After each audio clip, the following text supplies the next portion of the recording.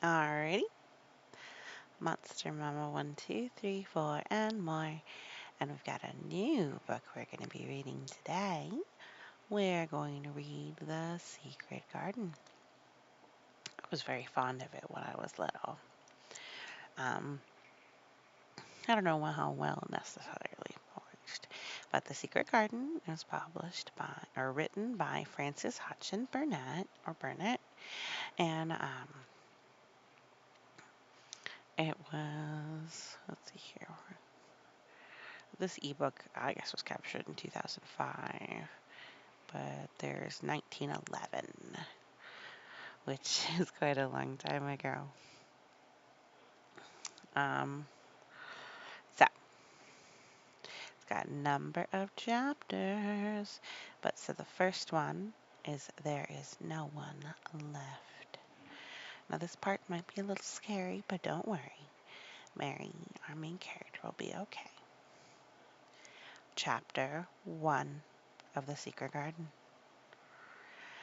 There is no one left.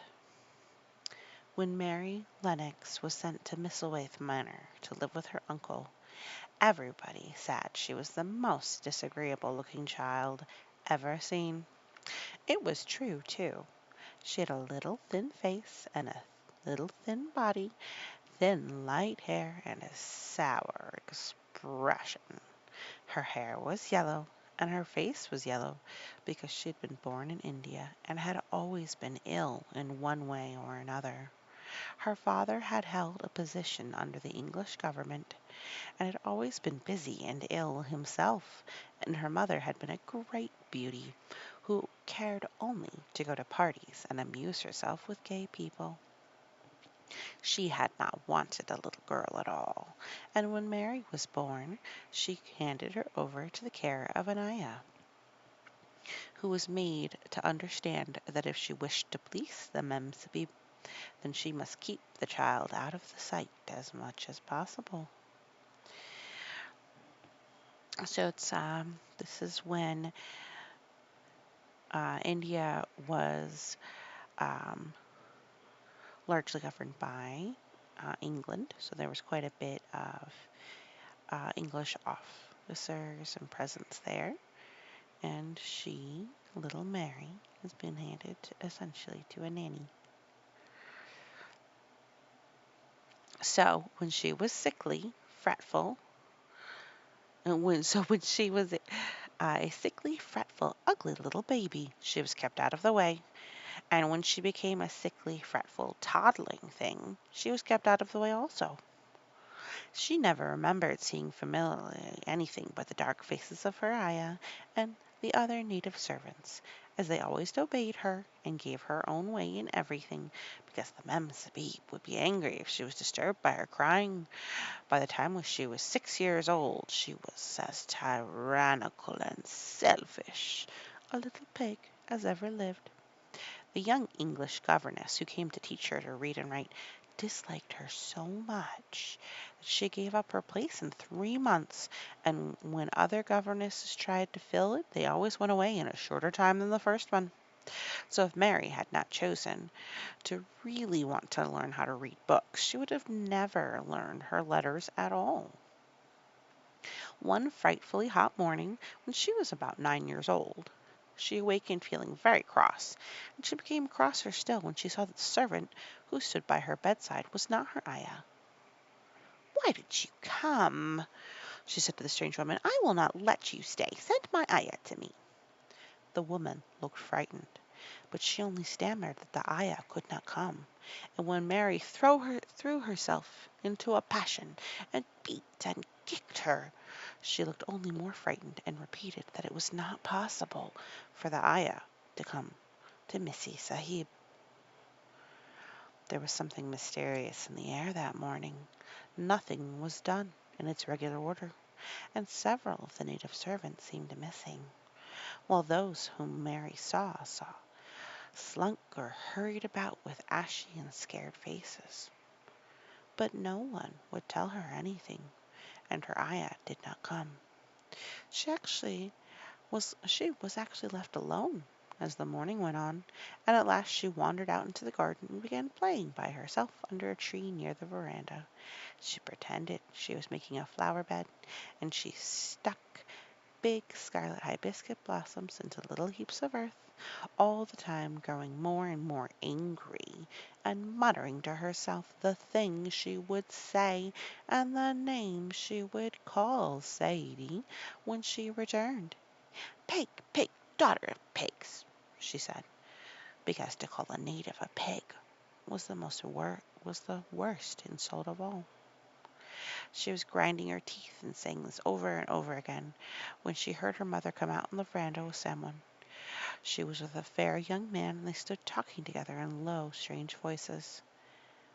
Mary knew the fair young man who looked like a boy. She had heard that he was a very young officer who had just come from England. The child stared at him, but she stared most at her mother. She always did this when she had a chance to see her, because the Mem Sahib, Mary used to call her that oftener than anything else, was such a tall, slim, pretty person, and wore such lovely clothes. Her hair was like curly silk, and she had a delicate little nose that seemed to be disdaining things, and large, laughing eyes. All her clothes were thin and floating, and Mary said they were full of lace. They looked fuller of lace than ever this morning, but her eyes were not laughing at all. They were large and scared, and looked imploringly to the fair boy officer's face. "Is it so very bad? Oh, is it?" Mary heard her say. "Awfully," the young man answered in a trembling voice. "Awfully, Mrs. Lennox. You ought to have gone to the hills 2 weeks ago." The Mem Sahib wrung her hands. "Oh, I know I ought," she cried. "I only stayed to go to that silly dinner party. What a fool I was!" At that very moment such a loud sound of wailing broke out from the servants' quarters that she clutched the young man's arm, and Mary stood shivering from head to foot. The wailing grew wilder and wilder. "What is it? What is it?" Mrs. Lennox gasped. "Someone has died," answered the boy officer. "You did not say it had broken out among your servants." "I did not know," the men said. He cried, "Come with me, come with me." She turned and ran into the house. After that, appalling things happened, and the mysteriousness of that morning was explained to Mary. The cholera had broken out in its most fatal form, and people were dying like flies. The ayah had been taken ill in the night, and it was because she had just died that the servants had wailed in the huts. Before the next day 3 other servants were dead, and others were running in terror. There was panic on every side, and dying people in all of the bungalows. So cholera is a disease, and being close to somebody who is sick can get you sick too. During the confusion and bewilderment of the second day, Mary hid herself in the nursery and was forgotten by everyone. Nobody thought of her, nobody wanted her, and the strange things happened of which she knew nothing. Mary alternatively cried and slept through the hours. She only knew that people were ill, and she heard mysterious and frightening sounds. Once she crept into the dining room and found it empty, though a partly finished meal was on the table, and chairs and plates looked as though they had been hastily pushed back when the diners rose suddenly for some reason. The child ate some fruit and biscuits, and being thirsty, she drank a glass of wine which stood nearly filled. It was sweet, and she did not know how strong it was. Soon it made her feel intensely drowsy, and she went back to her nursery and set herself in again, frightened by the cries she heard in the huts and by the scurrying sound of feet. The wine made her feel so sleepy that she could scarcely keep her eyes open, and she lay down in her bed and knew nothing more for a long time. You should not drink adults' drinks because they can make you sick or even hurt you. In this case, it just made her sleep. Many things happened during the hours in which she slept so heavily, but she was not disturbed by the wails and the sounds of things being carried in and out of the bungalow. When she awakened, she lay and stared at the wall.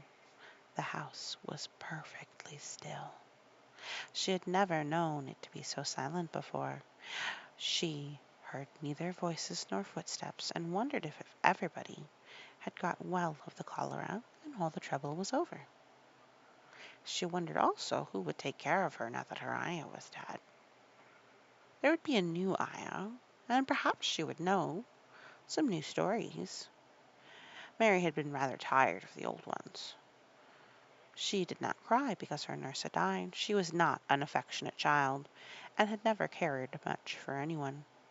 The noise and the hurrying about and wailing over the cholera had frightened her, and she had been angry because no one seemed to remember that she was alive.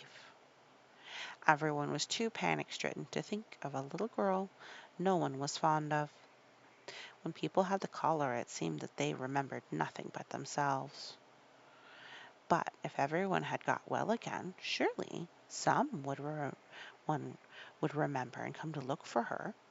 But no one came, and as she lay waiting, the house seemed to grow more and more silent.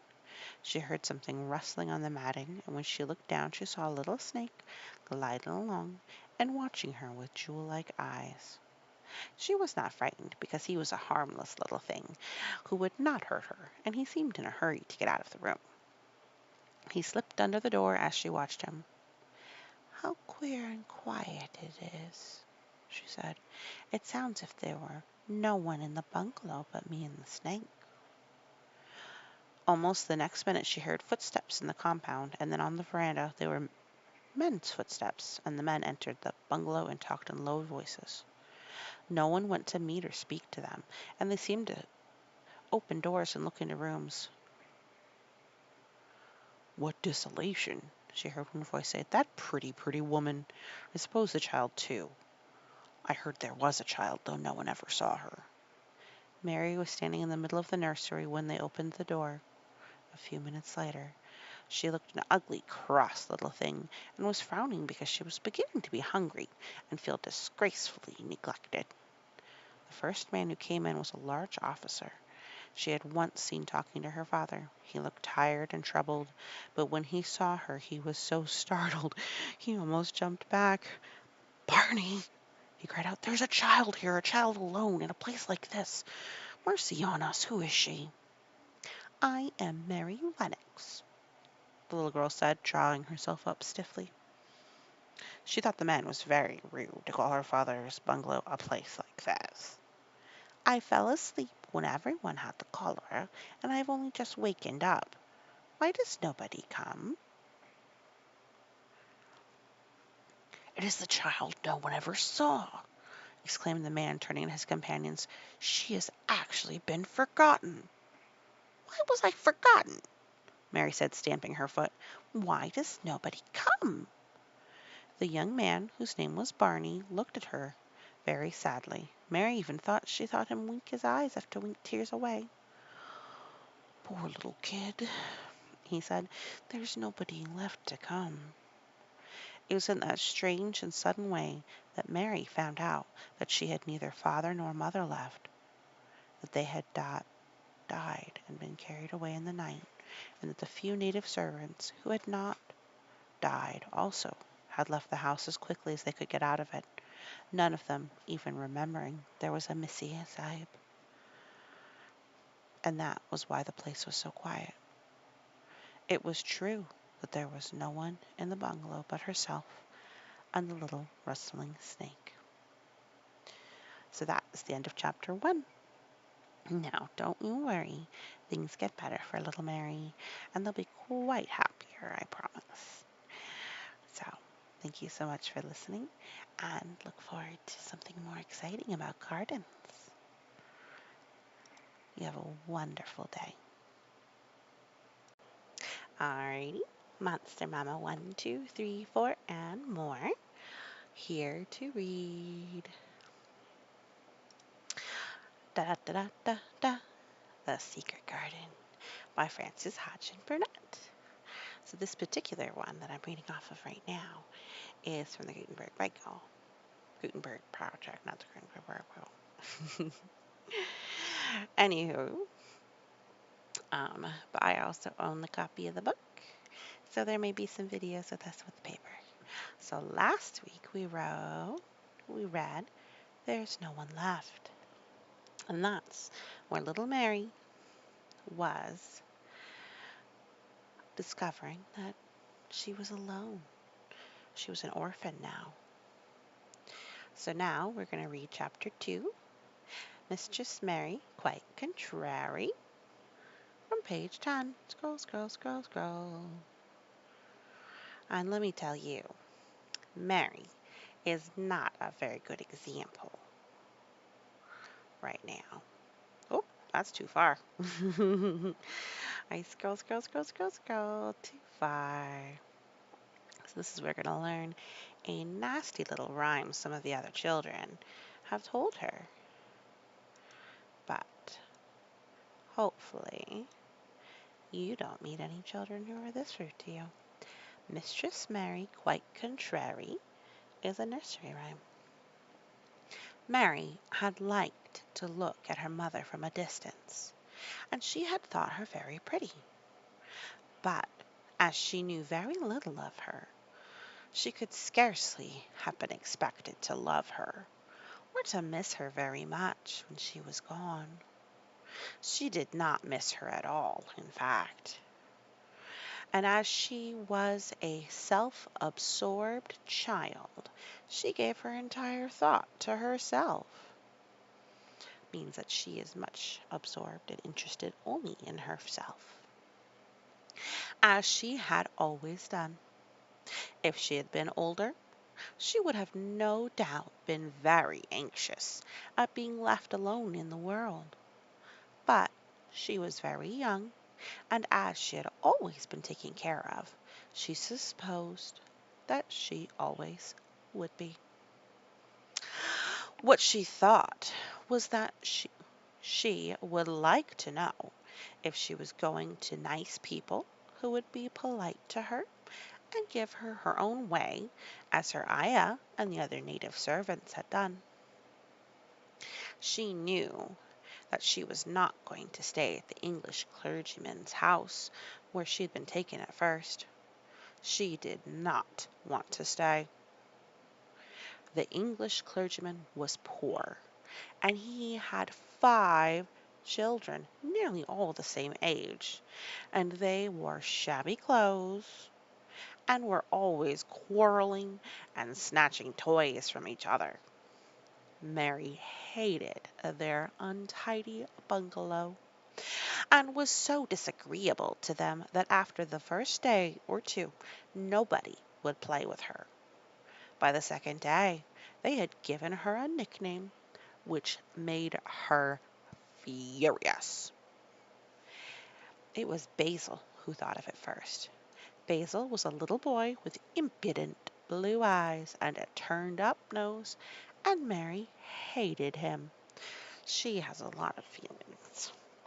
She was playing by herself under a tree, just as she had been playing the day the cholera broke out.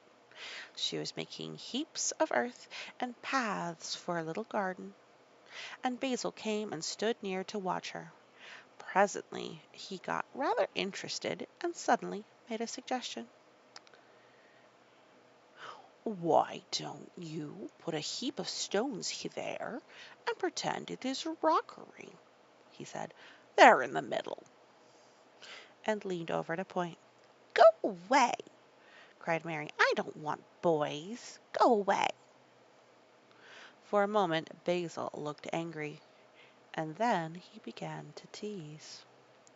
He was always teasing his sisters. He danced round and round her and made faces and sang and laughed. "Mistress Mary, quite contrary, how does your garden grow? With silver bells and cockle shells and marigolds all in a row."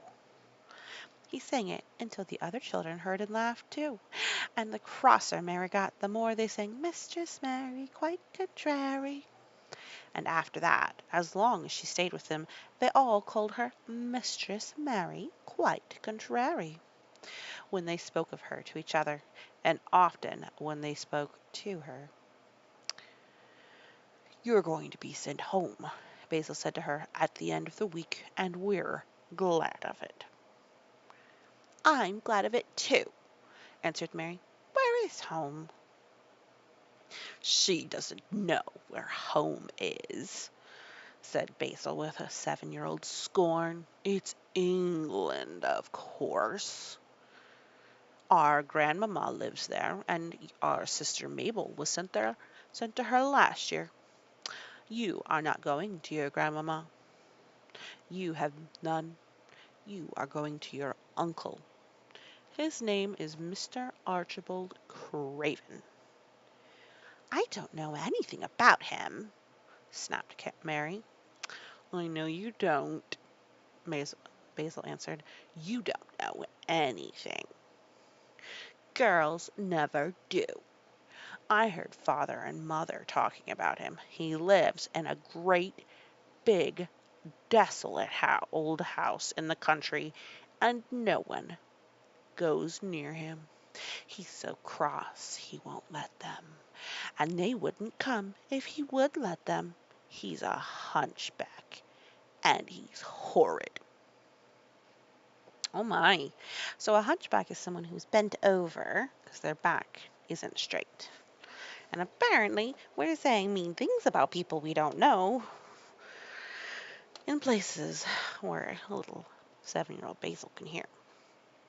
"I don't believe you," said Mary, and she turned her back and stuck her fingers in her ears because she would not listen any more.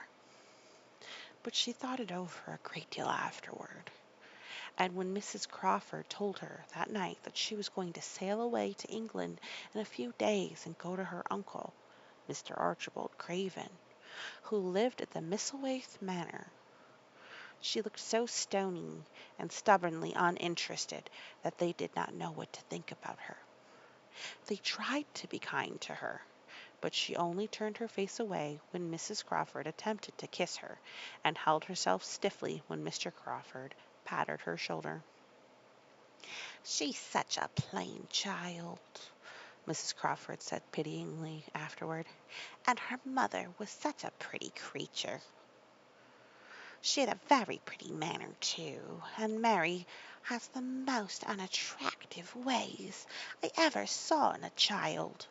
The children call her Mistress Mary, quite contrary, and though it's naughty of them, one can't help understanding it.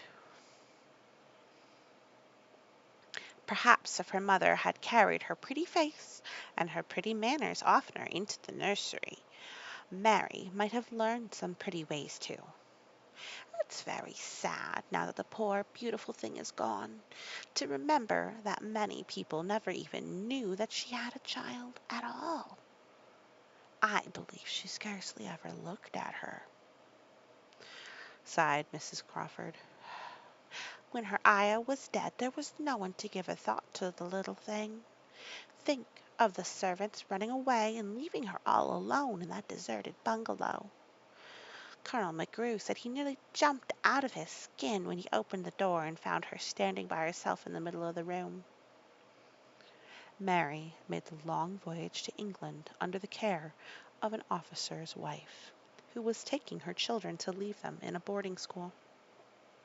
She was very much absorbed in her own little boy and girl, and was rather glad to hand the child over to the woman Mr. Archibald Craven sent to meet her in London. The woman was his housekeeper at Misselthwaite Manor, and her name was Mrs. Medlock. She was a stout woman with very red cheeks and sharp black eyes. She wore a very purple dress, a black silk mantle with jet fringe on it, and a black bonnet with purple velvet flowers, which stuck up and trembled when she moved her head. Mary did not like her at all, but as she very seldom liked people. There was nothing remarkable in that. Besides, it was very evident that Mrs. Medlock did not think much of her. "My word, she's a plain little creature of goods," she said, "and we'd heard that her mother was a beauty. She hasn't handed much of it down, has she, ma'am?"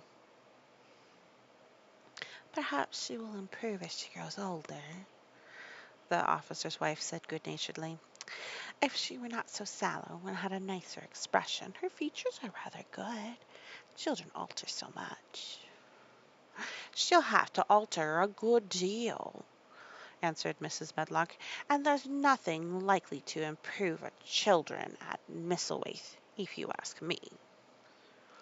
They thought Mary was not listening, because she was standing a little apart from them at the window of the private hotel they had gone to. She was watching the passing buses and cabs and people, but she heard quite well, and was made very curious about her uncle and the place he lived in. What sort of place was it, and what would he be like? What was a hunchback? She had never seen one. Perhaps there were none in India. Since she had been living in other people's houses and had no ayah, she began to feel lonely and to think queer thoughts which were new to her. She had begun to wonder why she had never seemed to belong to anyone, even though her father and mother had been alive. Other children seemed to belong to their fathers and mothers, but she had never seemed to really be anyone's little girl. She had servants and food and clothes, but no one had taken any notice of her. She did not know that this was because she was a disagreeable child. But then, of course, she did not know she was disagreeable. That's to mean that people don't like hanging out with her. She'd be in grumpy grump. She often thought that other people were, but she did not know that she was so herself. Most people have trouble assessing themselves, small children included. She thought Mrs. Medlock the most disagreeable person she had ever seen, with her common, highly colored face and her common fine bonnet. When the next day they set out on their journey to Yorkshire, she walked through the station to the railway carriage with her head up and trying to keep as far away from her as she could, because she did not want to seem to belong to her. It would have made her very angry to think people imagined she was her little girl. But Mrs. Medlock was not the least disturbed by her and her thoughts. She was the kind of woman who would stand no nonsense from young ones. At least, that is what she would have said if she had been asked.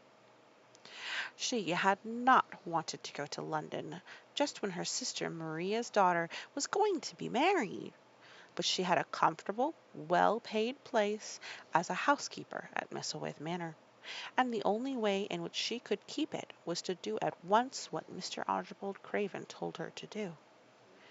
She had never even dared to ask a question. "Captain Lennox and his wife died of the cholera," Mr. Craven had said in his short, cold way. "Captain Lennox was my wife's brother, and I am their daughter's guardian. The child is to be brought here. You must go to London and bring her yourself." So she packed her small trunk and made the journey. Mary sat in the corner of the railway carriage and looked plain and fretful. She had nothing to read or look at. She had folded her thin little black-gloved hands in her lap. Her black dress made her look yellower than ever, and her limp, light hair straggled from under her black crape hat. "A more marred-looking young one I never saw in my life," Mrs. Medlock thought. Marred is a Yorkshire word which means spoiled and pettish.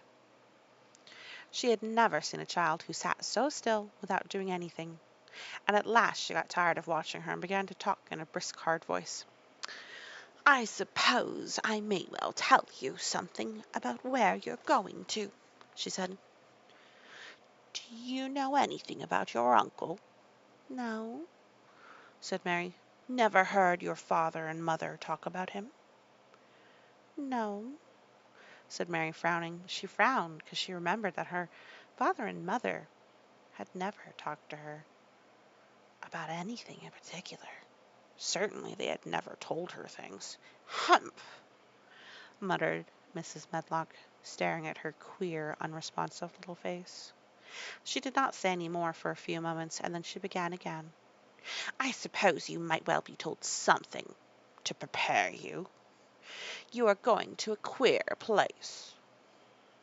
Mary said nothing at all, and Mrs. Medlock looked rather discomforted by her apparent indifference. But after taking a breath, she went on. "Not but that it's a grand place in a gloomy way, and Mr. Craven's proud of it in his way. And that's gloomy enough, too. The house is near 600 years old, and it's on the edge of the moor. There, there's near 100 rooms in it, though most of them's shut up and locked. And there's pictures and fine old furniture and things that's been there for ages. And there's a big park round it, and gardens and trees with branches trailing to the ground, some of them." She paused and took another breath. "But there's nothing else," she ended suddenly. I don't think she likes Smithway very much. Mary had begun to listen in spite of herself. It all sounded so unlike India, and anything new rather attracted her. But she did not intend to look if she were interested. That was one of her unhappy, disagreeable ways. So she sat still. "Well," said Mrs. Medlock, "what do you think of it?" "Nothing," she answered. "I know nothing about such places." That made Mrs. Medlock laugh in a short sort of laugh. "Eh," she said, "but you are like an old woman. Don't you care?" "It doesn't matter," said Mary, "whether I care or not." "You're right there," said Mrs. Medlock. "It doesn't. What you're to be kept at Miss Withers Manor for, I don't know, unless it's because it's the easiest way. He's not going to trouble himself about you, that's for sure and certain.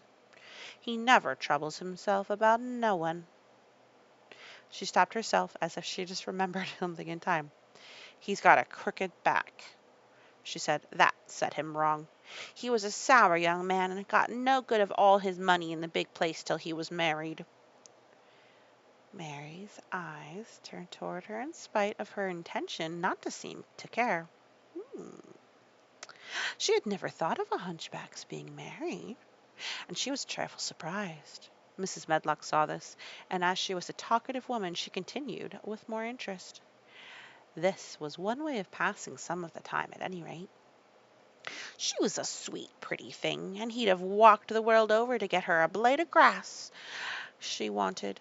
Nobody thought she'd marry him, but she did, and people said she married him for his money, but she didn't. She didn't. Positively. When she died—" Mary gave a little involuntary jump. "Oh, she did die!" she exclaimed. She had just remembered. Oh, she did die!"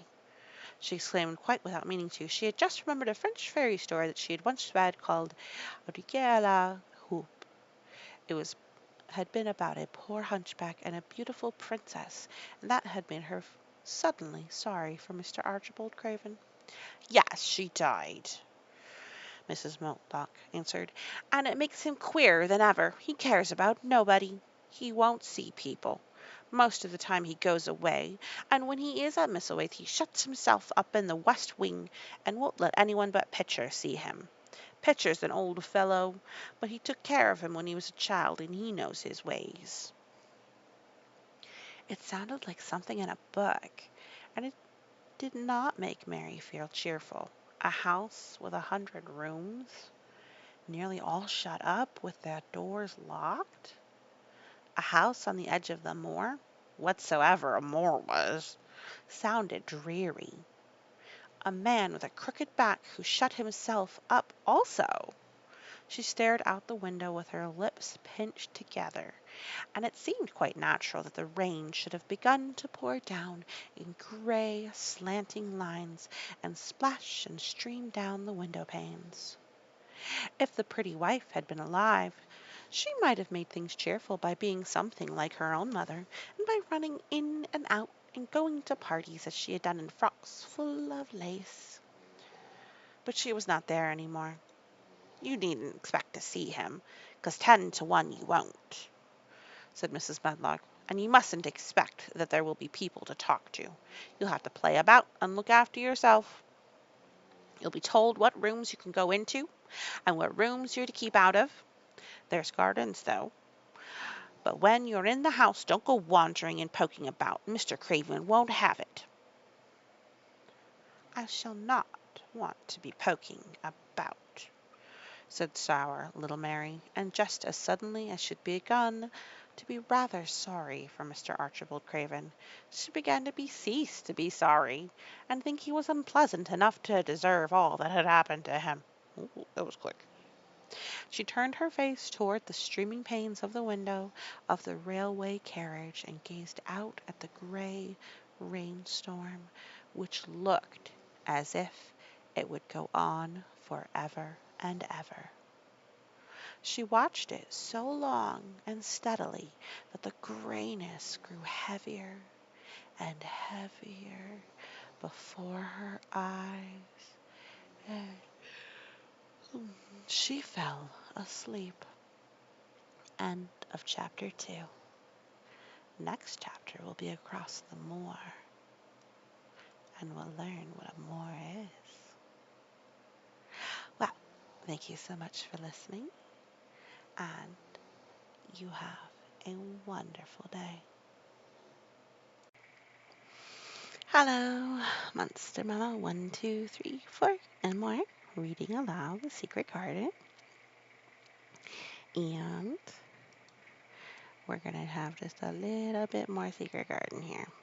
But so we have read the first couple chapters. So Secret Garden is by Frances Hodgson Burnett. And we have read The No One Is Left. And we have read where Mary's parents are no longer with us. Like, oof. The Mistress Mary quite contrary when she is taken to a home where some children are, like, while they're figuring out what to do with her. And they call her Mistress Mary quite contrary. She's gone across the moor because she's now been picked up and sent to her uncle in England. And now we're going to meet Martha. So,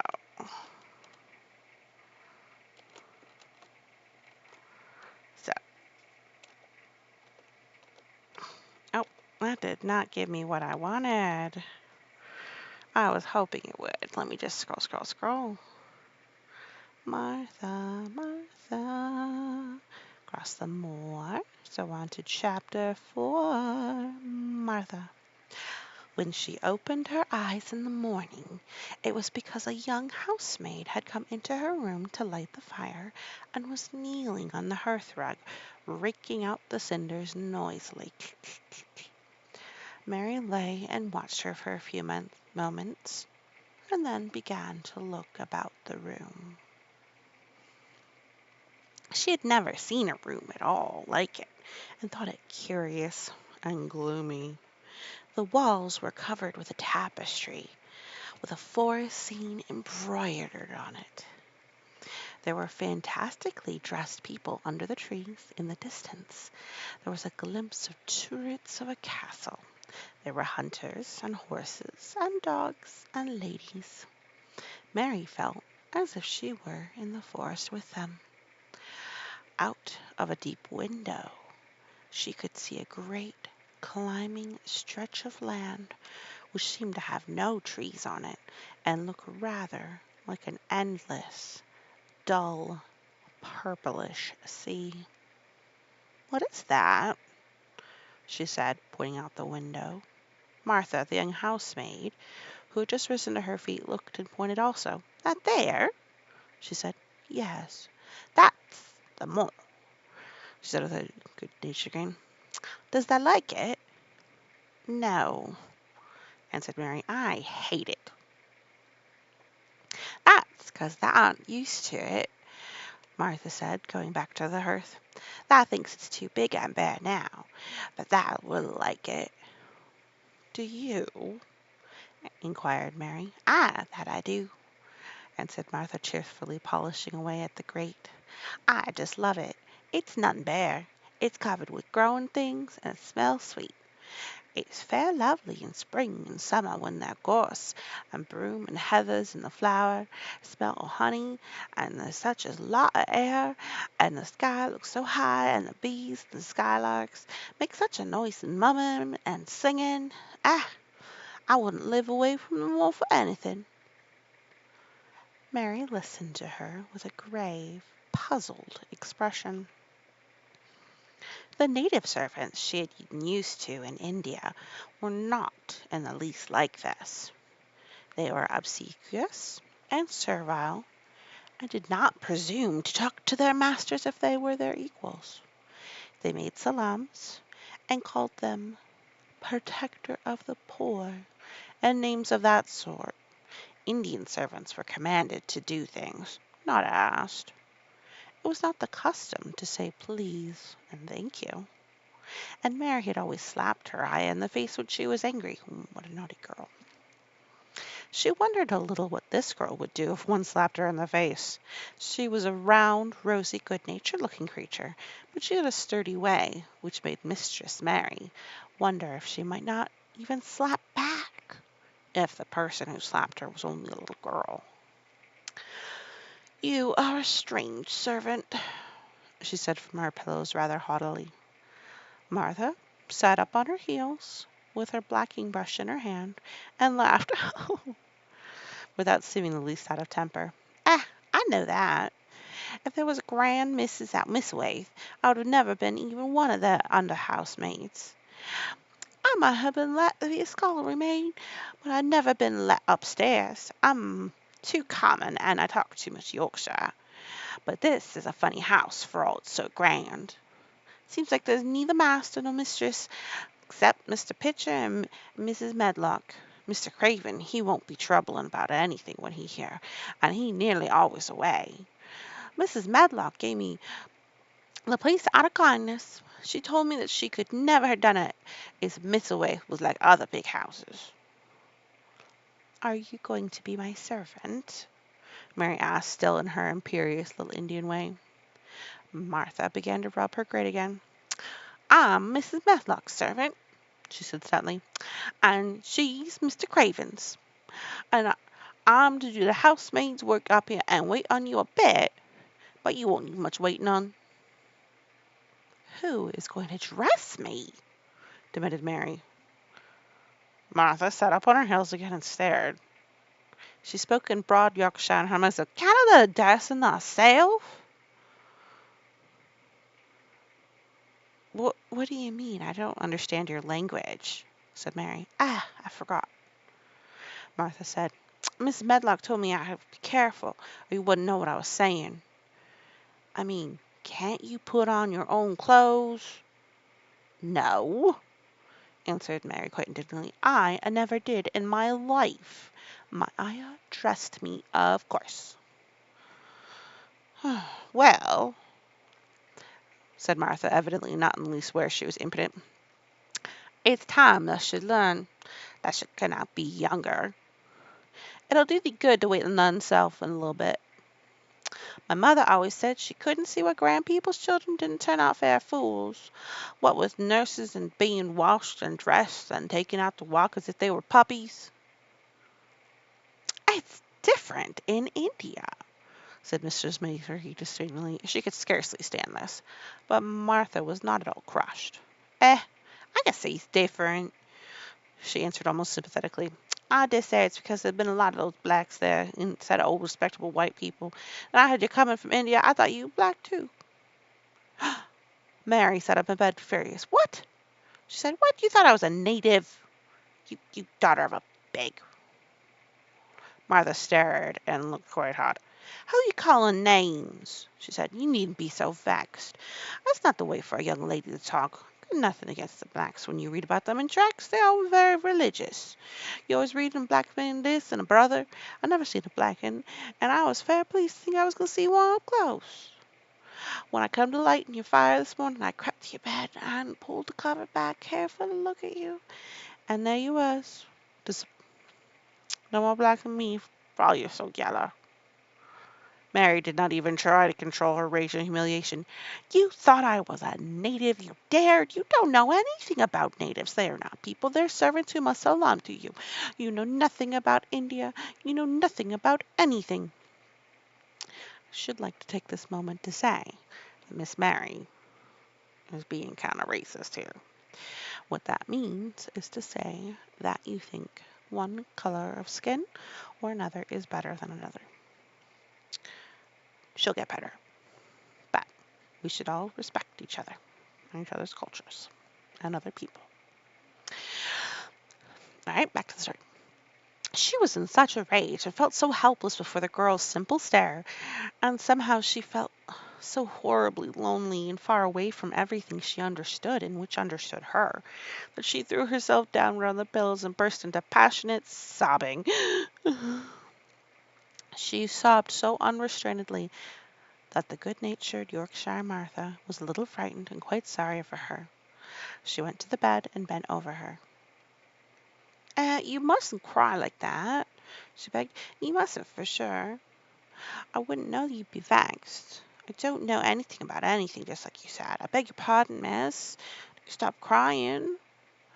There was something comforting and really friendly in her queer Yorkshire speech, and sturdy way which had a good effect on Mary. She gradually ceased crying and became quiet. Martha looked relieved.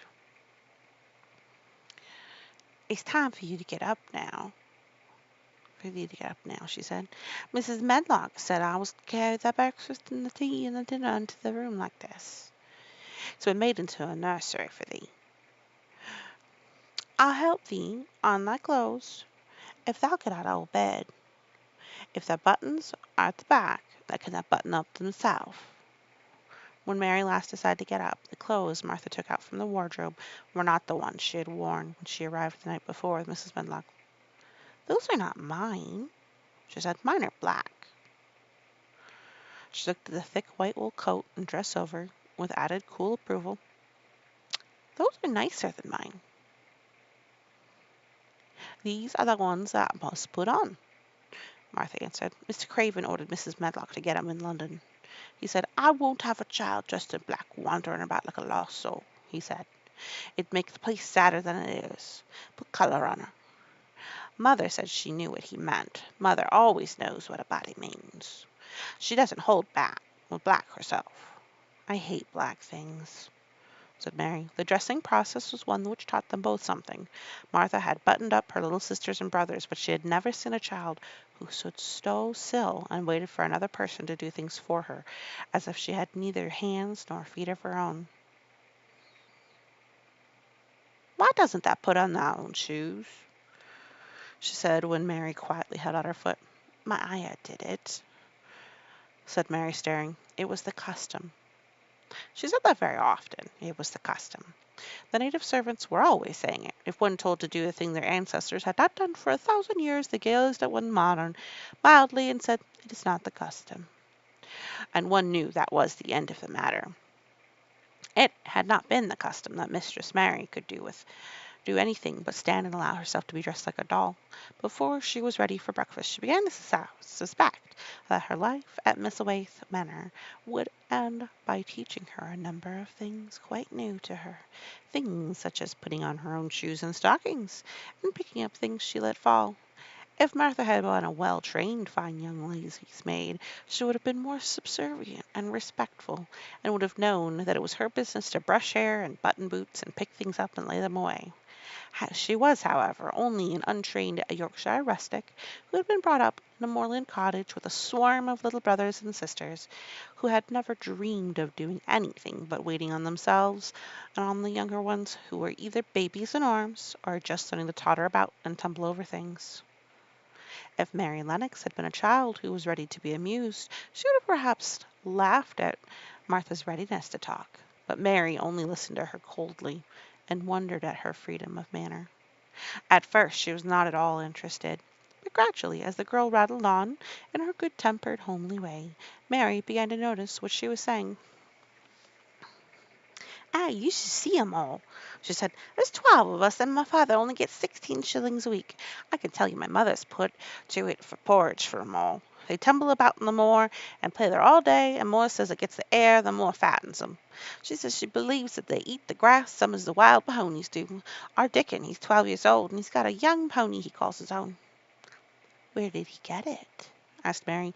"He found it on the moor with its mother when it was a bit o' a little un, and he can make friends with it, with bits o' herd and pluck young grass for her. And then it got to like him, and it follows him about, and it lets him run on his back. Dickon's a kind lad, and animals like him." My York, I will say I do not sound at all like Yorkshire. I do apologize, but that's how we are. We're going to read it as we do.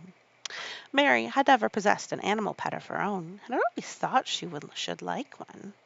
So she began to feel a slight interest in Dickon, and as she had never before been interested in anyone but herself, it was the dawning of a healthy sentiment. When she went into the room which had been made into a nursery for her, she found that it was rather like the one she had slept in. It was not a child's room, but a grown-up person's room, with gloomy old pictures on the walls and heavy old oak chairs. A table in the center was set with a good substantial breakfast. But she had always had a very small appetite, and she looked with something more than indifference at the first plate Martha set before her. "I don't want it," she said. "I don't want that porridge," Martha exclaimed incredulously. "No." "Dad, do you know how good kind it is? Just put a little treacle in it or a bit of sugar." "I don't want it," repeated Mary. "Ah!" said Martha. "I can't abide to see good victuals to waste. If our children was at this table, they'd clean it bare in 5 minutes." "Why?" said Mary coldly. "Why?" echoed Martha. "Because they scarce ever had their stomachs full in their lives. They're hungry as young hawks and foxes." "I don't know what it is to be hungry," said Mary with the indifference of ignorance. Martha looked indignant. "Well, it would do thee good to try it. I can see that plain enough," she said outspokenly. "I've no patience with folks that sits and just stares at bread and meat. My word! Don't I wish Dickon and Phil and Jane and the rest of 'em were here under their pinafores." "Why don't you take it to them, then?" suggested Mary. "It's not mine," answered Martha stoutly. "And this isn't my day out. I get my day out once a month, same as the rest. Well, then I can go home and clean up for my mother and give her a day's rest." Mary drank some tea and ate a little toast and some marmalade. "You wrap up warm and run out and go play, you," said Martha. "It'll do you good and give you some stomach for your meat." Mary went to the window. There were gardens and paths and big trees, but everything looked dull and wintry. Out? Why would I go out on a day like this? "Well, if thou doesn't go out, thou'll have to stay in, and what has thou got to do?" Mary looked at her. There was nothing to do. When Mrs. Medlock had prepared the nursery, she had not thought of amusement. Perhaps it would be better to go and see what the gardens were like. "Who will go with me?" she inquired. Martha stared. "You'll go by yourself," she answered. "You'll have to learn to play like the other children does when they don't got sisters and brothers. Hodgson goes off the moor by himself and plays for hours.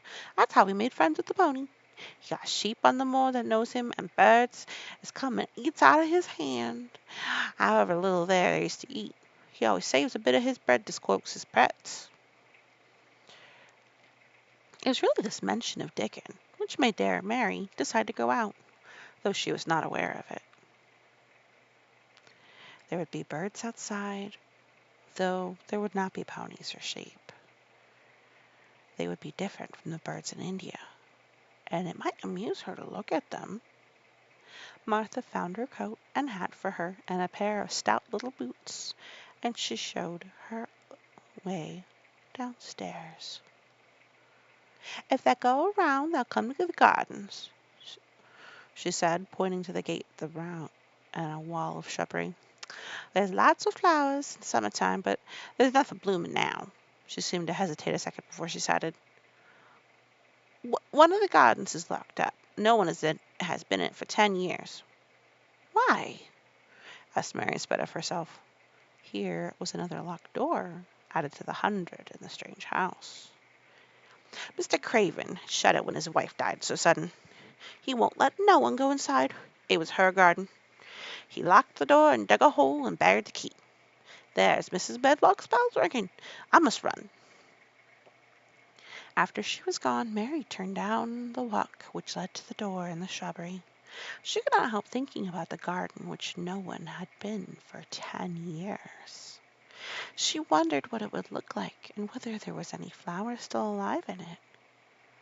When she passed through the shrubbery gate, she found herself in great gardens with wide lawns and winding walks with clipped borders. There were trees and flower beds, and evergreens clipped into strange shapes, and a large pool with a old gray fountain in its midst.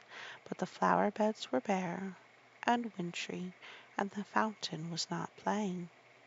This was not the garden, which was shut up. How could a garden be shut up? You could always walk into a garden.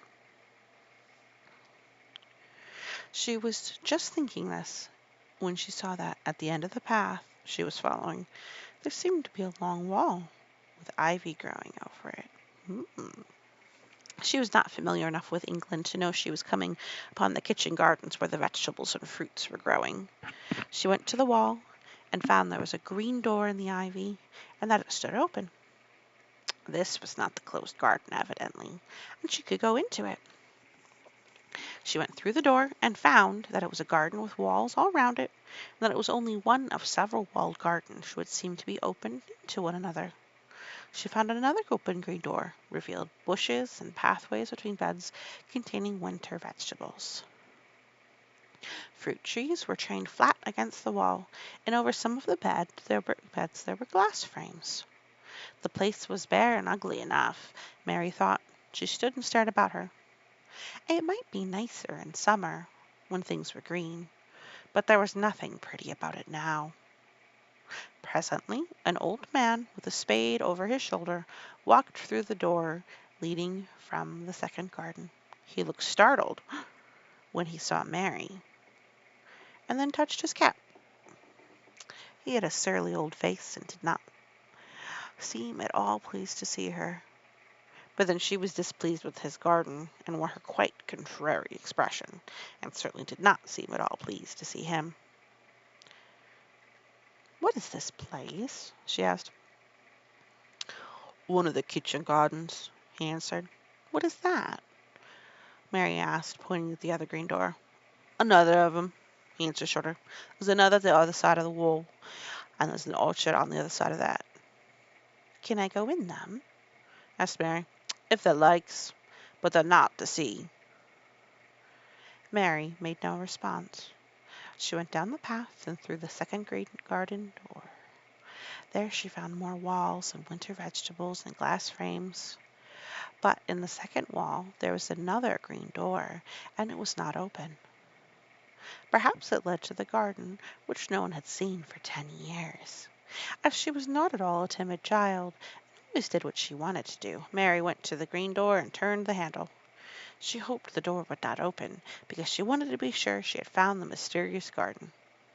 but it did open quite easily, and she walked through it and found herself in an orchard. There were walls all around it and trees trained against them, and there were bare fruit trees growing in the winter-browned grass, but there was no green door to be seen anywhere. Mary looked for it, and yet when she had entered the upper end of the garden, she noticed that the wall did not seem to end with the orchard, but extend beyond it as if it enclosed a place at the other side. She could see the tops of trees above the wall. When she stood still, she saw a bird with a bright red breast sitting on the topmost branch of one of them, and suddenly he burst into his winter song, almost as if he had caught sight of her and was calling to her. She stopped and listened to him, and somehow his cheerful, friendly little whistle gave her a pleased feeling. Even a disagreeable little girl might be lonely, and a big closed house and a big bare moor and a big bare gardens had made this one feel as if there was no one left in the world but herself. If she had been an affectionate child, and being used to being loved, she would have broken her heart. But even though she was Mistress Mary, quite contrary, she was desolate, and the bright-breasted little bird brought a look into her sour face which was almost a smile. She listened to him until he flew away. He was not like an Indian bird, and she liked him and wondered if she should ever see him again. Perhaps he lived in the mysterious garden and knew all about it. Perhaps it was because she had nothing whatever to do that she thought so much of the deserted garden. She was curious about it and wanted to see what it was like. Why had Mr. Archibald Craven buried the key? If he had liked his wife so much, why did he hate her garden? She wondered if she should ever see him, but she knew that if she did not, she shouldn't. If she did, she should not like him, and he would not like her, and that she should only stand and stare at him and say nothing, though she should be wanting dreadfully to ask him why he had done such a queer thing. People never like me, and I never like people, she thought, and I can never talk, as the Crayford chicken children could. They were always talking and laughing and making noises. She thought of the robin and of the way he seemed to sing his song at her, and she remembered the tree top he perched on, and she stopped rather suddenly in the path. I believe that tree was in the secret garden. I feel sure it was, she said. There was wall round the place, and there was no door. She walked back to the first kitchen garden she had entered, and found the old man digging there. She went and stood behind him and watched him a few moments in her cold little way. He took no notice of her, and so at last she spoke to him. I have been into the other gardens, she said. There was nothing to prevent thee, he answered crustily. I went into the orchard. There was no dog at the door to bite thee, he answered. There was no door into the other garden, said Mary. The garden, he said with a rough voice, stopping digging for a moment. The one on the other side of the wall, answered Mistress Mary. There are trees there. I saw the tops of them. A bird with a red breast was sitting on one of them, and he sang. To her surprise, the surly old weather-beaten face actually changed its expression. A slow smile spread over it, and the gardener looked quite different. It made her think it was curious how much nicer a person looked when he smiled. She had not thought of it before. He turned about to the orchard side of the garden and began to whistle. A low, soft whistle. She could not understand how much a surly man could make such a coaxing sound. Almost the next moment a wonderful thing happened. She heard a soft little rushing flight through the air, and it was the bird with the red breast flying to them, and gradually alighted on the big clod of earth quite near the gardener's foot. Here he is, chuckled the old man, and he spoke to the bird as if he were speaking to a child. Where hast thou been, thou cheeky little beggar? He said. I've not seen thee before today. Hast thou been caught in this early season? That's he thought. The bird put his tiny head to one side and looked up at him in his soft, bright eyes, in the way which is a black dewdrop. He seemed quite familiar and not the least afraid. He hopped about and pecked the earth briskly, looking for seeds and insects. It actually gave Mary a queer feeling in her heart because he was so pretty and cheerful and seemed so like a person. He had a tiny, plump body and a delicate beak and slender, delicate legs. Will he always come when you call him? She asked almost in a whisper. "Aye, that he will. I'd have knowed him ever since she was a fledgling. He came out of the nest with the other garden, and when first he flew over the wall he was too weak to fly back for a few days, and we got friendly. When he went over the wall again with the rest of the brood gone, he was lonely, and he come back to me." "What kind of bird is he?" Mary asked. "Doesn't thou know? He a robin redbreast, and they're the friendliest, carriest birds alive. They're almost as friendly as dogs, if you know how to get on with 'em. Watch him picking there, looking round for us, looking out again. He knows that we're talking about him." It was the queerest thing in the world to see the old fellow. He looked at the plump little scarlet waistcoated bird as if he were both proud and fond of him. "He's a conceited one," he chuckled. "He likes to hear folks talk about him. And curious, bless me, there was none of his lack for curiosity and meddling. He's always coming to see what I'm planning. He knows all the things Master Craven never troubles himself to find out. He's the head gardener, he is." Robin hopped about, busily pecking the soil, and now and then stopped and looked at him a little. Mary thought his black dew-dropped eyes gazed at her with great curiosity. It seemed as if he were finding out all about her. The queer feeling in her heart increased. "Where did the rest of the brood fly to?" she asked. "There's no knowing. The old ones turn 'em out of their nest and make 'em fly, and they're scattered 'fore you know it. This one's knowing one, and he knew you were lonely." Mistress Mary went a step closer, nearer to the robin, and looked at him very hard. "I am lonely," she said. She had not known before that this was one of the things which made her feel sour and cross. She seemed to find out when the robin looked at her, and she looked at the robin. The old gardener pushed his cap in his bald head and stared at her a minute. "Art thou that little wench from India?" he asked. Mary nodded. "Then no wonder thou'rt lonelier before it's done," he said. He began to dig again, driving his spade deep into the rich black garden soil, while the robin hopped about very busily employed. "What's your name?" Mary inquired. He stood up to answer. "Ben Witherstaff," he answered, and then he added with a surly chuckle. "I'm lonely myself, except for when he's with me." He jerked his thumb toward the robin. "He's the only friend I've got." "I have no friends at all," said Mary. "I never had. My ayah didn't like me, and I never played with anyone." It is a Yorkshire habit to say what you think with blunt frankness, and old Ben Witherstaff was a Yorkshire moorman. "Dad and me be good bit alike," he said. "We was wove out of the same cloth. We're neither of us good looking, and both of us as sour as we look. We've got the same nasty tempers, both of us are one." This was plain speaking, and Mary Lennox had never heard the truth about herself in her life. Native servants always salaamed and submitted to you whatever you did. She never thought much about her looks, but she wondered if she was as unattractive as Ben Weatherstaff, and she also wondered if she looked as sour as he looked before the robin came. She actually began to wonder also if she was nasty-tempered. She felt uncomfortable. Suddenly a clear, rippling little sound broke out near her, and she turned round. She was standing a few feet from a young apple tree, and the robin had flown to one of its branches and burst out into a scrap of song. Ben Weatherstaff laughed outright.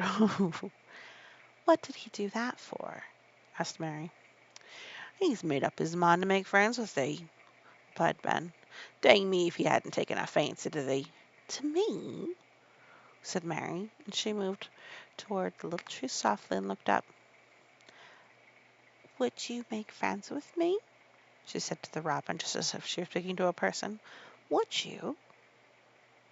And she did not say it either in her hard little voice or in her imperious Indian voice, but in a tone so soft and eager and coaxing that Ben Weatherstaff was as surprised as she had been when she heard him whistle. Why, he cried out, thou said it as nice and human if he was a real child instead of a sharp old woman. I said it almost like Dickon talks of his wild things on the moor. Do you know Dickon? Mary asked, turning round rather in a hurry. Everybody knows him. Dickon's wandering about everywhere. The very blackberries and heather bells knows him. I warrant the foxes show him where their cubs lies, and the skylarks don't hide their nests from him. Mary would have liked to ask some questions. She was almost as curious about Dickon as she was about the deserted garden. But just that moment, the robin who had ended his song gave a little shake of his wings, spread them, and flew away. He had made his visit and had other things to do. He's flown over the wall, Mary cried out, watching him. He has flown into the orchard. He's flown over the other wall, into the garden where there is no door. He lives there, said old Ben. He came out of the egg there. If he's courting and making up some young madden over Robin that lives among them old rose trees is there. Rose trees? Said Robin. Are there rose trees? Ben Witherstaff took up his spade again and began to dig.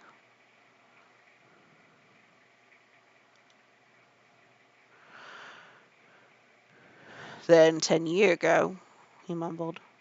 I should like to see them, said Mary. Where's the great door? There must be a door somewhere. Ben drove his spade deep and looked as uncompanionable as he had looked when she first saw him. Then 10 year ago, but there isn't now, he said. No door? Cried Mary. There must be. None as any can find, and none as anyone's business. Don't you be a meddlesome wench and poke your nose where there's no cause to go. Here, I must go on with my work. Get you gone and play you. I've no more time. And he actually stopped digging, threw his spade over his shoulder, and walked off, without even glancing at her or saying good-bye. And that is the end of chapter 4. Next chapter will be The Cry in the Corridor. So, I must say that my accents are not going to be very good. I do apologize. I should have thought about that with this story. But I hope that you'll bear with me and that you'll enjoy my reading. And I would like to say thank you so much for listening. And if you are still listening, give a like. And if you haven't subscribed, this would be a great time to subscribe. That way you can get all the upcoming chapters as well. Wow. Thank you so much for listening. And you have a wonderful day. Alrighty. Monster Mama 1, 2, 3, 4, and more. Here reading The Secret Garden again. I am excited to read with you today. And we're just moving along. So, with this, friends. So, The Secret Garden, right? Boop, boop, boop. It's by Frances Hodgson Burnett. Now, some things are a little problematic, and we'll try and talk about them. But so far, we have read There Was No One Left, Chapter 1. Mary loses her family. Mistress Mary quite contrary. We find that Mary is not a very lovable child. Across the moor, we go across the field, and we are going to meet her new guardian. Martha is the last chapter we just read.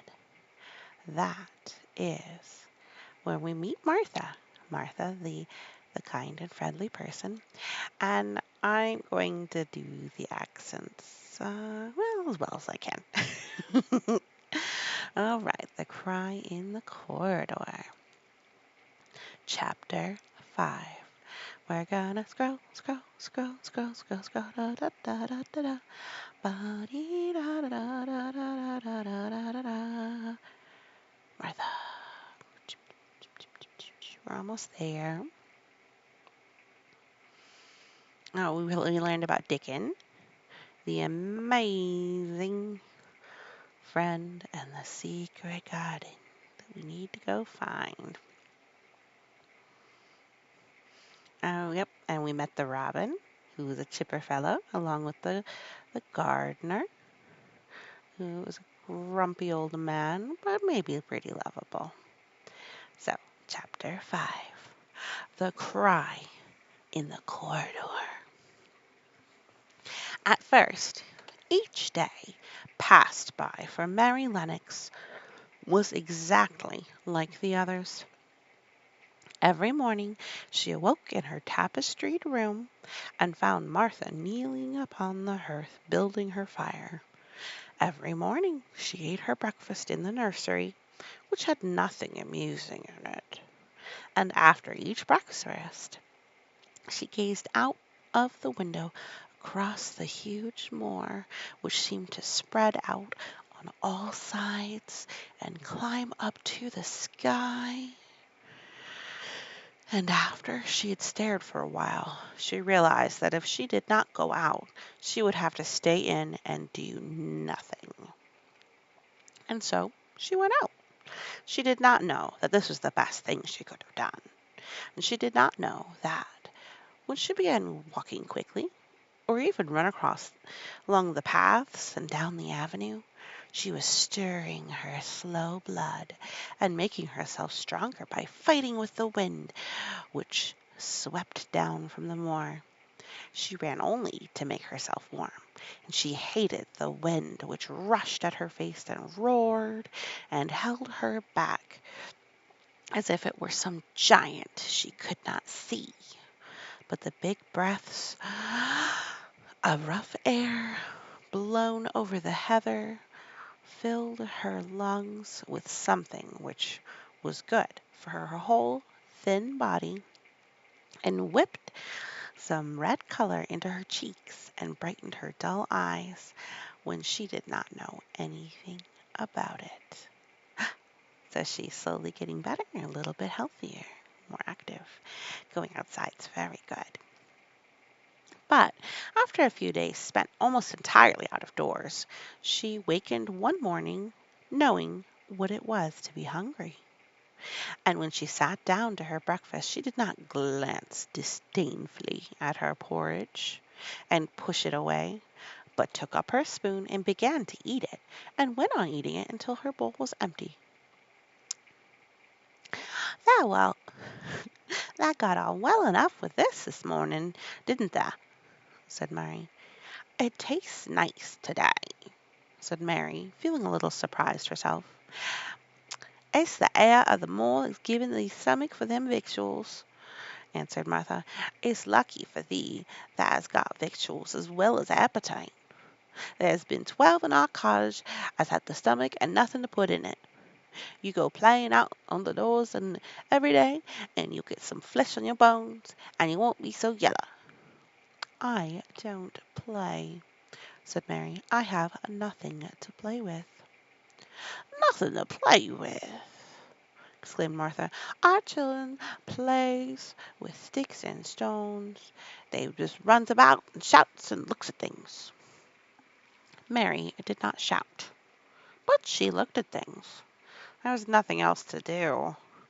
She walked around and round the gardens and wandered about the paths in the park. Sometimes she looked for Ben Weatherstaff, but though several times she did see him at work, he was too busy to look at her, or was too surly. Once, when she was walking toward him, he picked up his spade and turned away as if he did it on purpose. One place she went to oftener than any other. It was the long walk outside the gardens with the walls round them. There were bare flower beds on either side of it, and against the walls ivy grew thickly. There was one part of the wall where the creeping dark green leaves were more bushy than elsewhere. It seemed as if for a long time that part had been neglected. The rest of it had been clipped and made to look neat. But this lower end of the walk, it had not been trimmed at all. A few days after she had talked to Ben Weatherstaff, Mary stopped to notice this and wonder why it was so. She had just paused and was looking up at a long spray of ivy swinging in the wind when she saw a gleam of scarlet and heard a brilliant chirp. And there, on the top of the wall, perched Ben Weatherstaff's robin redbreast, tilting forward to look at her with his small head on one side. "Oh!" she cried out. "Is it you? Is it you?" And it did not seem at all queer to her that she spoke to him as if she were sure that he would understand and answer her. He did answer. He twittered and chirped and hopped along the wall as if he were telling her all sorts of things. It seemed to Mistress Mary as if she understood him too, though he was not speaking in words. It was as if he said, "Good morning. Isn't the wind nice? Isn't the sun nice? Isn't everything nice? Let us both chirp and hop and twitter. Come on, come on." Mary began to laugh, and as he hopped and took little flights along the wall, she ran after him. Poor little thin, sallow, ugly Mary. She actually looked almost pretty for a moment. "I like you, I like you," she cried out, pattering down the walk, and she chirped and tried to whistle tweet-tweet, which last she did not know how to do in the least. A lot of practice to whistle. But the robin seemed to be quite satisfied and chirped and whistled back at her. At last he spread his wings and made a darting flight to the top of the tree, where he perched and sang loudly. That reminded Mary of the first time she had seen him. He had been swinging on a treetop then, and she'd been standing in the orchard. Now she was on the other side of the orchard and standing in the path outside a wall, much lower down. And there was the same tree inside. "It's the garden no one could go into," she said to herself. "It's the garden without a door. He lives in there. How I wish I could see what it is like." She went up to the walk to the green door that she had entered the first morning. Then she ran down the path through the other door and then into the orchard. And when she stood and looked up, there was a tree on the other side of the wall, and there was the robin just finishing his song and beginning to preen his feathers with his beak. "It is the garden," she said. "I'm sure it is." She walked round and looked closely at that side of the orchard wall, but she only found what she had found before, that there was no door in it. Then she ran through the kitchen gardens again and out into the walk outside the long, ivy-covered wall, and she walked to the end of it and looked at it, but there was no door. And when she walked to the other end, looking again, but there was no door. "It's very queer," she said. "Ben Weatherstaff said there was no door, and there is no door, but there must have been one 10 years ago, because Mr. Craven buried the key." This gave her so much to think of that she began to be quite interested and feel that she was not sorry that she had come to Misselthwaite Manor. In India she had always felt hot and too languid to care much about anything. The fact that the fresh wind from the moor had begun to blow cobwebs out of her young brain and to waken her up. So,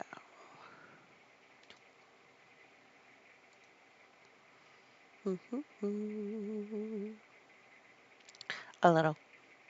She stayed out of doors nearly all day, and when she sat down to her supper at night, she felt hungry and drowsy and comfortable. She did not feel cross when Martha chattered away. She felt as if she rather liked to hear her, and at last she thought she would ask her a question. She asked it after she had finished her supper and sat down on the hearthrug before the fire. "Why did Mr. Craven hate the garden?" she said. She had made Martha stay with her, and Martha had not objected at all. She was very young, and used to the crowded cottage full of brothers and sisters, and she had found it dull, and the great servants' hall downstairs, where the footmen and upper housemaids made fun of her Yorkshire speech, and looked upon her as a common little thing, and sat and whispered among themselves. Martha liked to talk, and the strange child who had lived in India, who'd been waited on by blacks, was novelty enough to attract her. She sat down on the hearth herself without waiting to be asked.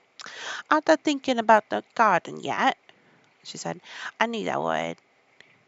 That was just the way with me when I first heard about it." "Why did he hate it?" Mary persisted. Martha tucked her feet under her and made herself quite comfortable. "Listen to the wind weathering round the house," she said. "You could bear stand up on the moor if he was out on it tonight." Mary did not know what "weathering" meant until she listened, and then she understood. That must mean that hollow, shuddering sort of roar which rushed round and round the house as if the giant no one could see were buffeting and beating at the walls and windows trying to break in. But one knew he could not get in, and somehow it made one feel very safe and warm inside a room with a red coal fire. "But why did he hate it so?" she asked, after she had listened. She intended to know if Martha did. Then Martha gave up her store of knowledge. "Mind," she said, "Mrs. Medlock said it's not to be talked about. There's lots of things in this place that's not to be talked over. That's Mr. Craven's orders. His troubles are none servant's business, he says. But for the gardens, he wouldn't be like he is. It was Mrs. Craven's garden, and they used to tend to the flowers themselves, and none of them gardeners were ever allowed to let you in.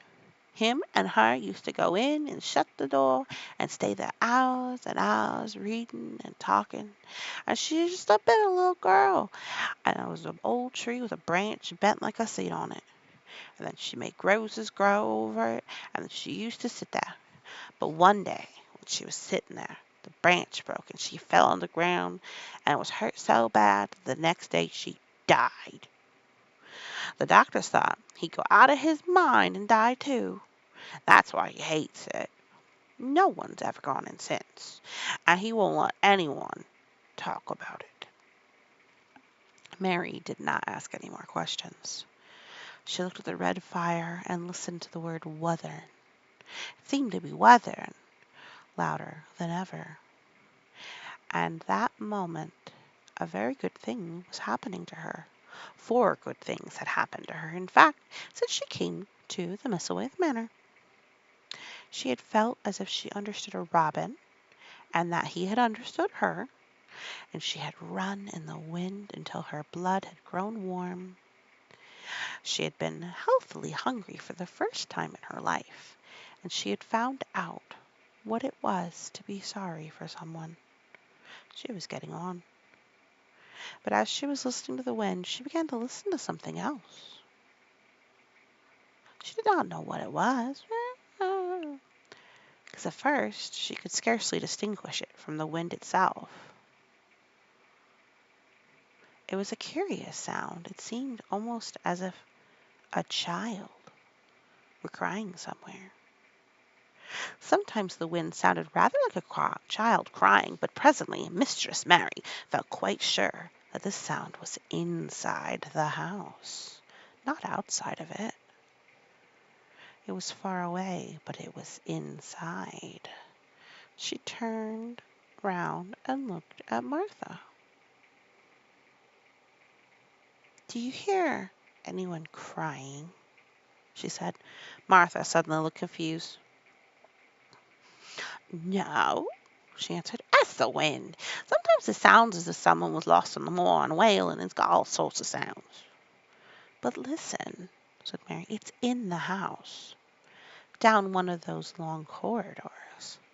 And at that moment a door must have been opened somewhere downstairs, for a great rushing draught blew along the passage, and there at the door of the room that sat in was blown open with a crash, and as they both jumped to their feet, the light was blown out, and the crying sound was swept down the far corridor to be so that it could be heard more plainly than ever. "There!" said Mary. "I told you so. It is someone crying, and it isn't a grown-up person."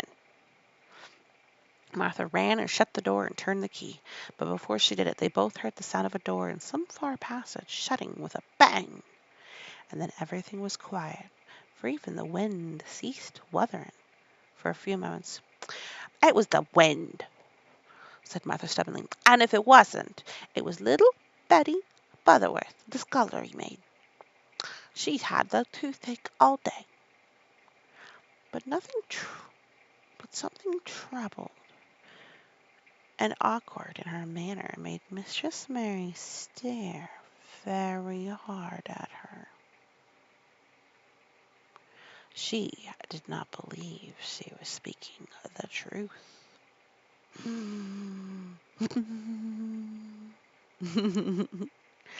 All right. So, but up end of chapter 5. Chapter 6, there was someone crying. There was. So, we have heard crying in the house. In the house where there are no children besides Mary, right? Wow, thank you so much for listening. You have a wonderful day. Alrighty. Monster Mama 1, 2, 3, 4, and more. Here reading The Secret Garden again. I am excited to read with you today. And we're just moving along. So, with this, friends. So, The Secret Garden, right? Boop, boop, boop. It's by Frances Hodgson Burnett. Now, some things are a little problematic, and we'll try and talk about them. But so far, we have read There Was No One Left, Chapter 1.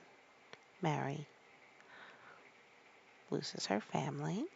Mistress Mary quite contrary. We find that Mary is not a very lovable child. Across the moor, we go across the field, and we are going to meet her new guardian. Martha is the last chapter we just read. That is where we meet Martha. Martha, the kind and friendly person. And I'm going to do the accents, as well as I can. All right, The Cry in the Corridor. Chapter 5. We're gonna scroll, scroll, scroll, scroll, scroll, scroll, da da da da da da. Ba-dee da da da da da da da da da. Martha. We're almost there. Oh, we learned about Dickon, the amazing friend, and the secret garden that we need to go find. Oh, yep, and we met the robin, who was a chipper fellow, along with the gardener, who was a grumpy old man, but maybe pretty lovable. So, chapter 5, The Cry in the Corridor. At first, each day passed by for Mary Lennox was exactly like the others. Every morning she awoke in her tapestried room and found Martha kneeling upon the hearth building her fire. Every morning she ate her breakfast in the nursery, which had nothing amusing in it, and after each breakfast she gazed out of the window across the huge moor, which seemed to spread out on all sides and climb up to the sky. And after she had stared for a while, she realized that if she did not go out, she would have to stay in and do nothing. And so she went out. She did not know that this was the best thing she could have done. And she did not know that when she began walking quickly, or even run across along the paths and down the avenue, she was stirring her slow blood and making herself stronger by fighting with the wind, which swept down from the moor. She ran only to make herself warm, and she hated the wind which rushed at her face and roared and held her back as if it were some giant she could not see. But the big breaths of rough air blown over the heather filled her lungs with something which was good for her whole thin body and whipped some red color into her cheeks and brightened her dull eyes when she did not know anything about it. So she's slowly getting better, a little bit healthier, more active. Going outside's very good. But after a few days spent almost entirely out of doors, she wakened one morning knowing what it was to be hungry. And when she sat down to her breakfast, she did not glance disdainfully at her porridge and push it away, but took up her spoon and began to eat it, and went on eating it until her bowl was empty. "Ah, well, that got on well enough with this morning, didn't tha?" said Mary. "It tastes nice today," said Mary, feeling a little surprised herself.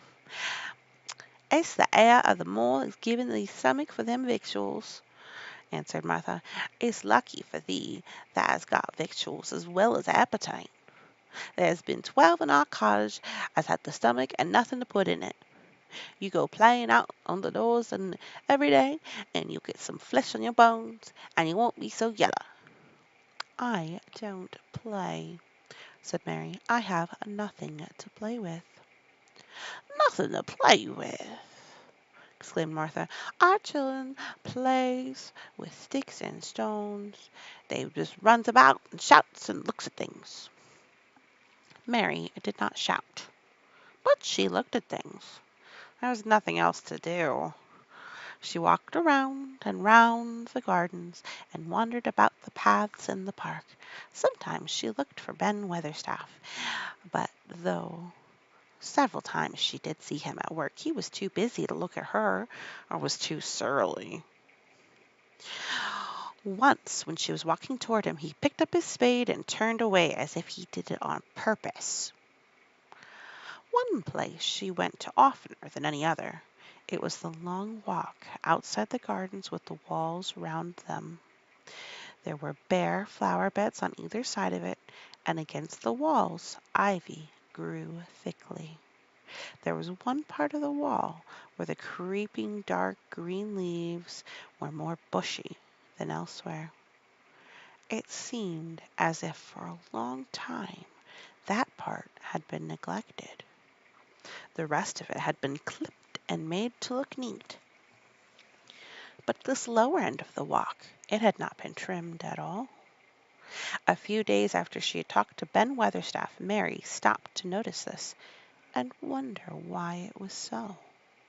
She had just paused and was looking up at a long spray of ivy swinging in the wind when she saw a gleam of scarlet and heard a brilliant chirp, and there on the top of the wall perched Ben Weatherstaff's robin redbreast, tilting forward to look at her with his small head on one side.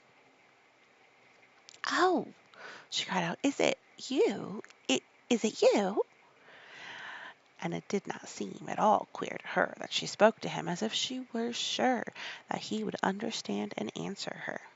He did answer. He twittered and chirped and hopped along the wall as if he were telling her all sorts of things. It seemed to Mistress Mary as if she understood him too, though he was not speaking in words. It was as if he said, "Good morning! Isn't the wind nice?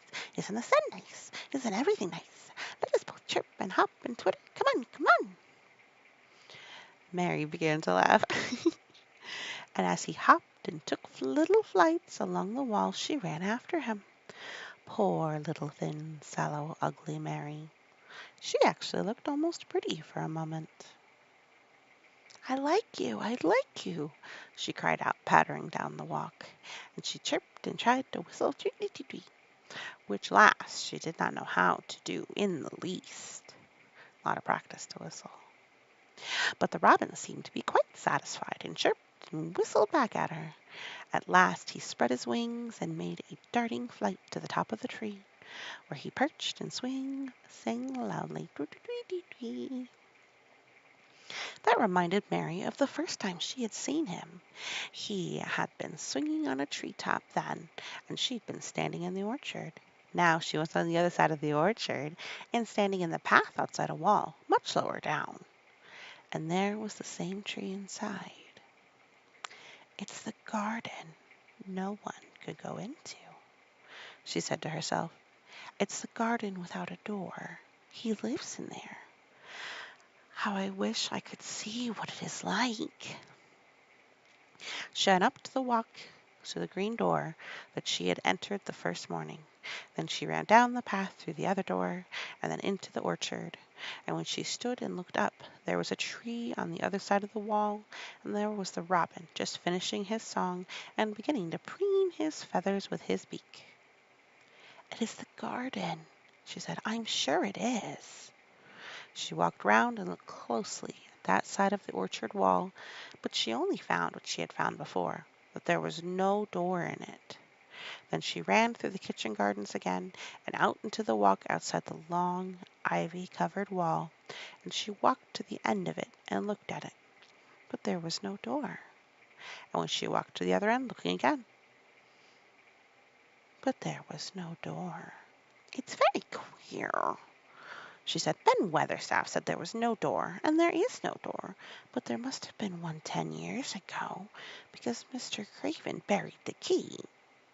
This gave her so much to think of that she began to be quite interested and feel that she was not sorry that she had come to Misselthwaite Manor. In India she had always felt hot and too languid to care much about anything. The fact that the fresh wind from the moor had begun to blow cobwebs out of her young brain and to waken her up. So,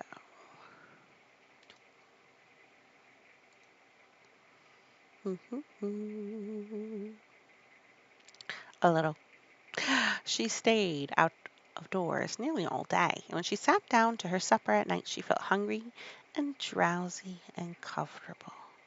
She did not feel cross when Martha chatted away. She felt as if she rather liked to hear her, and at last she thought she would ask her a question.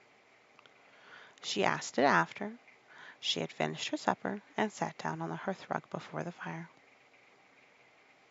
"Why did Mr. Craven hate the garden?" she said. She had made Martha stay with her, and Martha had not objected at all. She was very young, and used to the crowded cottage full of brothers and sisters, and she had found it dull, and the great servants' hall downstairs, where the footmen and upper housemaids made fun of her Yorkshire speech, and looked upon her as a common little thing, and sat and whispered among themselves.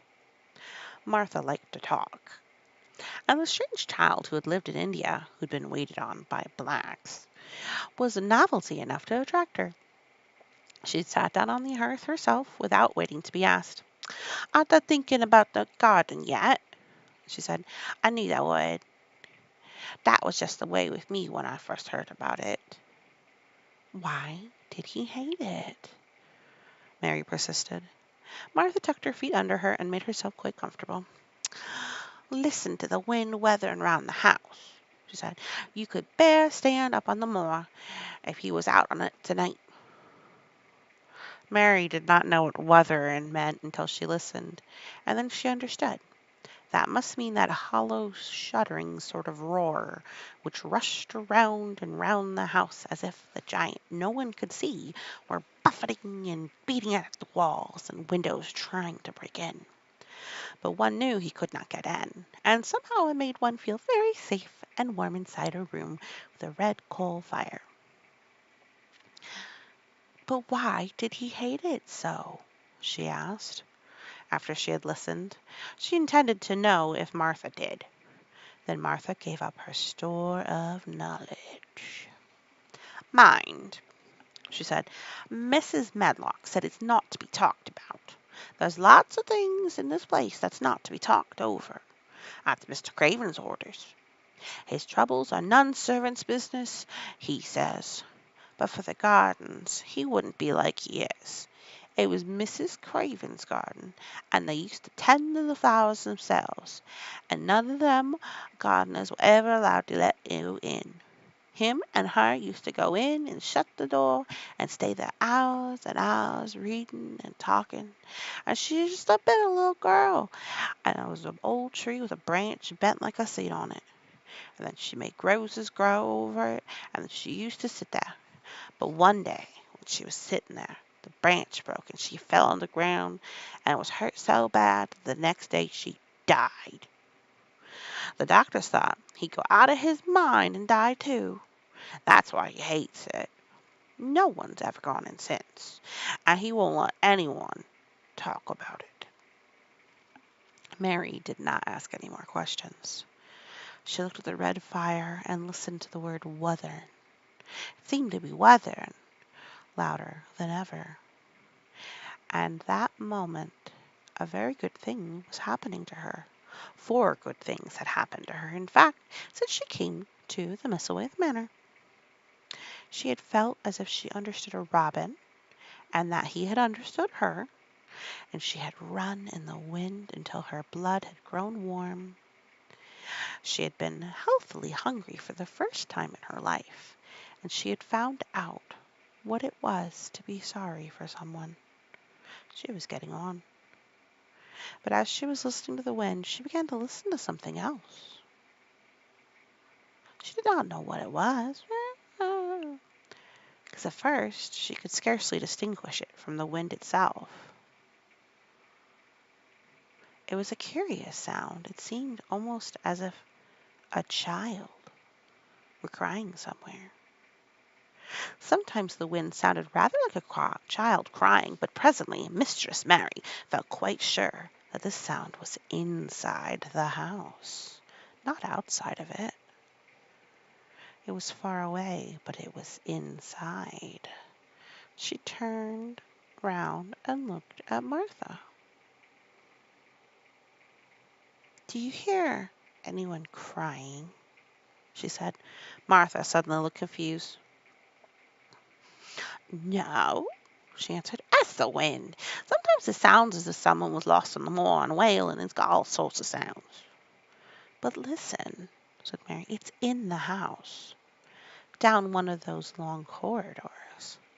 And at that moment a door must have been opened somewhere downstairs, for a great rushing draught blew along the passage, and there at the door of the room that sat in was blown open with a crash, and as they both jumped to their feet, the light was blown out, and the crying sound was swept down the far corridor so that it could be heard more plainly than ever. "There!" said Mary. "I told you so. It is someone crying, and it isn't a grown-up person." Martha ran and shut the door and turned the key, but before she did it they both heard the sound of a door in some far passage shutting with a bang, and then everything was quiet, for even the wind ceased wuthering for a few moments. "It was the wind," said Martha stubbornly, "and if it wasn't, it was little Betty Butterworth, the scullery maid. She's had the toothache all day." But something troubled and awkward in her manner made Mistress Mary stare very hard at her. She did not believe she was speaking the truth.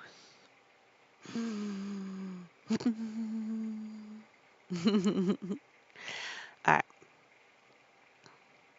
so, but up end of chapter 5. Chapter 6, there was someone crying. There was. So, we have heard crying in the house. In the house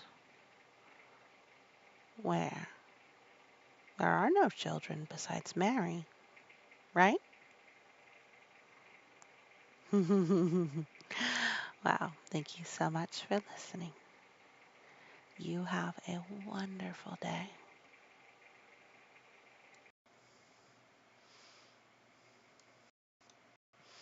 Alrighty. Gonna have a little video game in the background, little left in the side, but we're going to read a story. A story's gonna be The Secret Garden by Francis Hodgson Burnett. We have read There is no one left when Mary was alone. Mistress Mary, quite contrary, how she was a grumpy girl. Across the moor we have met, where we went and met Martha, a kind maid. There was a cry in the corridor that we heard before, and there was someone crying. There was. Mm-hmm. And next is the key of the garden. There was someone crying.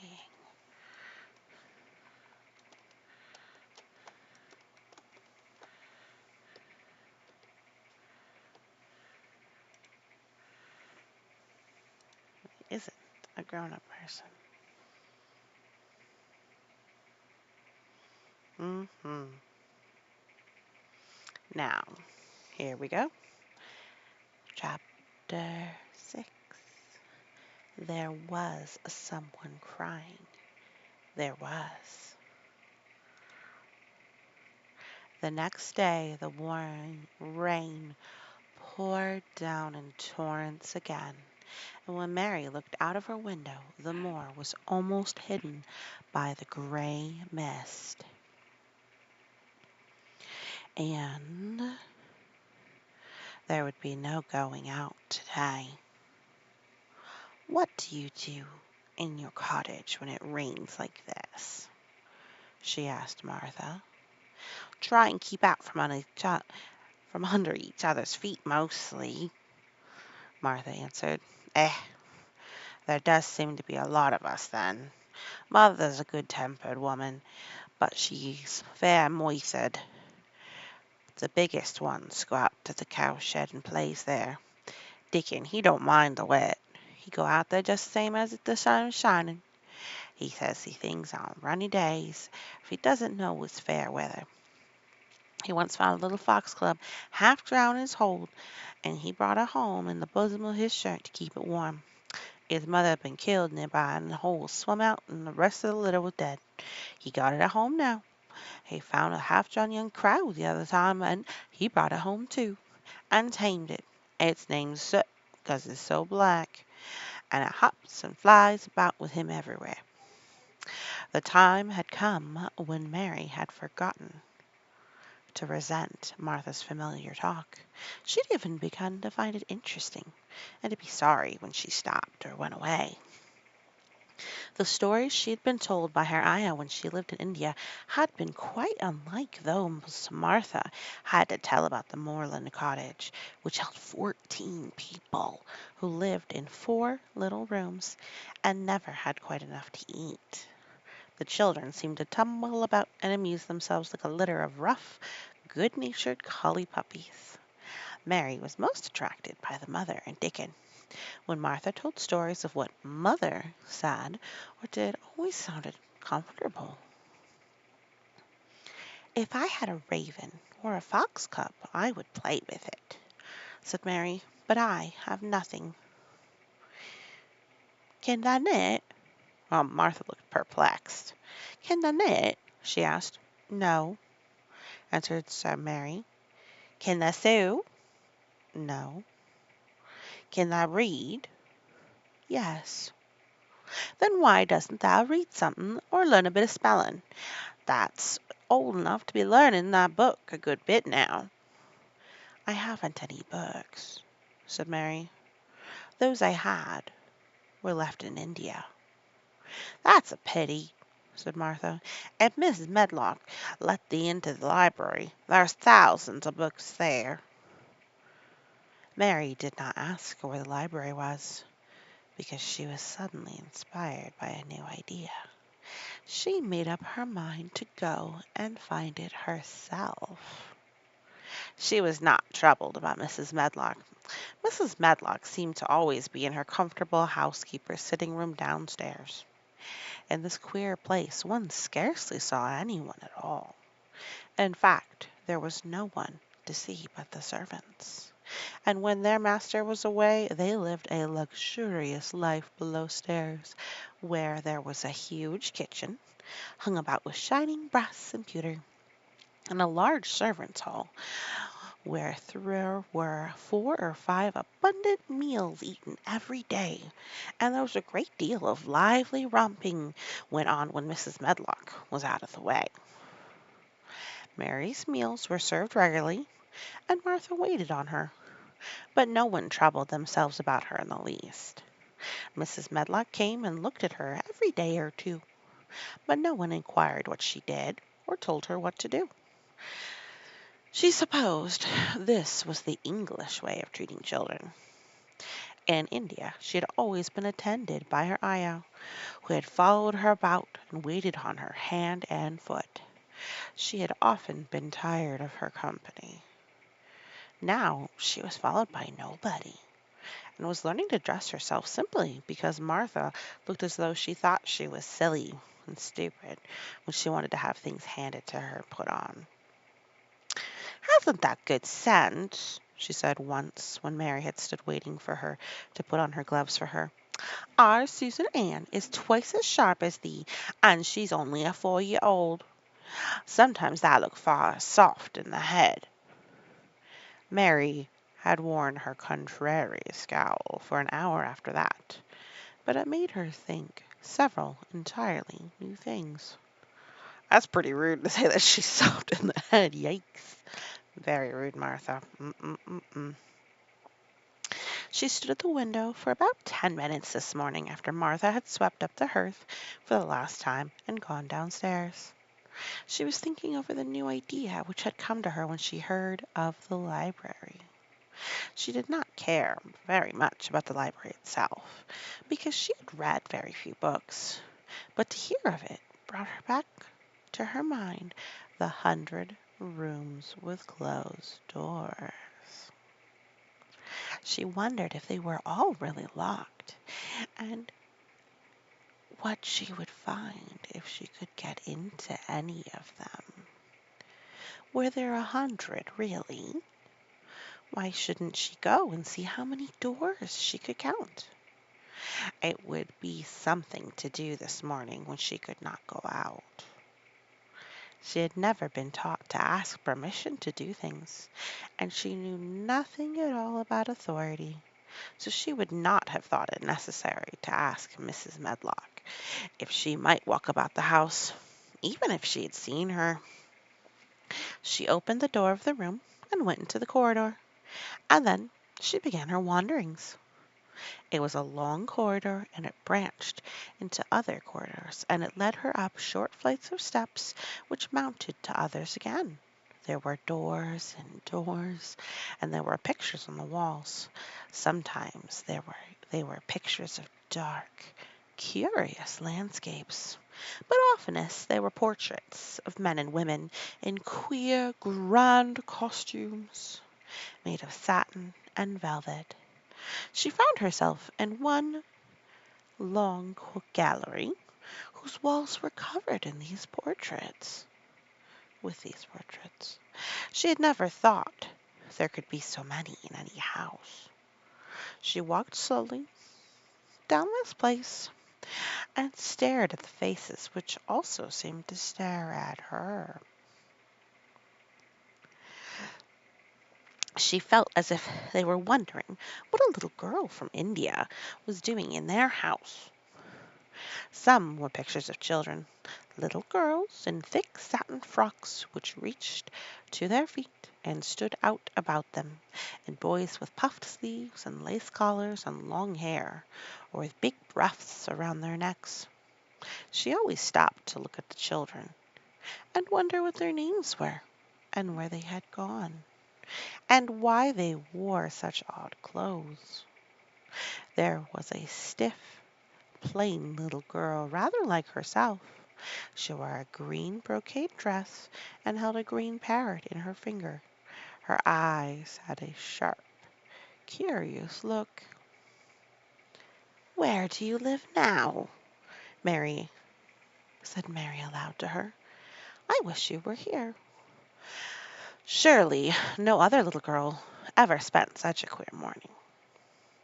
It seemed as if there was no one in all the huge rambling house but her own small self, wandering about upstairs and down through narrow passages and wide ones, where it seemed to her that no one but herself had ever walked. Since so many rooms had been built, people must have lived in them, but it all seemed so empty she could not quite believe it true. It was not until she climbed to the second floor that she thought of turning the handle of a door. All the doors were shut, as Mrs. Medlock said they were, but at last she put her hand on the handle of one of them and turned it. She was almost frightened for a moment when she felt that it turned without difficulty, and that when she pushed open the door itself, it slowly and heavily opened. It was a massive door and opened into a big bedroom. There were embroidered hangings on the wall, and inlaid furniture, such as she had seen in India, stood about the window, or stood about the room.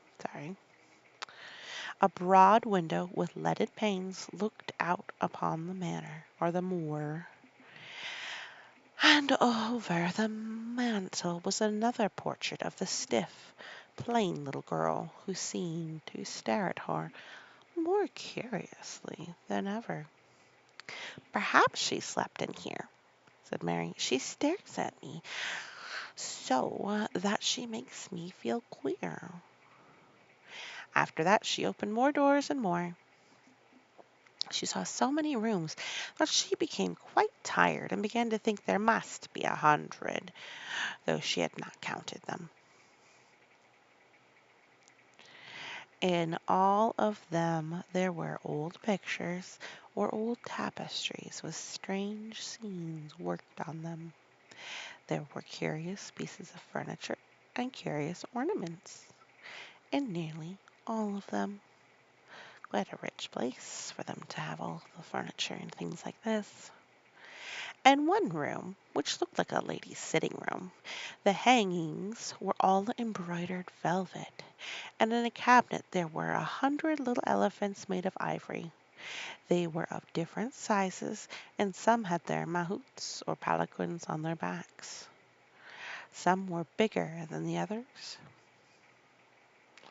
and some were so tiny that they seemed about babies. Only babies. Mary had seen carved ivory in India, and she knew all about elephants. She opened the door of the cabinet and stood on a footstool and played with these for quite a long time. When she got tired, she set the elephants in order and shut the door of the cabinet. In all her wanderings through the long corridors and the empty rooms, she had seen nothing alive. But in this room she saw something. Just after she closed the cabinet, she heard a tiny rustling sound. It made her jump and look around at the sofa by the fireplace, from whence it seemed to come.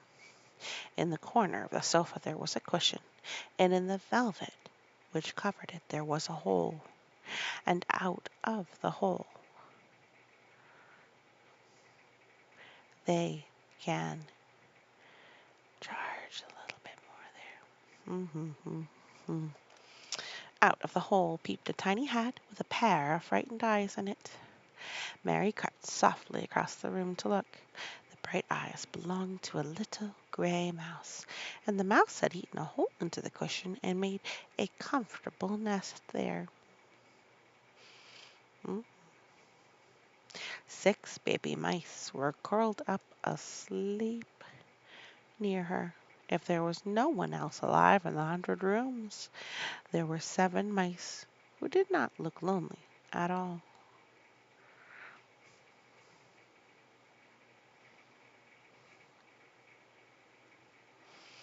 hmm If they wouldn't be so frightened, I would take them back with me, said Mary. She had wandered about long enough to feel too tired to wander any farther, and she turned back.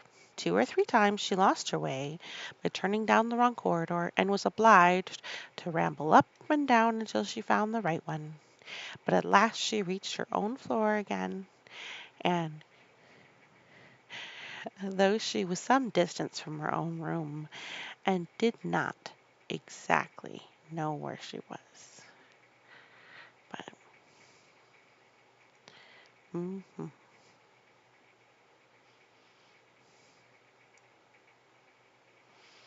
mhm.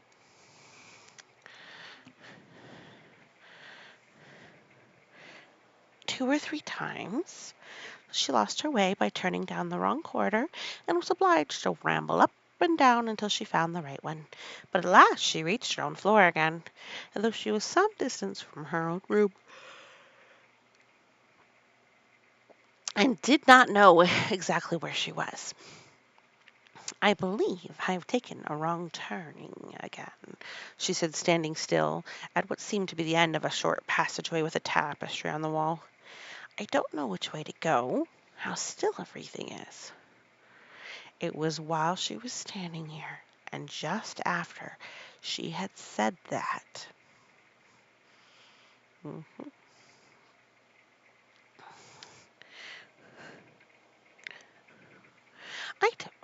Okay. It was while she was standing here, and just after she had said this, that the stillness was broken by a sound. It was another cry, but not quite like the one she had heard last night. It was only a short one, a fretful, childish whine, muffled by the passing through walls. "It's nearer than it was," said Mary, her heart beating rather faster. "And it is crying." She put her hand accidentally upon the tapestry near her, and when sprang back felt quite startled. The tapestry was the covering of a door, which fell open and showed her that there was another part of the corridor behind it, and Mrs. Medlock was coming up to her with a bunch of keys in her hand and a very cross look on her face. "What are you doing here?" she said. She took Mary by the arm and pulled her away. "What did I tell you?" "I turned around the wrong corner," explained Mary. "I didn't know which way to go, and I heard someone crying." She quite hated Mrs. Medlock at the moment, but she hated her more the next. "You didn't hear not anything of the sort," said the housekeeper. "You come along back to your own nursery, or I'll box your ears." And she took her by the arm and half pushed, half pulled her up one passage and down another until she pushed her in at the door of her own room. "Now," she said, "you stay where you're told to stay, or you'll find yourself locked up. The master had better get you a governess, same as he said he would. You're the one who needs someone to look sharp after you. I've got enough to do." She went out of the room and slammed the door after her, and Mary went and sat on the hearth rug, pale with rage. She did not cry, but ground her teeth. There was someone crying. There was, she said to herself. She heard it twice now, and sometime she would find out. She had found out a great deal this morning. She felt as if she'd been on a long journey, and at any rate, she had something. Mhm, mhm, mhm, mhm.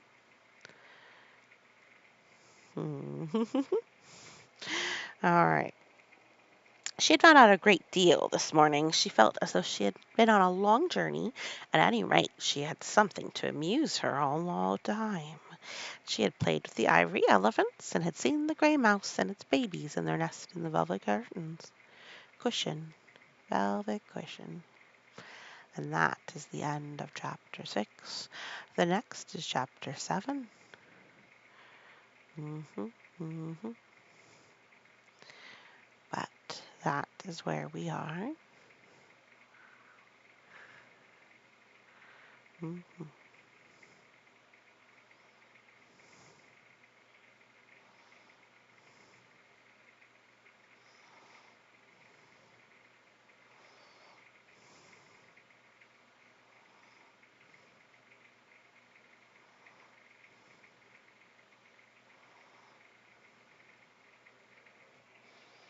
So we will have to read the next chapter next week.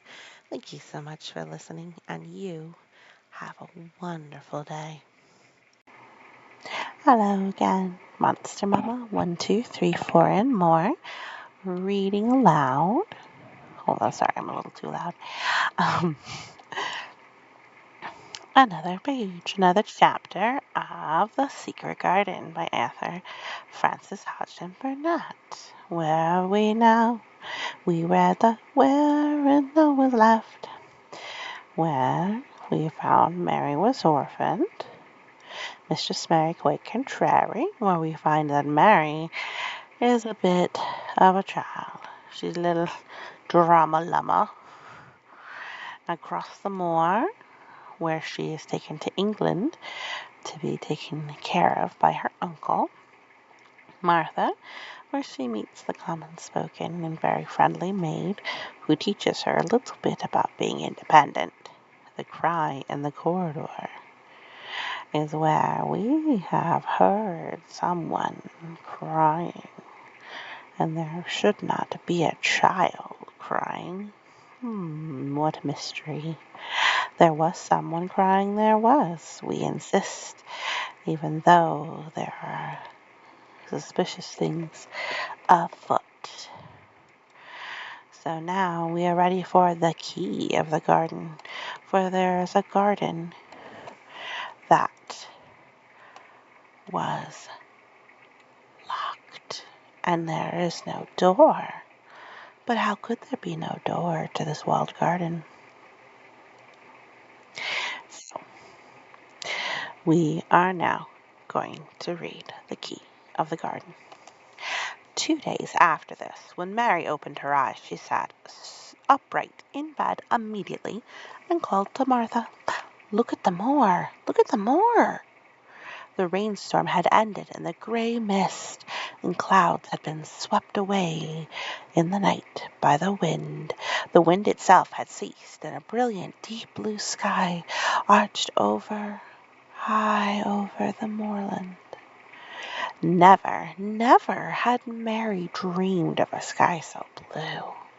In India, skies are hot and blazing. This was a deep, cool blue, which almost seemed to sparkle like the waters of some lovely bottomless lake. And here and there, high in the arched blueness, floated small clouds of snow-white fleece. The far-reaching world of the moor itself looked softly blue instead of gloomy purple, black, or awful dreary gray. "Aye," said Martha with a cheerful grin, "the storm's over for a bit. It does like this at this time of year, t'other year. It goes off in a night like it was pretending it had never been here and never meant to come again. That's because the springtime's on its way. It's a long way off yet, but it's coming. I thought perhaps it always rained or looked dark in England, Mary said. No, said Martha, sitting up on her heels and her black lead with among her black lead brushes.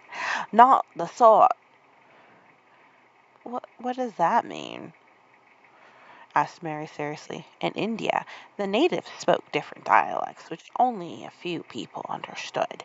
So she was not surprised when Martha used words she did not know. Martha laughed, as she had done the first morning. There now, she said, I've talked broad Yorkshire again, like Mrs. Medlock said I mustn't. Now the sort means nothing of the sort. Slowly and carefully, but it takes so long to say it. Yorkshire is the sunniest place on earth when it is sunny. I told thee that I'd like them more after a bit. You just wait till you see the gold-colored gorse blossoms, and the blossoms on the broom, and the heather flowering, all purple bells, and hundreds of butterflies fluttering, and bees humming, and skylarks soaring up and singing. You'll want to get out on the sunrise and live out on all day like Dickon does. Could I ever get out there? Asked Mary wistfully, looking through her window to the far-off blue. It was so new and big and wonderful, and such a heavenly color. I don't know, answered Martha. Thou never use thy legs, and thou won't, it seems to me. Thou couldn't walk 5 mile. It's 5 mile to our cottage. I should like to see your cottage. Martha stared at her a moment, curiously, before she took up her polishing brush and began to rub the grate again. She was thinking that the small, plain face did not look quite as sour at this moment as it had done the first morning she saw it. It looked just a trifle like little Susan Ann's when she wanted something very much. I asked Mother about it, she said. She's one of them that nearly always sees a way to do things. It's my day out today, and I'm going home. I'm glad. Mrs. Medlock thinks a lot of Mother. Perhaps she could talk to her. I like your mother, said Mary. I should think that did, agreed Martha, polishing away. I've never seen her, said Mary. No, that hasn't, replied Martha. She sat up on her heels again and rubbed the end of her nose with the back of her hand as if puzzled for a moment, and then she added quite positively, well, she's as sensible and hard-working and good-natured and clean that no one could help liking her whether they'd seen her or not. When I'm going home to see her on my day out, I'll just jump for joy when I'm crossing the moor. I like Dickon, said Mary, and I've never seen him. Well, said Martha stoutly, I've told thee that the very birds likes him, and the rabbits, and the wild sheep, and ponies, and the foxes themselves, I wonder, staring at her reflectively, what Dickon would think of thee. He wouldn't like me, said Mary in her stiff, cold little way. No one does. Martha looked reflective again. How does thou like thyself? She inquired, really quite as if she were curious to know. Mary hesitated a moment and thought it over. Not at all, really, she answered. But I've never thought of that before. Martha grinned a little, as if at some homely recollection. Mother said that to me once, she said. She was at her washtub, and I was in a bad temper and talking ill of folk. She turns round on me and says, that vixen, that there standing there, that's not thinking like one of them like that one. How does thou like thyself? It made me laugh and brought me back to my senses in a minute. She went away in high spirits as soon as she had given Mary her breakfast. She was going to walk 5 miles across the moor to the cottage, and she was going to help her mother with the washing and do the week's baking and enjoy herself thoroughly. Mary felt lonelier than ever when she knew she was no longer in the house. She went out to the garden as quickly as possible and the first thing she did was run round and round the fountain flower garden 10 times. She counted the times carefully, and when she had finished, she felt in better spirits. The sunshine made the whole place look different. The high, deep blue sky arched over Misselthwaite, as well as over the moor. And she kept lifting her face and looking up into it.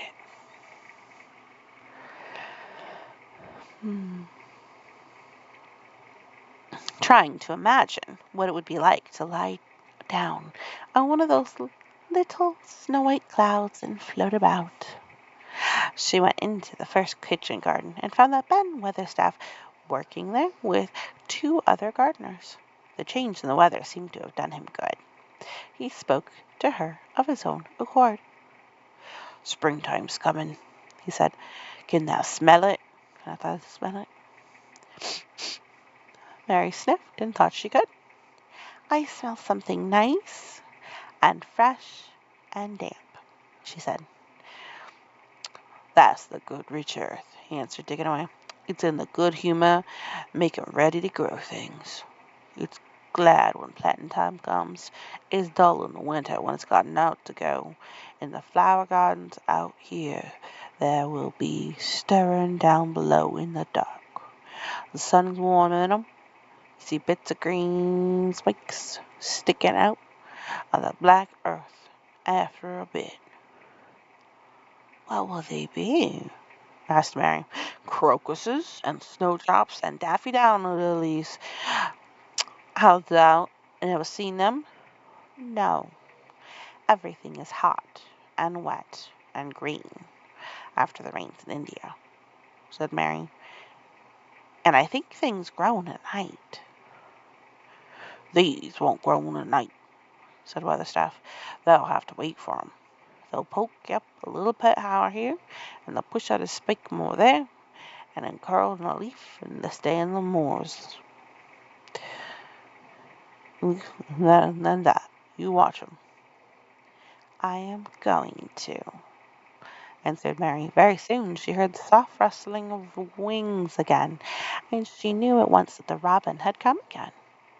He was very pert and lively, and hopped about so close to her feet, and put his head to one side, and looked at her so slyly that she asked Ben Weatherstaff a question. "Do you think he remembers me?"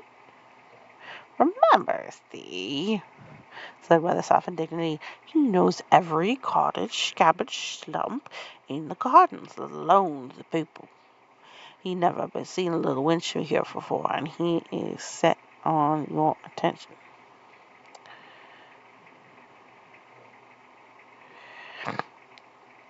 "There's no need to try and hide anything from him." "Are things stirring down below in the dark in the garden, where he lives?" Mary inquired. "What garden?" grunted Weatherstaff, becoming surly again.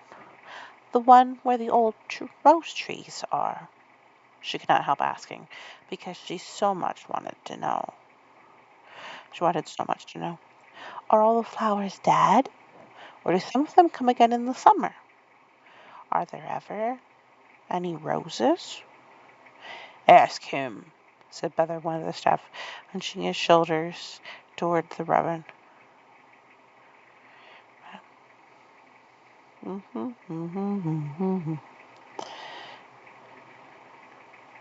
"He's the only one that knows. No one else has been inside it for 10 years." 10 years was a long time, Mary thought.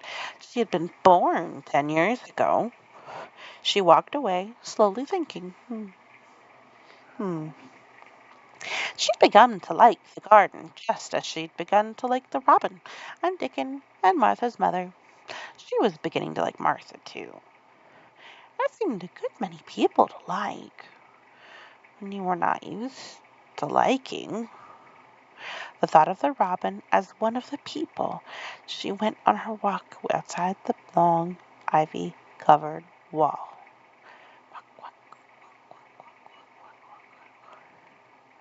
over what she could see, just see the treetops. And the second time she walked over, it was all through Ben Witherstaff's robin. She heard a trip on Twitter. When she looked at the bare flower bed at her left side where he was hopping about and pretending to peck things out of the air. And that happened.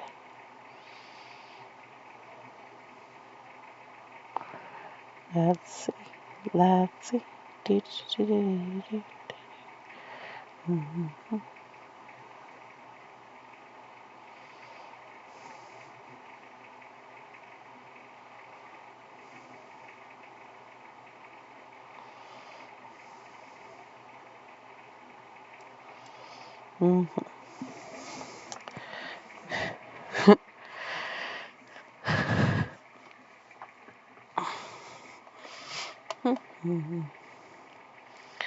Yep, but she knew he had followed her, and the surprise so filled her with delight that she almost trembled a little.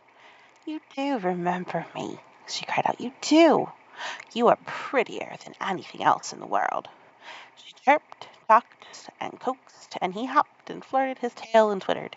It was as if he were talking, his red waistcoat like satin, and he puffed his tiny breast out, and it was so fine and so grand and so pretty that it really was as if he were showing her how important and like a human person a robin could be. Mistress Mary forgot that she had ever been contrary in her life when he allowed her to draw closer and closer to him, and bend down and talk and try to make something like robin noises. Tweet, tweet, tweet, tweet. Oh, and to think that he should actually let her come near to him as that. She knew nothing in the world could make her put out her hand toward him or startle him in the night's tiniest way. He knew it was because he was a real person. Only.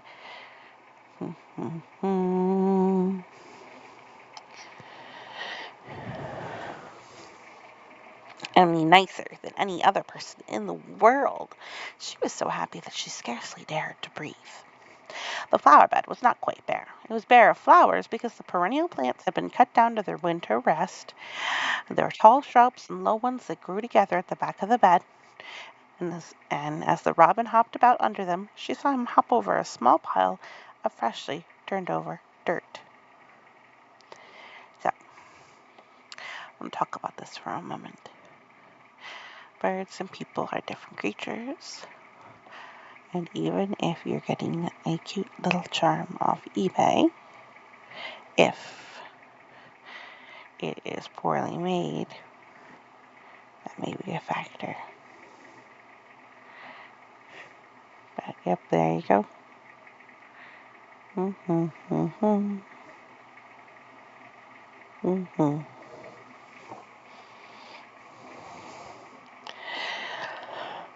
The robin hopped. Okay, so let's see here.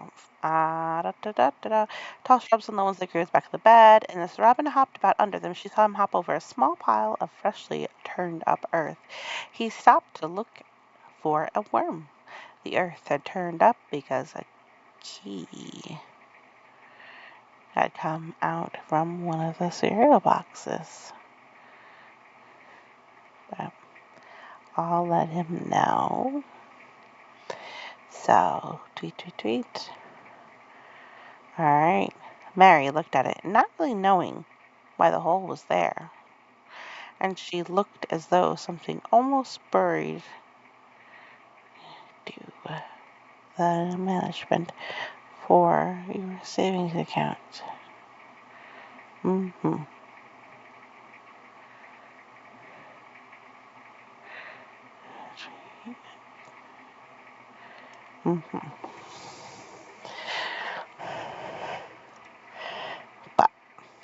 But what's in the... And as she looked, she saw something almost buried in the newly turned soil. It was something like a ring of rusty iron or brass. And when the robin flew over because it has pain on its delivery.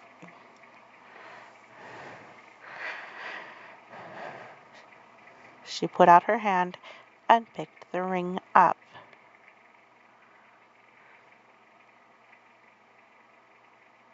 Mm-hmm.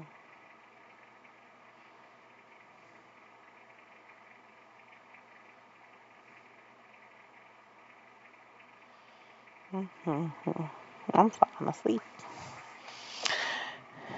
But yes, and the robin flew up to the tree nearby. She put out her hand and picked the ring up. It was more than a ring, however. It was an old key, rusted with time.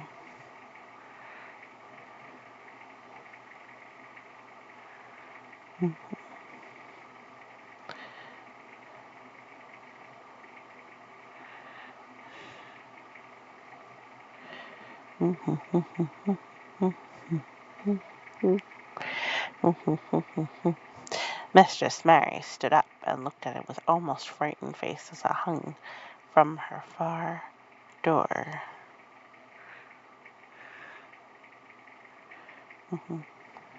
Mistress Mary stood up and looked over.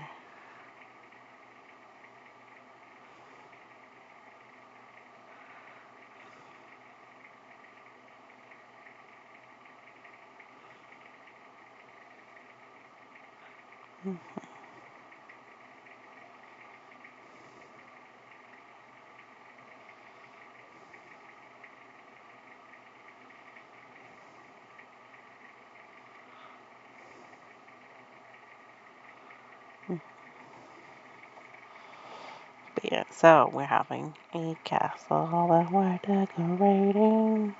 Meow, meow, meow, meow, meow, meow, meow, meow, meow, meow, meow.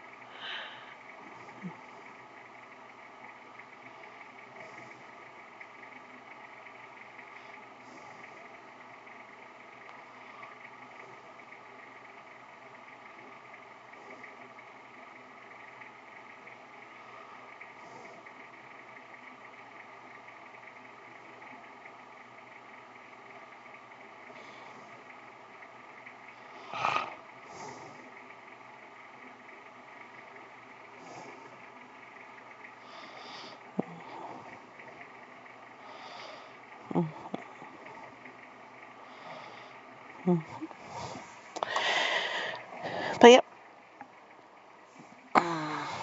Okay. Mary looked at it, not really knowing why the hole was there. But yeah, okay. Oh, she got the key. Looked at it. It had been buried a long time. Mistress Mary stood up and looked at it with a almost frightened face as it hung from her finger. Perhaps it has been buried for 10 years, she said in a whisper. Perhaps it is the key to the garden. And that is the end of the chapter, which wasn't coming anytime soon since Monster Mama was falling asleep. I do apologize. Thank you so much for your patience, and you have a wonderful day.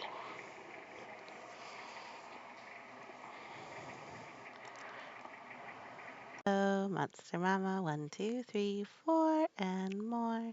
1, 2, 3, 4, 1, 2, 3, 4. Meow, meow, meow. We are on the next chapter. I believe it's gonna be the 7th chapter. And then we'll be here with A Secret Garden by author Francis Hodgson Burnett.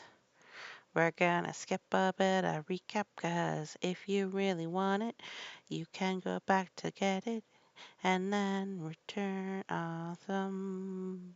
Yeah. Alrighty, so the chapters we're looking at, sorry about being distracted here, are all going to be do. So we've got um the key to the gardens, the last place we were at. So now that we've got the key to the garden, we need to look at the robin who showed the way. Oh my goodness. Is that what I meant to do?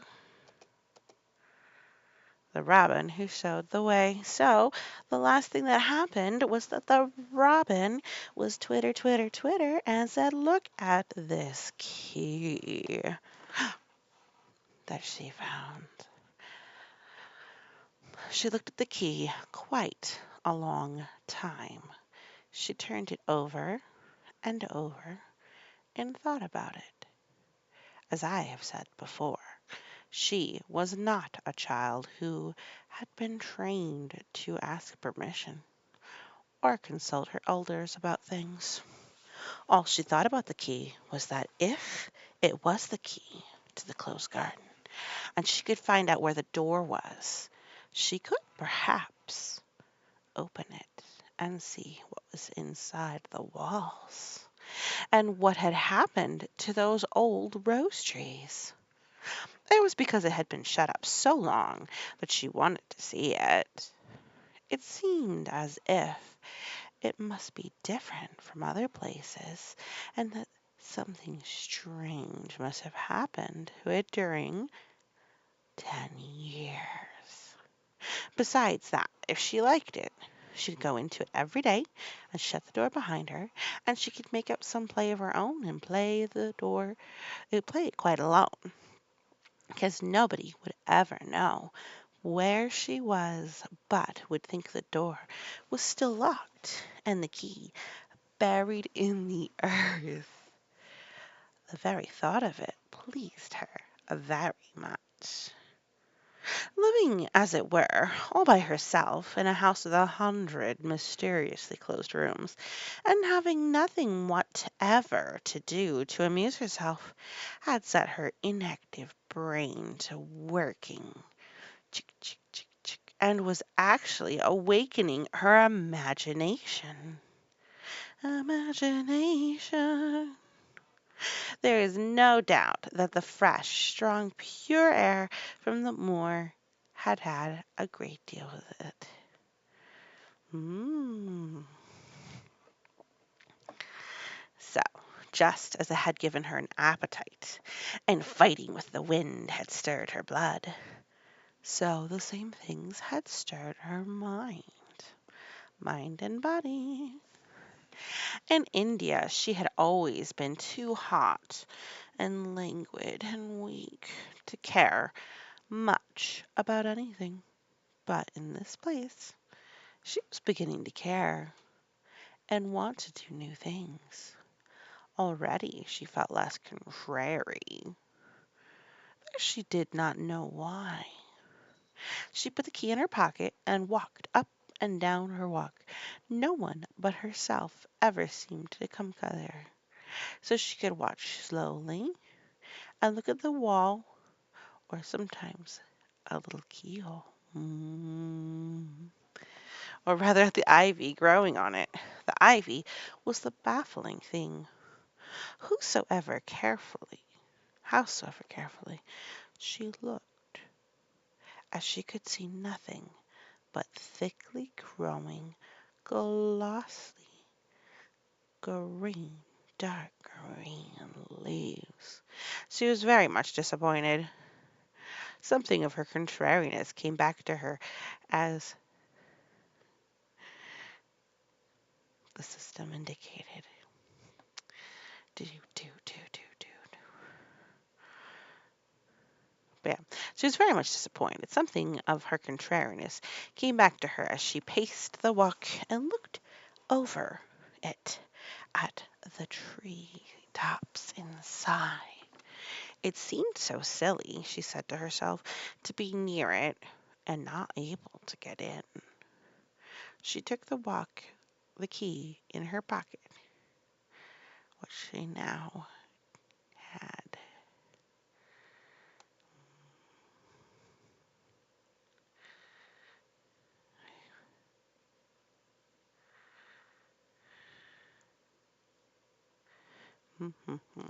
All right. It seemed so silly, she said to herself, to be near it and not be able to get in. She took the key in her pocket when she went back to the house, and she made up her mind that she would always carry it with her when she went out, so that if she ever should find the hidden door, she would be ready. Mrs. Medlock had allowed Martha to sleep all night at the cottage, but she was back at work in the morning with cheeks redder than ever and in the best of spirits. "Hmm. I got up at 4 o'clock," she said. It was pretty on the moor, with the birds getting up and the rabbits scampering about and the sun rising. I didn't want to walk all the way. A man gave me a ride in his cart, and I can tell you I did enjoy myself." She was full of stories of the delights of her day out. Her mother had been glad to see her, and they had got the baking and the washing all out of the way. She'd even made each of the kittens a dough cake with a bit of brown sugar in it. I had 'em all piping hot when they came from playing on the moor, and the cottage all smelled of nice, clean, hot bacon, and there was a good fire, and they just shouted for joy. Mhm.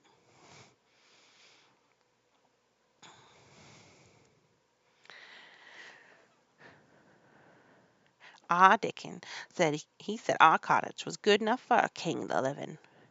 In the evening they all sat around the fire, and Martha and her mother had sewed patches on torn clothes and mended stockings, and Martha had mhm,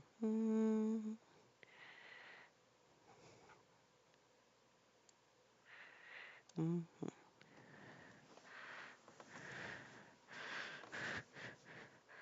Yes, so in the evening they all sat round the fire, and Martha and her mother had sewn patches on torn clothes and mended stockings, and Martha had told about the little girl who had come from India, and who had been waited on all her life by what Martha called blacks until she didn't know how to put on her own stockings.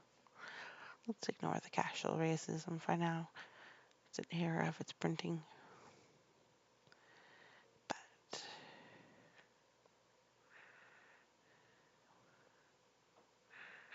mhm.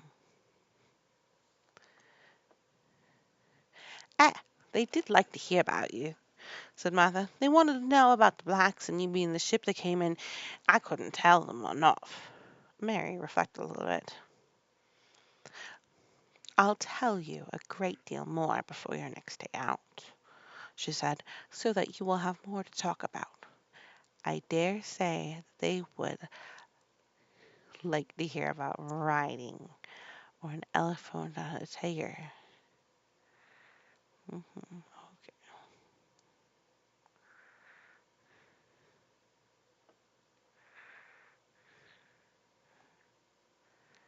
Hmm. Hmm. You, but yeah, Mary reflected a little. I'll tell you a secret. Hmm. I'll tell you a great deal more before your next day out, she said, so that you'll be able to talk about it. I dare say they would like to hear about riding elephants and camels, and about the officers going to hunt tigers. My word! cried delighted Martha.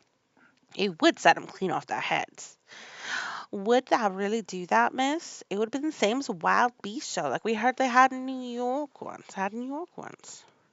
India is quite different from Yorkshire, since Mary said slowly, as she thought about the cover matter.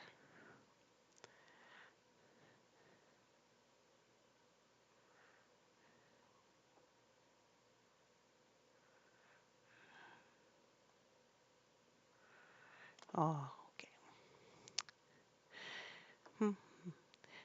India is quite different from Yorkshire, Mary said slowly as she thought the matter over. Oh, we skipped it. My word, I cut 'em clear off their heads. What that would do that, miss? It'd be same as a wild beast show we heard they had in York once. India is quite different from Yorkshire, Mary said slowly as she thought the matter over. I've never thought of it, but not all the time. Hmm.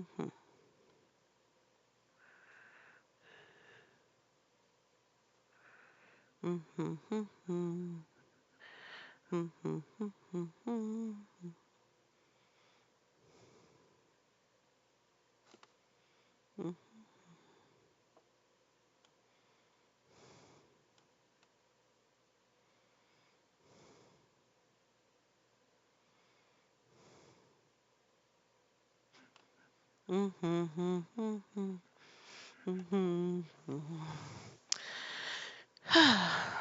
never thought of that. Did Dickon and your mother like to hear you talk about me? Why, our Dickon's eyes nearly started out of his head, and they got all round, answered mother. But mother, she was put about you seeming to be all by yourself like. She said, has Mr. Craven got no governess for her, no nurse? And I said, no, he hasn't, though Mrs. Medlock said he would when he thinks of it. But she's saying he mayn't think of it for 2 or 3 years. I don't want a governess, said Mary sharply. But mother said you ought to have learning your books by this time, and you ought to have a woman to look after you. And she says, now, mother, you think just how you feel yourself in a big place like that, Pumpkin. Mm-hmm. So, mm-hmm.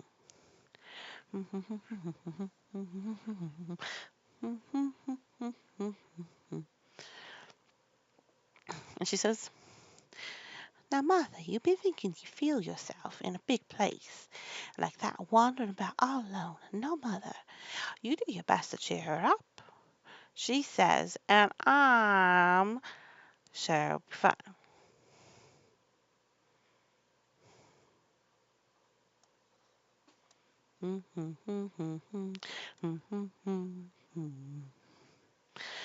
Mary gave her a long, steady look. You two cheer me up, she said. I like to hear you talk. Presently Martha went out of the room and came back with something held in her hands under her apron. What does thee think? She said to the cheerful. I've brought thee a present. A present?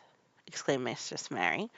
How could a cottage full of 14 hungry people give anyone a present? A man was driving across the moor peddling, Martha explained, and he stopped his cart at our door, and he had pots and pans and odds and ends, but mother had no money to buy anything. Just as he was going away, our Elizabeth Ellen called out, Mother, he's got skipping ropes with red and blue handles. And mother, she calls him out so quite sudden, hey, stop, Mr. Harvey. And he said, tuppence. And mother, she'd been fumbling in her pocket, and she says to me, Martha, that's brought me the measures like a good lass, and I've got up to 4 places to put every penny, but I'm looking to take a tuppence out of it to buy that child a skipping rope. And she bought one, and here it is. She brought it out from under her apron and exhibited it quite proudly. It was a strong, slender rope with a striped red and blue handle at each end, but Mary Lennox had never seen a skipping rope before. She gazed at it with a mystified, mm-hmm. Says the button. She has just this. No scare, no ouchies for the look at the kitty cat in the dream. Whoop. She brought it out from under her apron and exhibited it quite proudly. It was strong, slender rope with a striped red and blue handle at each end, but Mary Lennox had never seen a skipping rope before. She gazed at it with a mystified expression. What is it for? She asked curiously. For? Cried out Martha. Does that mean have not gotten skipping ropes in India? Well, they got the elephants and the tigers and the camels. No wonder most of them buy. Just what I was talking for. Just watch me. And she ran to the middle of the room, taking a handle in each handle.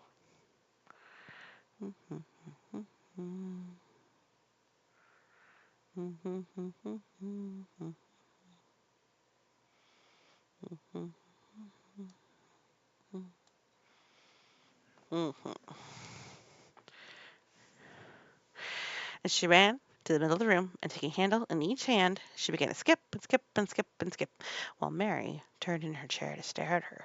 And the queer faces in the old portraits seemed to stare at her too, for her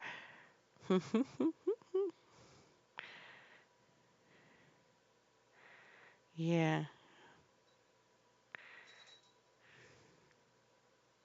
Mm-hmm. All right, so she's got the skip rope, right? Yeah. Skip, skip, skip. But Martha did not even see them. The interest and curiosity in Mistress Mary's face delighted her, and she went on skipping and counted as she skipped until she reached 100. I could skip hard, longer than that, she said when she started. I've skipped as much as 500 when I was 12, but I hadn't as fat as I am now, as I might in practice. Mary got up from her chair, beginning to feel excited. It looks nice, she said. Your mother is a kind woman. Do you think I could ever skip breakfast like that? Okay. Do, do, do.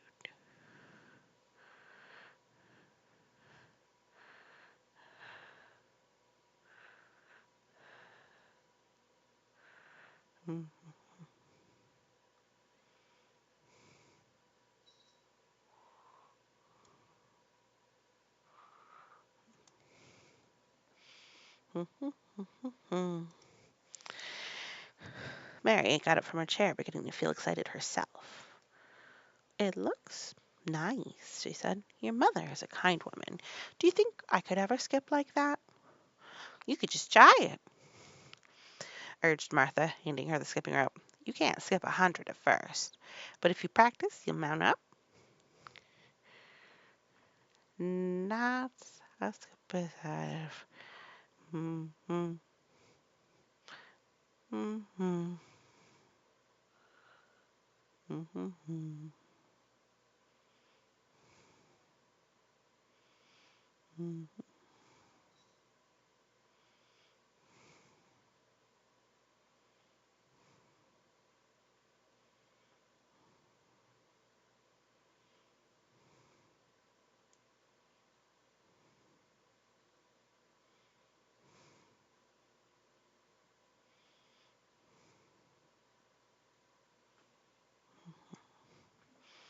All right, I'm sorry, I keep falling asleep. Mm-hmm. You just try it, urged Martha, handing her the skipping rope. You can't skip 100 at first, but if you practice, you'll mount up. That's what Mother said. She said, nothing will do her more good than skipping rope. It's the sensiblest toy a child can have. Never let her play out than in is the mighty sleep reservation scheduling. Hmm.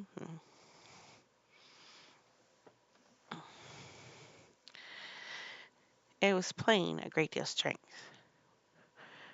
and Mistress Mary was not going.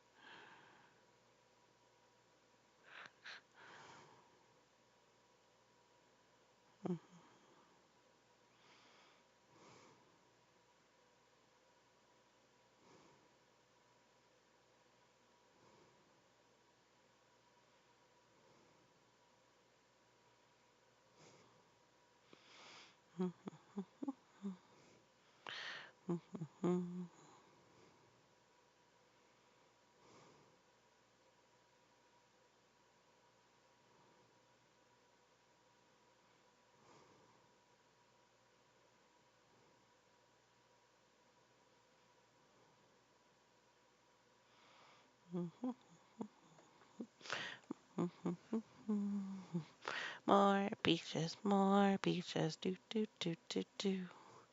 More beaches, do do do do do.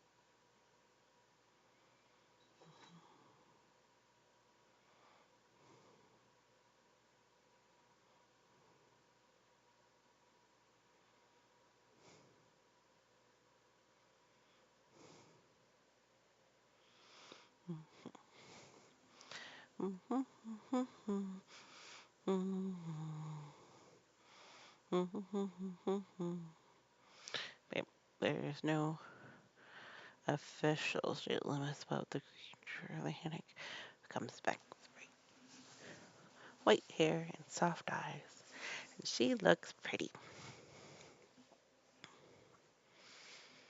It was plain there was not going to be a great deal of strength in Mrs. Mary's arms and legs when she first began to play.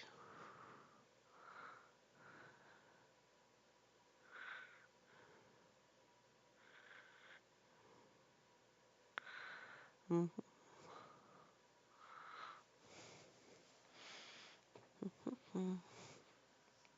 Okay, so we're not under this other insurance. Did they get an injury more than 6 weeks ago? Yeah. Mm-hmm.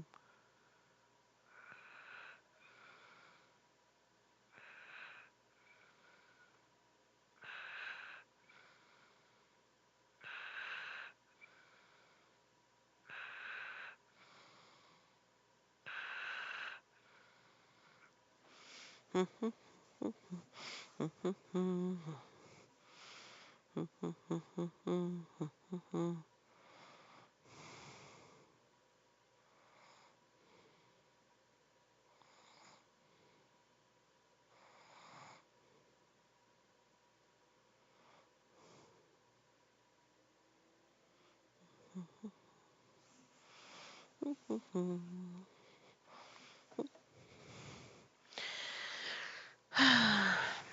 You just try it, urged Martha, handing over her the skipping rope.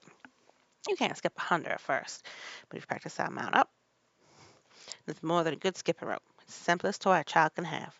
Let her play in the woods, in the fresh air, skipping them, and the stretch her legs and arms to give her some strength in them. It was plain that there was not a great deal of strength in Mistress Mary's arms and legs when she first began to skip. She was not very clever at it, and she liked it so much that she did not want to stop. But one of the things and run out and skip out of doors, said Martha. Mother said I must tell you to keep out of doors as much as you could, even when it rains a little bit, as wrapping up warm. Mary put on her coat and hat and took her skipping rope along with her. Martha put her coat on and hat and took her sensible rope over her arms. She opened the door and slowly went out, and the silly thought of something and turned back slowly. Martha, she said, they were your wages. It was 2 punts, actually. Thank you. She said it stiffly because she was not used to thanking people or noticing when they did things for her. Thank you, she said, and held out her hand because she didn't know what else to do. Martha gave her hand a clumsy little shake, as if she had not accustomed to this sort of thing either, and then she laughed. Ah, that was a queer old womanish thing, she said. If that'd been our Elizabeth Ellen, she would have given me a kiss. Mary looked stiffer than ever. Do you want me to kiss you? Martha laughed again. Nay, not me, she answered. If that were different, perhaps they'd want that theirself, but that didn't. Run off on along the side and play with that rope. Mistress Mary felt a little awkward as she went out of the room. Yorkshire people did seem strange, and Martha had always been a puzzle to her. At first she had disliked her very much, but now she did not. The skipping rope was a wonderful thing. She counted and skipped and skipped and counted until her cheeks were quite red, and she was more interested than she had ever been when she was born. The sun was shining, and the little wind was blowing, not a rough wind, but one that came in delightful little gusts and brought a fresh scent of newly turned earth with it.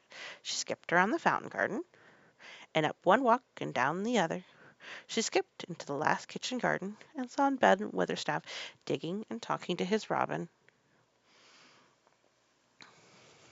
which was hopping about him.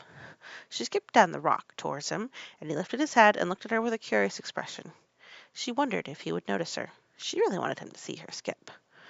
Well, he exclaimed, "'pon my word, perhaps thou art a young un after all, and that perhaps thou got a child's blood in thy veins instead of sour buttermilk." That skipped right into their cheeks as sure as our name's Ben's Weatherstaff. I wouldn't have believed that could do it. I've never skipped before, Mary said. I'm just beginning. I can only count up to 20. I'll keep on, said Ben.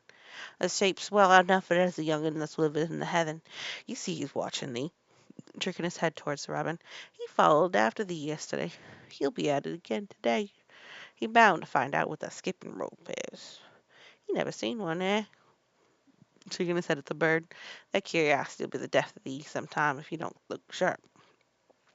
Mary skipped round all the gardens and round the orchard, resting every few minutes. At length she went to her own special walk and made up her mind to try if she could skip the whole length of it. It was a good long skip, and she began slowly, but before she had gone halfway down the path, she was so hot and breathless she was obliged to stop. She did not mind much, because she had already counted up to 30. She stopped with a little laugh of pleasure, and there, lo and behold, was the robin, swinging on a long branch of ivy. He had followed her, and he greeted her with a chirp. As Mary had skipped toward him, she felt something heavy in her pocket strike against her in each jump, and when she saw the robin, she laughed again. You showed me where the key was yesterday, she said. You ought to show me the door today. But I don't believe you know.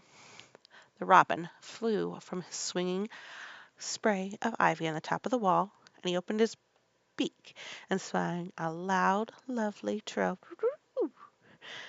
merely to show off. Nothing in the world is quite as adorably lovely as a robin when he shows off, and they are nearly always doing it. Mary Lennox had heard a great deal about magic in her Aya stories, and she had always said what happened that moment was magic.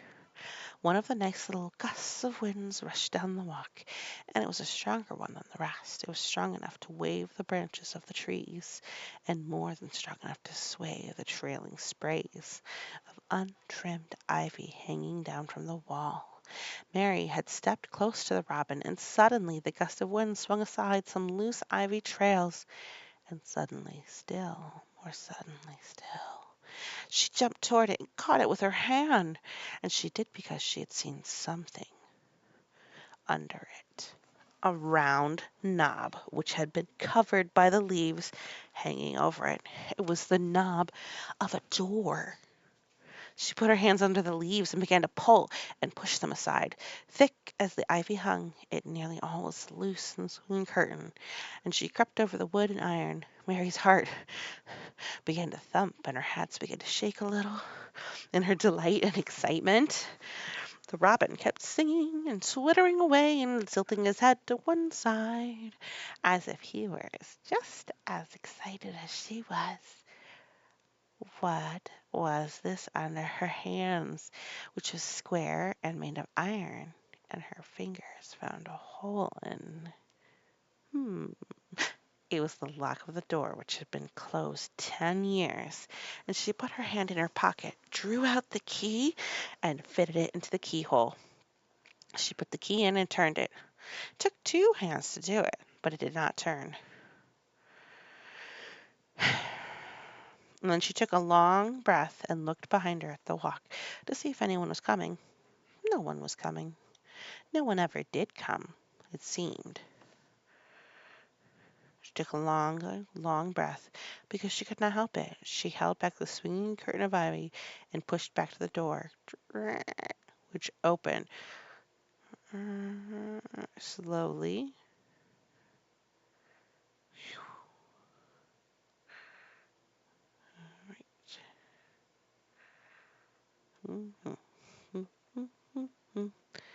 But yes, as she looked above it, and breathing in quite fast with excitement and wonder and delight, she was standing inside the secret garden. Da-da-da! And so next chapter will be inside of the garden. How exciting. All right, well, thank you so much for listening, and I do apologize for the sleepy bits. hopefully it added something for you. Thank you so much. And until next week. Hello, Monster Mama 1, 2, 3, 4, and more. Reading aloud The Secret Garden. So, The Secret Garden is a novel by Frances Hodgson, Burnett, and the text on the screen is from the Gutenberg Bible. Sorry, it's Gutenberg Bible. Oh, Project Gutenberg ebook. Woo! It's a long book. So we had read about how Mary was all alone and was grump, and she found herself in this way, a very strange, lonely place with a locked garden that no one's been in for 10 whole years. But just last chapter, a robin showed her the way. So how do we do it? All right, so now we got the strangest house anyone ever lived in.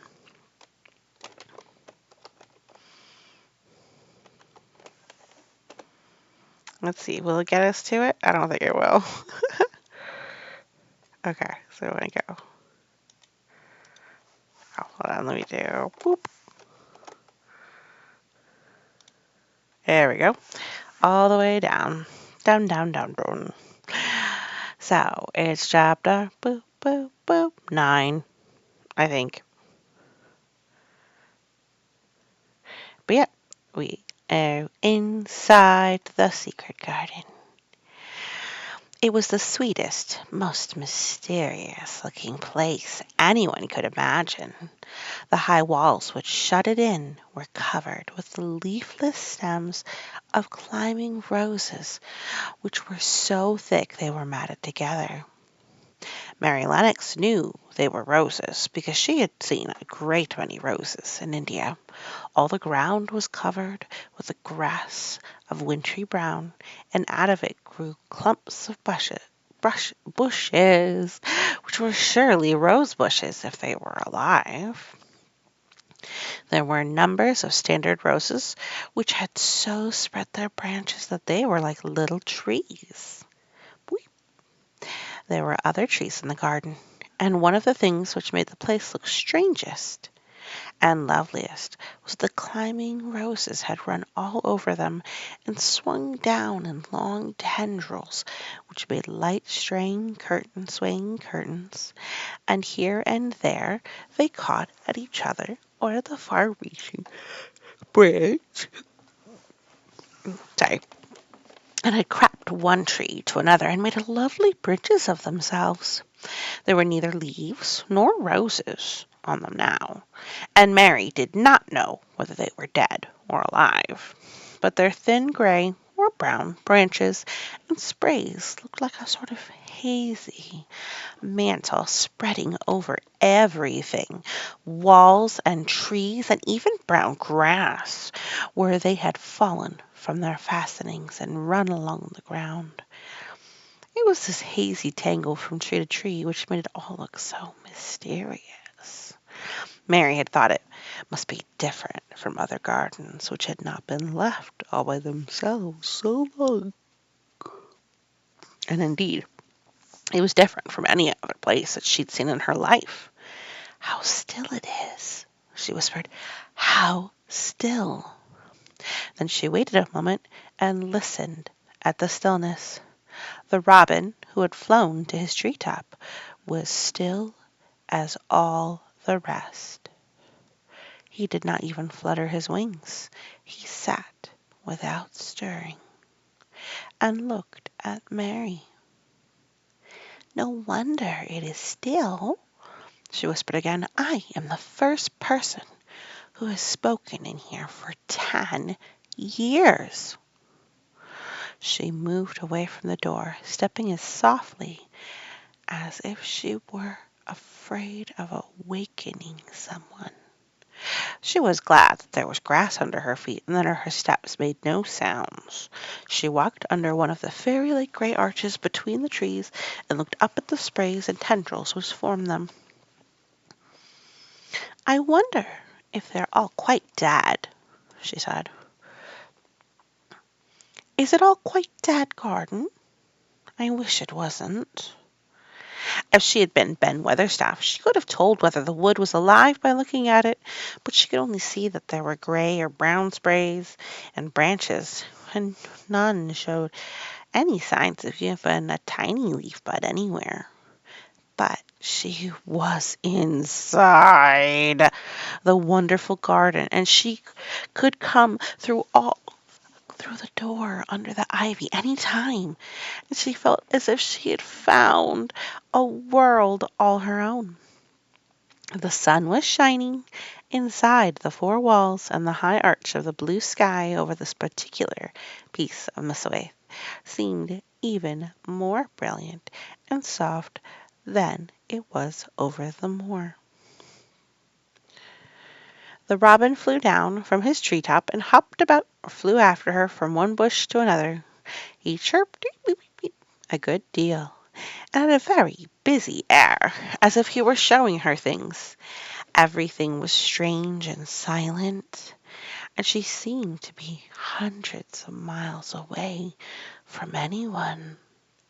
But somehow she did not feel lonely at all. All that troubled her was her wish that she knew whether all the roses were dead, or if perhaps some of them had lived, and might put out leaves and buds as the weather got warmer. She did not want it to be quite quite dead garden. If it were quite a live garden, how wonderful it would be, and what thousands of roses would grow on every side. Her skipping rope hung about her arm when she came in, and after she had walked about for a while, she thought she would skip around the whole garden, stopping when she wanted to look at things. There seemed to be grass paths here and there. Sorry. And in one or two corners there were alcoves of evergreen with stone seats or tall moss-covered flower urns in them. As she came near the second of these alcoves, she stopped skipping. There had once been a flower bed in it, and she thought she saw something sticking out of the earth. Sharp little green points. But,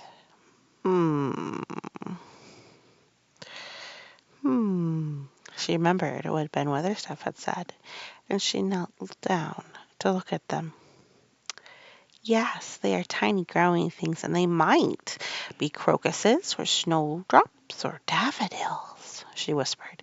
She bent very close to them and sniffed the fresh scent of the damp earth. She liked it very much.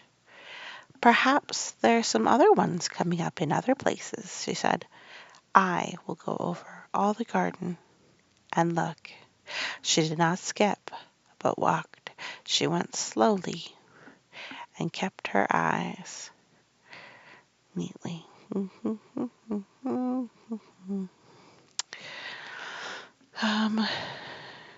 Okay. She looked in the old border beds and among the trees, and after she had gone round trying to miss nothing, she had found ever so many more sharp, pale green points, and she'd become quite excited again. It isn't quite a dead garden, she cried out softly to herself.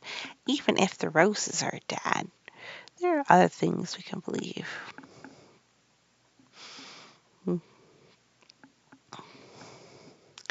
Other things alive.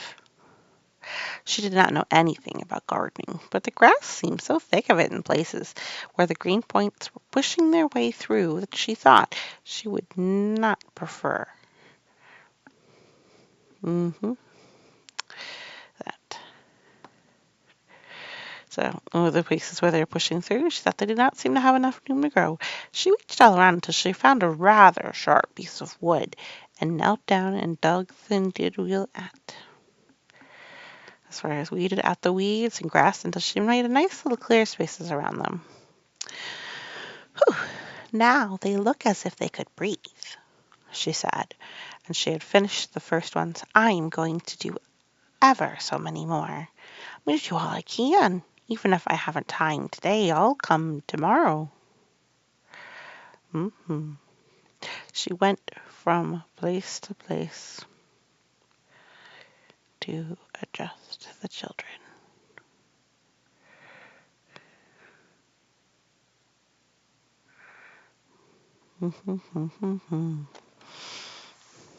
Okay.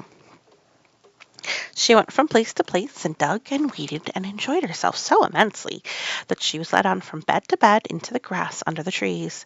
The exercise made her so warm that she first threw her coat off and then her hat, and without knowing it, she was smiling down on the grass and the real green points all the time. The robin was tremendously busy. He was very much pleased to see gardening had begun in his own estate. He often wondered at Ben Weatherstaff, where gardening is done and all sorts of delightful things to eat are turned up with the soil. Now here was the kind of creature who was not even half Ben's size, and yet had the sense to come into his garden and begin at once. Mistress Mary worked in her garden until it was time for her midday dinner, or to go to her midnight dinner. In fact, she was rather late in remembering, and when she put on her coat and hat and picked up her skipping rope, she could not believe that she had been working for 2 or 3 hours. She had been actually happy all the time, and dozens of the tiny pale green points were to be seen in cleared places, looking twice as cheerful as they had looked before when the grass and weeds had been done.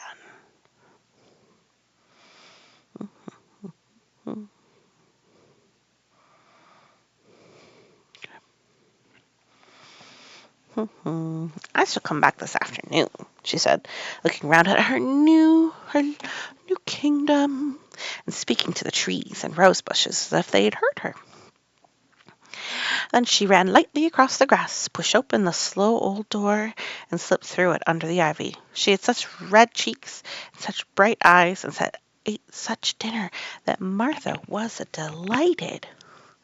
2 pieces of meat and 2 helps of rice pudding, she said. Mother will be pleased when I tell her that skipping rope's done for thee. In the course of her digging with her pointed stick, Mistress Mary had found herself digging up a sort of white root, rather like an onion. She put it back in its place and patted it down the earth carefully around it, and just now she wondered if Martha could tell her what it was. Martha, she said, what are those white roots that look like onions? They're bulbs, answered Martha. Lots of spring flowers grow from them. The very little ones are snowdrops and crocuses, and the big ones are narcissus and jonquils and daffodils. And the biggest of all is lilies and purple flags. They're nice. Dick has got a whole lot of them planted in our little bit of garden. Does Dickon know all about them? Asked Mary, a new idea taking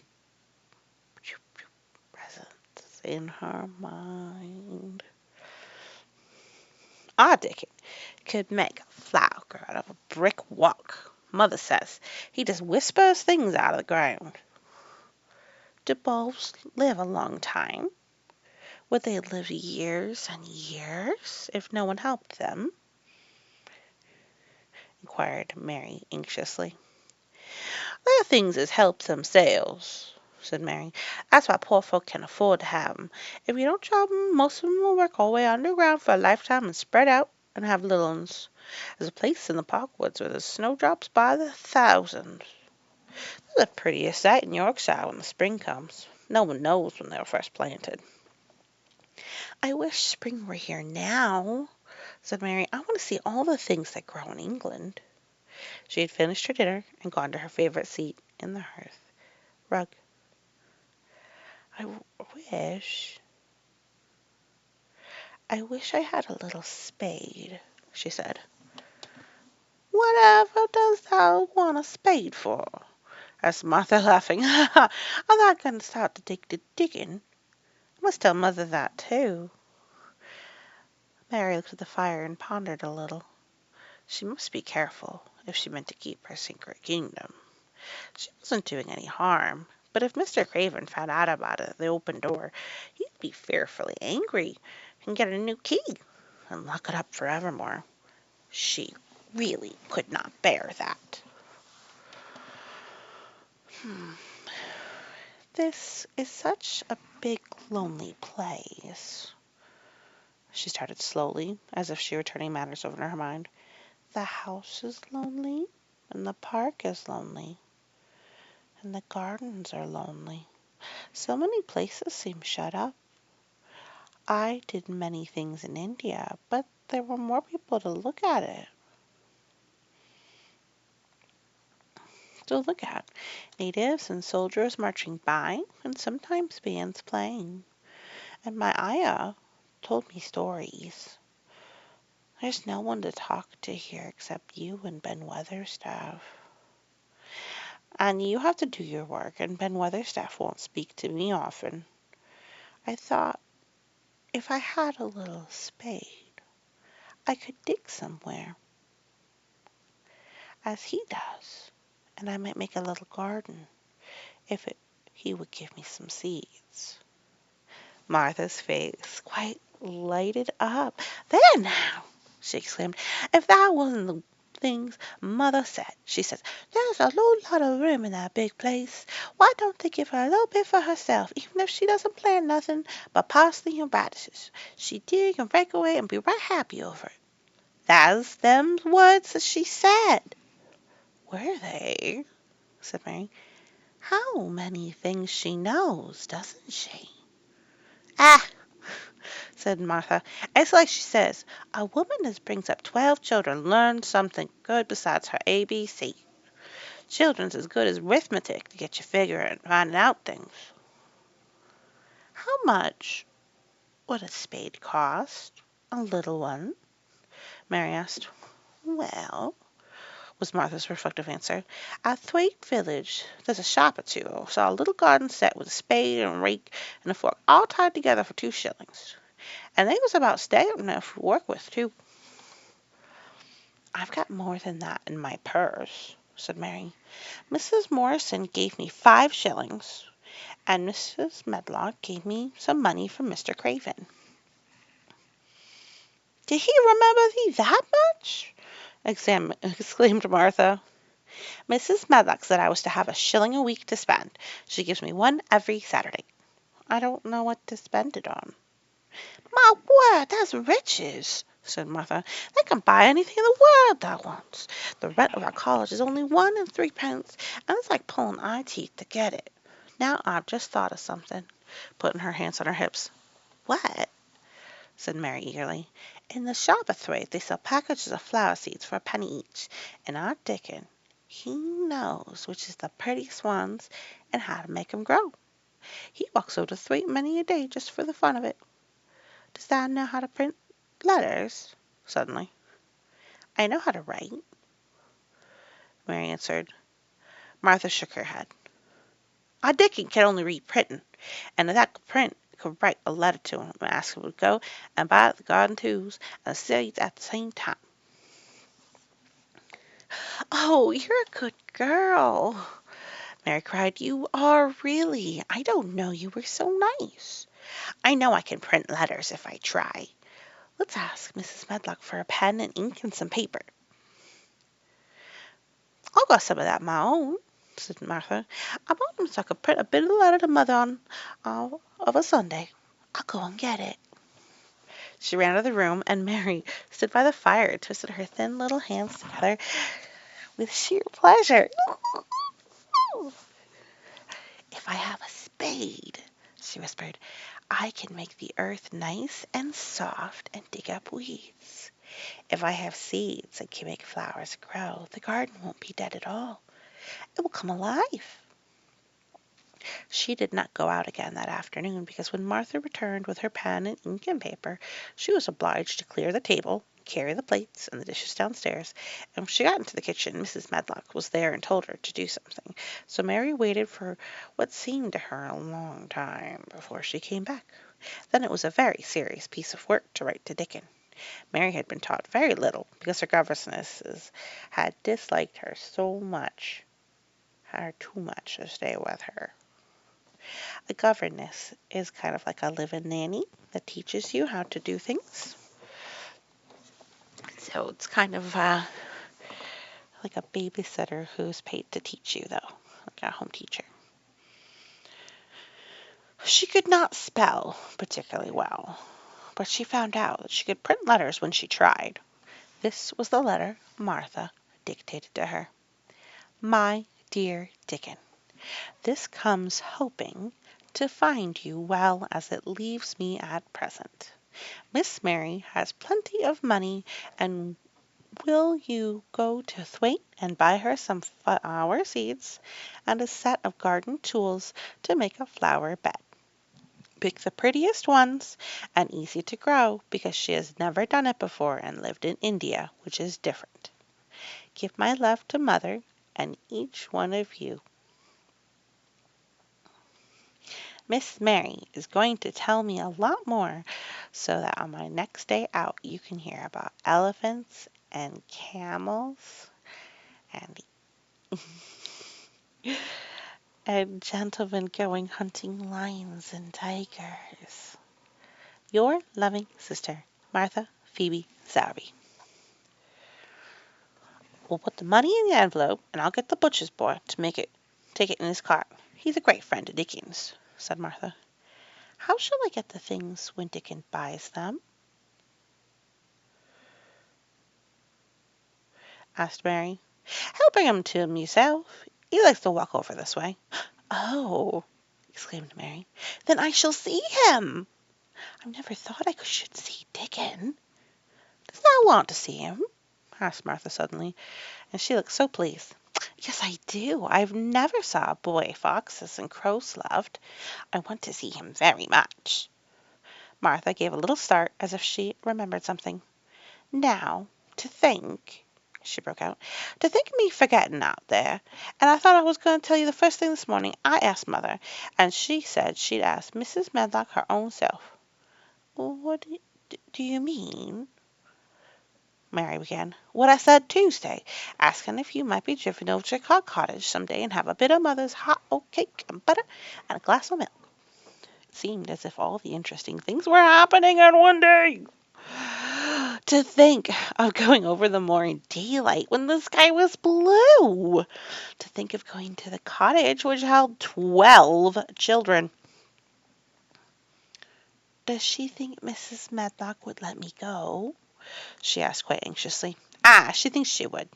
She knows what a tidy woman Mother is, and how clean she keeps the cottage.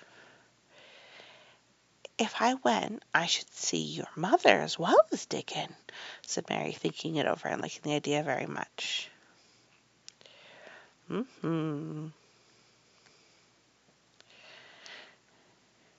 If I went to see their mother as well as Dickon, she, said Mary, thinking it over and liking the idea very much. She doesn't seem to be like the mothers in India. Her work in the garden and the excitement of the afternoon ended making her feel quiet and thoughtful. Martha stayed with her until tea time. They sat in comfortable quiet and talked very little. But just before Martha went downstairs for the tea tray, Mary asked a question. Martha, she said, has the scullery maid had a toothache again today? Martha certainly started suddenly. What makes thee ask that? She said. Because when I waited for so long for you to come back, I opened the door and walked down the corridor to see if you were coming, and I heard that far-off crying again, just as we heard it the other night.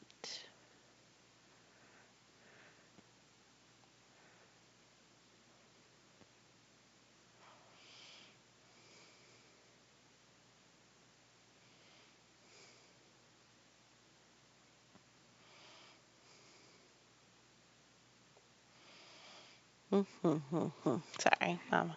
Just thinking about Dickon and the crows and the foxes and all the things. Ah, said Martha restlessly. I mustn't go walking in the quarters and listening. Mr. Craven would be very angry. There's no knowing what he'd do. I wasn't listening, said Mary. I was just waiting for you, and I heard it. That's 3 times.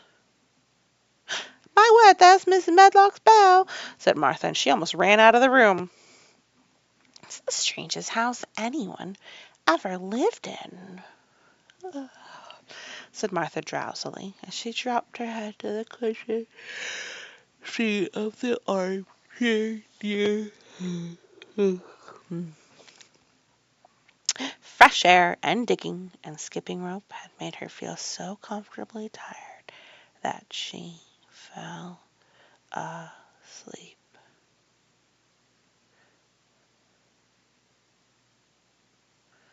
hmm So that sounds good.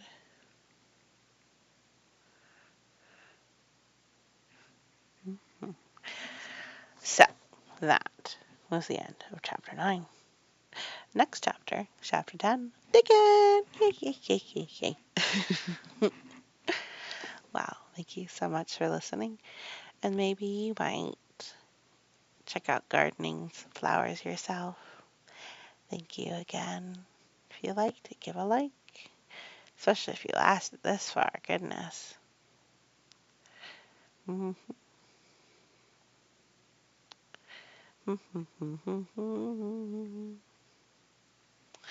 So,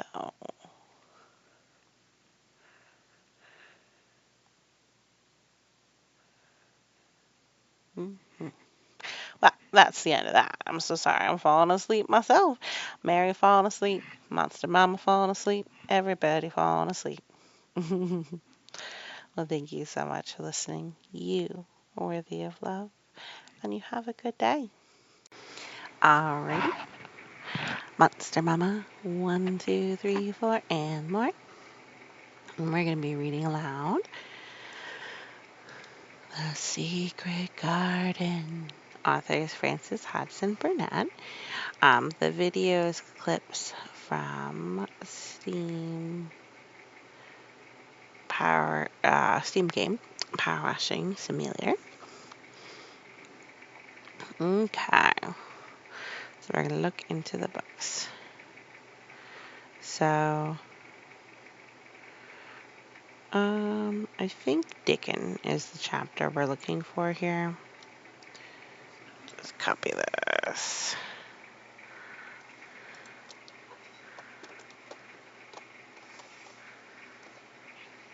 All right.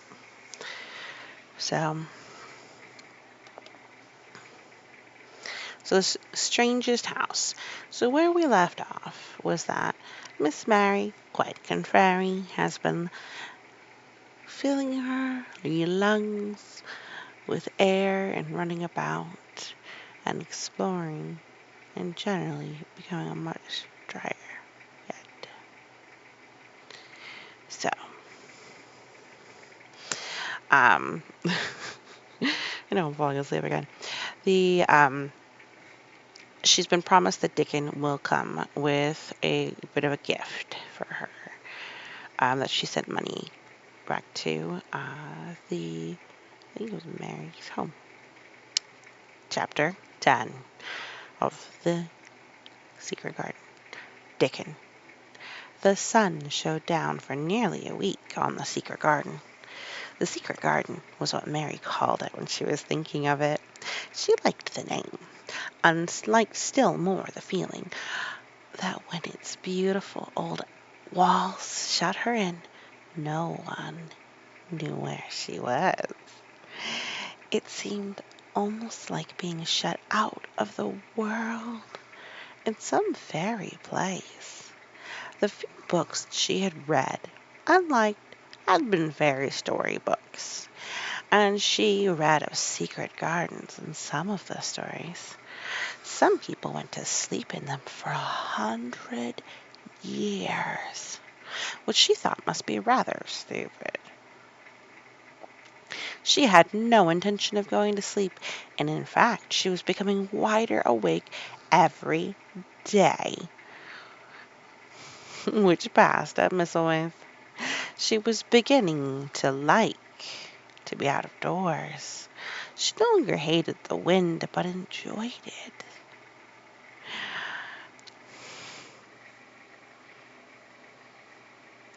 She could run faster and longer, and she could skip to 100.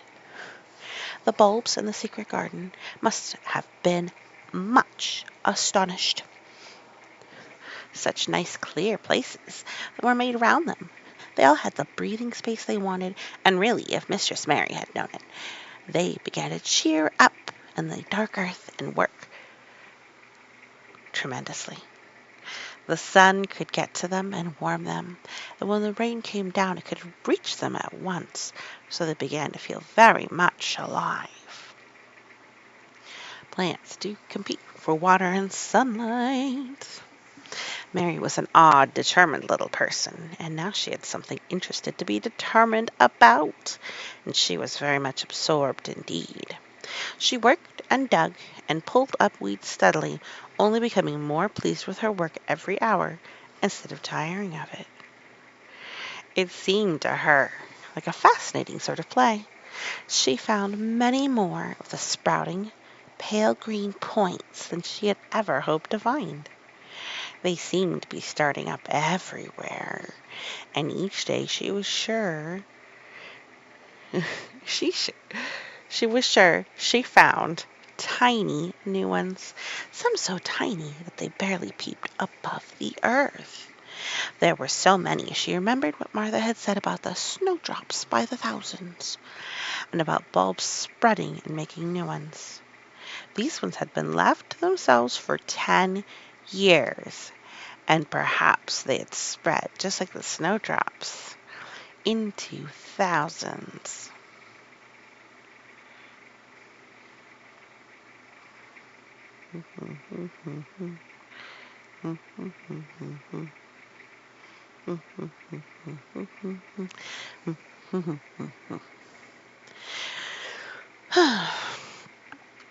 Okay, she wondered how long it would be before they showed that they were flowers. Sometimes she stopped digging to look at the garden and tried to imagine what it would be like when it was covered with thousands of lovely things in bloom. During that week of sunshine, she became more intimate with Ben Weatherstaff. She surprised him several times by seeming to start up beside him as if she had sprung out of the earth. The truth was that she was afraid he would pick up his tools and go away if he ever saw her coming, so she always walked toward him as silently as possible. But in fact, he did not object to her as strongly as he had at first. Perhaps he was secretly rather flattered by her evident desire for his elderly company. Then also, she was more civil than she had been.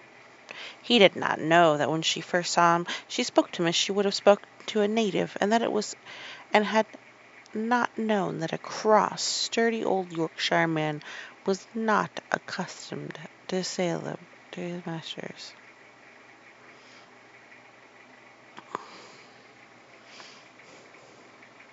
And merely commanded to do things.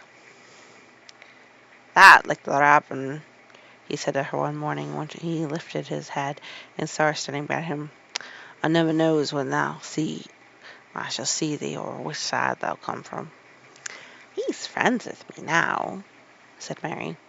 That's like him, snapped Ben with herself, making up to the women folk just for the vanity and flightiness. There's nothing he wouldn't do for the sake of showing off and flirting with his tail feathers. He's as full of pride as an egg full of meat. He very seldom talked about much, and sometimes did not even bury and remember.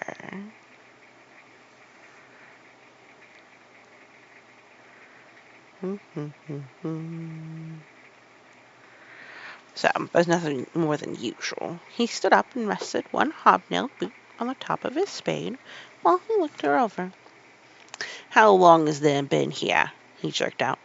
I think I think it's about a month, she answered. That's beginning to do Miss Away crowded, he said. It's a bit fatter than there was in the necklace of yellow. It looked like a young plucked crow when I first came into this garden. Thinks I to myself, I'd never seen an uglier, sour-faced young. It was not very nice.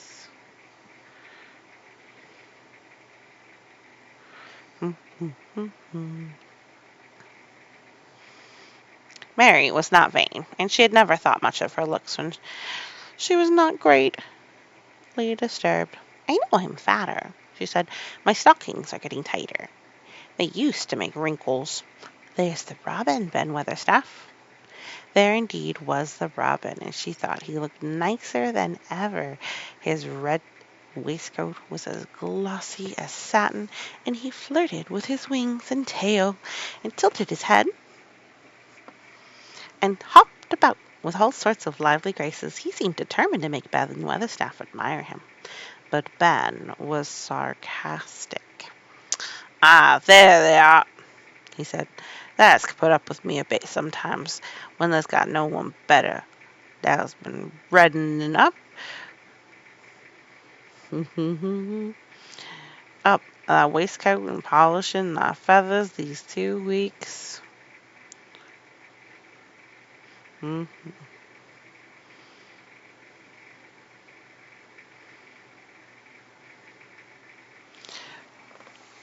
I know what that's up to. That's courting some bored young madam somewhere, telling lies to her about being the finest cock robin on Miss Moore, and ready to fight all the rest of 'em. Oh, look at him!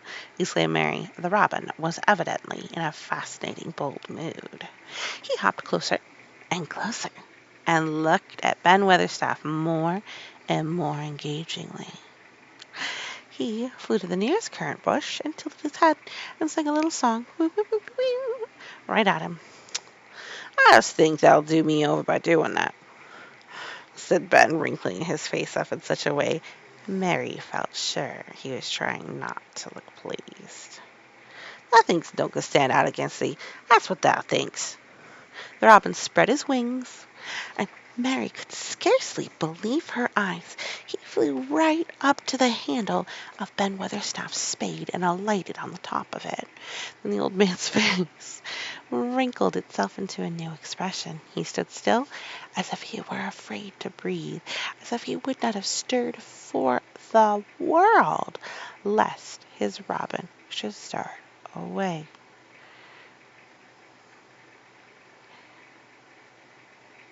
Well, I'm danged, he said as softly as he were saying something quite different. I do know how to get at a chap. That does. They're fair and hearty, so knowing. Hmm.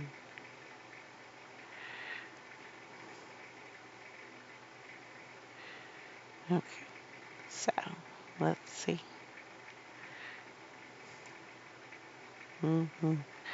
Mm-hmm. Mm-hmm. Mm-hmm. All right. Well, because he had breaking a slow grin now and then, Mary was not afraid to talk to him. Have you a garden of your own? She asked him. Nah, I'm a bachelor, and lodge with Martin at the gate. If you had one, said Mary, what would you plant? Cabbages and potatoes and onions.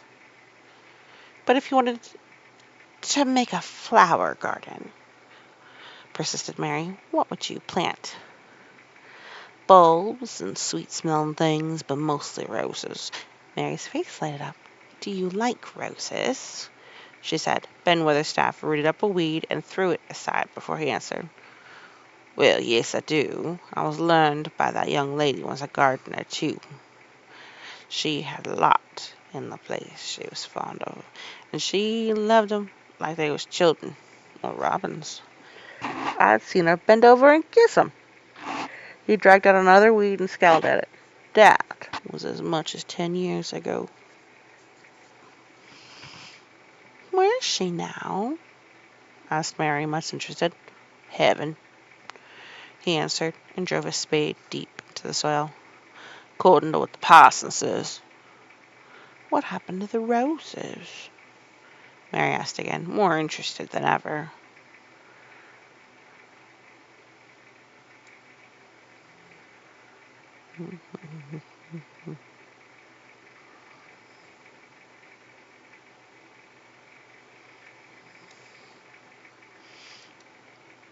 They was left to themselves. Mary was becoming quite excited. "Did they quite die? Do roses quite die when they're left to themselves?"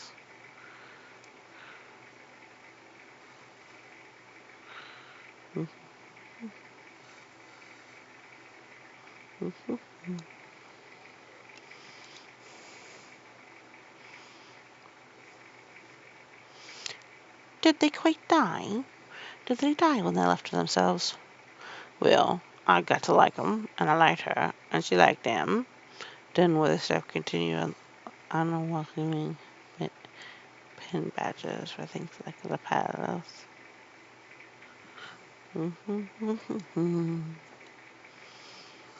Yeah. "Well, I got to like 'em, and I liked her, and she liked them," Ben admitted reluctantly. "Once or twice a year I'd go and work at 'em a bit, prune 'em and dig up the roots. They run wild."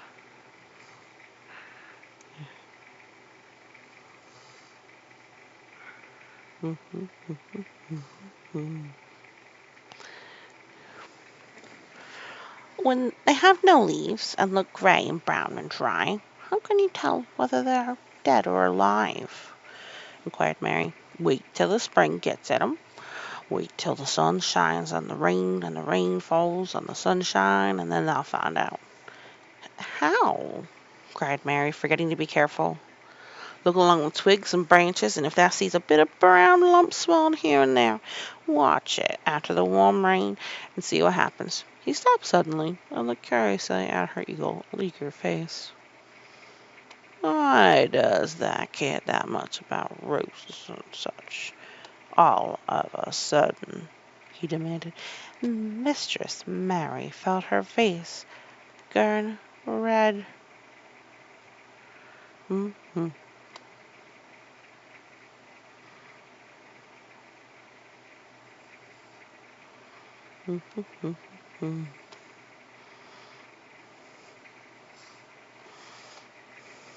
Mary, Mistress Mary felt her face grow red. She was almost afraid to answer.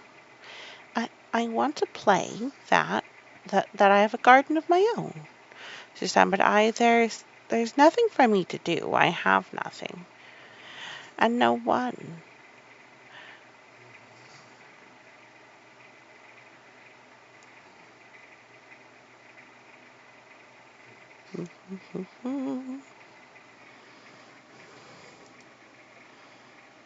"Well," said Benother Stuff slowly, as he was watching her. "That's true. That hasn't." When she said, "I have nothing for me to do. I have nothing and no one." He said it in such an odd way that Mary wondered if he was actually a little sorry for her. She never felt sorry for herself. She only felt tired and cross because she disliked people and things so much. But now that the world seemed to be changing and getting nicer, what if no one found out about her personal health information with us? If no one found out about the secret garden, she could always enjoy herself.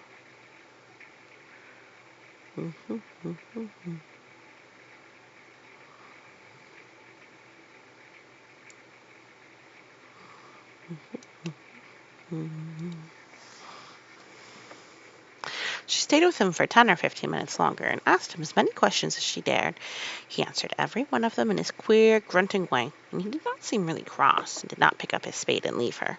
He said something about roses just as she'd been going away, and it reminded her of the ones that he'd said he found he was fond of. Do you go and see those other roses now?" she asked. "Not been this year. My rheumatics has made me stiff in the joints."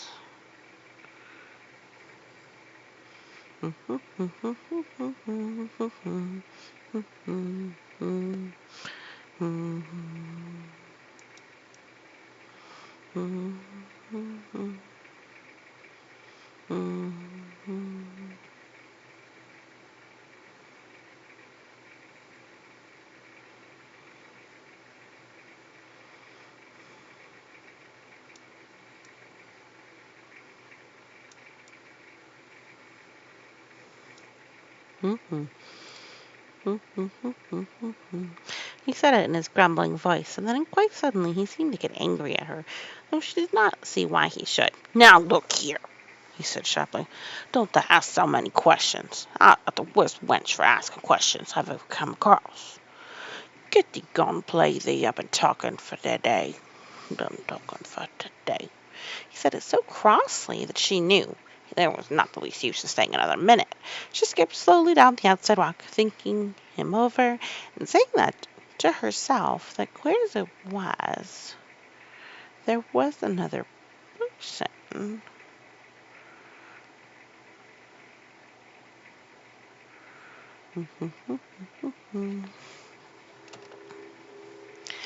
So she went skipping slowly down the outside walk, thinking him over and saying to herself that, queer as it was, here was another person whom she liked in spite of his crossness. She liked old Ben Weatherstaff. Yes, she did like him. She always wanted to try to make him talk to her. And also she began to believe that he knew everything in the world about flowers. There was a laurel gate hedge that had been curved around a secret garden and ended at a gate which opened into a wood in the park. She thought she would skip around this walk and look into the wood and see if there was any rabbits hopping about. She enjoyed the skipping very much, and when she reached the little gate she opened it and went through, because she heard a low, peculiar whistling sound and wanted to find out what it was. It was a very strange thing indeed. Mm-hmm.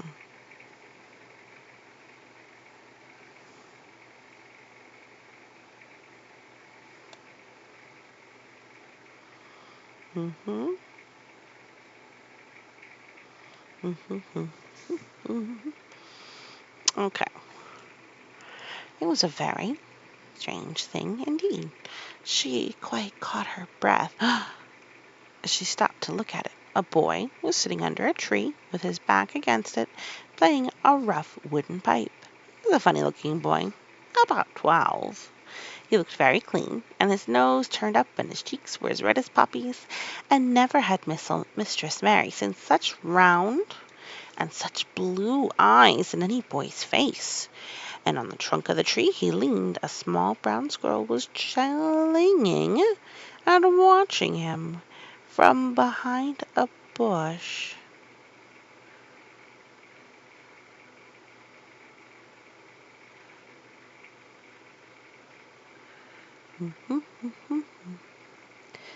Okay.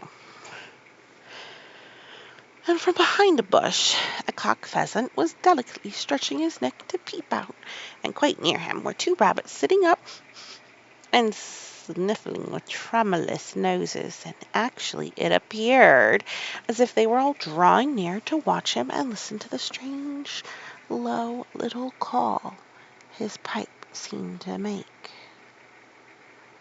Mm-hmm.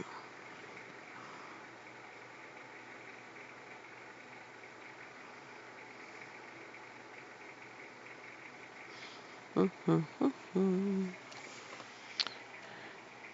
When he saw Mary, he held up his hand and spoke to her in a voice almost as low and rather like his piping. "Don't thou move," he said. "Let us light them." Mary remained motionless. He stopped playing his pipe and began to rise from the ground. He moved so slowly that it scarcely seemed as though he were moving at all. But at last he stood on his feet and the squirrel skippered back up to the branches of his tree, and the pheasant withdrew his head, and the rabbits dropped to all fours and began to hop away, though not at all as if they were frightened. "I'm Dickon," the boy said. "I know thou'rt Miss Mary." Then Mary realized that somehow she had known at first that he was Dickon. Who else would have been charming rabbits and pheasants as the natives charm snakes in India? He had a wide, red, curving mouth, and his smile spread all over his face. "I got up just now," he explained, "because then if that wanted to foster him with us. Yep. I got up slow," he explained, "'cause that'll make a quick move. It startles 'em. A body, I move gentle. I speak low when wild things is about." He did not speak to her as if they had never seen each other before, but as if he knew her quite well. Mary knew nothing about boys, and she spoke to him a little stiffly because she was rather shy. "Did you get Martha's letter?" she asked. He nodded his curly, rust-colored head. "That's why I come." Then he stooped to pick up something which had been lying on the ground beside him when he piped. "I've got the garden tools. There's little spade and rake and fork and hoe. They're good ones. There's a trowel, too, and a woman in the hospital." Mm-hmm.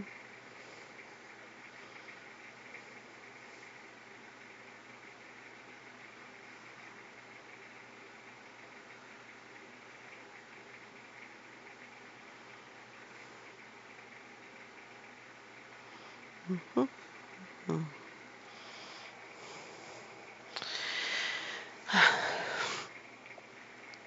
The good ones. There's a trowel, too, and the woman in the shop threw in a packet of white poppy and one blue larkspur when I brought in the other seeds.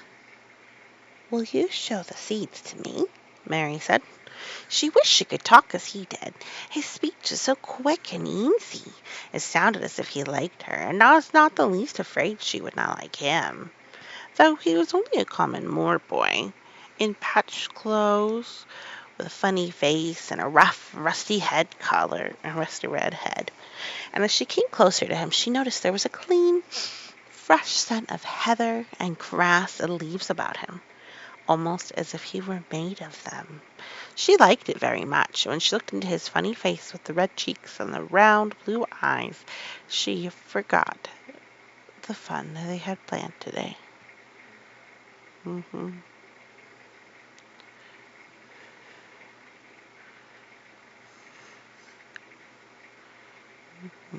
Mm-hmm.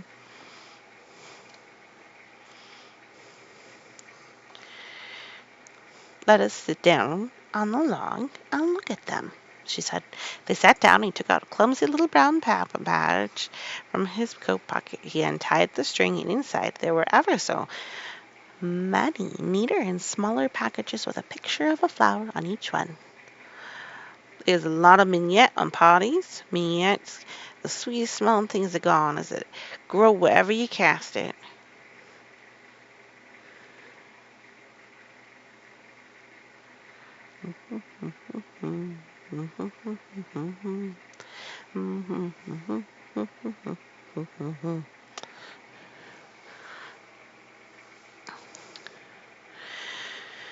"Mignonette's the sweetest smelling things grows, and it'll bloom where you cast it, same as poppies will. Then they'll come up and bloom if you just whistle to 'em, and they're as nice as a fall." He stopped and turned his head quickly.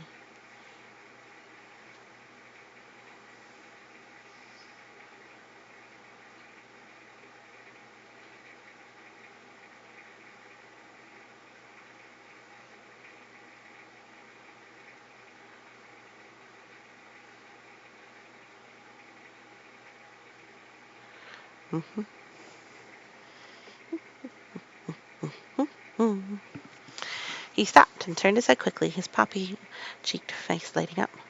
"It's that robin is calling us," he said. "The chirp, chirp, came from the thick holly bush, pricked with scarlet berries, and Mary thought she knew who it was. "Is it really calling us?" she asked. "Aye," said Dickon, as if it were the most natural thing in the world. "He's calling someone he's friends with. That's as much said as in, 'Here I am, look at me, I want a bit of a chat.' And I see in the bush, 'Whose is he?'"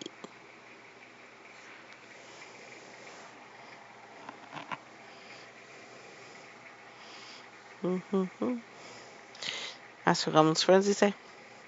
"Whose is he?" "He's Ben Weatherstaff's, but I think he knows me a little," answered Mary. "Ah, he knows thee," Dickon said in his low voice again. "He likes thee. He's took thee on. He'll tell me all about thee in a minute."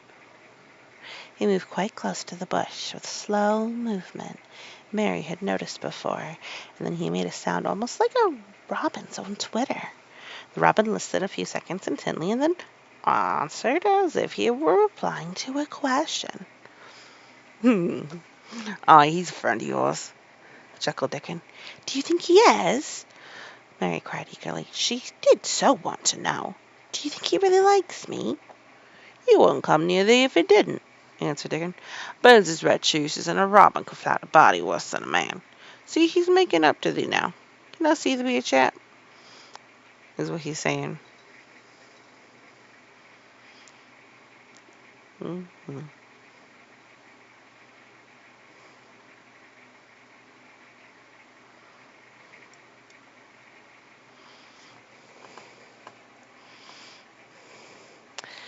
And it really seemed as if it might be true. She sidled and twittered and tilted, and he hopped on his bush. "Do you understand everything birds say?"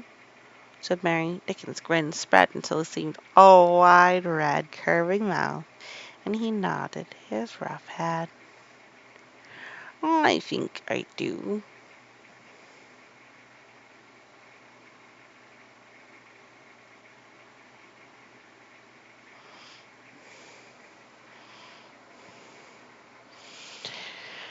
"I think I do, and they think I do," he said. "I lived on the moor with them so long I watched them break shell, egg, and come out and fledge, and learn to fly and begin to sing, till I think I was one of them. Sometimes I think perhaps a bird or a fox, or I'm a rabbit, or I'm a squirrel, or even a beetle, and I don't know it."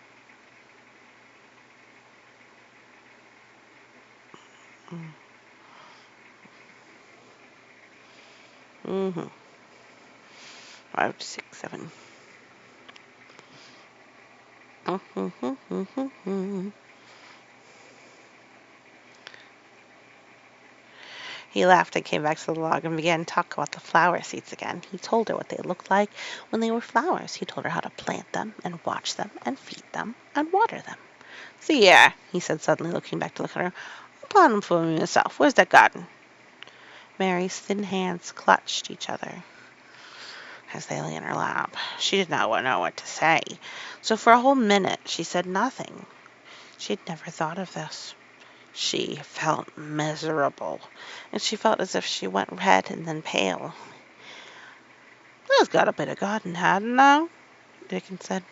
It was true that she had turned red and then pale. Dickon saw her do it, and still she said nothing. He began to be puzzled. "Wouldn't I give them a bit?" he asked. "Hasn't I got any yet?" She held her hands even tighter and turned her eyes towards him. "I don't know anything about boys," she said slowly. "Could you keep a secret if I told you one? It's a great secret. I don't know what I should do if anyone found it out. I believe I should die." She said the last sentence quite fiercely. Dickon looked more puzzled than ever, and even rubbed his hand over her rough head again, but he answered quite good-naturedly. "I'm keeping secrets all the time," he said. "If I couldn't keep secrets from the other lads, secrets about foxes' dens and birds' nests." And so that was how that would be. Mistress Mary did not mean to put out her hand and clutch his sleeve, but she did it. "I've stolen a garden," she said very fast. "It isn't mine. It isn't anybody's. Nobody wanted it. Nobody cared for it. Nobody ever goes into it. Perhaps everything is dead in it anyway already. I don't know. She began to feel hot and as contrary as she had ever felt in her life. I don't care. I don't care. Nobody has any right to take it from me, and I don't care about it, and I care about it, and they don't. They're letting it die all shut in by itself.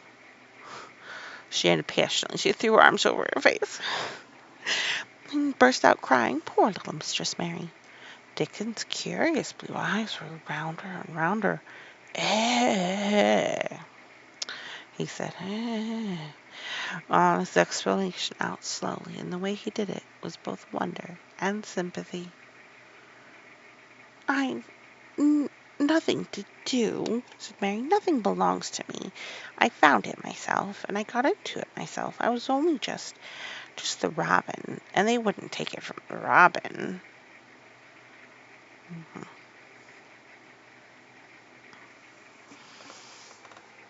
Where is it? Asked Dickon in a dropped voice. Mistress Mary got up from the log at once. She felt quite contrary again, and obstinate. She did not care at all. She was imperious and Indian, and at the same time hot and sorrowful. Come with me, and I'll show you, she said. She led him round the laurel path and to the walk where the ivy grew so thickly. Deacon followed with a queer, almost pitying look on his face. He felt as if he were going to be led to look at some strange bird's nest, and they must move softly. Mm-hmm.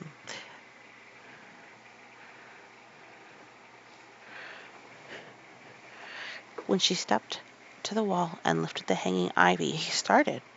There was a door, and Mary pushed it slowly open, and they passed in together.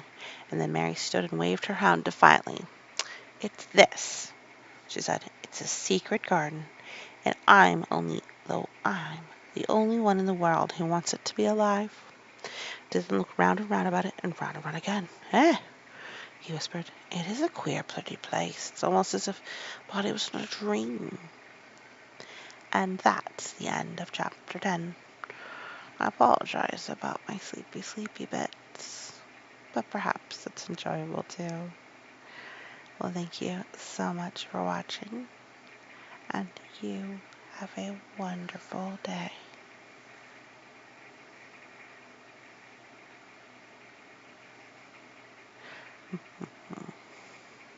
But that's the end. All right, well, thank you so much for listening, and we'll be ready for chapter 11 next week. There's only so many more left, but if we see quite a bit here for the story. We've only just begun with The Secret Garden. Well, thank you so much for listening. Very much appreciate you. And you have a wonderful day. Alrighty, Monster Mama 1, 2, 3, 4, and more here for my monster friends and family. We've got another book reading. So this is going to be another chapter of The Secret Garden by Frances Hodgson Burnett. Now I realize I've been kind of sleepy when I'm reading this. I do apologize. Unless, of course, that's your preference, which in case, you're welcome. But, so, we have read about Mistress Mary Quite Contrary, how she became an orphan, and then she was taken to Misselways, and then she heard some sin, but all the adults acted really weird about it. And then she met a grumpy old man, and a beautiful, wonderful robin who showed her the way to the secret garden that was locked away. And then she met Dickon, who was super nice, and he was one of our favorites. And now that we've met him, we're going to go ahead and see what Dickon thinks of the secret garden. But Dickon, if you remember, is Martha's little brother who could charm birds out of the trees. So, we're at chapter 11, The Nest of the Mistle Thrush. For 2 or 3 minutes he stood looking round him while Mary watched him, and then he began to walk about softly, even more lightly than Mary had walked the first time she found herself inside the four walls. His eyes seemed to be taking in everything: the gray trees with the gray creepers climbing over them and hanging from their branches, the tangle on the walls among the grass, the evergreen alcoves with the stone seats and the tall flower urns standing in among them.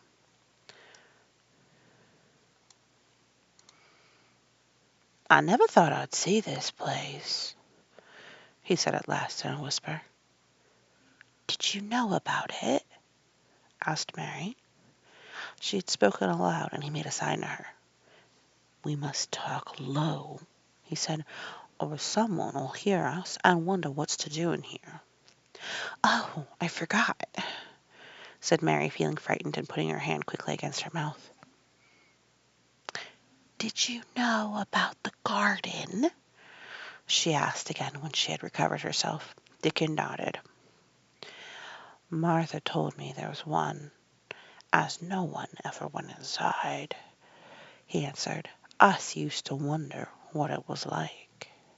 He stopped and looked round at the lovely gray tangle about him, and his round eyes looked queerly happy. "Eh, the nest is all here become springtime," he said.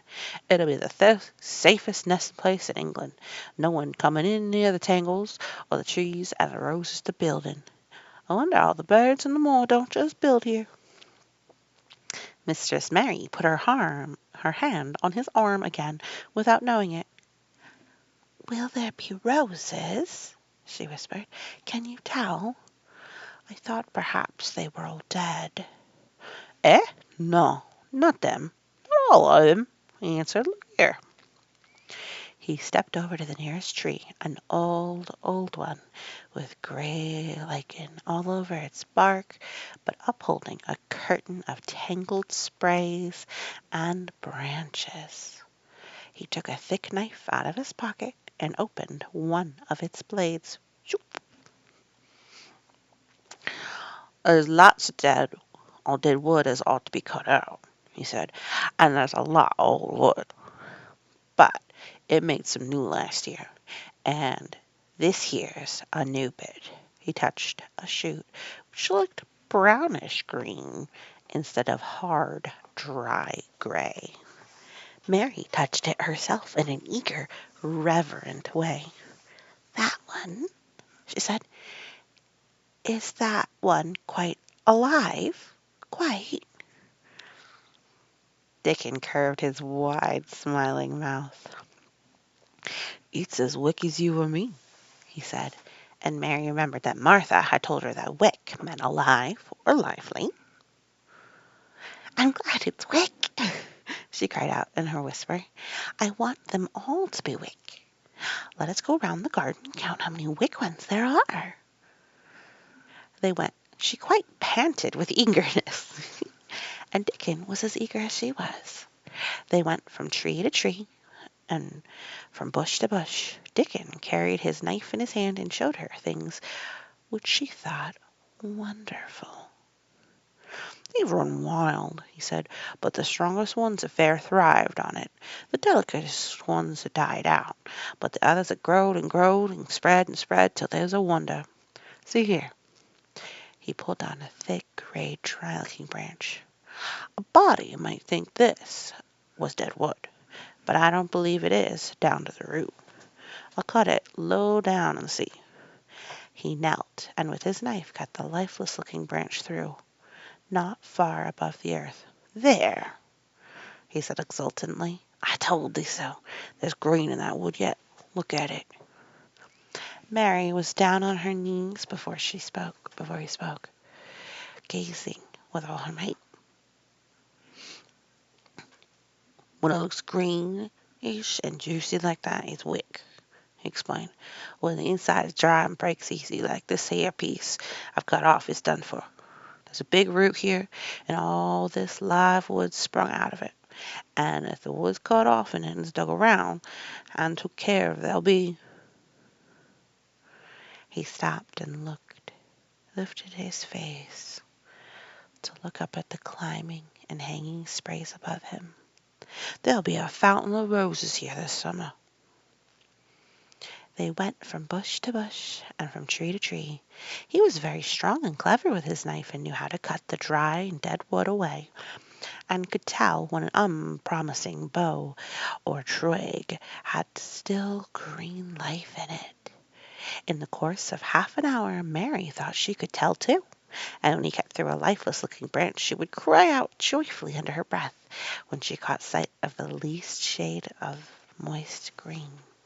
The spade and hoe and fork were very useful. He showed her how to use the fork while he dug out about roots with the spade and stirred the earth and let the air in. They were working industriously round one of the biggest standard roses when he caught a sight of something which made him utter an exclamation of surprise. "Why," he cried, pointing to the grass a few feet away, "who did that there?" It was one of Mary's own little clearings round the pair pale green points. "I did it," she said. "Why, I thought thou didn't know nothing about gardening," he exclaimed. "I don't," she answered, "but they were so little, and the grass was so thick and strong, and they looked as if they had no room to breathe.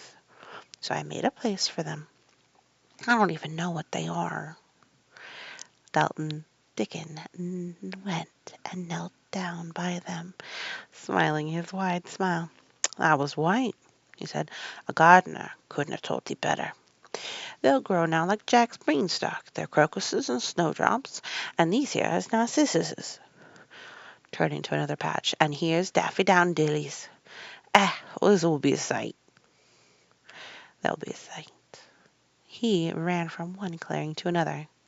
"Thou hast done a lot of work for such a little wench," he said, looking over her. "I'm getting fatter," said Mary, "and I'm growing stronger. I used to always be tired. When I dig, I'm not tired at all. I like to smell the earth when it's turned up." "It's rare good for thee," he said, nodding his head wisely.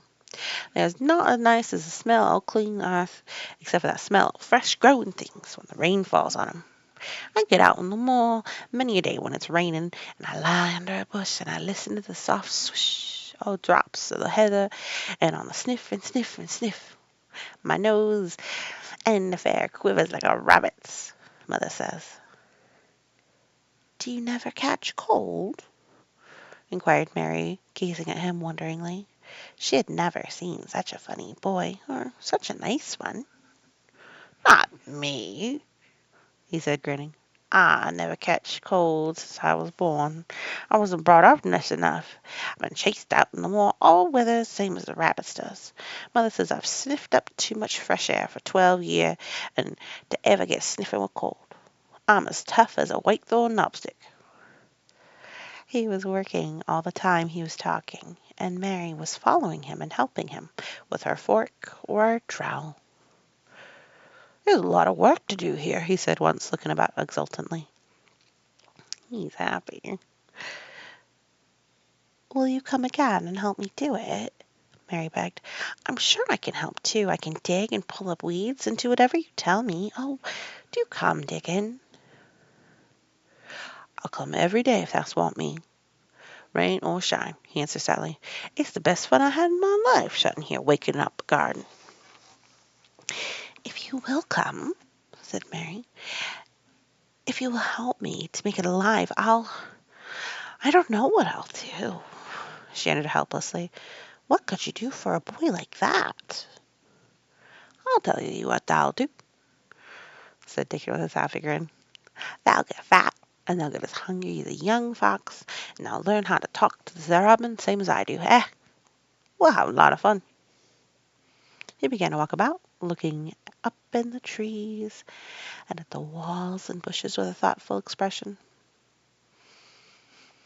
"I wouldn't want to make it look like a gardener's garden, all clipped and spick and span, would you?"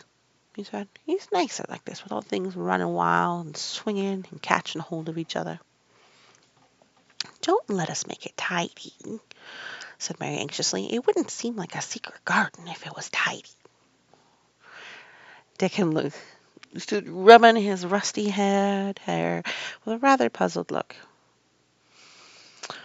"It's a secret garden, sure enough," he said, "but seems like no one besides the robin had been in it since it was shut up 10 year ago."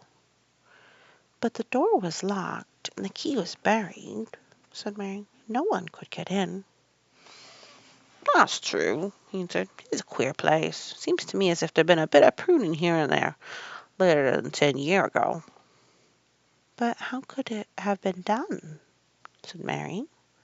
He was examining a bunch of standard roses, and he shook his head. How could it?" he murmured, "with the door locked and the key buried." Mistress Mary always felt that however many years she lived, she should never forget that first morning when her garden began to grow.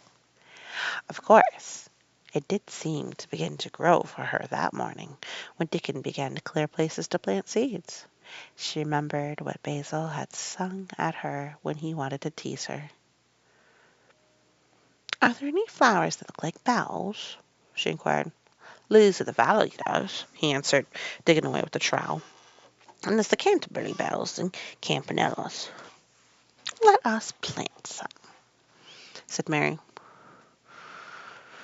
"There's lilies of the valley here already. I saw 'em. They'll have plenty growed too close, and we'll have to separate 'em, but there's a plenty. The other ones will take 2 years to bloom from seed, but I can bring you some bits of plants from our cottage garden. Why does thou want 'em?"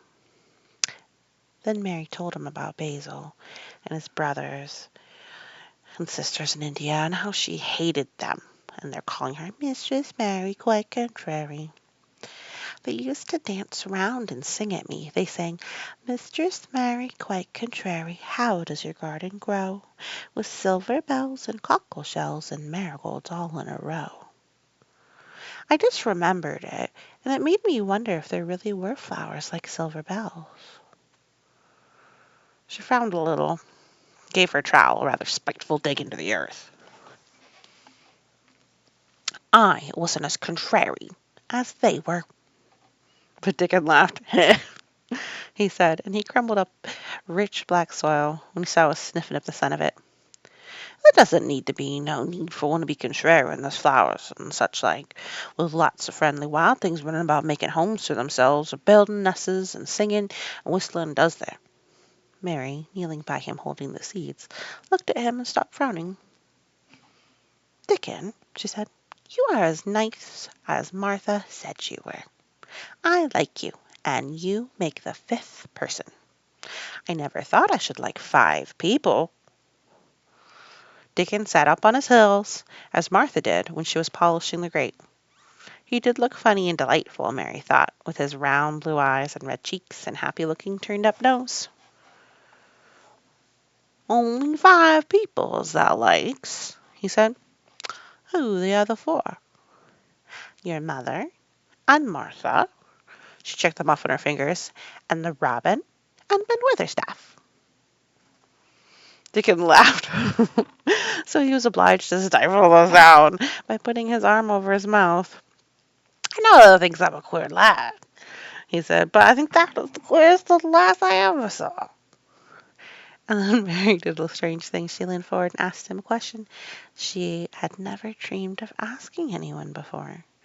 She tried to ask it in Yorkshire, because that was his language, and in India a native was always pleased when you knew his speech. "Does thou like me?" she said. "Ah!" he answered heartily. "That I does. Actually wonderful, and so does the robin, I do believe." "That's 2 then, that's 2 for me." And then they began to work harder than ever and more joyfully. Mary was startled and sorry when she heard the big clock in the courtyard. Ding, ding, ding, ding, ding, ding, ding, ding, ding, ding, ding. "I shall have to go," she said mournfully. "And you'll have to go too, won't you?" Dickon grinned. My dinner's easy to care about with me, he said. Mother always lets me put a bit of something in my pocket. He picked up his coat from the grass and brought out a pocket of lumpy little bundle tied up in a quiet, clean, coarse blue and white handkerchief.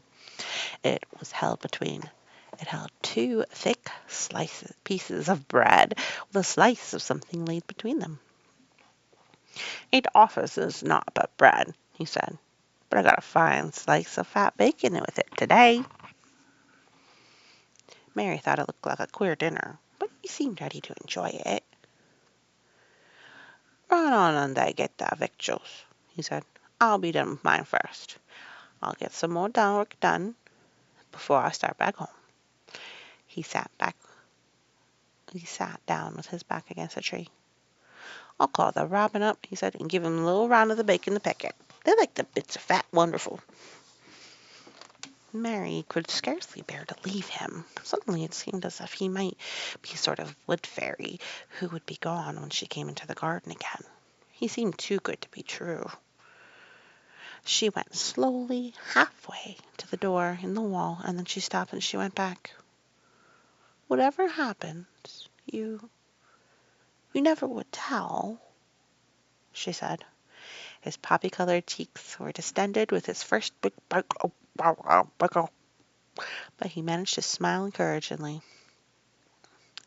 "If that was a Mrs. Rush and showed me that nest was, does that think I'd tell anyone?"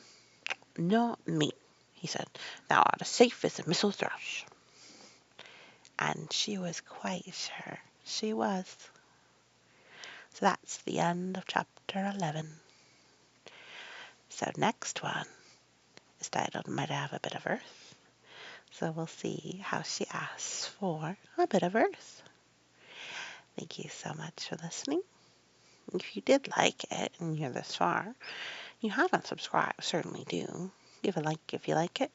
Maybe if you'd rather me be sleepy, give a like to one of those videos instead of this one. But thank you so much for listening. And you have a wonderful day. Alrighty. Monster Mama 1, 2, 3, 4, and 1.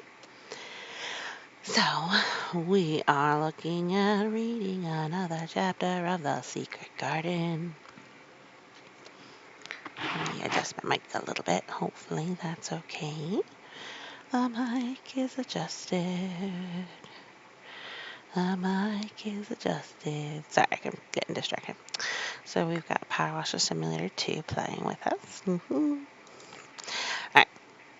Secret Garden is by Frances Hodgson Scott. It's about the orphan Mary O'Sullivan growing up in her cousin's home, or uncle's home, more specifically, forgive me, and now there's no other children for her to play with, and she finds that there was a garden that was locked away 10 years ago, and she's getting in there.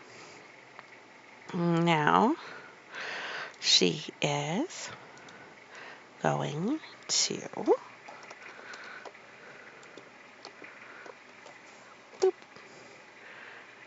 ask for this. Alrighty,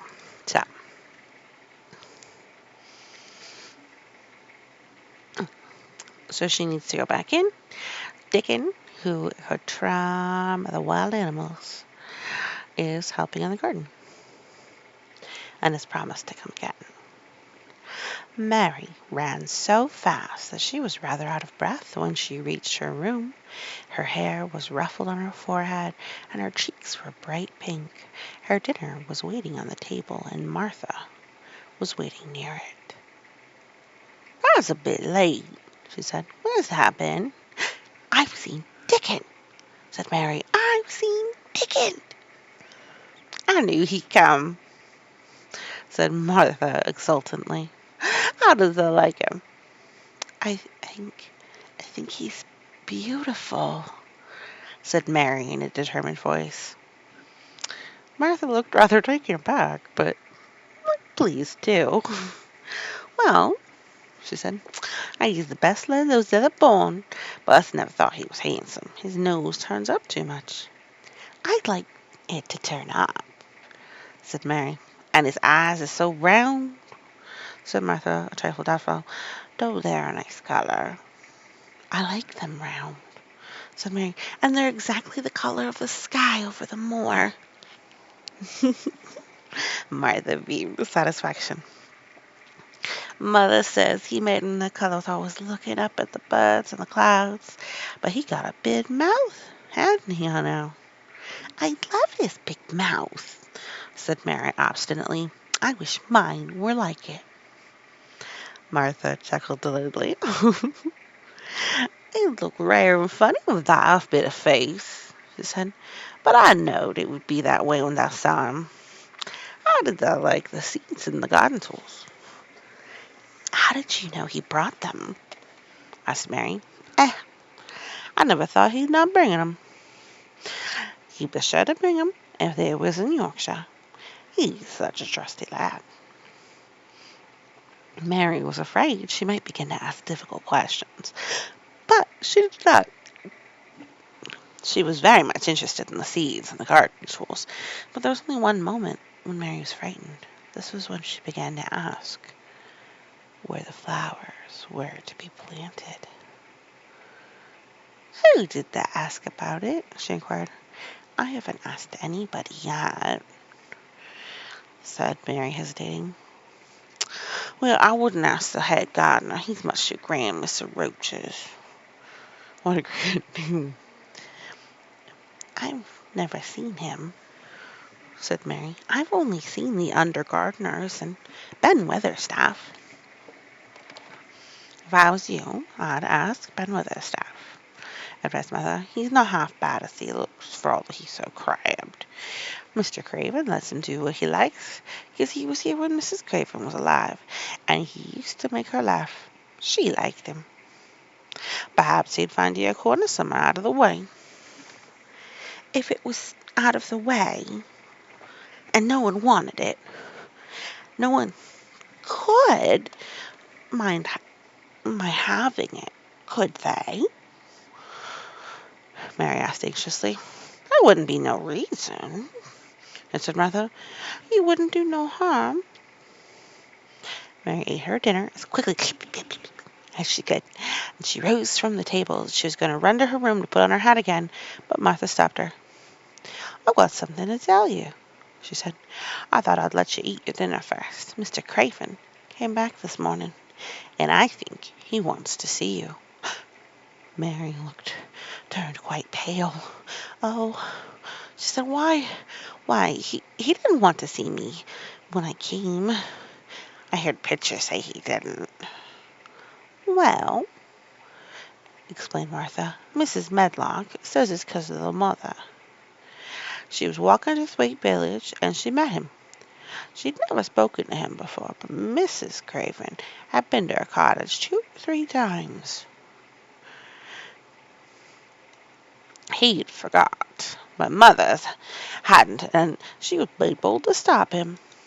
I don't know what she said to him about you, but she said she got something that has put him in the mind to see you before he goes away again tomorrow. Oh, cried Mary. Is he going away tomorrow? I'm so glad. He's going away for a long time. He mayn't come back till autumn or winter. He's going to travel to foreign places. He's always doing it. Oh, I'm so glad, said Mary thankfully. If he did not come back until winter, or even autumn, there could be time to watch the garden come alive. Even if he found out and then took it away from her, she would have had that much at least. When do you think he'll want to see? She did not finish the sentence because the door opened and Mrs. Medlock walked in. She had on her best black dress and cap, and her collar was fastened with a large brooch with a picture of a man's face on it. It was a colored photograph of Mr. Medlock, who had died years go? Grievously. Hmm. Mrs. Medlock, Mr. Medlock, and she was warm when she dressed up. She looked nervous and excited. Your hair's rough, she said quickly. Go and brush it. Martha, help her to slip into her best dress. Mr. Craven sent me to bring her to him in his study. All the pink left Mary's cheeks. Her heart began to thump. She felt herself changing into a stiff, plain, silent child again. She did not even answer Mrs. Medlock, but turned and walked into her bedroom. Mm-hmm.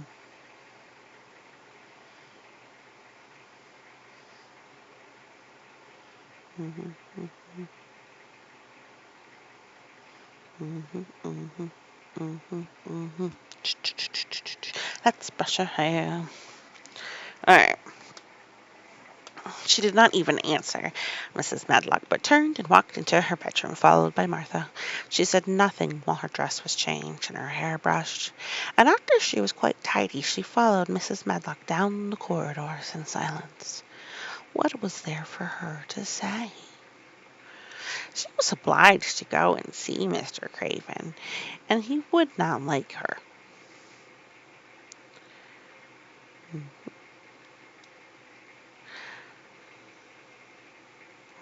Oh.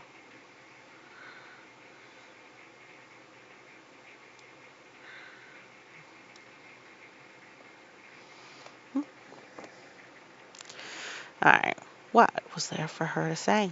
She was obliged to go and see Mr. Craven, and he would not like her. She would not like him. She knew what he would think of her.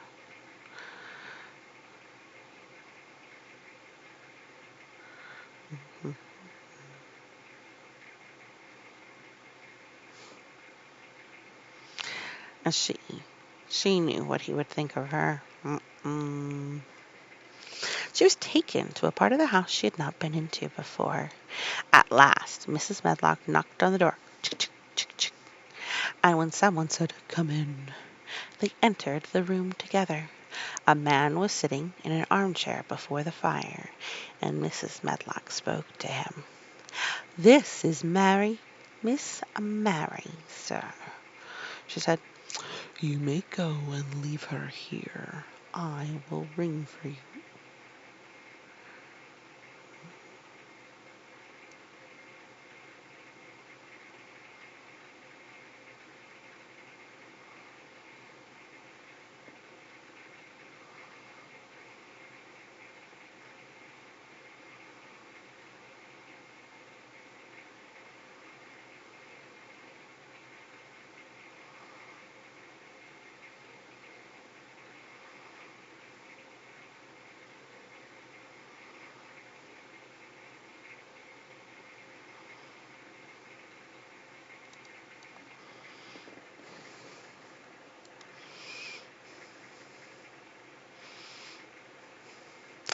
"This is Miss Mary, sir," she said. "You can go away and leave her here. I will ring for you when I want you to take her away," said Mr. Craven. When she went out and closed the door, Mary could only stand waiting, a plain little thing, twisting her hands together. She could see she could see the man in the little chair. Man in the chair was not, at this point, for the network.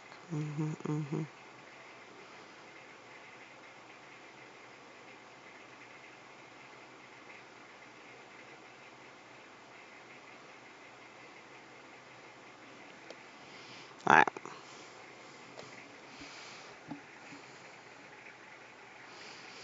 So he's sitting there. She could see that the man in the chair was not so much a hunchback as some other things.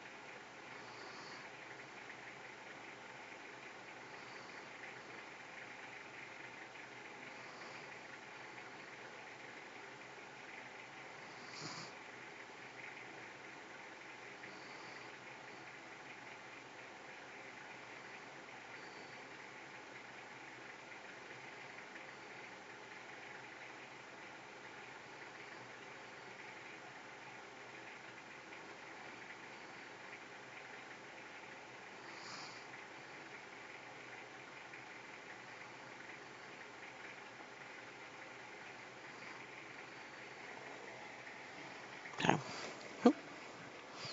Her falling asleep again. Come here, he said. Yes. Oh, I forgot to describe him. The man in the chair was not so much a hunchback as a man with a high, rather crooked shoulders, and he had black hair streaked with white. He turned his head over his high shoulders and spoke to her. Come here, he said. Mary went to him. He was not ugly. His face would have been handsome if it had not been so miserable. He looked as if the sight of her worried and fretting him, and as if he did not know what in the world to do with her. Are you well? He asked.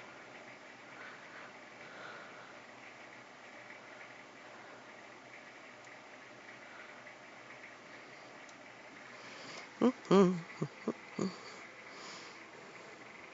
Are you well? He asked.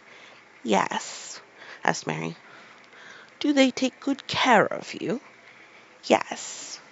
He rubbed his forehead fretfully as he looked at her. You are very thin, he said.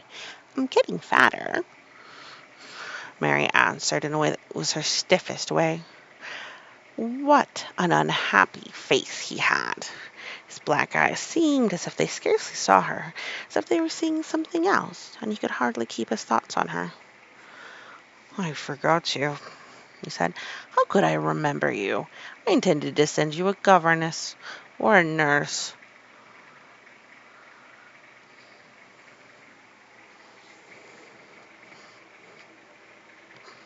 I intended to send you a governess or a nurse or some sort of thing, but I forgot. Please, began Mary, please.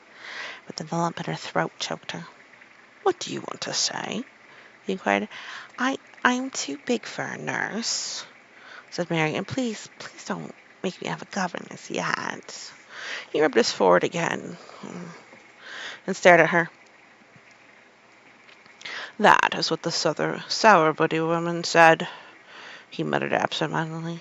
Mary gathered a scrap of courage. Is she Martha's mother? She stammered.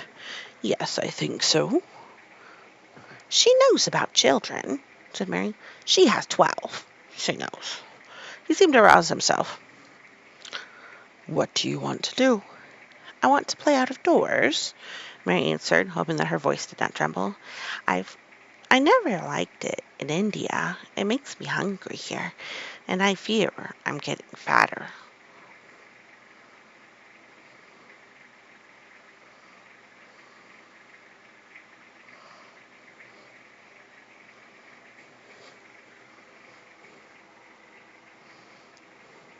He was watching her. Miss Sowerberry said it would do you good. Perhaps it will, he said. She thought you'd better get stronger before you had a governess.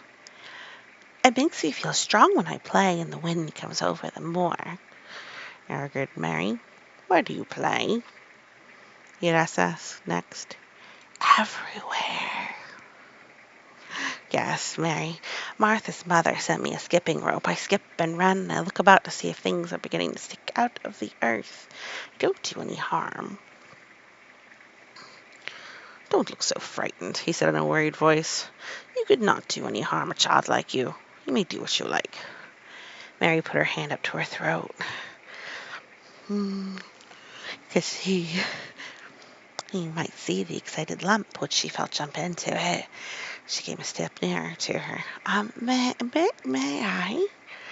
She asked tremulously. Her anxious little face seemed to worry him more than ever. Don't look so frightened, he exclaimed. Of course you may. I am your guardian, though I'm a poor one for any child. I cannot give you time or attention. I am too ill.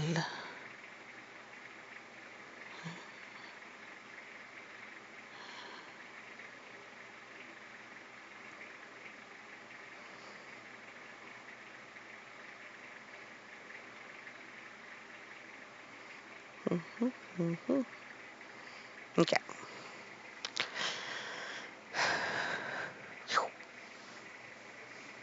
I cannot give you time or attention. I am too ill and wretched and distracted. But I wish you to be happy and comfortable. I don't know anything about children, but Mrs. Medlock is to see that you have all you need. I sent for you today because Mrs. Sawbury said I ought to see you. Her daughter has talked about you. She thought you needed fresh air, freedom, and a bit of running around.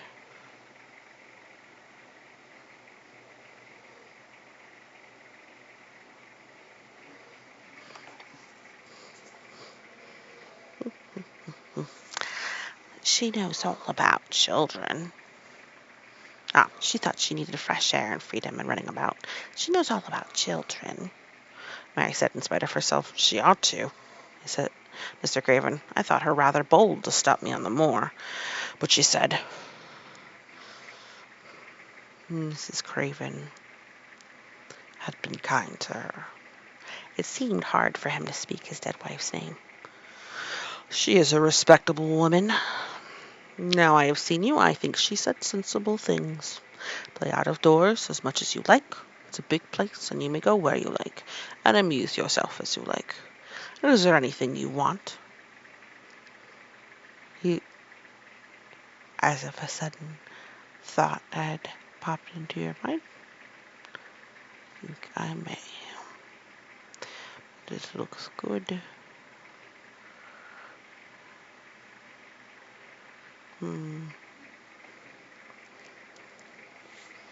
Might I, quavered Mary, might I have a bit of earth? In her eagerness, she did not realize how queer the words would sound, and that they were not the ones she had meant to say. Mr. Craven looked quite startled. Earth? He repeated. What do you mean? To plant seeds in, to make things grow, to see them come alive? Mary faltered. He gazed at her a moment and passed his hand quickly over his eyes.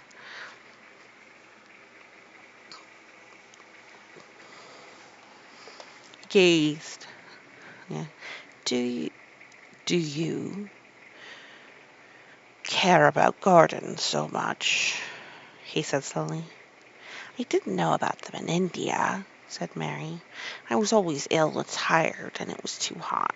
Sometimes I made little beds in the sand and stuck flowers on them. But that was India.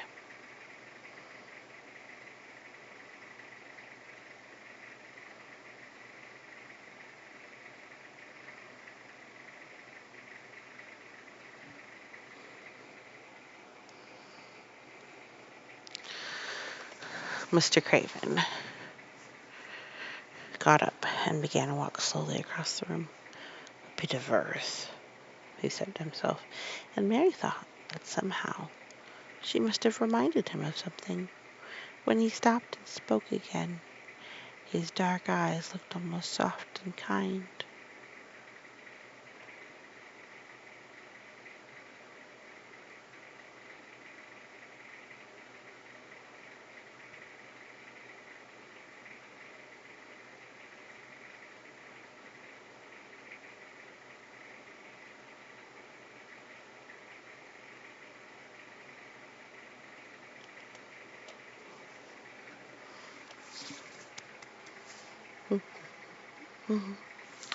You can have as much earth as you want, he said. You remind me someone who loved the earth and things that grow.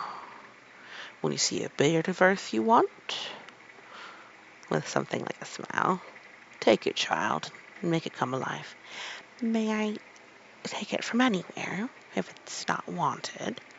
Anywhere, he answered. There, you must go now. I am tired. He touched the bell to call Mrs. Medlock good-bye, as she'll be away all summer. Mrs. Medlock came so quickly that Mary thought she must have been waiting just outside the door.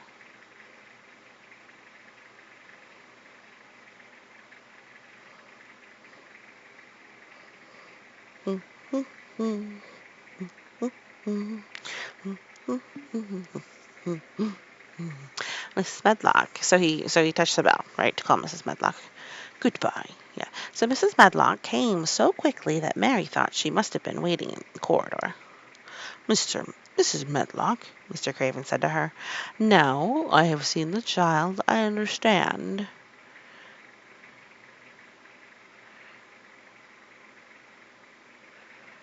Mm-hmm.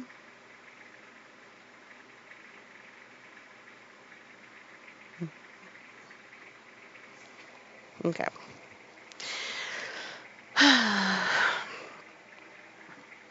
She must be less delicate before she begins lessons. Give her simple, healthy food. Let her run wild in the garden. Don't look after her too much. She needs liberty and fresh air and romping about.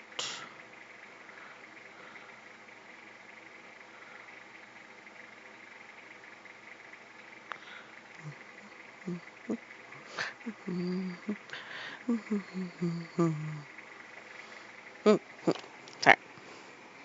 Okay.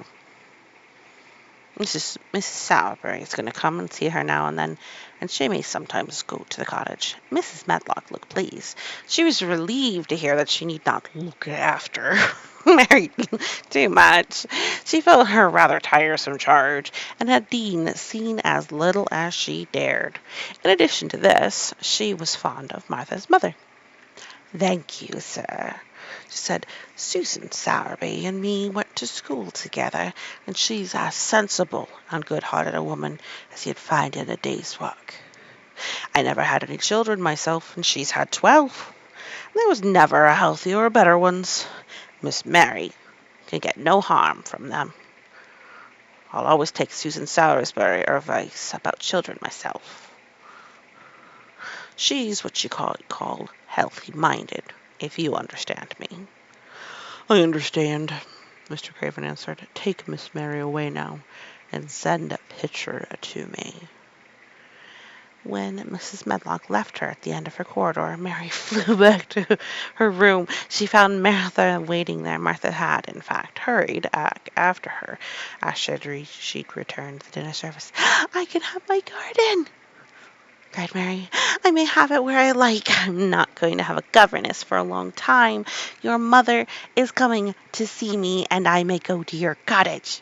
He says a little girl like me could not do any harm, and I may do what I like anywhere. Ah, said Martha delightedly. That was nice of him, wasn't it? Martha, said Mary solemnly, he really is a nice man, only his face is so miserable, and his forehead's all drawn together. She ran as quickly as she could to the garden. She had been away so much longer than she thought that she should, and she knew Dickon would have been set out early with his 5-mile walk. When she slipped through the door under the ivy, she saw he was not working where she had left him. The gardening tools were laid together under a tree. She ran to them, looking all around the place, but there was no Dickon to be seen. He had gone away, and the secret garden was empty, except for the robin, who had just flown across the wall and sat on the standard rosebush watching her.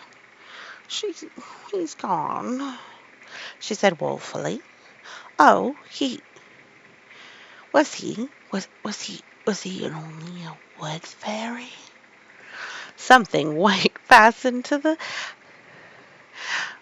standard rosebush caught her eye. It was a piece of paper. In fact, it was a piece of the letter she had printed for Martha to send to Dickon. It was fastened on the bush with a long thorn, and in a minute she knew that Dickon had left it there. There were some roughly printed letters on it, and a sort of picture. There was, at first, she could not tell what it was. Then she saw it was meant for a nest with a bird sitting in it. Underneath were the printed letters, and they said, "I will come back." Yay! So he's reminding her of his promise with the bird, and he'll be back. Yay! And she's allowed to have the garden. Oh, yeah, yeah, yeah, yeah, yeah. All right, it's gonna be a beautiful garden, but not yet. All right, well, that is the end of this chapter. Our next chapter introduces Colin, which we'll meet him next week. Well, thank you so very much for listening. You are worthy of love and all the good things.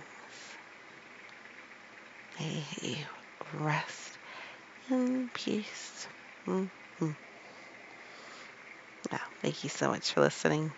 I know this has been a bit of a bear, me falling asleep and all. But thank you. You are friends and family. Beep, beep, beep. Signing off. Take care. Hello, Monster Mama 1, 2, 3, 4, and more. We're gonna read another chapter of The Secret Garden. So, if you remember where we were with The Secret Garden, we're reading sleepily, so I'll probably fall a little bit asleep while I'm reading. The Secret Garden by Frances Hodgson Burnett, which was published back 1910, 1911. So we have got Mistress Mary, quite contrary, is an orphan girl. She travels from India and goes to England. She's got an uncle with a garden that's been locked away. More than 10 years, who knows why, the witty will say. We meet Martha, and she's a sweetie. She talks about her magic's brother, Dickon. He's basically like Peter Pan. She hears someone cry. It's understandable that we don't know what. She asks for a garden. Oh my God. Sorry. Kit Kat started me. Asks for a garden. Doop, doop. And she gets it. And now we are going to read. I am Colin. Alright.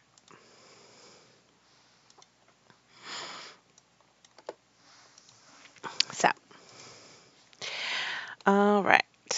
So Dickon helped her with the garden because she got in. The robin helped her find the key. So, and she's doing much better. I am Colin. Mary took the picture back to the house because he drew a little bird. So it was a picture that in the note he left where he said he was going to come back to the house when she had her went to her supper, and she showed it to Martha. "Ah," said Martha with great pride. "I never knew our Dickon was as clever as that. That there's a picture of a mistletoe and her nest, as large as life and twice as natural." Then Mary knew Dickon had meant the picture to be a message. He had meant that she might be sure he would keep her secret. Her garden was her nest, and she was like the missel thrush. Oh, how she did like that queer common boy. She hoped he would come back the very next day, and she fell asleep, looking forward to the morning. Yay! We're gonna see him again. But you never know what the weather will do in Yorkshire, particularly in the springtime. She was awakened in the night by the sound of rain beating with heavy drops against her window. It was pouring down in torrents, and the wind was wuthering round the corners in the chimneys of the huge old house. Martha sat up in bed and felt miserable and angry. The rain is as contrary as I ever was, she said. It came because it knew I did not want it. Now, Mary and friends, my monster family friends, it's important to know that the rain is good for our gardens.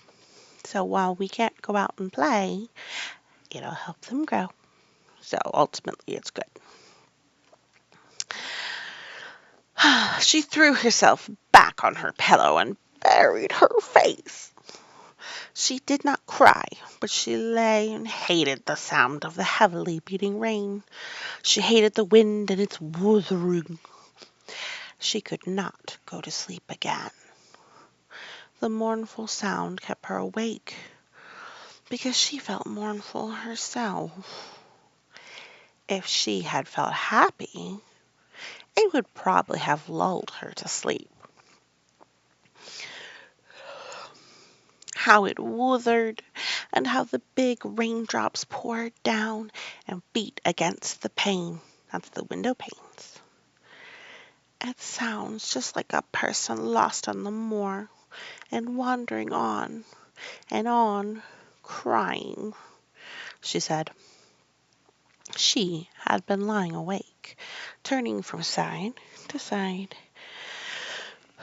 for about an hour, when suddenly something made her sit up in bed and turn her head to the door, listening. It isn't the wind now, she said in a loud whisper. That isn't the wind. It is different. It is that crying I heard before. The door of her room was ajar, and the sound came down the corridor, a far-off sound of fretful crying.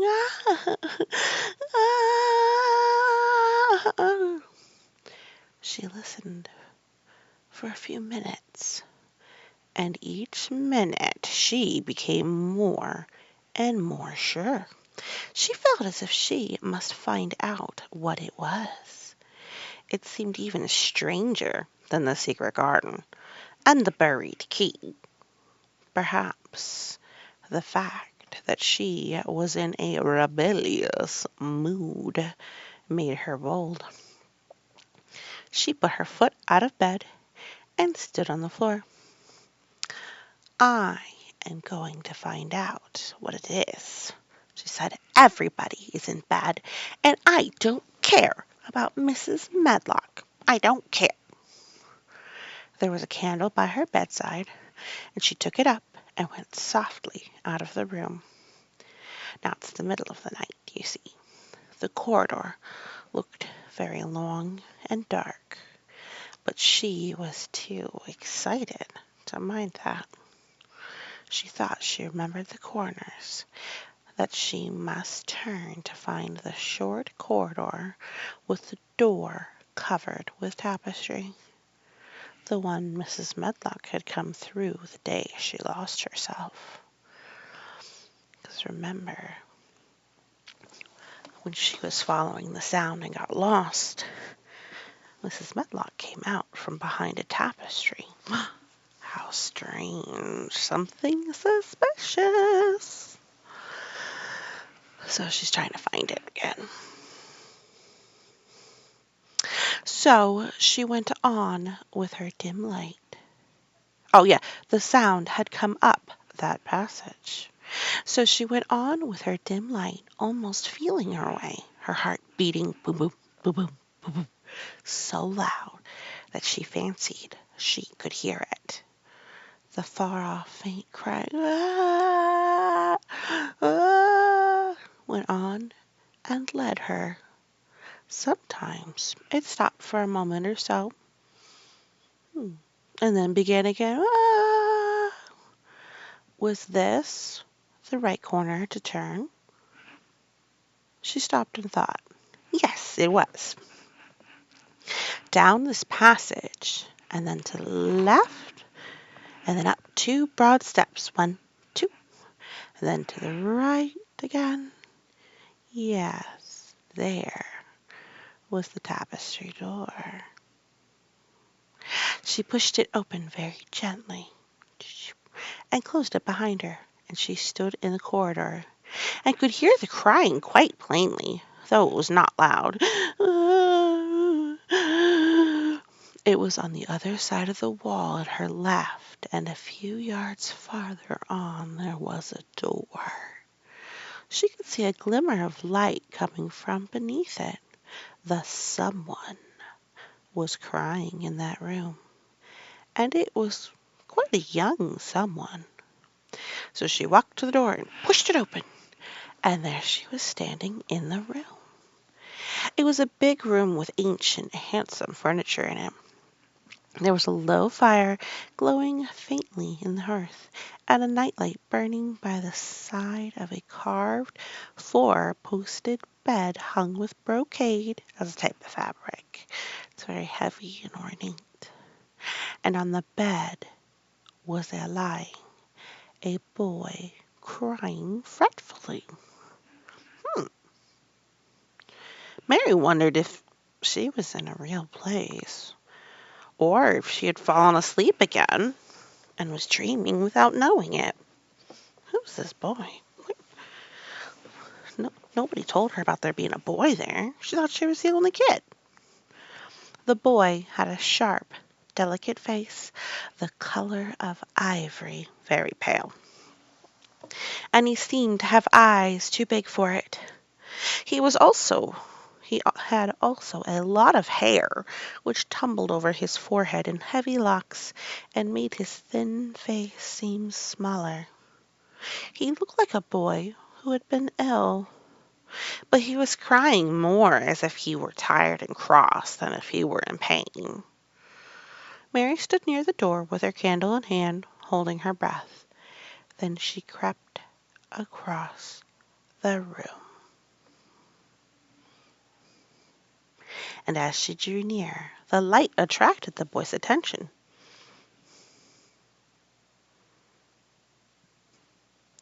And he turned his head on the pillow and stared at her, his gray eyes opening so wide they seemed immense. "Who are you?" he said at last in a half-frightened whisper. Are you a ghost?" "No, I am not," Mary answered, her own whisper sounding half-frightened. Are you one?" He stared and stared and stared. Mary could not help noticing what strange eyes he had.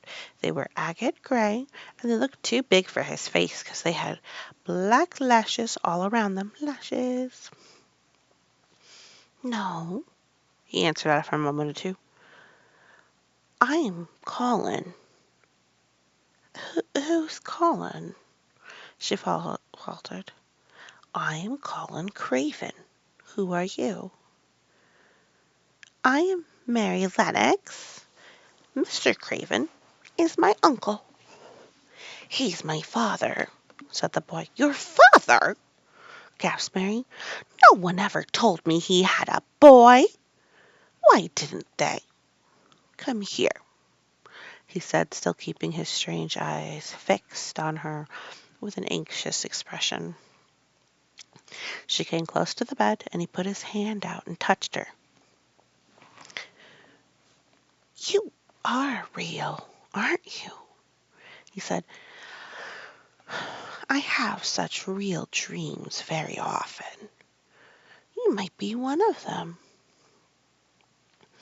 Mary had slipped on a woolen wrapper before she left her room. It's like a robe. And she put a piece of it in between his fingers. "Rub that and see how thick and warm it is," she said. "I will pinch you a little if you like, to show you how real I am." For a minute I thought you might be a dream too. "Where did you come from?" he asked. "From my own room. The wind wuthered so I couldn't go to sleep, and I heard someone crying, and I wanted to find out who it was." "What were you crying for?" "Because I couldn't go to sleep either, and my head ached." "Tell me your name again." "Mary Lennox." "Did no one ever tell you I had come to live here?" He was still fingering the fold of her wrapper, but he began a little more, as if he believed in her reality. "No," he answered, "I daren't." "Why?" asked Mary. "Because I should have been afraid you would see me. I won't let people see me and talk me over." "Why?" Mary asked again, feeling more mystified every moment. "Because I am always like this, ill and having to lie down. My father won't let people talk me over either. The servants are not allowed to speak about me. If I live, I may be a hunchback, but I shan't live. My father hates to think I may be like him." "Oh, what a queer house this is," Mary said. "What a queer house. Everything is a kind of secret. Rooms are locked up, and gardens are locked up. And have you been locked up?" "No, I stay in this room because I don't want to be moved out of it. It tires me too much." "Does your father come and see you?" Mary ventured. "Sometimes, when I am asleep. He doesn't want to see me." "Why?" Mary could not help asking again. A sort of angry shadow passed over the boy's face, like, why is he asking me all these questions? Oh my gosh. "My mother died when I was born, and it makes him wretched to look at me. He thinks I don't know, but I've heard people talking. He almost hates me." "He hates the garden because she died," said Mary, half speaking to herself. "What garden?" the boy asked. "Oh, just a garden she used to like," Mary stammered. Have you been here always?" "Nearly always. Sometimes I've been taken to places at the seaside, but I don't stay because people stare at me. I used to wear an iron thing to keep my back straight, but a grand doctor came from London to see me and said it was stupid. He told them to take it off and keep me out in the fresh air. I hate fresh air, and I don't want to go out." "I didn't when I first came here," said Mary. "Why do you keep looking at me like that?"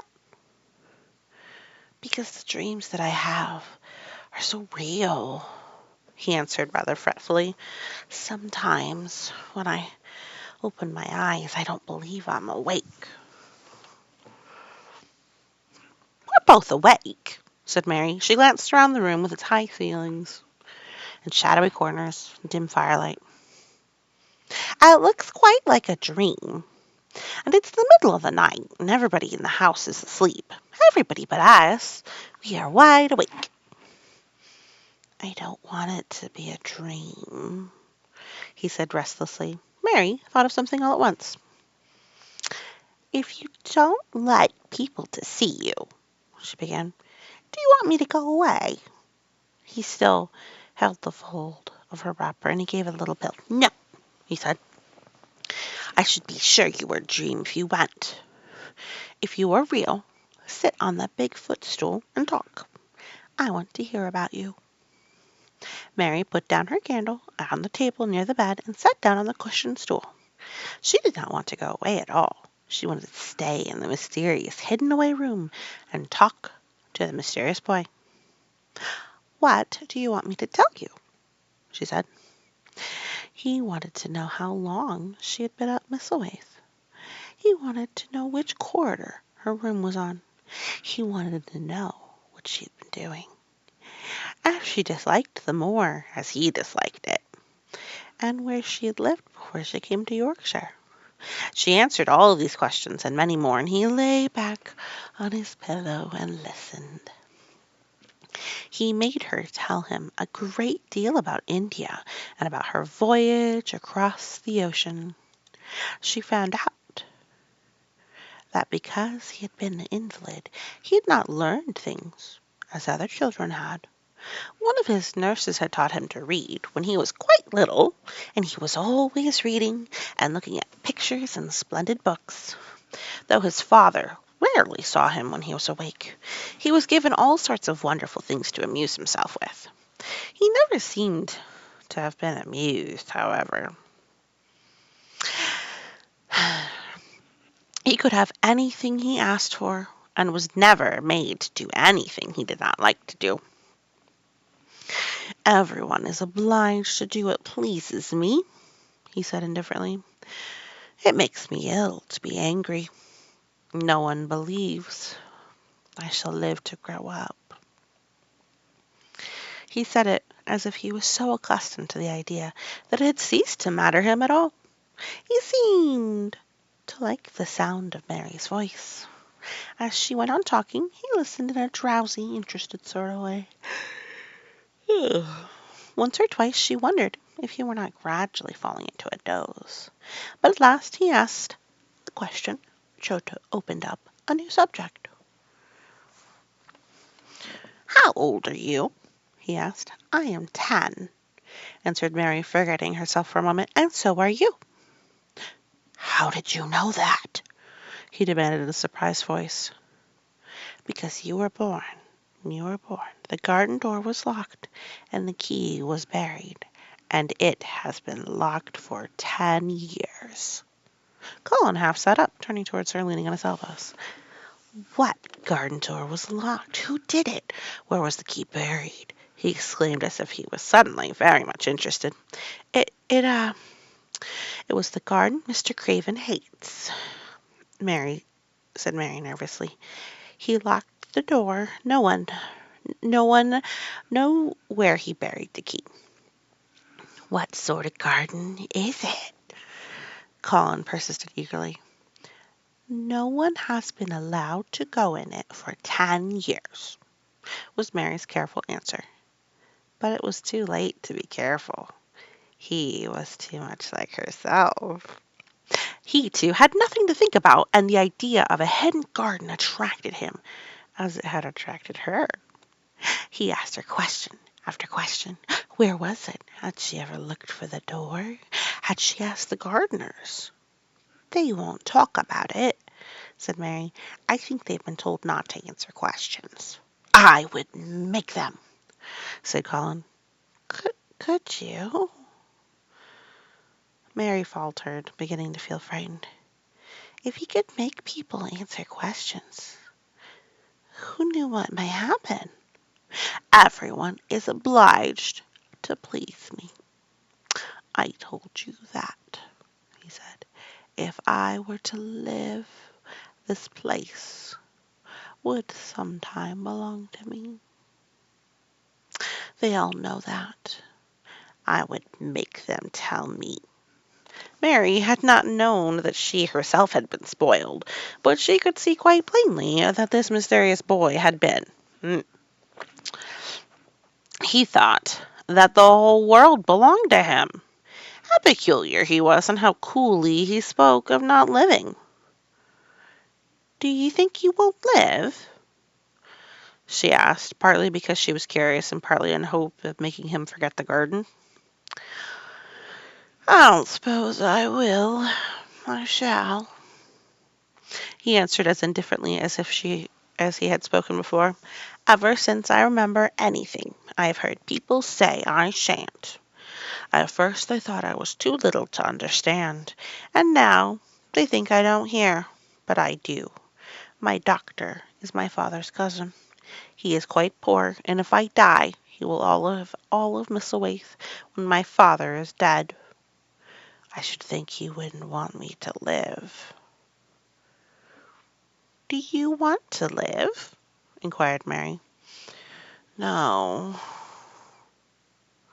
he answered in a cross, tired fashion, "but I don't want to die. When I feel ill, I lie here and I think about it until I cry. Oh, and cry." "I've heard you crying 3 times," Mary said, "but I did not know who it was. Were you crying about that?" She did so want him to forget the garden. Now I have to say, Mary is not a very empathic little girl, because she's just like, okay, yeah. So like, is that what you want? Okay, but that's how kids are. "I dare say," he answered. "Let us talk about something else. Talk about that garden. Don't you want to see it?" "Yes," answered Mary in quite a low voice. "I do," he said on persistently. "I don't think I ever really wanted to see anything before, but I want to see that garden. I want the key dug up. I want the door unlocked. I would let them take me there in my chair. That would be getting fresh air. I'm going to make them open the door." He'd become quite excited, and his strange eyes began to shine like stars and look more immense than ever. "They have to please me," he said. "I will make them take me there, and I will let you go too." Mary's hands clutched at each other. Everything would be spoiled. Everything. Dickon would never come back. She would never feel like a missel thrush in a safe hidden nest. "Oh, don't do that!" she cried out. He stared at her as if she had looked gone crazy. "Why?" he exclaimed. "You said you wanted to see it too." "I do," she answered almost with a sob in her throat. "But if you make them open the door and take you in like that, it will never be a secret again." He leaned forward, still farther forward. "A secret?" he said. "What do you mean? Tell me." Mary's words almost tumbled out after one another. You see," she panted, "if no one knows but ourselves, if there was a door hidden somewhere under the ivy, if there was, and we could find it, and if we could slip in together and shut it behind us, and no one knew anyone was inside, and we called it our garden and pretended that there were missel thrushes and that it was our nest, and if we played there almost every day and dug and planted seeds and made it all come alive—" "Is it dead?" he interrupted her. "It soon will be if no one cares for it," she went on. "The bulbs will live, but the roses—" He stopped her again, as excited as she was herself. "What are bulbs?" "They are daffodils and lilies and snowdrops. They're working in the earth now, pushing up pale green sprouts, because the spring is coming." "Is the spring coming?" he said. "What is it like?" "You don't see it in rooms if you're ill. It is the sun shining on the rain, and the rain falling on the sunshine, and things pushing up and working under the earth," said Mary. "If the garden was a secret, and we could get into it, we could watch the things grow bigger every day, and see how many roses are alive. Don't you see? Well, don't you see how much nicer it would be if it was a secret?" He dropped back on his pillow, and lay there with an odd expression on his face. I never had a secret, he said, except that one about not living to grow up. They don't know I know that. So it's a sort of secret. But I like this kind better. If you won't make them take you to the garden, pleaded Mary, perhaps I feel almost sure I could figure out how to get in sometime. And then if the doctor wants you to go out in your chair, and if you can always do what you want to do, perhaps we might find some boy who would push you, and we could go alone, and it would always be a secret garden. I should like that, he said very slowly, his eyes looking dreamy. I should like that. I should not mind fresh air in a secret garden. Mary began to recover her breath, and feel safer because the idea of keeping the secret seemed to please him.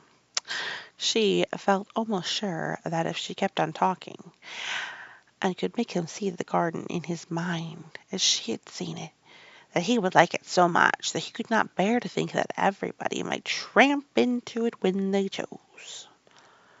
I'll tell you what I think it would be like if we go into it, she said.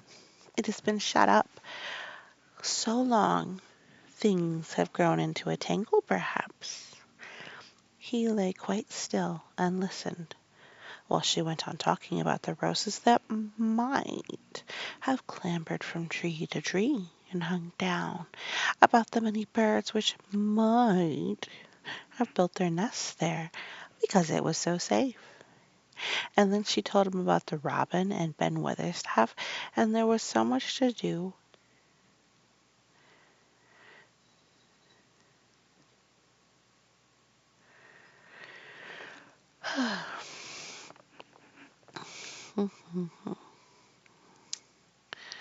Oh my goodness. So easy and safe place that beast to be afraid. Um, and she told him about the robin and Ben Weatherstaff, and there was so much to tell about the robin, and it was so easy and safe to talk about it that she ceased to feel afraid. The robin pleased him so much that he smiled till he looked almost beautiful, and at first Mary thought he was even plainer than herself, with his big eyes and heavy folds of her locks of her hair. I did not know birds could be like that, he said. But if you stay in a room, you never see things. What a lot of things you know. I feel as if you've been inside that garden. Just from her description. She did not know what to say, so she did not say anything. He evidently did not expect an answer, and the next moment he gave her a surprise. I am going to let you look at something. Do you see that rose-colored silk curtain hanging on the wall over the mantelpiece? Yes, she answered.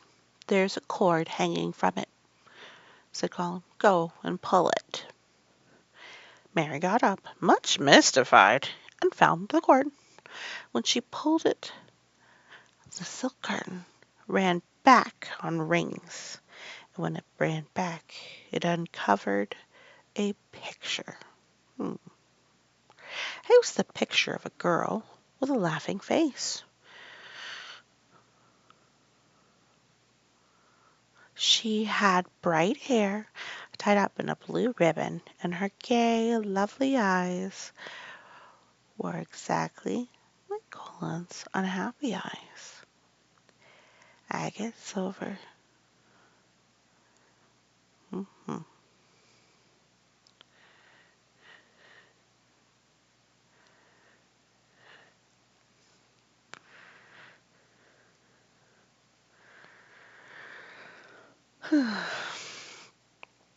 Agate, like hounds, unhappy ones, agate gray and looking twice as big as they were really because of the big black lashes all round them. She is my mother, said Colin complainingly. I don't see why she died. Sometimes I hate her for doing it. How queer, said Mary. If she had lived, I believe I should not be ill always. He grumbled. I dare say I should have lived too, and my father would not.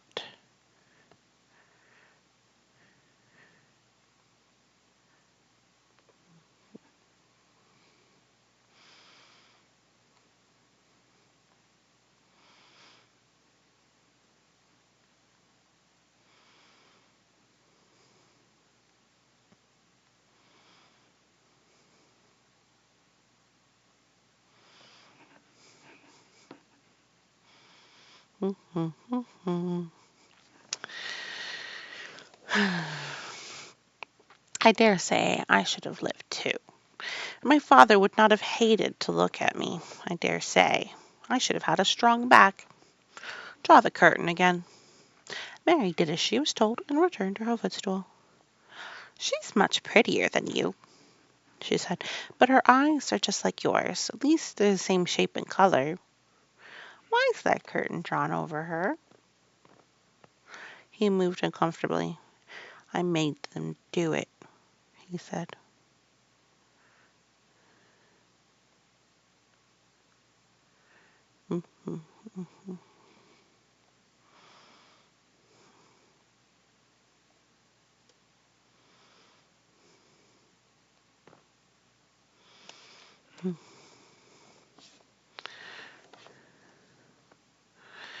She is much prettier than you, she said, but her eyes are just like yours. At least they're the same shape and color.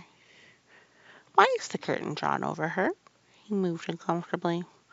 I made them do it, he said. Sometimes I don't.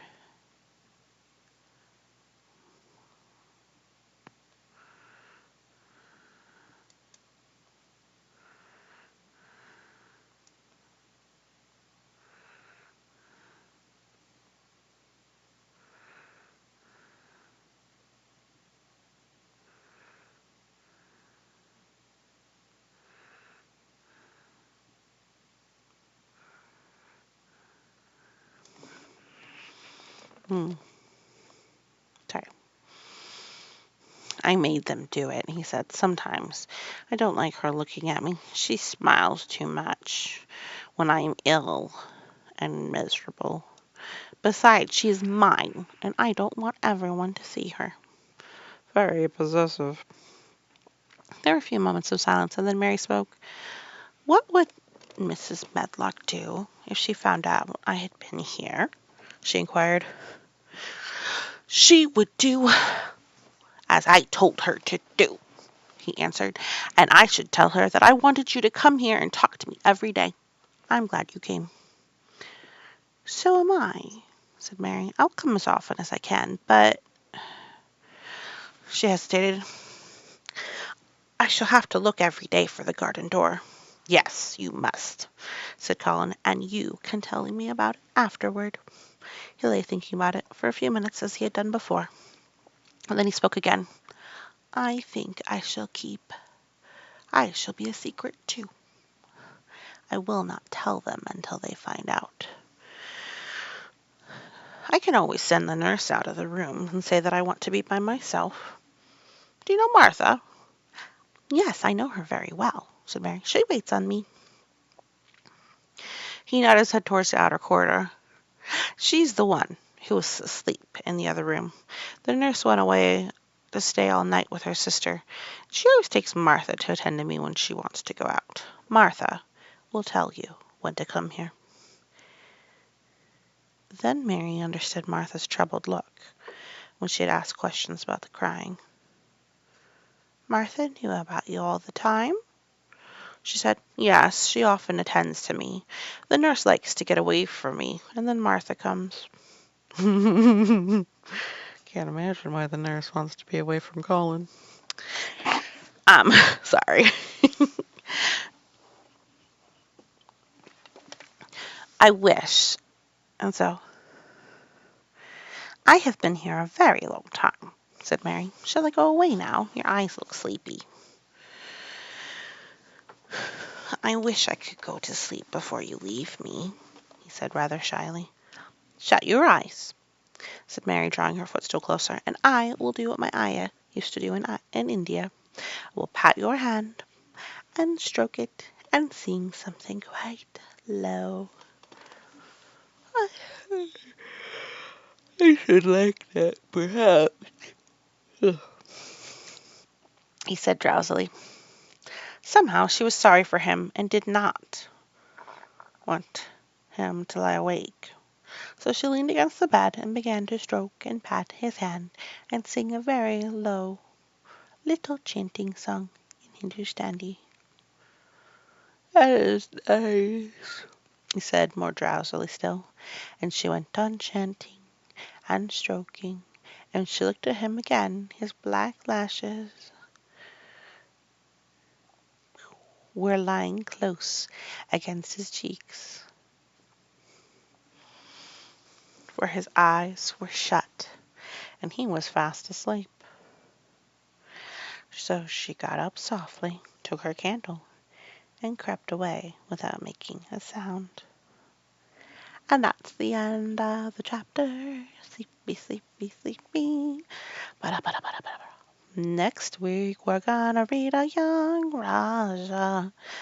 That's like a little prince or a king. Thank you so much for listening. If you got this far, I have a special diamond. And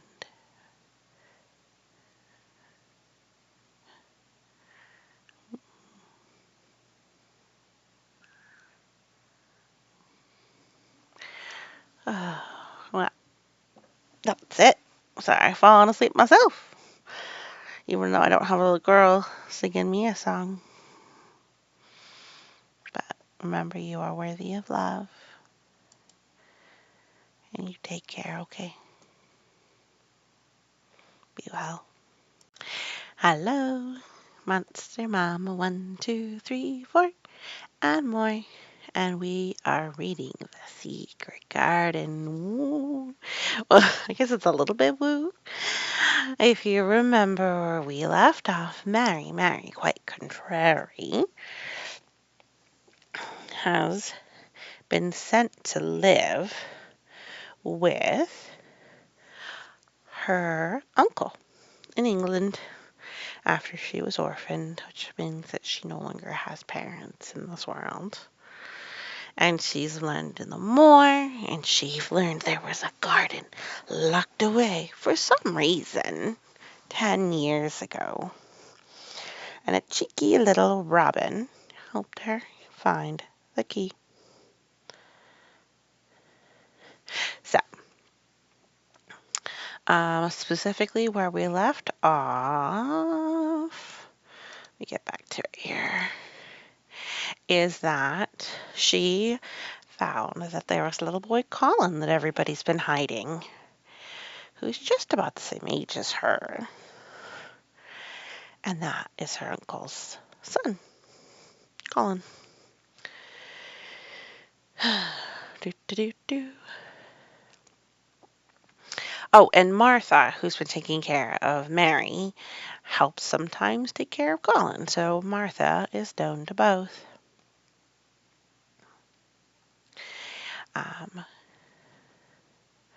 So we see here, okay, so very soon afterward, a bell rang and she rolled up her knitting. Martha had knitting. I dare say the nurse wants me to stay out of him a little bit, she said. I hope he's in a good temper. She was out of the room about 10 minutes, and then she came back with a puzzled expression.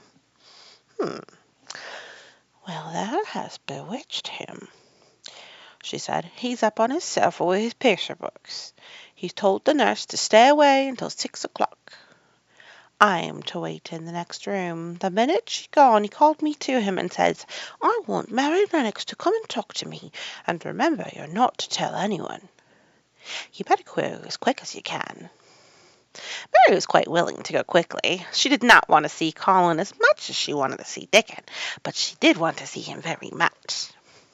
There was a bright fire in the hearth. That's where fires go, fireplaces. When she entered his room, and in the daylight she saw it was a very beautiful room indeed. There were rich colors on the rugs and hangings, and pictures and books on the walls, which made it all look glowing and comfortable, even in spite of the gray sky and falling rain. Colin looked rather like a picture himself. He was wrapped in a velvet dressing gown and sat against a big brocaded cushion. He had a red spot on each cheek. Dressing gown is like a fancy robe. Come in, he said. I've been thinking about you all morning. I've been thinking about you too, answered Mary. You don't know how frightened Martha is. She says Mrs. Medlock will think she told me about you, and then she'll be sent away. He frowned. Go and tell her to come here, he said. She is in the next room. Mary went and brought her back. Poor Martha was shaking in her shoes. Colin was still frowning. Have you to do what I please, or have you not? He demanded. I have to do as the please, sir. Martha faltered, turning quite red. Has Medlock to do what I please? Everybody has, sir, said Martha. Well, then, if I order you to bring Miss Mary to me, how can Medlock send you away if she finds it out? But please don't let her, sir, pleaded Martha. I'll send her away if she dares say a word about such a thing, said Master Craven grandly. She wouldn't like that, I can tell you. Thank you, sir, bobbing a curtsy. I want to do my duty, sir. What I want is your duty, said Colin more grandly still. I'll take care of you. Now go away. When the door closed behind Martha, Colin found Mistress Mary gazing at him as he had set her, wondering. Why do you look at me like that? He asked her. What are you thinking about? I am thinking about two things. What are they? Sit down and tell me. This is the first one, said Mary, seating herself on the big stool. Once in India, I saw a boy who was a Rajah. He had rubies and emeralds stuck all over him. He spoke to his people just as you spoke to Martha. Everybody had to do everything he told them. In a minute, I think they would have killed them if they hadn't. I shall make you tell me more about Rajahs presently, he said. But first, tell me what the second thing is. What the second thing was. I was thinking, said Mary, how different you are from Dickon. Who is Dickon? I said, what a queer name. Queer is an old-fashioned word for strange. She might as well tell him, she thought. She could talk about Dickon without mentioning the secret garden. She liked to hear Martha talk about him. Besides, she longed to talk about him. It would seem to bring him near. He is Martha's brother. He is 12 years old, she explained. He is not like anyone else in the world. He can charm foxes and squirrels and birds just as the natives in India charm snakes. He plays a very soft tune on his pipe, and they come and listen. There were some big books on a table at his side, and he dragged one suddenly toward him. There's a picture of a snake charmer in this, he exclaimed. Come and look at it. The book was a beautiful one with superb colored illustrations, and he turned to one of them. Can he do that? He asked eagerly. He played on his pipe, and they listened, Mary explained, but he doesn't call it magic. He says it's because he lives on the moor so much, and he knows their ways. He says he feels sometimes as if he were a bird or a rabbit himself. He likes them so. I think he asked the robin questions. It seems as if they talk to each other in soft chirps. Colin lay back on his cushion, and his eyes grew larger and larger, and the spots on his cheeks burned. "Tell me some more about him," he said. "He knows all about eggs and nests," Mary went on, "and he knows where foxes and badgers and otters live. He keeps them secret so that other boys won't find their holes and frighten them. He knows about everything that grows or lives out on the moor." "Does he like the moor?" said Colin. "How can he when it's such a great, bare, dreary place?" "It's the most beautiful place," protested Mary. "Thousands of lovely things grow on it, and there are thousands of little creatures all busy building nests and making holes and burrows and chippering or singing or squeaking at each other. They're so busy and having such fun under the earth or in the trees or heather. It's their world." "How do you know all that?" said Colin, turning on his elbow to look at her. "I have never been there once, actually," said Mary, suddenly remembering. "I only drove over it in the dark. I thought it was hideous. Martha told me about it first, and then Dickon. When Dickon talks about it, you feel as if you saw things and heard them, and as if you were standing in the heather with the sun shining and the gorse smelling like honey, and all full of bees and butterflies." "You never see anything if you're ill," said Colin restlessly. He looked like a person listening to a new sound in the distance and wondering what it was. "You can't if you stay in a room," said Mary. "I couldn't go on the moor," he said in a resentful tone. Mary was silent for a minute, and then she said something bold. "You might, sometime." He moved as if he were startled. "Go on the moor? How could I? I'm going to die." "How do you know?" said Mary unsympathetically. She didn't like the way he talked about dying. She did not feel very sympathetic. She felt rather as if he almost boasted about it. "Oh, I've heard about it ever since I could remember," he answered cautiously. "They're always whispering about it and thinking I don't notice. They wish I would, too." Mary felt quite contrary. She pinched her lips together. "If they wished I would," she said, "I wouldn't." "Who wishes you would?" "The servants, and of course Dr. Craven, because he would get Misselthwaite and be rich instead of poor. He daren't say so, but he always looks cheerful when I am worse. When I had the typhoid fever, his face got quite fat. I think my father wishes it too." "I don't believe he does," said Mary quite obstinately. That made Colin look. Turn and look at her again. "Don't you?" he said, and then he lay back on the cushions and was still, as if he were thinking. There was quite a long silence. Perhaps they were both of them thinking strange things children do not usually think of. "I liked the Grand Doctor from London, 'cause he made them take the iron thing off," said Mary at last. "Did he say you were going to die?" "No." "What did he say?" "He didn't whisper," Colin answered. "Perhaps he knew I hated whispering.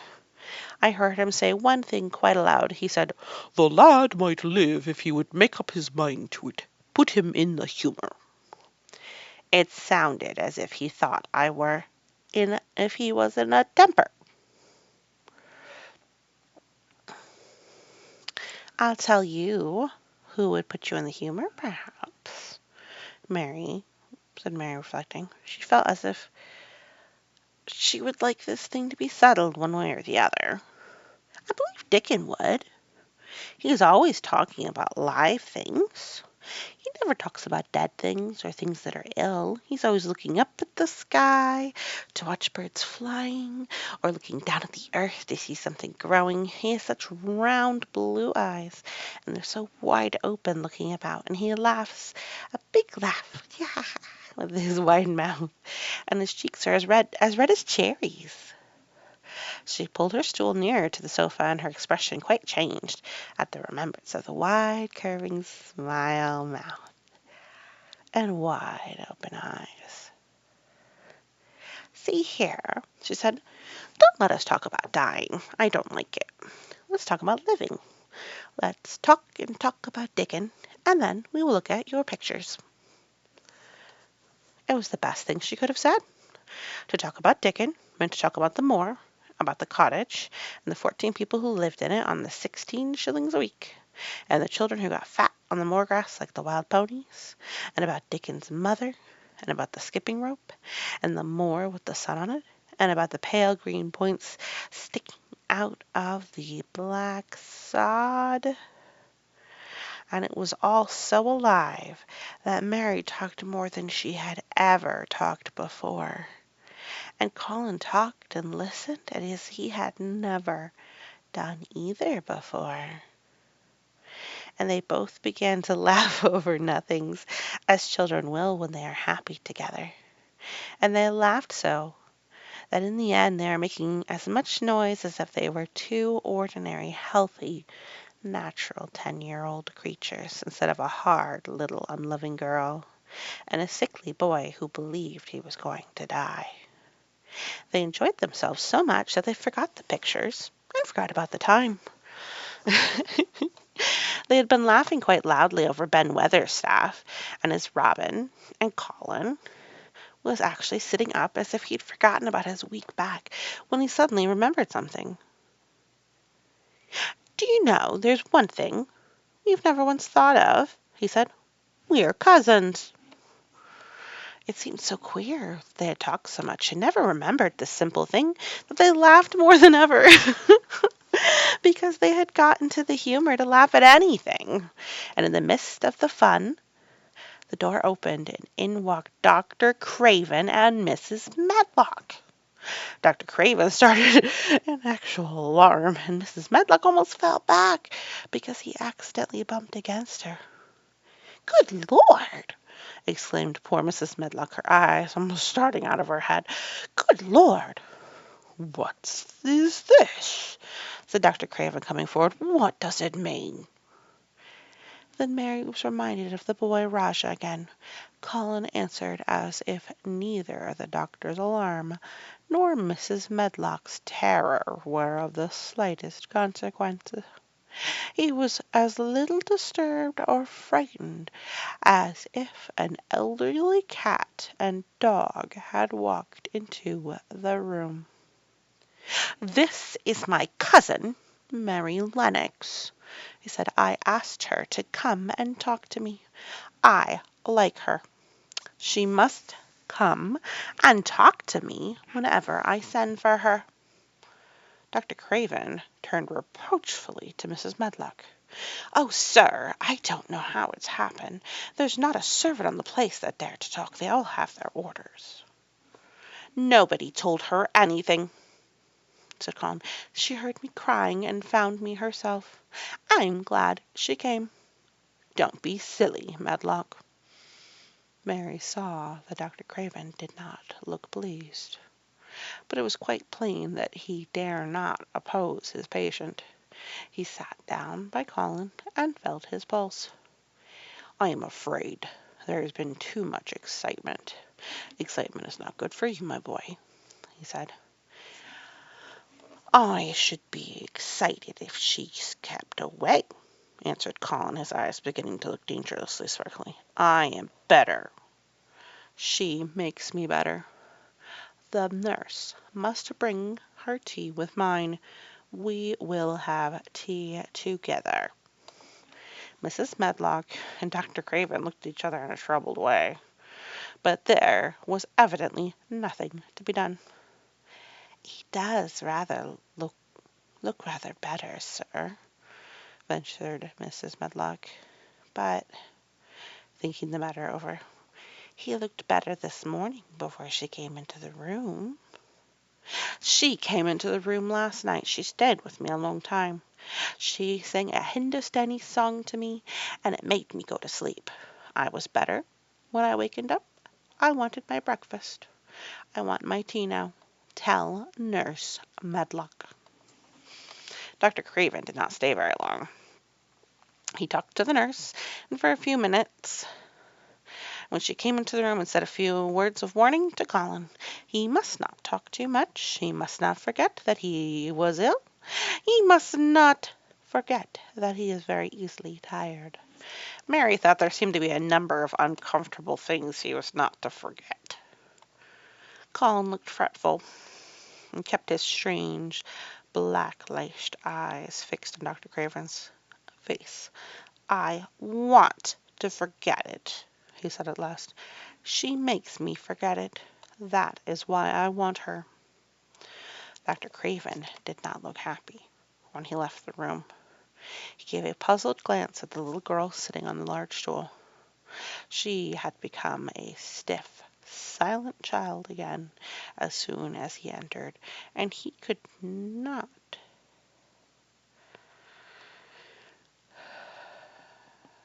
see what the attraction was. The boy actually did look brighter, however, and he sighed rather heavily as he went down the corridor.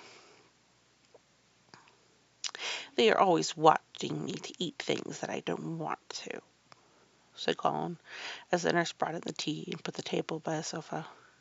Now, if you'll eat, I will. Those muffins look nice and hot.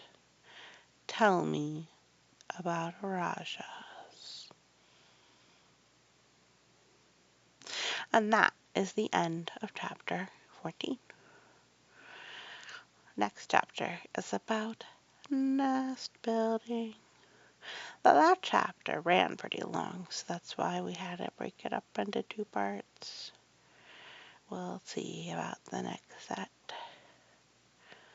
Well, thank you so much for listening. If you enjoyed my spelling time, spelling and typing and singing, you can subscribe. Otherwise, any interaction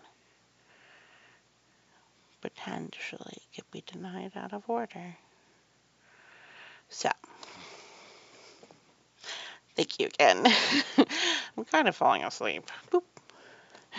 But you take care, and you have a good one.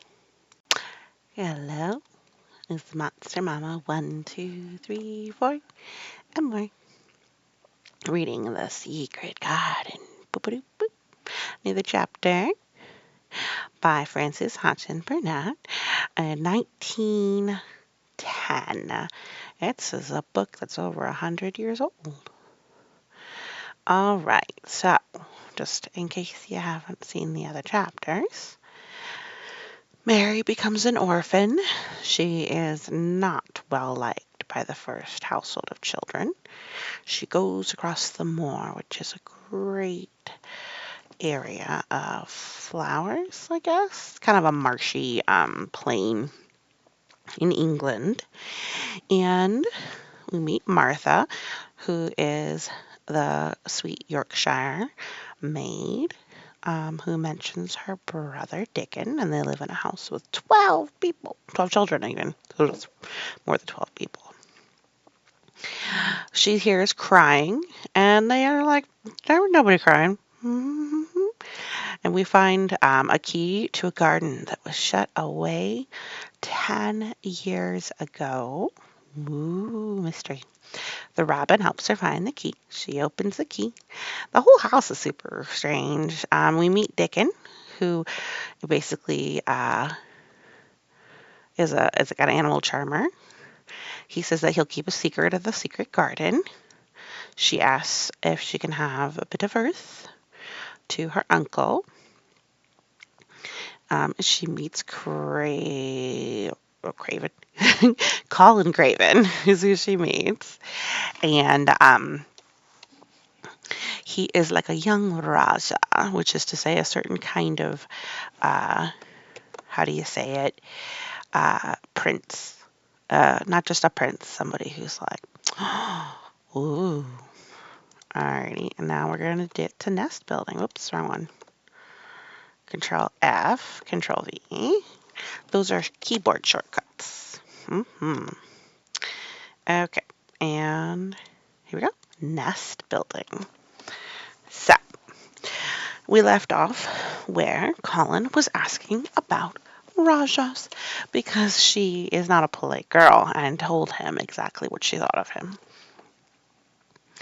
So, after another week of rain, the high arch of the blue sky appeared again, and the sun which had poured down was quite hot. Though there had been no chance to see either the secret garden or Dickon, Mistress Mary had enjoyed herself very much. The week had not seemed long. She had spent hours of every day with Colin in his room, talking about Rajas or gardens or Dickon and the cottage on the moor. They had looked at the splendid books and pictures, and sometimes Mary had read things to Colin, and sometimes he had read a little to her. When he was amused and interested, she thought he scarcely looked like an invalid at all. An invalid is a sick person. Except that his face was so colorless, and he was always on the sofa. "You're a sly young one to listen, and get out your bed to go following things up like you did that night," Mrs. Medlock said once. "But there's no saying it's not been a sort of blessing to the lot of us. He's not had a tantrum or a whining fit since you made friends. The nurse was just going to give up on the case because she was so sick of him.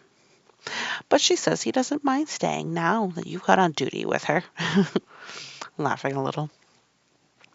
In her talks with Colin, Mary had tried to be cautious about the secret garden, but there were certain things she wanted to find out from him.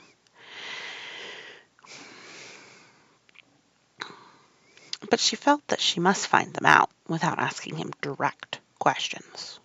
In the first place, as she began to like to be with him, she wanted to discover whether he was the kind of boy you could tell a secret to. He was not the least like Dickon, but he was evidently so pleased with the idea of a garden no one knew anything about that she thought perhaps he could be trusted. But she had not known him long enough to be sure. The second thing she wanted to find out was this: if he could be trusted, if he really could. Wouldn't it be possible to take him to the garden without having anyone to find it out? The Grand Doctor had said that he must have fresh air, and Colin had said he would not mind fresh air in a secret garden. Perhaps if he had a great deal of fresh air and knew Dickon and the robin and saw things growing, he might not think so much about dying. Mary had seen herself in the glass sometimes lately, when she had realized that she looked quite a different creature from the child she had seen when she arrived from India. This child looked nicer. Even Martha had seen a change in her. "The air from the moor has done thee good already," she had said. "That nigh so yellow, and that not so nigh so scrawny. Even the hair hadn't slumped down on the head so flat. It's got some life in it, so it sticks out a bit." "It's like me," said Mary. "It's growing stronger and fatter. I'm sure there's more of it." "It looks it for sure," said Martha, ruffling it up a little round her face. Not half so ugly when that way, and there's a bit of red in the cheeks." If gardens and fresh air had been good for her, perhaps they would be good for Colin. But then, if he hated people to look at him, Perhaps he would not like to see Dickon. "Why does it make you angry when you are looked at?" she inquired one day. "I always hated it," he answered, "even when I was very little. Then when they took me to the seaside and lie in my carriage, everybody used to stare, and the ladies would stop and talk to my nurse, and then they would begin to whisper, and I knew then they were saying I shouldn't live to grow up. Then sometimes the ladies would pat my cheeks and say, 'Poor child.' Once when a lady did that, I screamed out loud and bit her hand. She was so frightened, she ran away."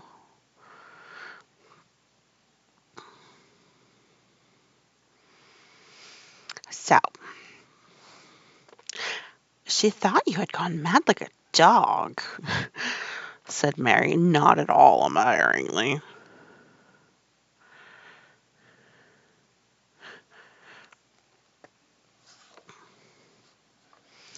"I don't care what she thought," said Colin, frowning. "I wonder why you didn't scream and bite me when I came into your room," said Mary. Then she began to smile slowly. "I thought you were a ghost or a dream," he said. "You can't bite a ghost or a dream, and if they scream, they don't care." "Would you hate it if a boy looked at you?" said Mary, uncertainly. He lay back on his cushion and paused thoughtfully. "There's one boy," he said quite slowly, as if he were thinking over every word. "There's one boy I believe I shouldn't mind. It's that boy who knows where the foxes live, Dickon. I'm sure you wouldn't mind him," said Mary. "The birds don't, Ma, and other animals," he said, still thinking it over. "Perhaps that's why I shouldn't. He's a sort of animal charmer, and I am a boy animal." Then he laughed, and she laughed too.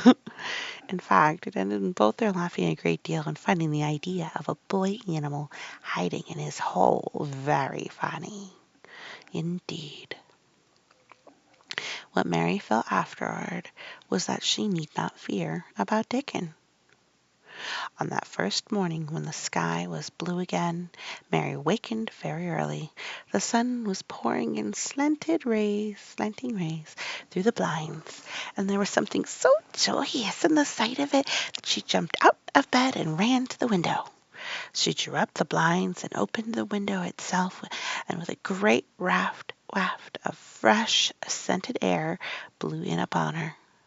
The moor was blue, and the whole world looked as if something magic had happened to it. There were tender little fluting sounds here and there and everywhere, as if scores of birds were beginning to tune up for a concert. Mary put her hand out of the window and held it in the sun. "It's warm, warm," she said.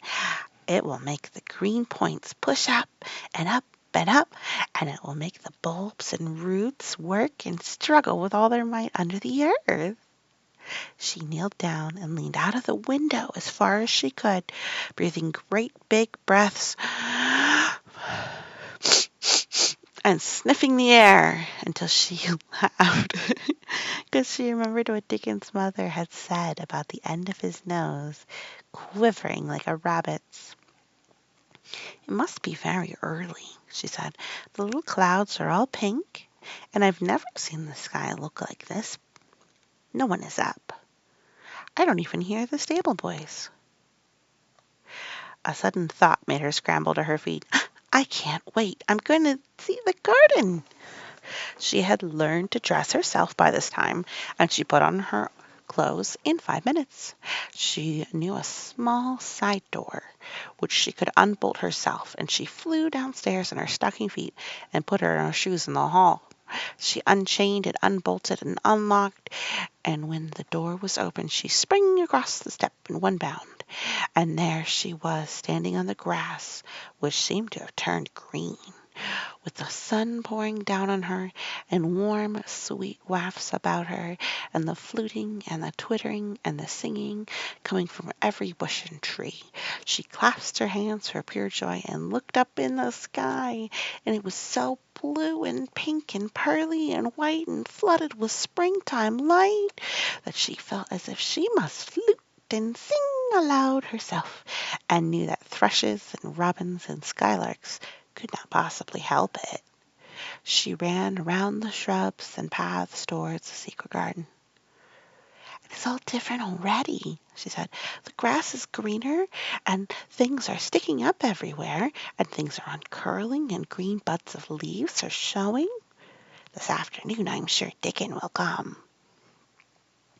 The long, warm rain had done strange things to the herbaceous beds which bordered the walk by the lower wall.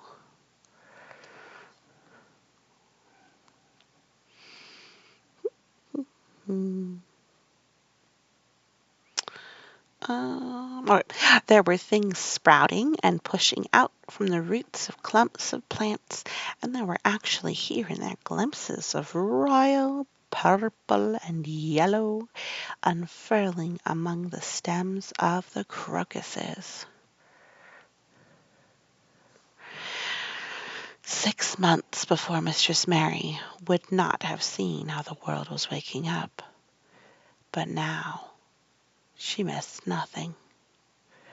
When she reached the place where the door hid itself under the ivy, she was startled by a curious loud sound. It was like "Caw! Caw!" of a crow, and it came from the top of the wall. And when she looked up, there sat a big, glossy, plumaged, blue-black bird, looking down at her very wisely indeed. She'd never seen a crow so close before, and he made her a little nervous.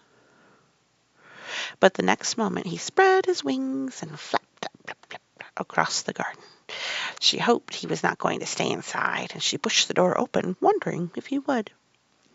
When she got fairly into the garden, she saw that he probably did intend to stay, because he had alighted on a dwarf apple tree, and under the apple tree was lying a little reddish animal with a bushy tail. And both of them were watching the stooping body and the rust-red head of Dickon, who was kneeling on the grass, working hard.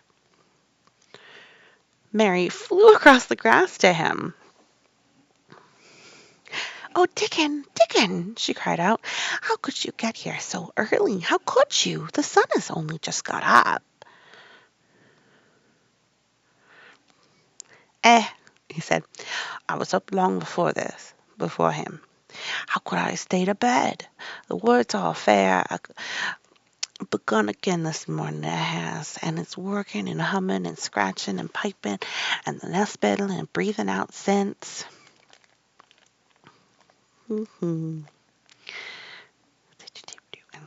Till you then got to be out of it instead of laying on your back. And the sun did jump up, and the moor went mad for joy, and I was in the midst of it in the heather, and I went along mad myself, shouting and singing, and here I came straight here, and I couldn't have stayed away. Why, the garden was lying here waiting. Mary put her hands on her chest, panting, as if she had been running herself. "Oh, Dickon, Dickon!" she said, "I'm so happy I can scarcely breathe." Seeing them talking to a stranger, the little bushy-tailed animal rose from its place under the tree and came to him, and the rook, cawing again, flew down from its branch and settled quietly on his shoulder.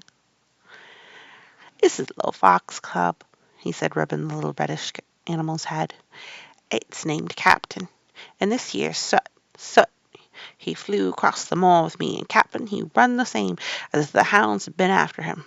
They both felt the same as I did." Neither of the creatures looked as if he were the least bit afraid of Mary. When Dickon began to walk about, Soot stayed on his shoulder, and Captain trotted quietly close to his side.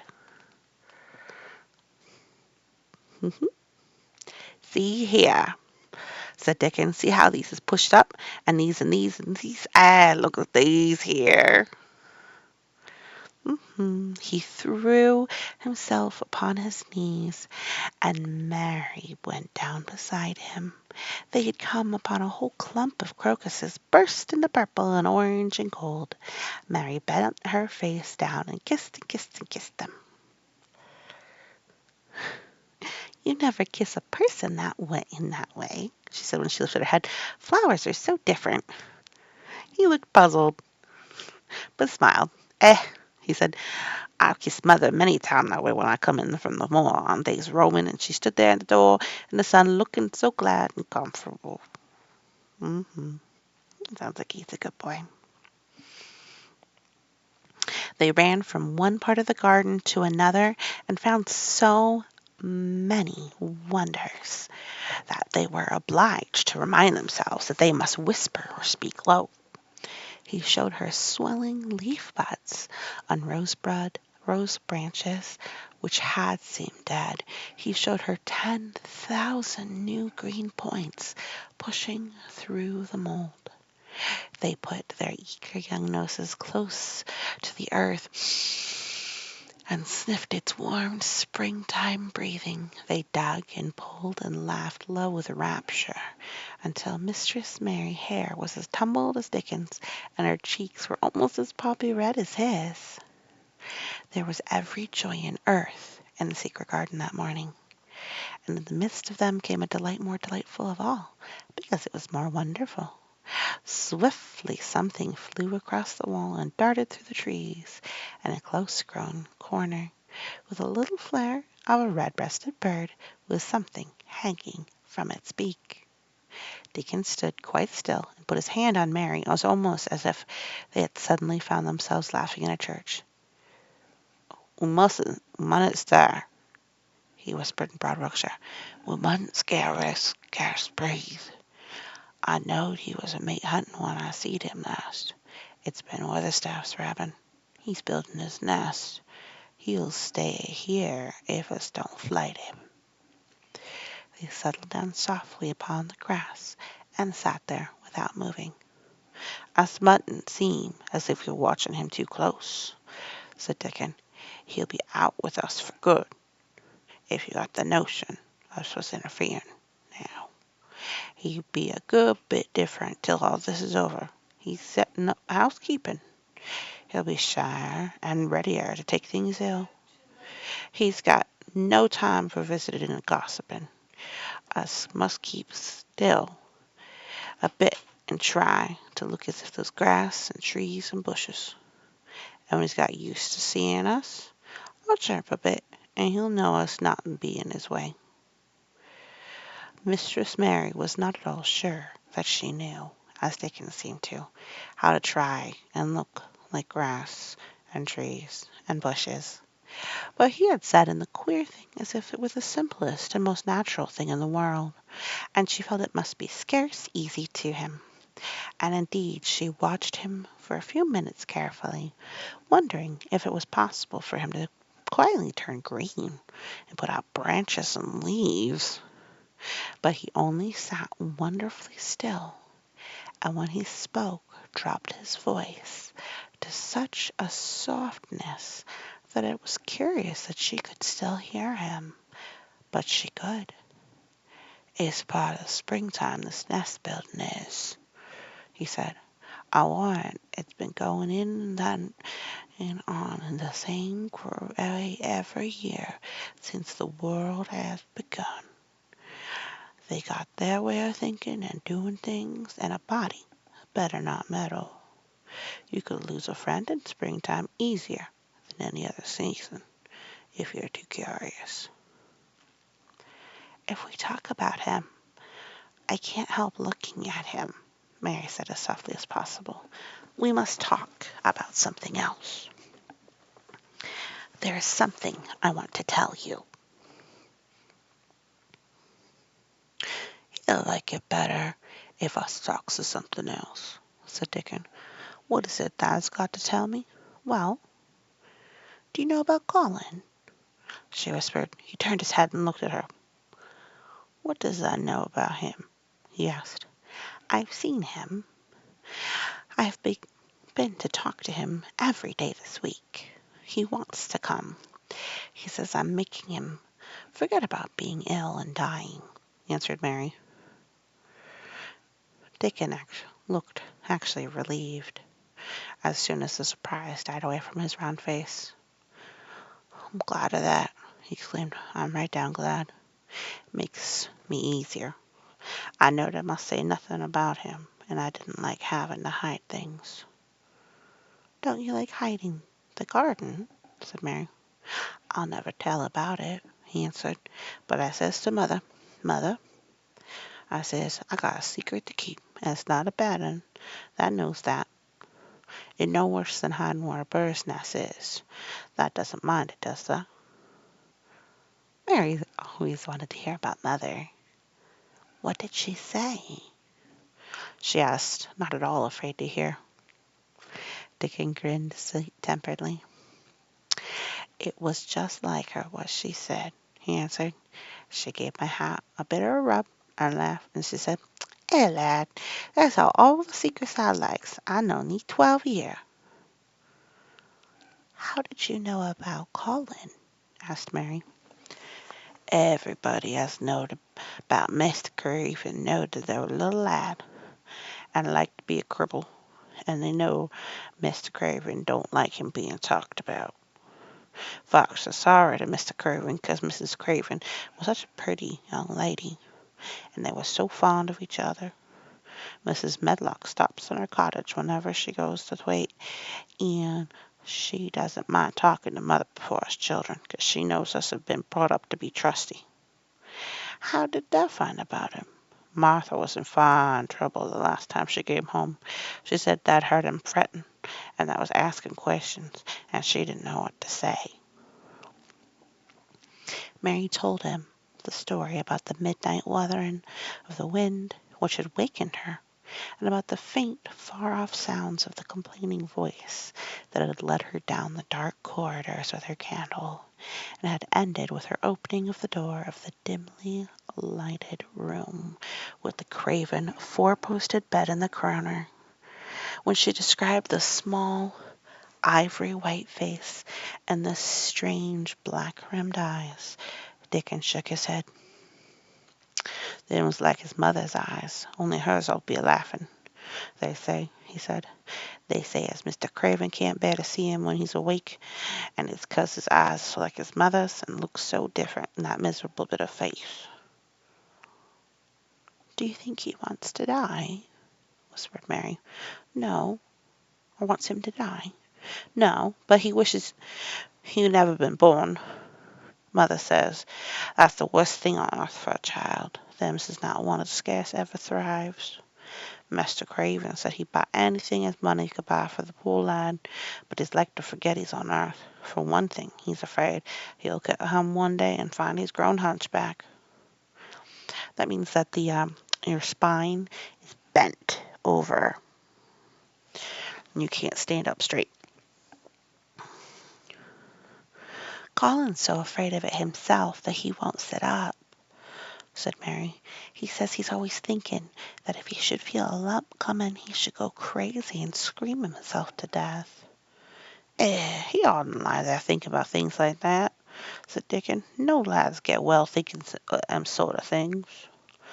The fox was lying on the grass close by him and looked up at him to ask for a pat now and then, and Dickon bent down and rubbed his neck softly and thought a few minutes in silence. Presently he lifted his head and looked round the garden. When first we got in here, he said, it seemed like everything was grey. Look round now and tell me thou don't see the difference. Mary looked and caught her breath a little. Oh! Why, she cried, the grey wall is changing. It's as if a green mist were creeping over it. It's almost like a green gauze veil. Aye, said Dickon, and that'll be greener and greener till the grey's all gone. Can thou guess what I was thinking? I know it was something nice, said Mary eagerly. I believe it was something about Colin. I was thinking that if he was out here, he wouldn't be watching for lumps to grow on his back. He'd be watching for buds to break in the rose bushes, and he'd likely be healthier, explained Dickon. I was wondering if us could get him in the humor to come out here and lie the trees with his carriage. I was thinking about that myself. I thought of it almost every time I've talked to him, said Mary. I've wondered if he could keep a secret, and I've wondered if we could bring him here without anyone seeing us. I thought perhaps if you could push his carriage, the doctor said he must have fresh air, and if he wants us to take him out, no one dare disobey him. He won't go out for other people, and perhaps they'll be glad if he'll go out with us. He would order the gardeners to keep away so they wouldn't find out. Dickon was thinking very hard as he scratched Captain's back. It'd be good for him, I warrant, he said. Us not a bit thinking he'd be better, never been born. Us be just two children watching a garden grow, and he be another. Two lads and little lasses looking on at the springtime. I warrant it'd be better than doctor stuff. He was been made lying in his room so long, and he's always been so afraid of his back that has made him queer, said Mary. He knows a good many things out of books, and he doesn't know anything else. He says he has been too ill to notice things, and he hates going out of doors, and hates gardens and gardeners. But he likes to hear about this garden, because it is a secret. I daren't tell him much, but he said he wants to see it. I thought I'd have him out here sometime for sure, said Dickon. I could push his carriage well enough. Has Dad noticed how the robin and his mate's working while we've been sitting here? Look at him perched on that branch, wondering if it'd be best to put the twig he's got, where it'd be best to put the twig he's got in his beak. He made one of his low whistling calls, and the robin turned his head and looked at him inquiringly, still holding his twig. Dickon spoke to him as Ben Weatherstaff did, but Dick's tone was one of friendly advice. Wherever thou's put it, he said, it'll be all right. Dad knew how to build that nest before that came out of that egg. Get on with thee, lad. Thou's got no time to lose. Oh, I do like to hear you talk to him. Ah, Mary said, laughing delightedly. Ben Weatherstaff scolds and makes fun of him, and he hops about and looks as if he understood every word. And I know he likes it. Ben Weatherstaff said he's so conceited that he'd rather have stones thrown at him than not be noticed. They can laugh too, and went on talking. Thou knows us won't trouble thee, he said to the robin. Us is near being wild things ourselves. Us the nest building too, bless thee. Look out thou doesn't tell on us.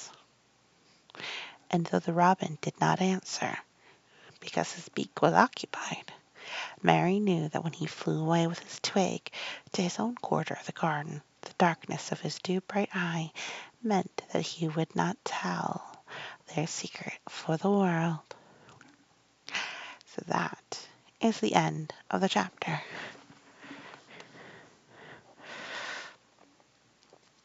And we'll come again next week. Thank you so much for listening, and you have a wonderful day.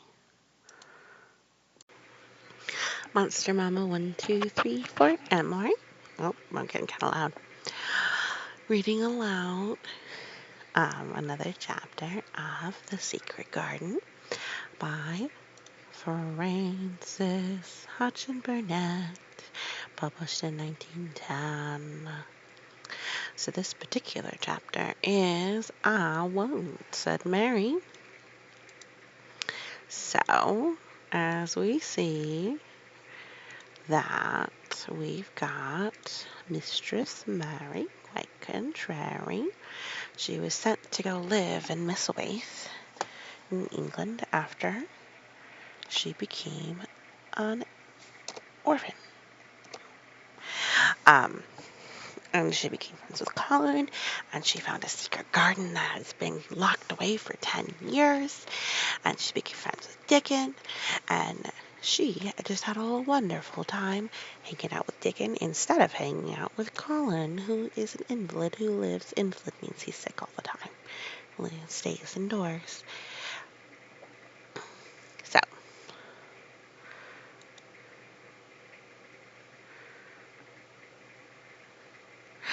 I won't, said Mary. Chapter 16. They found a great deal to do in the morning, and Mary was late in returning to the house, and was also in such a hurry to get back to her work that she quite forgot Colin until the last moment. Tell Colin I won't be busy. So I read all this, right? I think so. No,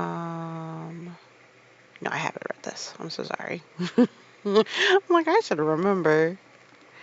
Tell Colin that I can't come and see him yet, she said to Martha. I'm very busy in the garden. Martha looked rather frightened. Miss Mary, she said, it may put him in all sorts of humor when I tell him that. But Mary was not afraid of him, as other people were, and she was not a self-sacrificing person.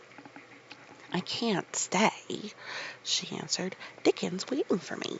And she ran away. The afternoon was even lovelier and busier than the morning had been.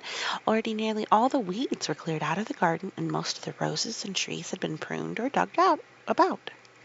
Dickon had brought a spade of his own, and he had taught Mary how to use all of her tools. So that by this time it was plain that though the wildly wild place was not likely to become a gardener's garden, which is to say very tidy, it would be a wilderness of growing things before the springtime was over. There will be apple blossoms and cherry blossoms overhead, Dickon said, working away with all his might, and there'll be peach and plum trees in bloom against the walls, and there'll be grace a carpet of flowers. And the little fox and the rook were as happy and as busy as they were, and the rabbit and his mate flew backward and forward like tiny streaks of lightning. Sometimes the rook flapped his black wings and soared away over the tree-tops in the park. Each time he came back and perched near Dickon and called "Ah!" several times, as if he were relating his adventures, and Dickon talked to him, just as he talked to the robin.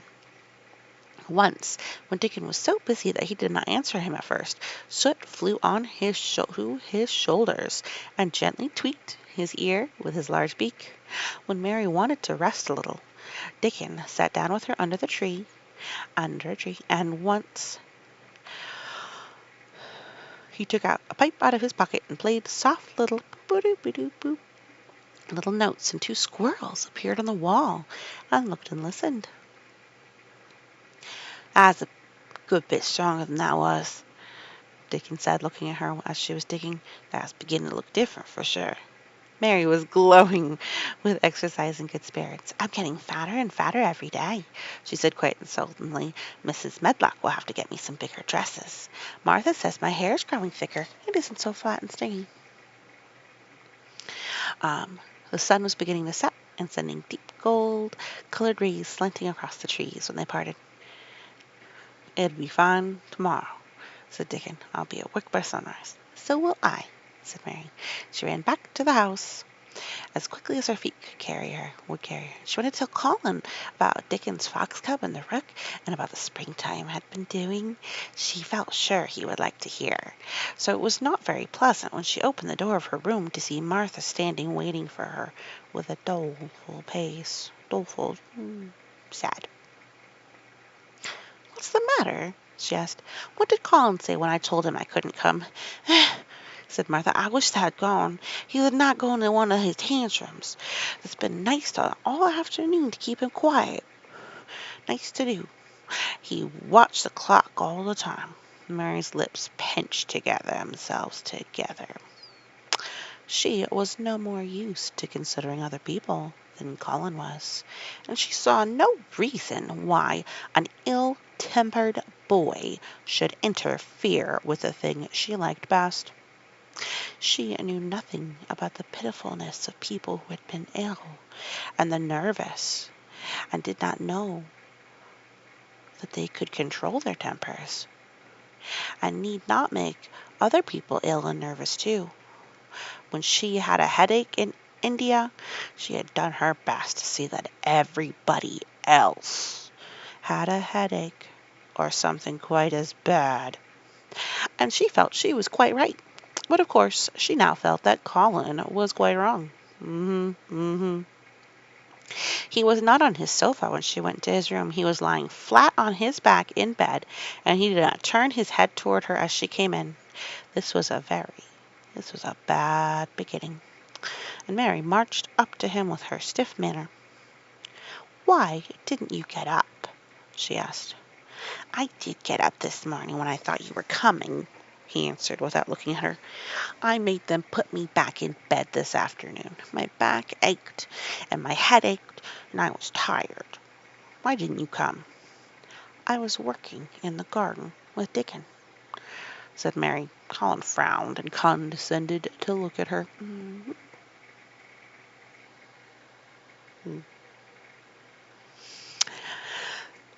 "I won't let that boy come here if you go and stay with him instead of coming to talk to me," he said.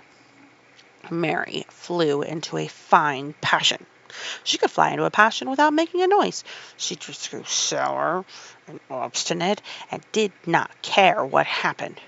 "If you send Dickon away, I'll never come into this room again," she retorted. "You'll have to, if I want you," said Colin. "I won't," said Mary. "I'll make you," said Colin. "They shall drag you in." "Shall they, Mr. Rajah?" said Mary fiercely. "They may drag me in, but they can't make me talk when they get me here. I'll sit and clench my teeth and never tell you one thing. I won't even look at you. I'll stare at the floor." They were a nice, agreeable pair as they glared at each other. If they had been two little street boys, they would have sprung at each other and had a rough run-tumble fight. As it was, they did the next thing to it. "You are a selfish thing," cried Colin. "What are you?" said Mary. "Selfish people always say that." "Anyone is selfish who doesn't do what they want." "You're more selfish than I am." "You're the most selfish boy I ever saw." "I'm not," snapped Colin. "I'm not as selfish as your fine Dickon is. He keeps you playing in the dirt when he knows I'm all by myself. He's selfish, if you like." Mary's eyes flashed fire. "He's nicer than any other boy that ever lived," she said. He's like an angel." That might sound rather silly to say, but she did not care. "A nice angel," sneered Colin ferociously. "He's a common cottage boy off the moor." "He's better than a common Rajah," retorted Mary. "He's 1,000 times better." Because she was stronger of the two, she was beginning to get the better of him. The truth was that he had never had a fight with anyone like himself in his life, and upon the whole was rather good for him, though neither he nor Mary knew anything about that. He turned his head on the pillow and shut his eyes, and a big tear was squeezed out and ran down his cheek. He was beginning to feel pathetic and sorry for himself, not for anyone else. "I'm not as selfish as you, because I'm always ill, and I'm sure there is a lump coming on my back," he said, "and I'm going to die besides." "You're not," contradicted Mary unsympathetically. He opened his eyes quite wide with indignation. He had never heard such a thing before. He was at once furious and slightly pleased, if a person could be both at the same time, which they can. "I'm not," he cried. "I am. You know I am. Everybody says so." "I don't believe it," said Mary sourly. "You just say that to make people sorry. I believe you're proud of it." "I don't believe it. If you were a nice boy, it might be true, but you're too nasty." In spite of his invalid back, Colin sat up in bed in a quite healthy rage. "Get out of the room!" he shouted, and he caught hold of the pillow and threw it at her. He was not strong enough to throw it far, and only fell at her feet, but Mary's face looked as pinched as a nutcracker. "I'm going," she said, "and I won't come back." She walked to the door, and when she reached it, she turned around and spoke again. "I was going to tell you all sorts of nice things," she said. "Dickon brought his fox and his rook, and I was going to tell you all about them. Now I won't tell you a single thing." She marched out the door and closed it behind her, and there, to her great astonishment, she found the trained nurse standing as if she had been listening, and more amazing still, she was laughing. She was a big, handsome young woman who ought not to have been a trained nurse at all, as she could not bear invalids, and she had always been making excuses to leave Colin to Martha, or anyone else who would take her place. Mary had never liked her, and she simply stood and gazed at her as she stood giggling into her handkerchief. "What are you laughing at?" she asked her. "Are you two young'uns?" said the nurse. "It's the best thing that could happen to a sickly, pampered thing to have someone to stand up to him as spoiled as himself."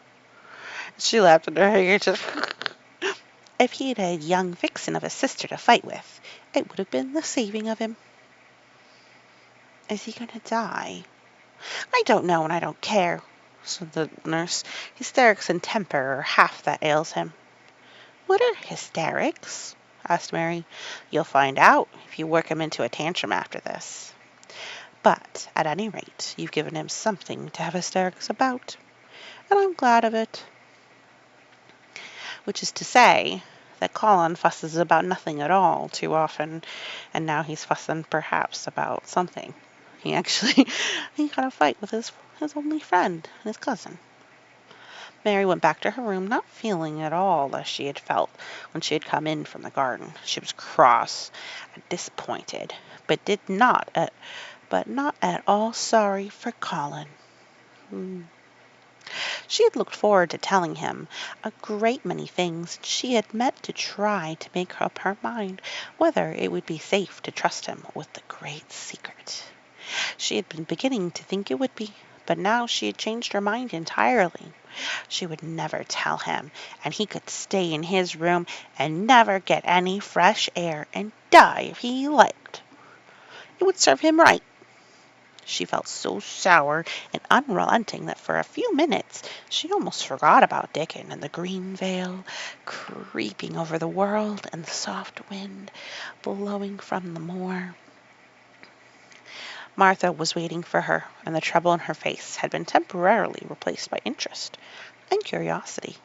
There was a wooden box on the table, and its cover had been removed, and revealed that it was full of neat packages. "Mr. Craven sent it to you," said Martha. "It looks as if it had picture books in it." Mary remembered what he had asked her the day she had gone to his room. "Do you want anything at all? Dolls, toys, books?" She opened the package, wondering if he had sent a doll, and also wondering what she should do with it if he had. But he had not sent one. There were several beautiful books, such as Colin had, and 2 of them were about gardens and were full of pictures. There were 2 or 3 games, and there was a beautiful little writing case with a gold monogram on it and a gold pen inkstand. Everything was so nice that her pleasure began to crowd her anger out of her mind. She had not expected him to remember her at all, and her hard little heart grew quite warm. "I can write better than I can print," she said, "and the first thing I shall write with that pen will be a letter to tell him I am much obliged," which is to say she liked it. If she had been friends with Colin, she would have run to show him her presents at once, and they would have looked at the pictures and read some of the gardening books and perhaps tried playing the games. And he would have enjoyed himself so much he would have never once have thought he was going to die, or have put his hand on his spine to see if there was a lump coming. He had a way of doing that which she could not bear. It gave her an uncomfortable, frightened feeling, because he always looked so frightened himself. He said that if he felt even quite a little lump, someday he would know his hunch had begun to grow. Something he had heard Mrs. Medlock whispering to the nurse had given him the idea, and he had thought it over in a secret until it was quite firmly fixed in his mind. Mrs. Medlock had said his father's back had begun to show its crookedness in that way when he was a child. He had never told anyone but Mary that most of his tantrums, as they were called, as they called them, grew out of his hysterical hidden fear. Mary had been sorry for him when he had told her. He always began to think about it when he was cross or tired. She said to herself, "He has been cross today. Perhaps he has been thinking about it all afternoon."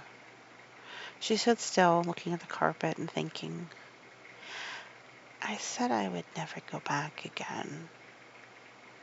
She hesitated, knitting her brows, "But perhaps, just perhaps, I will go and see if he wants me in the morning. Perhaps he'll try to throw his pillow at me again, but I think I'll go." So Mary is being quite mature that she, despite a fight, still wants to go be with and comfort her cousin, her friend Colin.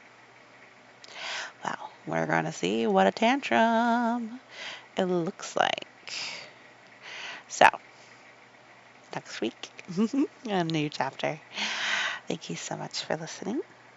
If you liked, give a like. If you haven't subscribed, please do so. And then we'll have the next chapter soon enough. Have a wonderful day. Alrighty, Monster Mama 1, 2, 3, 4, more. And we're going to read a chapter from The Secret Garden, Frances Hodgson Burnett. This one, this edition was illustrated, I guess, by Troy Howell.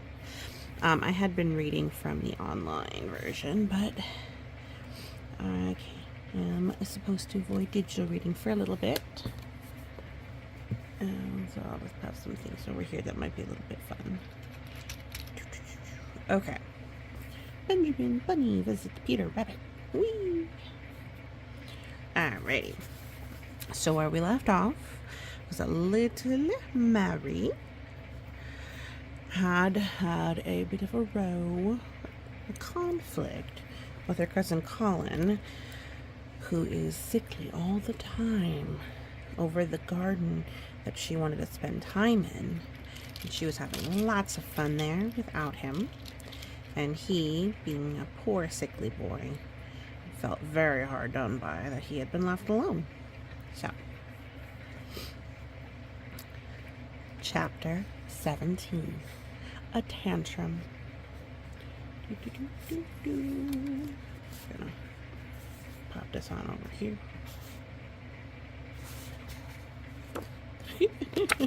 Just trying to put something interesting too. Alright, sorry. She had got up very early in the morning and had worked hard in the garden. And she was tired and sleepy. So as soon as Martha had brought her supper and she'd eaten it, she was glad to go to bed. As she laid her head on the pillow, she murmured to herself, I'll go home before breakfast and work with Dickon, and then afterward, I believe, I'll go to see him. Him being Colin, of course. Poor lonely Colin.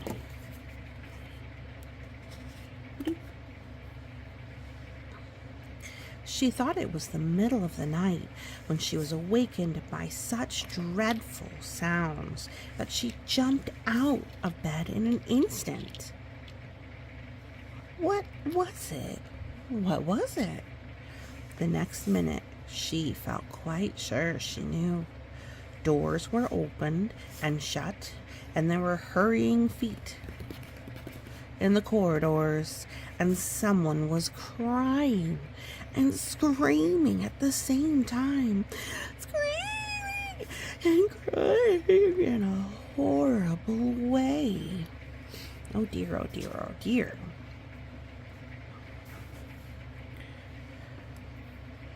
It's Colin, she said. He's having one of those tantrums the nurse called hysterics.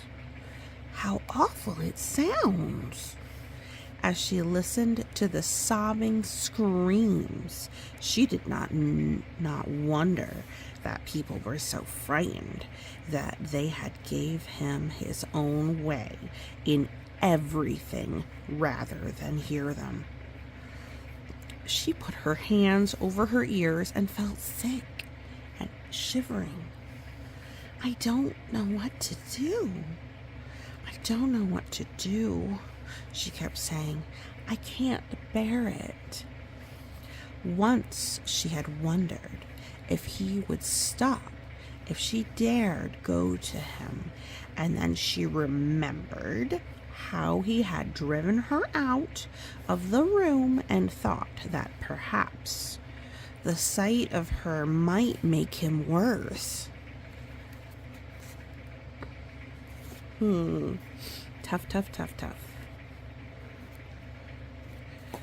Tough. Tough.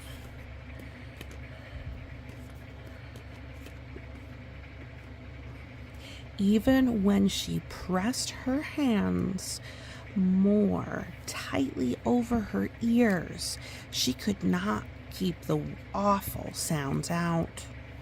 She hated them so and was so terrified by them that suddenly they began to make her angry, and she felt as if she should like to fly into a tantrum herself and frighten him as he was frightening her. Oh dear. The plot is thickening. She does not appreciate him upsetting her. No. Not at all.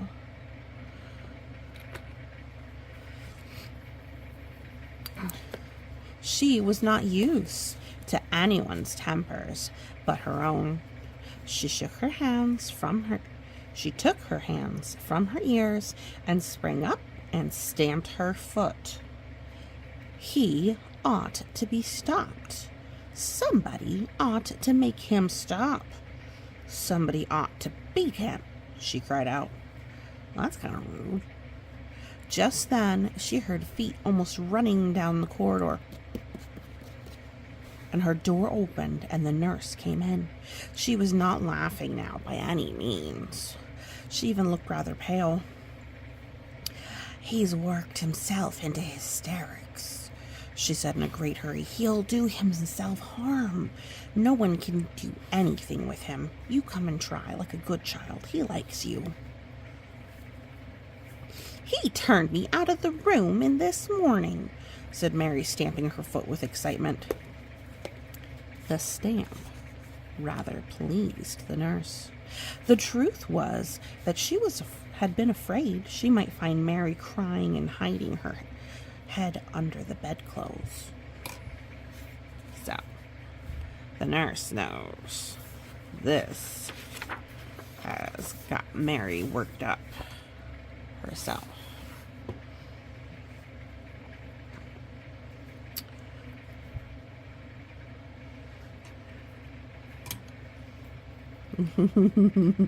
That's right, she said. You're in the right humor. You go and scold him. Give him something new to think of. Do go, child, as quick as ever you can. It was not until afterward that Mary realized that the thing had been funny as well as dreadful. That it was funny that all the grown-up people were so frightened that they came to a little girl just because they guessed she was almost as bad as Colin himself. Wow.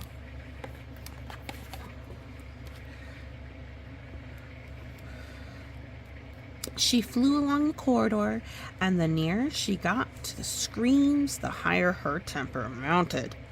She felt quite wicked by the time she reached the door. She slapped it open with her hand and ran across the room to the four-posted bed. You stop, She almost shouted. You stop! I hate you. Everybody hates you. I wish everybody would run out of the house and let you scream yourself to death. You will scream yourself to death in a minute, and I wish you would. Ooh, that's really mean.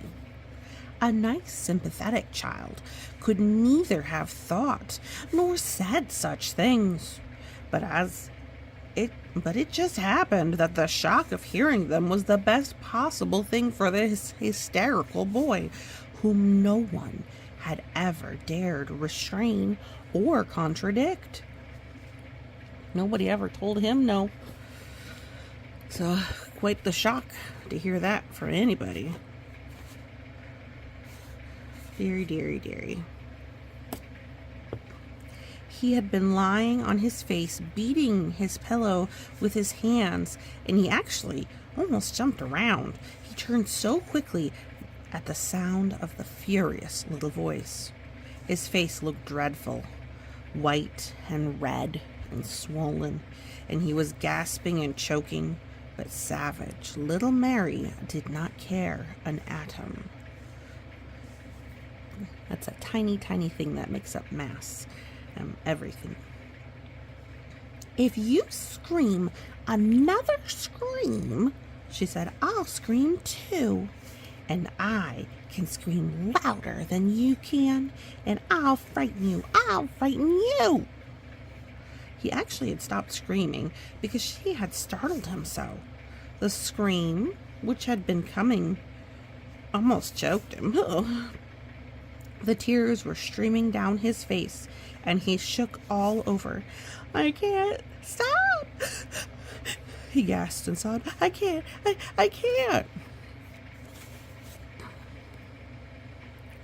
You can, shouted Mary.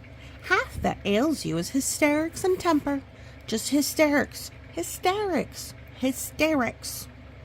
And she stamped each time she said it. I felt the lump. I felt it, choked out Colin. I knew I should. I shall have a hunch on my back, and then I shall die. And he began to writhe again, and turned on his face, and sobbed, and wailed. But he didn't scream. You didn't feel a lump, contradicted Mary fiercely. If you did, it was only a hysterical lump. Hysterics makes lumps. There's nothing the matter with your horrid back. Nothing but hysterics. Turn over and let me look at it. She rather liked the word hysterics, and felt somehow as if it had an effect on him. He was probably like herself, and had never heard it before. Nurse, she commanded, come here and show me his back this minute. The nurse, Mrs. Medlock, and Martha had been standing huddled together near the door staring at her, their mouths half open. All three had gasped with fright more than once. The nurse came forward as if she were half afraid. Colin was heaving with great breathless sobs. Perhaps he won't let me, she hesitated in a low voice. Colin heard her, however, and he gasped out between two sobs, show her. She'll see then. It was a poor, thin back to look at, even when it was bared. Every rib could be counted, and every joint of the spine, though Mistress Mary did not count them, as she bent over and examined them with a solemn, savage little face. She looked so sour and old-fashioned that the nurse turned her head aside to hide the twitching of her mouth. There was just a minute's silence, for even Colin tried to hold his breath while Mary looked up and down his spine,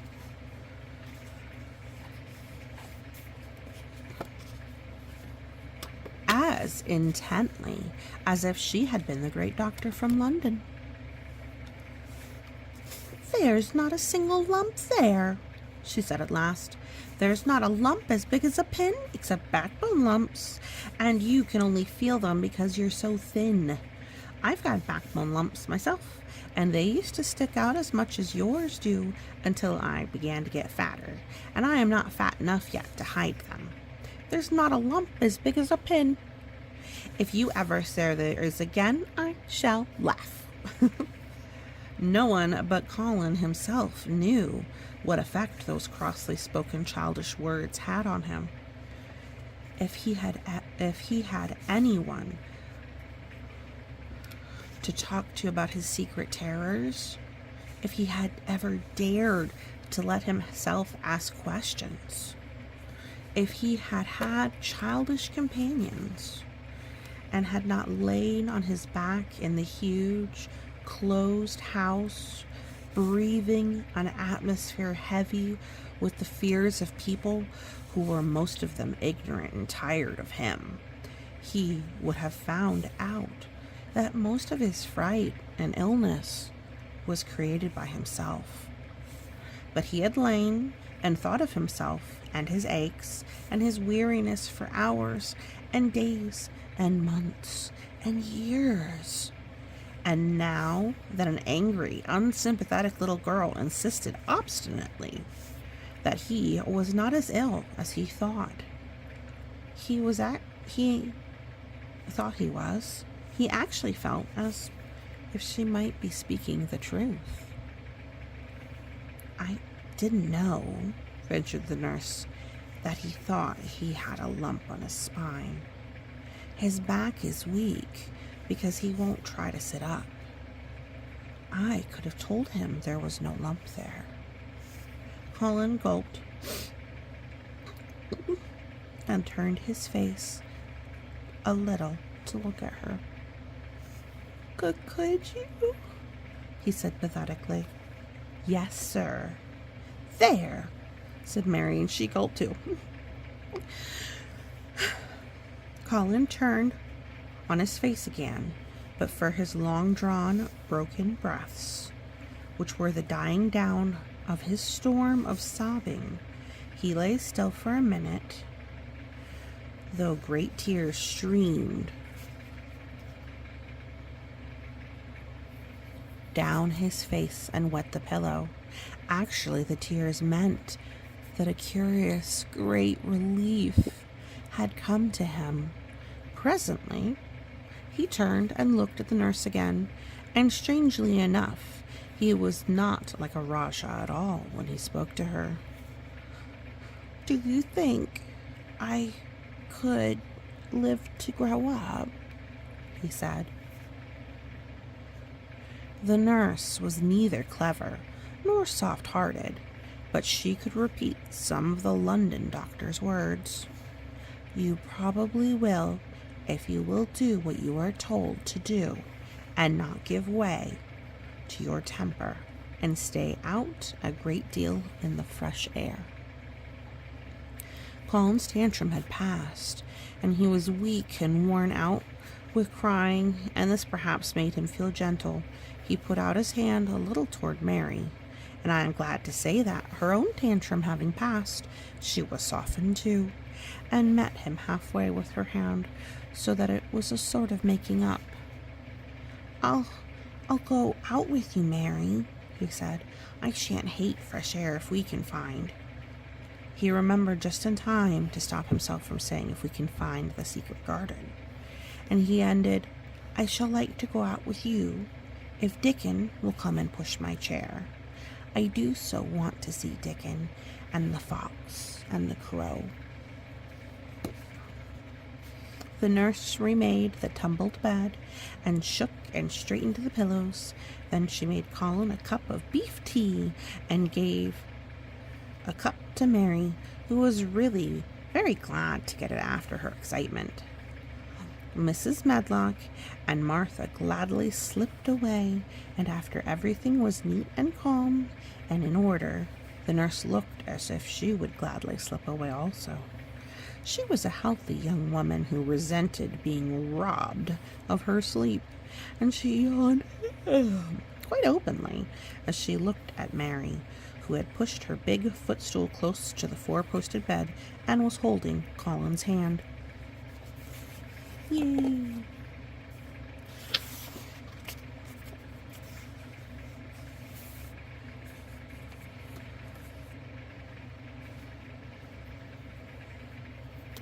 You must go back and get your sleep out, she said. He'll drop off after a while if he's not too upset. Then I'll lie down myself in the next room. Would you like me to sing you that song I learned from my ayah? Mary whispered to Colin. His hand pulled hers gently, and he turned his tired eyes on her appealingly. Oh, yes, he answered. It's such a soft song. I shall go to sleep in a minute. Oh, I will put him to sleep, Mary said to the yawning nurse. You can go if you like. Well, said the nurse with an attempt at reluctance, if he doesn't go to sleep in half an hour, you must call me.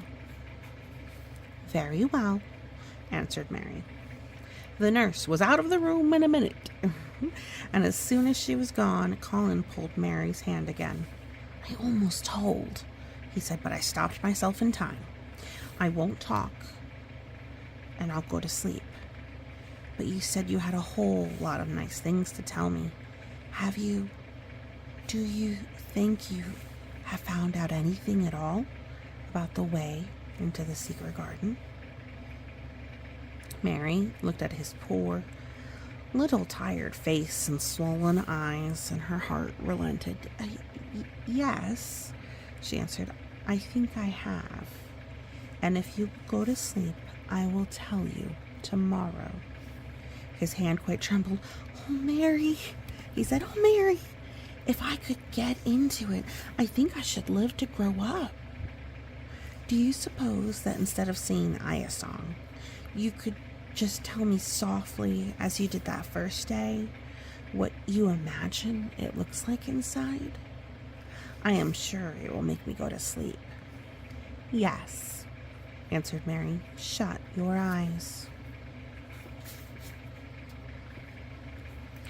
He closed his eyes and lay quite still, and she held his hand and began to speak very slowly and in a very low voice.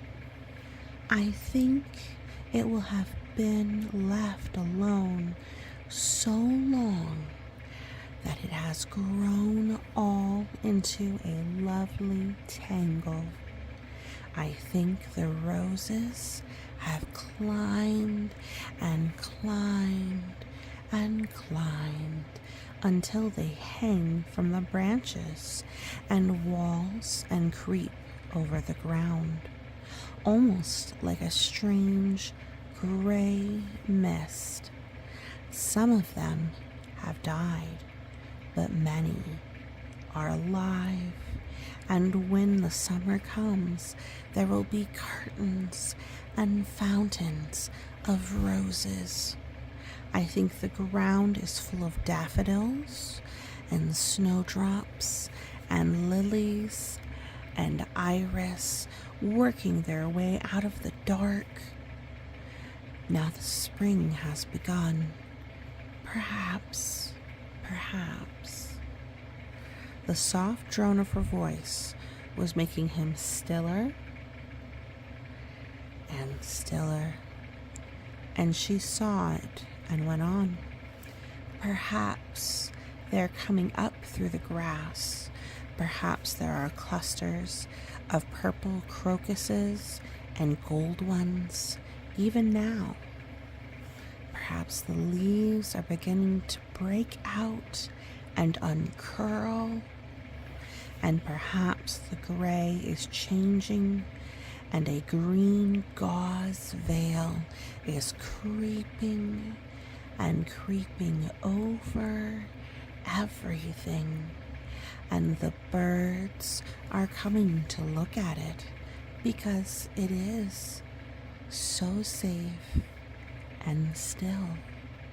And perhaps, perhaps, perhaps, very softly and slowly indeed, the robin has found a mate and is building a nest. And Colin was asleep. So that's the end of the chapter. The tantrum. The next one is chapter 18. We'll read that one again. Thank you so much later. We'll read it later on. Thank you so much for listening. Sorry about being a little sleepy and such. And you are worthy of love. And you have a great day. Alrighty, Monster Mama 1, 2, 3, 4, and more. And we're reading The Secret Garden. Frances Hodgson Burnett, children's classic. We've been reading the book, both digitally and in paper. We're pretty far along, really. Sorry there, little friend. Yeah, let's see what we got. So, remember, Mary is an orphan. That means she has no parents. She goes to live with her uncle in Misselwaith, which is a dreary place in England, at least in the winter. But then spring comes, and there's a secret garden, and everything starts coming alive. So we learn all about how wonderful that is. All right, so last week we had a tantrum where Colin was most put out that Mary was spending time with the garden and not him. And so they had a bit of a row, a little bit of a fight, but it worked out. Okay, and she told him all about the garden. So, this chapter is, whoopsie-doodle, Thou mustn't waste no time. So, we're gonna do some things to not waste any time. Chapter 18. Of course, Mary did not waken early the next morning, like she planned. She slept late because she was tired. And when Martha brought her breakfast, she told her that though Colin was quite quiet, he was ill and feverish, as he always was after he had worn himself out with a fit of crying. Mary ate her breakfast slowly as she listened. He says he wishes that would please go and see him as soon as they can. Martha said, It's queer what a fancy he's took to thee. That did give it him last night for sure, didn't thou? Nobody else would have dared to do it. Poor lad. He's been spoiled till salt won't save him. Mother says the two worst things as can happen to a child is never to have his own way or to always have it. She doesn't know which is the worst. That was in a fine temper the folks herself too, but he says to me when I went into his room, Please ask Miss Mary if she'll come to me and talk to me. Think of him saying please. Will you go, miss? I'll run and see Dickon first, said Mary. No, I'll go and see Colin first and tell him. I know what I'll tell him, with sudden inspiration. She had her hat on when she appeared in Colin's room, and for a second he looked disappointed. He was in bed. His face was pitifully white, and there were dark circles round his eyes.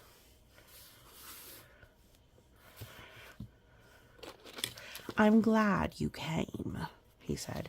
My head aches, and I ache all over because I'm so tired.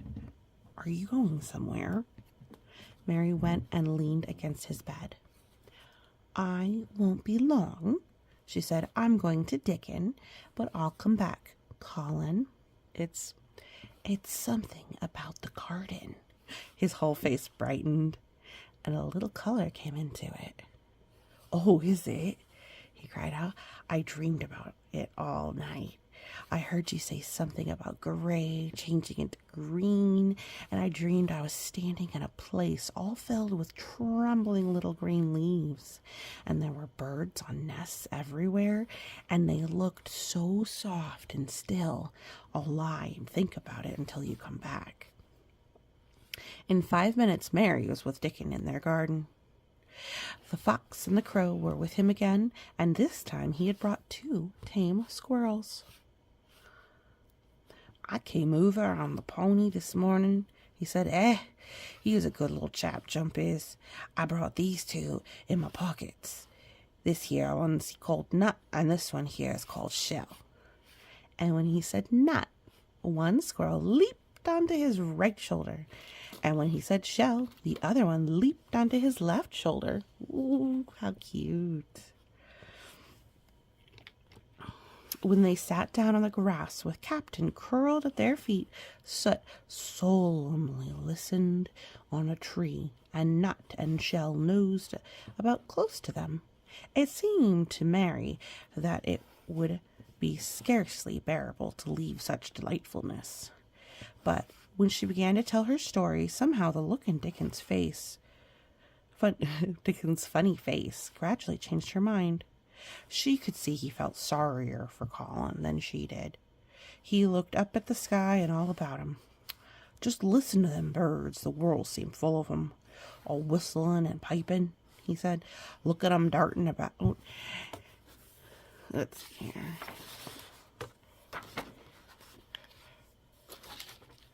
And here come calling to each other. Come springtime, seems like it's all the world's calling. The leaves is uncurling so you can see 'em. And on my word, there's nice smells all out there all about. Sniffing with his happy turned up nose. And that poor lad lying shut up in there and seeing so little that he gets to thinking of things that he makes sets him screaming, My, we mun let him out of here. We mun let him watching and listening and sniffing up the air and get him just soaked through with sunshine. And we mustn't lose no time about it. When he was very much interested, he often spoke quite broad Yorkshire, though at other times he tried to modify his dialect so that Mary could better understand him. But she loved his broad Yorkshire, and had in fact been trying to learn to speak it herself. So she spoke it a little now. Aye, we mun, she said, which means yes, indeed we must. I'll tell ye what us will do first, she proceeded, and Dickon grinned, because when the little ones tried to twist her tongue into speaking Yorkshire, it amused him very much. He's took a greatly fancy to thee. He wants to see thee, and he wants to see Soot and Captain. When I go back to the house, I'll talk to him. I'll ask him if I canna come and see him tomorrow morning, and then bring the creatures with thee. And then, in a bit, when there's more leaves out, and happen a bud or 2, we'll get him to come, and thou shalt push him in his chair, and we'll bring him here, and show him everything. And when she stopped, she was quite proud of herself. She had never made a long speech in Yorkshire before, and she had remembered very well. I mun talk a bit of Yorkshire like that to Mr. Colin, Dickon chuckled. That'll make him laugh, and there's not as good for ill folk as laughing is. Mother says that she believes half an hour's good laugh every morning would cure a chap of making ready for typhus fever.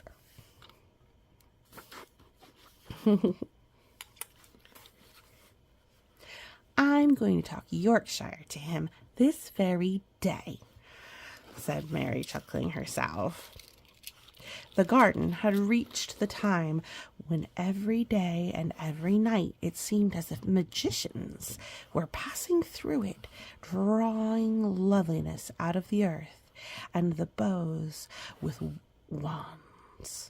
It was hard to go away and leave it all, particularly as Nut had actually crept onto her dress and Shell had scrambled down the trunk of the apple tree they sat under and stayed there looking at her with inquiring eyes.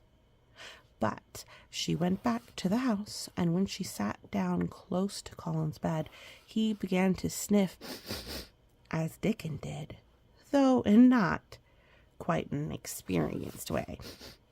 "You smell like flowers and fresh things," he cried out quite joyously. "What is it you smell of? It's cool and warm and sweet all at the same time." "It's the wind from the moor," said Mary. "It comes sitting on the grass under the tree with Dickie and with Captain and Scott Soup and Nut and Shell. It's the springtime and the outdoors with sunshine. It smells so greatly. She said it as broadly as she could. And you do not know how broadly Yorkshire sounds until you have heard someone speak it. Colin began to laugh. "What are you doing?" he said. "I never heard you talk like that before. How funny it sounds." "I'm giving thee a bit of Yorkshire," answered Mary triumphantly. "I cannot talk as greatly as Dickie and Martha can, but as thou sees I can shape a bit. Does it? Thou understand a bit of Yorkshire when thou hears it? And the Yorkshire lad myself bred and born, eh? I wonder thou not shamed of thy face." And then she began to laugh too, and they both laughed until they could not stop themselves, and they laughed until the room echoed, and Mrs. Medlock, opening the door to come in, drew back into the corridor and stood listening, amazed. "Oh, well, upon my word," she said, speaking rather broad Yorkshire herself, because there was no one to hear her, and she was so astonished. "Whoever heard the like? Whoever on earth has thought it?"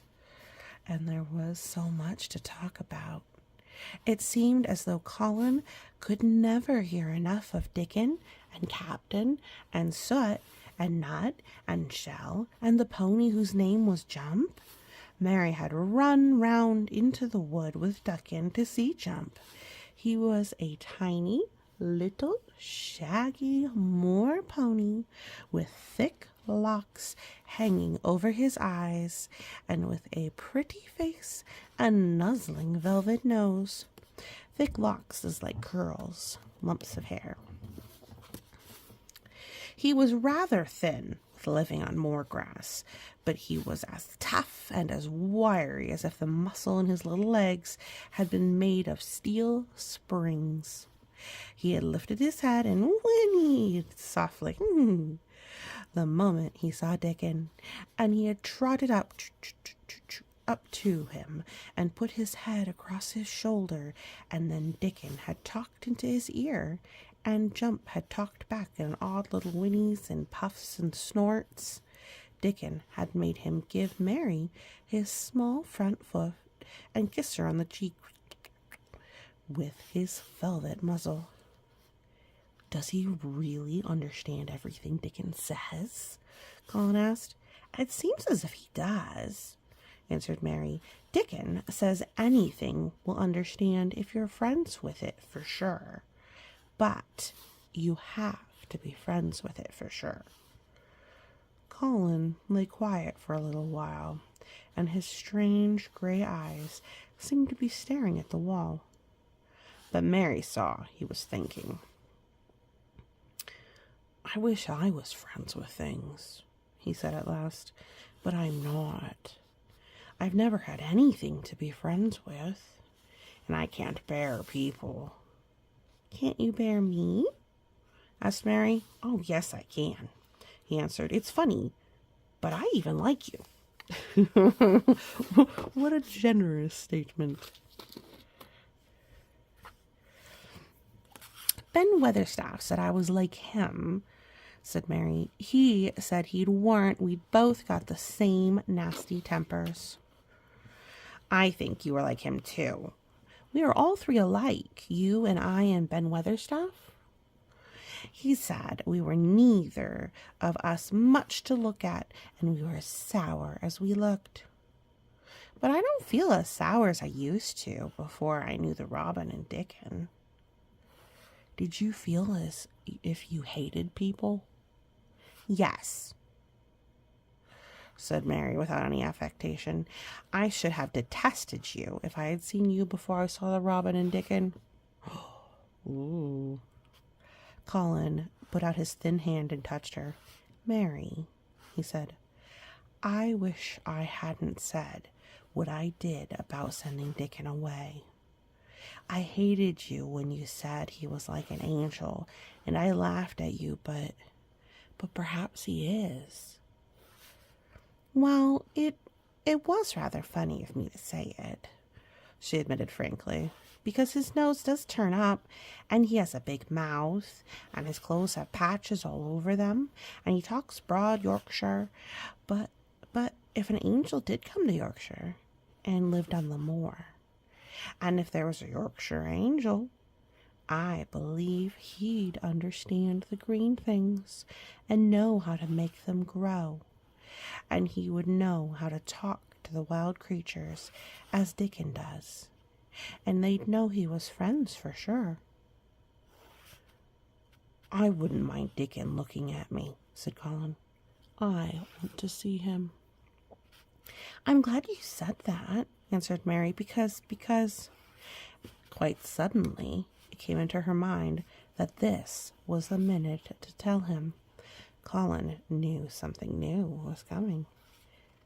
"Because what?" he cried eagerly. And Mary was so anxious that she got up from her stool and came to him and caught hold of both his hands. "Can I trust you? I trusted Dickon because birds trusted him. Can I trust you for sure?" she implored.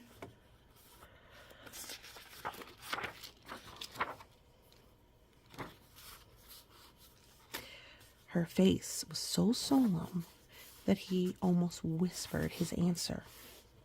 Yes. "Well, Dickon will come to see you tomorrow morning, and he'll bring his creatures with him." Oh, Colin cried out with delight, or in delight. "But that's not all," Mary went on, almost pale with solemn excitement. "The rest is better. There is a door into the garden. I found it. It is under the ivy on the wall."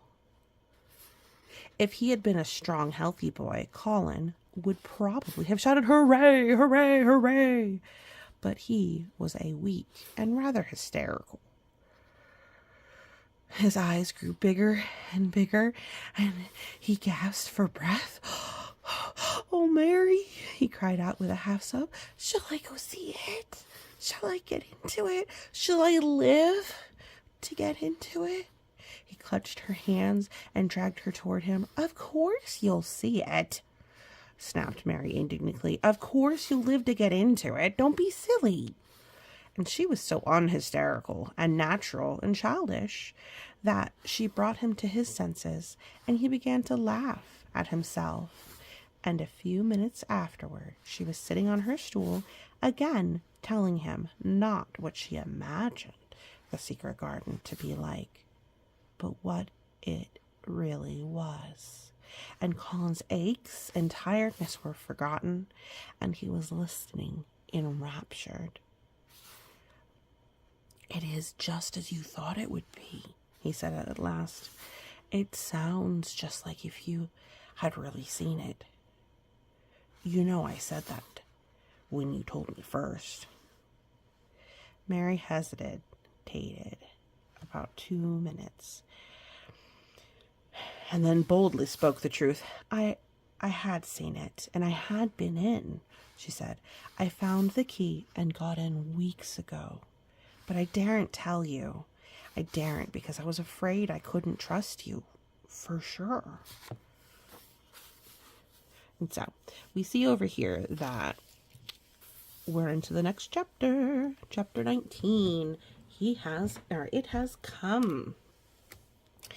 So, we are getting closer and closer to the end.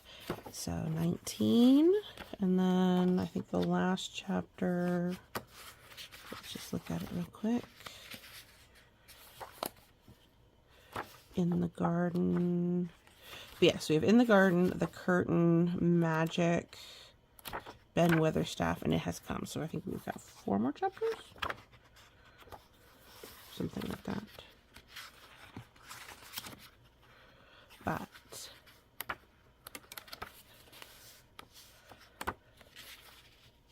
I do like the texture of the edges of these pages. It's got like a nice little texture to it. Well, thank you so much for listening. I hope you're enjoying the story. And you have a wonderful day. Remember, you are already loved. Have a great day. Alrighty, Monster Mama 1, 2, 3, 4 more, and we're going to read another chapter of The Secret Garden by Frances Hodgson Burnett. This particular illustrations are from Troy Howell. Okay, so let's see here.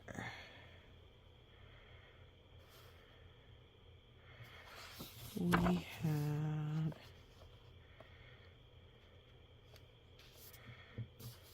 I think this is actually the chapter we are on.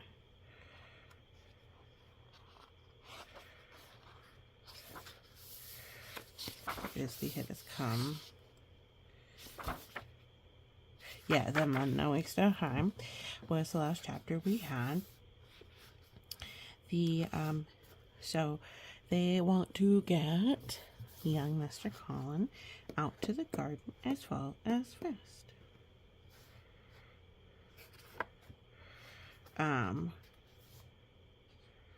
They want to be friends.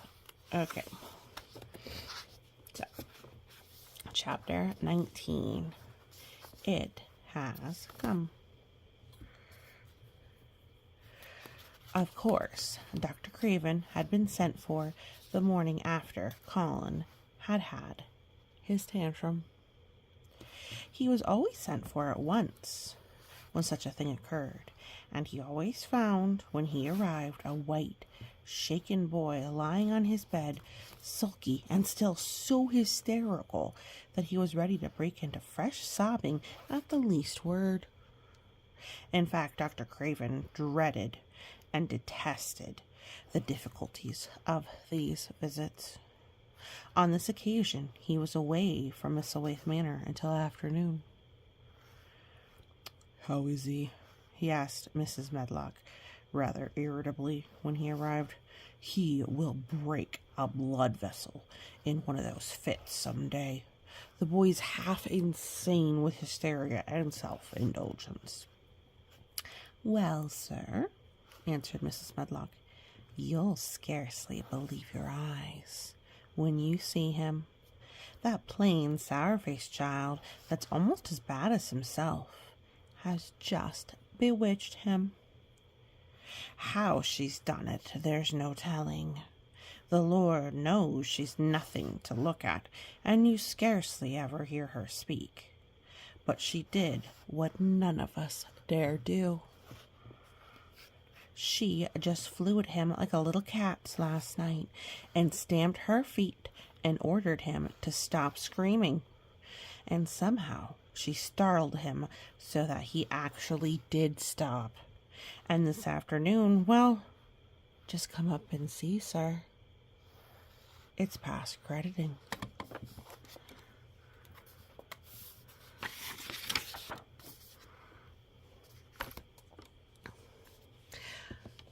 The scene which Dr. Craven beheld when he entered his patient's room was indeed rather astonishing to him.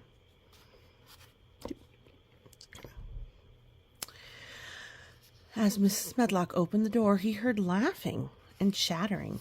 Colin was on his sofa in his dressing gown, and he was sitting up quite straight, looking at the picture in one of the garden books, and talking to the plain child, who at the moment could scarcely be called plain at all, because her face was so glowing with enjoyment. Those spires, long blue ones, we'll have a lot of those, Colin was announcing. They are called delphiniums. Dickon says they're larkspurs made big and grand, cried Mistress Mary. There are clumps there already. Then they saw Dr. Craven and stopped. Mary became quite still, and Colin looked fretful.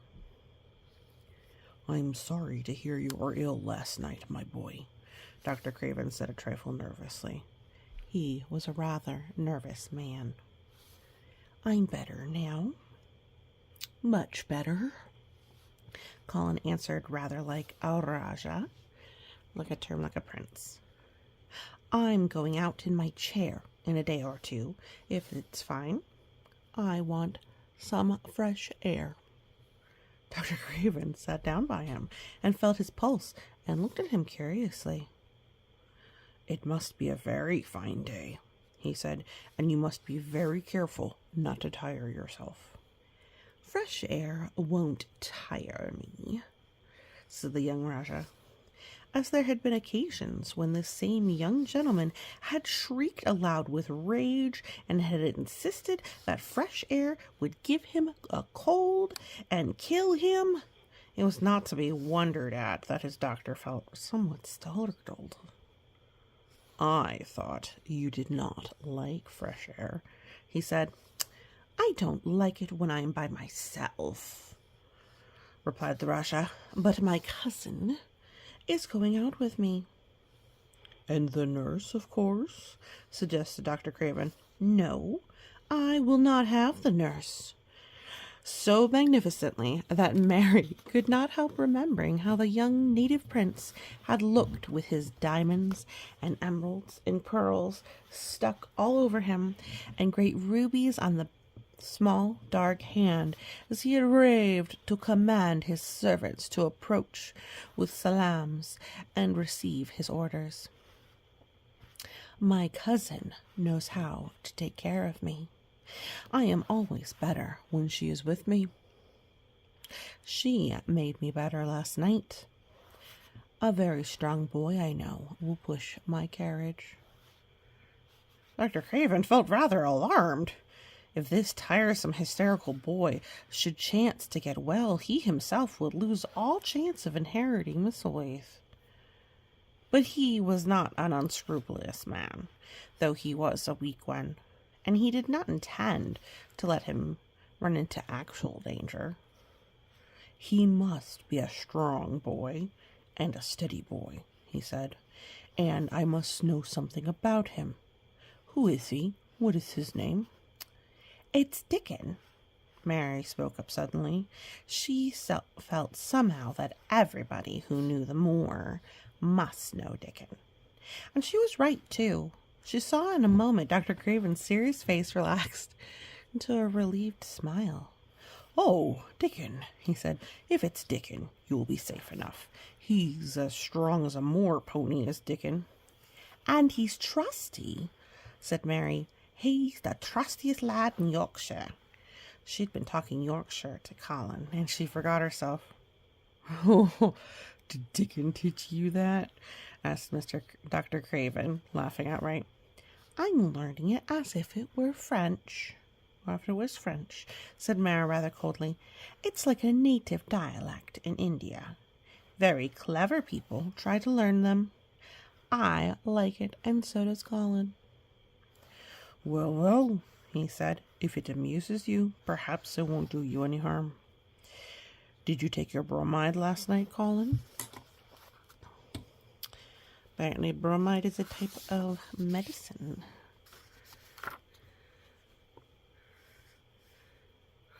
No, said Colin answered. I wouldn't take it at first, and after Mary made me quiet, she talked me to sleep in a low voice about the spring creeping into a garden. That sounds rather soothing, said Dr. Craven, more perplexed than ever, and glancing sideways at Mistress Mary sitting on her stool and looking down silently at the carpet. You are evidently better, but you must remember. I don't want to remember, interrupted the Rajah, appearing again. When I lie by myself and I remember, I begin to have pains everywhere, and I think of things that make me begin to scream because I hate them so. If there was a doctor anywhere who could make you forget you were ill, instead of remembering it, I would have brought him here. And he waved a thin hand, which ought really to have been covered with a royal signet rings made of rubies. It is because my cousin makes me forget that she makes me better. Dr. Craven had never made such a short stay after a tantrum, but usually he was obliged to remain a very long time and do a great many things. This afternoon, he did not give any medicine or leave any new orders, and he was spared any disagreeable scenes. When he went downstairs, he looked very thoughtful, and when he talked to Mrs. Medlock in the library, she felt he was a much puzzled man. Well, sir, she ventured, could you have believed it? It is certainly a new state of affairs, said the doctor, and there's no denying it is better than the old one. I believe Susan Sowerby's right. I do that, said Mrs. Medlock. I stopped in her cottage on my way to Thwaite yesterday and had a bit of a talk with her. And she says to me, well, Sarah Ann, she mayn't be a good child and she mayn't be a pretty one, but she's a child and children need children. We went to school together, Susan Sowerby and me. She's the best sick nurse I know, said Dr. Craven. So this is from when they first met here.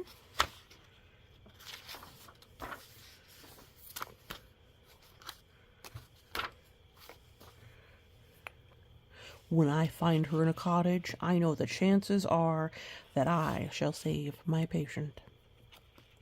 Mrs. Medlock smiled. She was fond of Susan Sowerby. She's got a way with her, has Susan, she went on quite volubly. I've been thinking all morning of one thing she said yesterday. She says, once when I given the children a bit of preach after they'd been fighting, I says to 'em all, when I was at school, my geography told me this world was shaped like an orange, and I found out before I was 10 that the whole orange don't belong to nobody. No one owns more than his bit of quarter, and there's times it seems like there's not enough quarters to go round. But don't you, none of you, think as you own the whole orange, or you'll find out you're mistaken, and you won't find it out without hard knocks. What children learns from children, she says, is that there's no sense in grabbing at the whole orange peel and all. If you do, you'll likely not even get the pips, and them's too bitter to eat. She's a shrewd woman, said Dr. Craven, putting on his coat. Well, she's got a way of saying things, ended Mrs. Medlock, much pleased. Sometimes I've said to her, Susan, it's as if you were a different woman, and you didn't talk such broad Yorkshire. I've seen the times when you could have said we was clever. That night, Colin slept without once awakening, and when he opened his eyes in the morning, he lay still and smiled without knowing it. Smiled because he felt so curiously comfortable.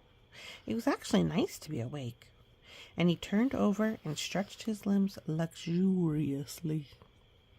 He felt as if tight strings which had held him had loosened themselves and let him go. He did not know that Dr. Craven would have said that his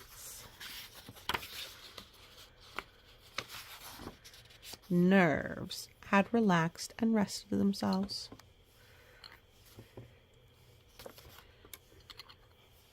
Instead of lying and staring at the wall and wishing he had not awakened, his mind was full of the plans he and Mary had made yesterday, of pictures of the garden and of Dickon and his wild creatures. It was so nice to have things to think about. And he had not been awake more than 10 minutes when he heard feet running along the corridor, and Mary was at the door. The next minute she was in the room and had run across to the bed, bringing with her a waft of fresh air, full of the scent of the morning. You've been out. That's that nice smell of leaves," he cried. She had been running, and her hair was loose and blown, and she was bright with the air and pink-cheeked, though he could not see it. "It's so beautiful," she said, a little breathless with her speed. "You never saw anything so beautiful. It has come. I thought that it would come that other morning, but it was only coming. It is here now. It has come, the spring. Dickon says so." "Has it?" cried Colin, and though he really knew nothing about it, he felt his heart beat. He actually sat up in bed.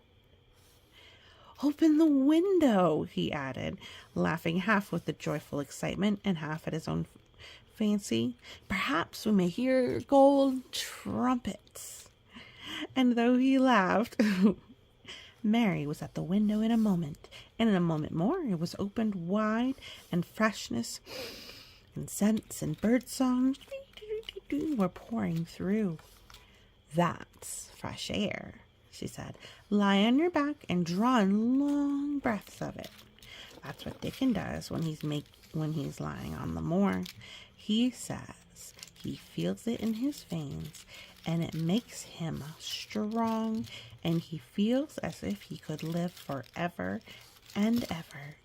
Breathe in and breathe it.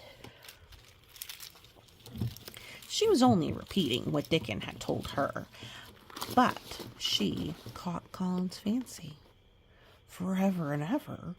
Does it make him feel like that?"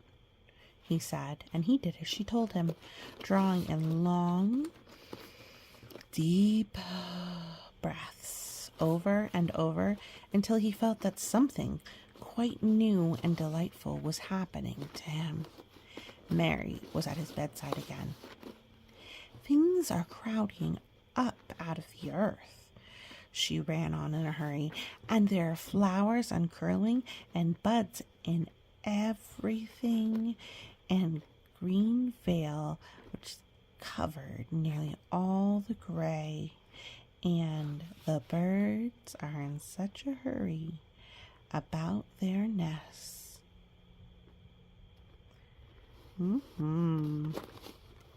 For fear they may be a little too late, that some of them are even fighting for places in the secret garden.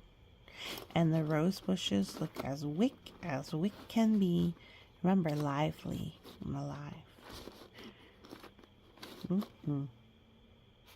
And there are primroses up the lanes and woods, and the seeds we planted are up, and Dickon has brought the fox and the crow and the squash and many, many things.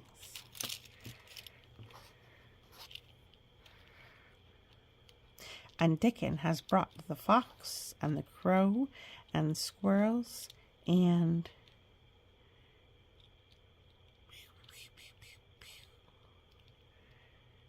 you changed. Dickon has brought the fox and the crow and the squirrels and a newborn lamb. And then she paused for breath, the newborn lamb Dickon had found 3 days before, lying by its dead mother among the gorse bushes on the moor. It was not the first motherless lamb he had found, and he knew what to do with it. He had taken it to the cottage, wrapped up in his jacket, and he had let it lie near the fire.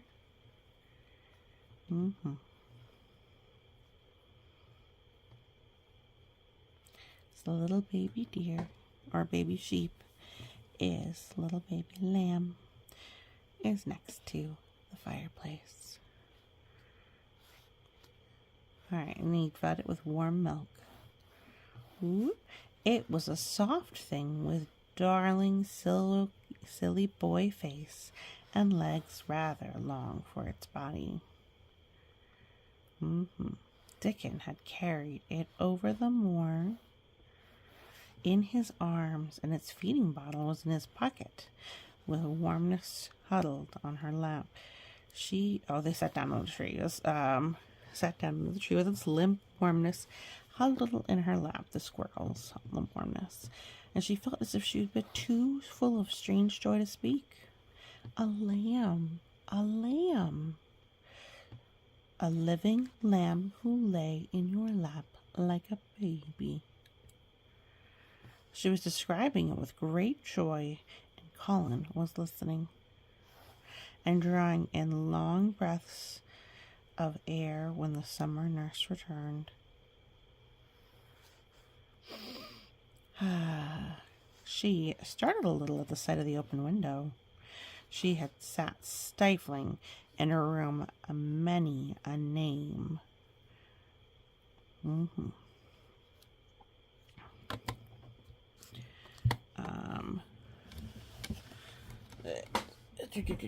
Many a warm day because her patient, that's Colin, remember, was sure that open windows gave people colds.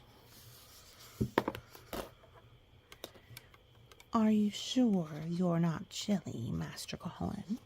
she inquired. "No," was the answer. "I am breathing long breaths of fresh air." "It makes you strong. I'm going to get up to the sofa for breakfast. My cousin will have breakfast with me." The nurse went away, concealing a smile, to give the order for 2 breakfasts. She found the servants' hall a more amusing place than the invalid's chamber, and just now everybody wanted to hear the news from upstairs. There was a great deal of joking about the unpopular young recluse who, as the cook said, had found his master and good for him. The servants all had been very tired of the tantrums, and the butler, who was a man with a family, had more than once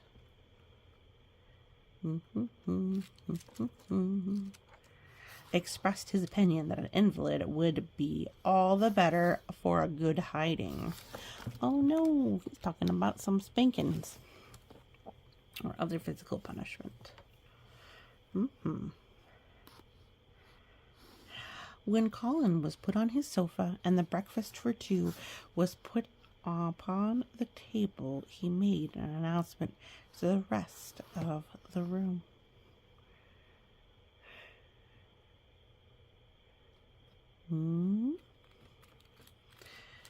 Alright. He made an announcement to the nurse in his most Raja-like manner. "A boy, a fox, and a crow, and 2 squirrels, and a newborn lamb are coming to see me this morning. I want them brought upstairs as soon as they come," he said.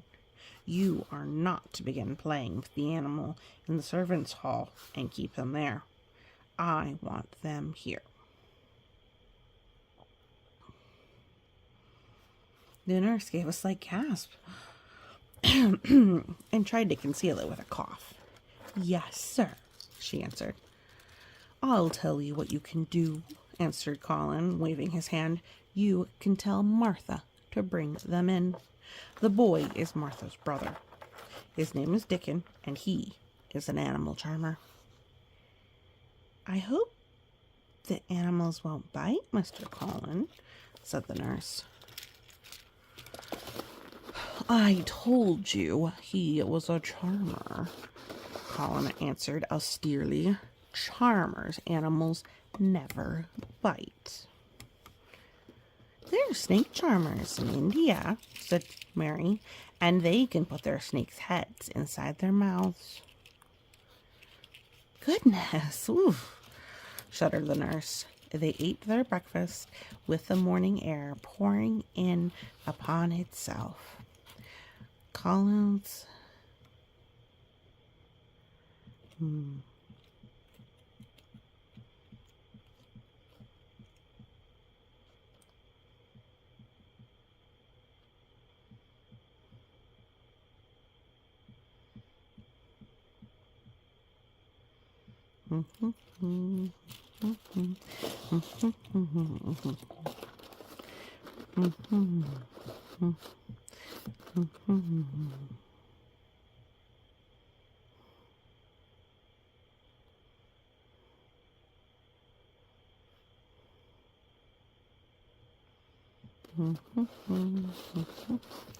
All right, so they ate their breakfast. Colin's breakfast was a very good one, and Mary watched him with serious interest. You'll begin to get fatter just as I did, she said. I never wanted my breakfast when I was in India, and now I always want it. I wanted mine this morning, said Colin. Perhaps it was the fresh air. When do you think Dickon will come?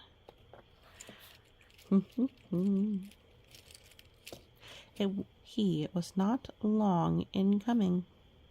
It was about 10 minutes. Mary held up her hand. Listen.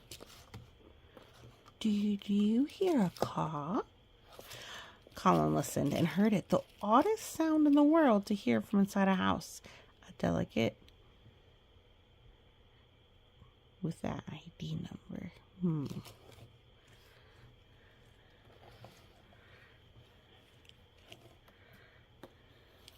Colin listened and heard it. The oddest sound in the world was to hear inside a home. All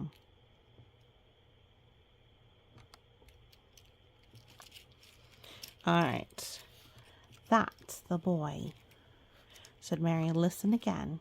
Do you hear a bleat? A tiny one? Oh, yes, cried Colin, quite flushing. Dickon's moderate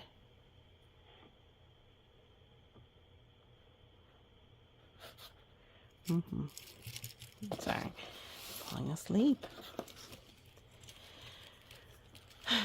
Colin listened and he heard it. The oddest sound in the world was to hear inside a house. A horse caw, caw. Yes, he answered. That's soot, said Mary. Listen again. Do you hear a bleat?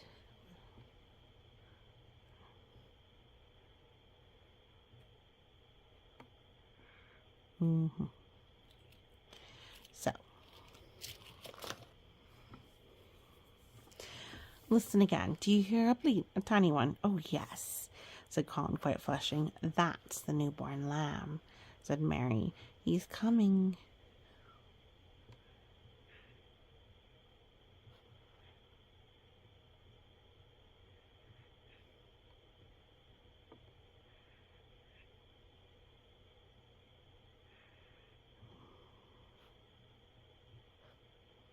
All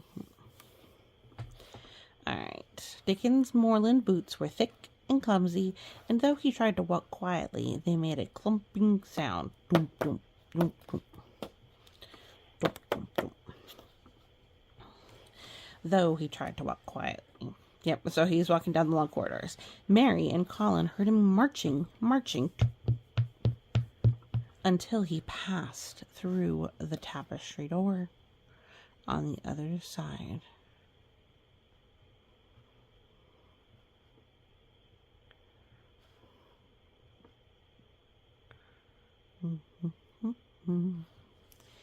All right. If you please, announced Martha, copying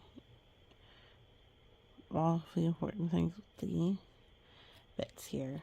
If you please, sir, announced Martha, opening the door. If you please, sir, here's Dickon and his creatures. Dickon came in smiling his nicest wide smile. The newborn lamb was in his arms, and a little red fox trotted along his side. Mm-hmm. Mm-hmm. Mm-hmm. Mm-hmm.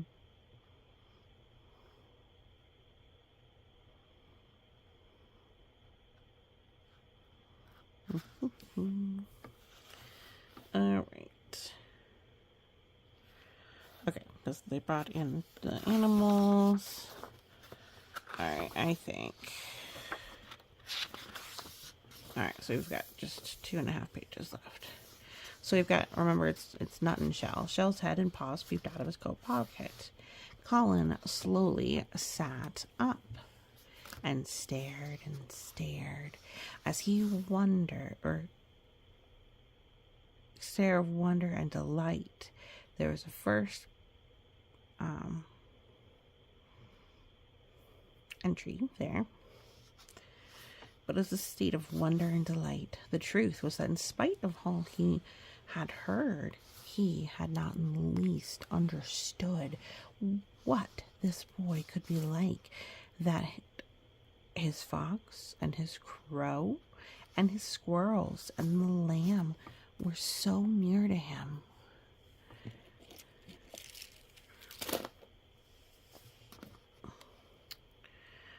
And his friendliness, that they seemed almost to be a part of himself. Colin had never talked to a boy in his life, and was so overwhelmed by his own pleasure and curiosity that he did not think to access.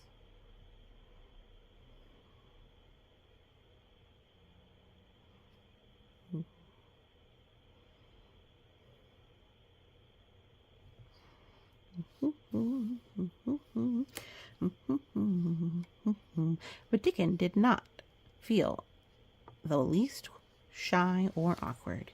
He was not embarrassed because the crow had not known his language when they met. They'd only stared and not spoken to them the first time they met. Creatures were always like that until they found out about you. He walked over to Colin's sofa and put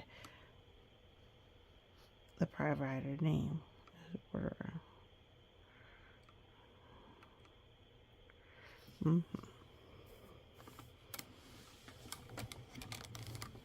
So creatures were always like that. So, okay. So he walked over to Colin's sofa and put the newborn lamb quietly in his lap.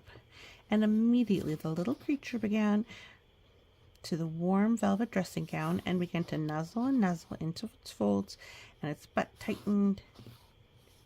curled head with Toff and Patient on its side. Of course, no boy would have helped doing a child. What's wrong? Cried Dom. What does it want? It wants its mother, said Dickon, smiling more and more. I brought it to thee a bit hungry, because I knowed thou'd like to see it feed. He knelt down by the sofa and took a feeding bottle from his pocket. Come on, Llewellyn. And he turned in the small woolly head with a gentle brown hand. This is what thou's after. Thou's out of this morning. Thou put that silk velvet coats there now. And he pushed the rubber tip of the bottle into the nuzzly mouth, and the lamb began to suck with a ravenous ecstasy. After that, there was no wondering what to say. By the time the lamb fell asleep, questions poured forth, and Dickon answered them all. He told them how he had found the lamb just as the sun was rising 3 mornings ago. He had been standing on the moor listening to a skylark and watched him swing higher and higher into the sky until he was only a speck So he's listening to the skylark and watching him sing higher. This guy, I almost lost him for a song, and I was wondering how the chap could hear it when it seemed like he'd get out of the world in a minute. And just then, I had a weak bleating me and knowed it was a new lamb, as hungry as I knowed it wouldn't be hungry if it hadn't lost its mother somehow. So I set off searching. I did have a look for it. I went and seemed like to take a wrong turnings. But at last I seed up a bit of white by the rock on toward the moor, and I climbed up and I found a little town shelf.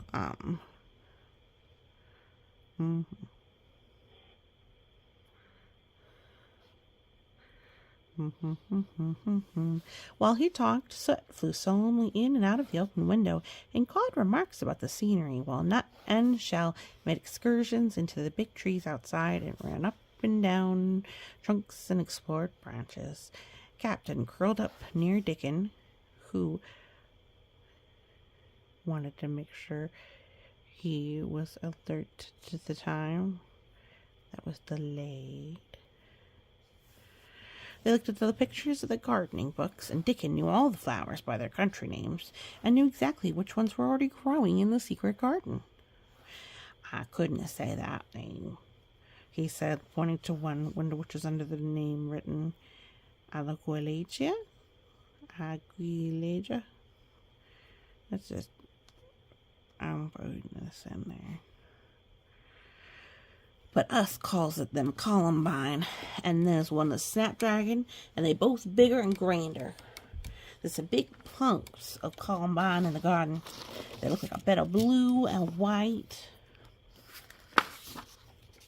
butterflies fluttering when they're out. I'm going to see them, cried Colin. I'm going to see them. Aye, and I mun, said Mary quite seriously. And I mun lose no time about it.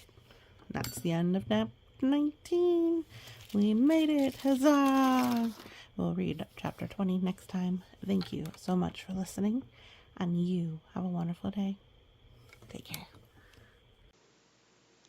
So, we have got the secret garden, and where we left off was that Dickon had visited with his animals, and they were planning to take Colin to the garden. But not just yet. So, chapter 20, I shall live forever and ever and ever. So, they wanted to go, but they were obliged to wait more than a week, because first there came some very windy days, and then Colin was threatened with a cold. Which two things happened one after the other, which no doubt would have thrown him into a rage. But that there was so much careful and mysterious planning to do, and almost every day Dickon came in, if only for a few minutes, to talk about what was happening on the moor, and in the lanes and hedges, and on the borders of streams. The things he had to tell about otters, and badgers, and water rats' houses, not to mention birds' nests and field mice in their burrows, were enough to make you almost tremble with excitement when you heard all the intimate details from an animal charmer and realized with what thrilling eagerness and anxiety the whole busy underworld was working. "They're the same as us," said Dickon. "Only they have to build their homes every year, and it keeps 'em so busy they fair scuffle to get 'em done." The most absorbing thing, however, was the preparations to be made before Colin could be transported with sufficient secrecy to the garden. No one must see the chair carriage, and Dickon and Mary After they turned a certain corner of the shrubbery and entered upon the walk outside the ivied walls. As each day passed, Colin had become more and more fixed in his feeling that the mystery surrounding the garden was one of its greatest charms. Nothing must spoil that. No one must ever suspect that they had a secret. People must think that he was simply going out with Mary and Dickon because he liked them, and did not object to their looking at him. They had long and quite delightful talks about their route or route. They would go up this path and down that one, and cross the other and go round among the fountain flower beds, as if they were looking at the bedding out plants the head gardener, Mr. Roach, had been having arranged. That would seem such a rational thing to do that no one could think it at all mysterious. They would turn into the shrubbery walks and lose themselves until they came to the long walls. It was almost as serious and elaborately thought out as the plans of march made by great generals in time of war. Rumors of the new and curious things which were occurring in the invalid's apartments had of course filtered through the servants' hall into the stable yards and out among the gardeners. But notwithstanding this, Mr. Roach was startled one day when he received orders from Master Colin's room to the effect that he must report himself in the apartment no outsider had ever seen, as the invalid himself desired to speak to him.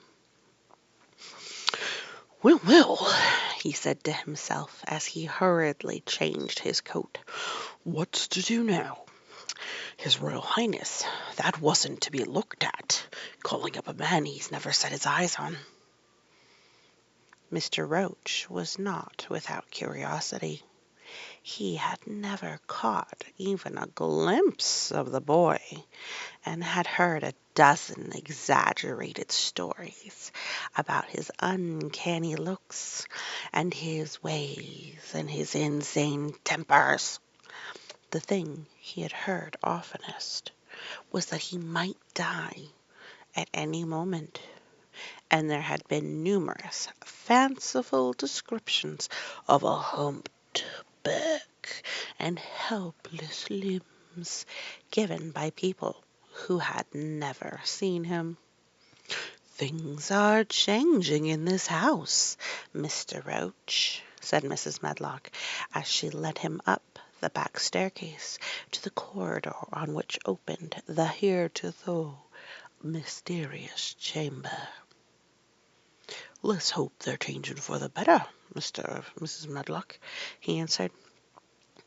"They couldn't well change for the worse," she continued, "and queer as it all is, there's them as finds their duties made a lot easier to stand up under. Don't you be surprised, Mr. Roach, if you find yourself in the middle of a menagerie and Martha Sowerby's Dickon more at home than you or me could ever be." There was really a sort of magic about Dickon, as Mary had always privately believed. When Mr. Roach heard his name, he smiled quite leniently. "He'd be at home in Buckingham Palace, or at the bottom of a coal mine," he said, "and yet it's not impudence either. He's just fine, is that lad." It was perhaps well he had been prepared, or he might have been startled. When the bedroom door was opened, a large crow, which seemed quite at home, perched on the high back of a carven chair. announced the entrance of a visitor by saying "caw, caw" quite loudly. In spite of Mrs. Medlock's warning, Mr. Roach only just escaped being sufficiently undignified to jump backward. The young Rajah was neither in bed nor on his sofa. He was sitting in an armchair, and a young lamb was standing by him, shaking its tail in feeding lamb fashion, as Dickon knelt giving it milk from its bottle. A squirrel was perched on Dickon's bent back, attentively nibbling a nut. The little girl from India was sitting on a big footstool, looking on. "Here is Mr. Roach, Master Colin," said Mrs. Medlock. The young Rajah turned and looked his servitor over. At least that was what the head gardener felt happened. "Oh, you are Roach, are you?" he said. "I sent for you to give you some very important orders." "Very good, sir," answered Roach, wondering if he was about to receive instructions to fell all the oaks in the park or to transform the orchards into water gardens. "I am going out in my chair this afternoon," said Colin. "If the fresh air agrees with me, I may go out every day. When I go, none of the gardeners are to be anywhere near the long walk by the garden walls. No one is to be there. I shall go out about 2 o'clock, and everyone must keep away until I send word that they may go back to their work." "Very good, sir," replied Mr. Roach, much relieved to hear that the oaks might remain and the orchards were safe. "Mary," said Colin, turning to her, "what is that thing you say in India when you have finished talking and wants people to go?"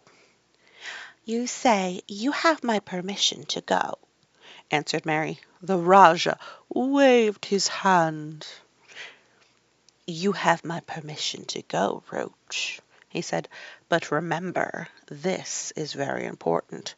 "Caw, caw," remarked the crow hoarsely, but not impolitely. "Very good, sir. Thank you, sir," said Mr. Roach, and Mrs. Medlock took him out of the room. Outside in the corridor, being a rather good-natured man, he smiled until he almost laughed. "My word," he said, "he's got a fine lordly way with him, doesn't he? You'd think he was a whole royal family rolled into one, Prince Consort and all." "Eh," protested Mrs. Medlock, "we've had to let him trample all over every one of us since he's had feet, and he thinks that's what folks was born for." "Perhaps he'll grow out of it if he lives," suggested Mr. Roach. "Well, there's one thing pretty sure," said Mrs. Medlock. "If he does live, and that Indian child stays here, I'll warrant she teaches him that the whole orange does not belong to him, as Susan Sowerberry says, and he'll be likely to find out the size of his own quarter." Inside the room, Colin was leaning back against his cushions. "It's all safe now," he said, "and this afternoon I should see it. This afternoon I shall be in it." Dickon went back to the garden with his creatures, and Mary stayed with Colin. She did not think he looked tired, but he was very quiet before their lunch came, and he was quiet while they were eating it. She wondered why, and she asked him about it. "What big eyes you've got, Colin," she said. "When you are thinking they get as big as saucers. What are you thinking about now?" "I can't help thinking about what it will look like," he answered. "The garden?" asked Mary. "The springtime," he said. "I was thinking that I've never seen it before. I scarcely ever went out, and when I did, I never looked at it. I didn't even think about it."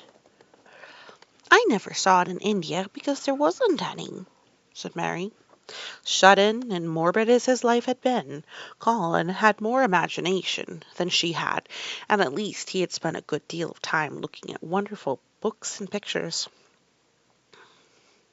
That morning when you ran in and said, it's come, you made me feel quite queer. It sounded as if things were coming with a great procession and big bursts and wafts of music. I've a picture like it in one of my books. Crowds of lovely people and children with garlands and branches with blossoms on them.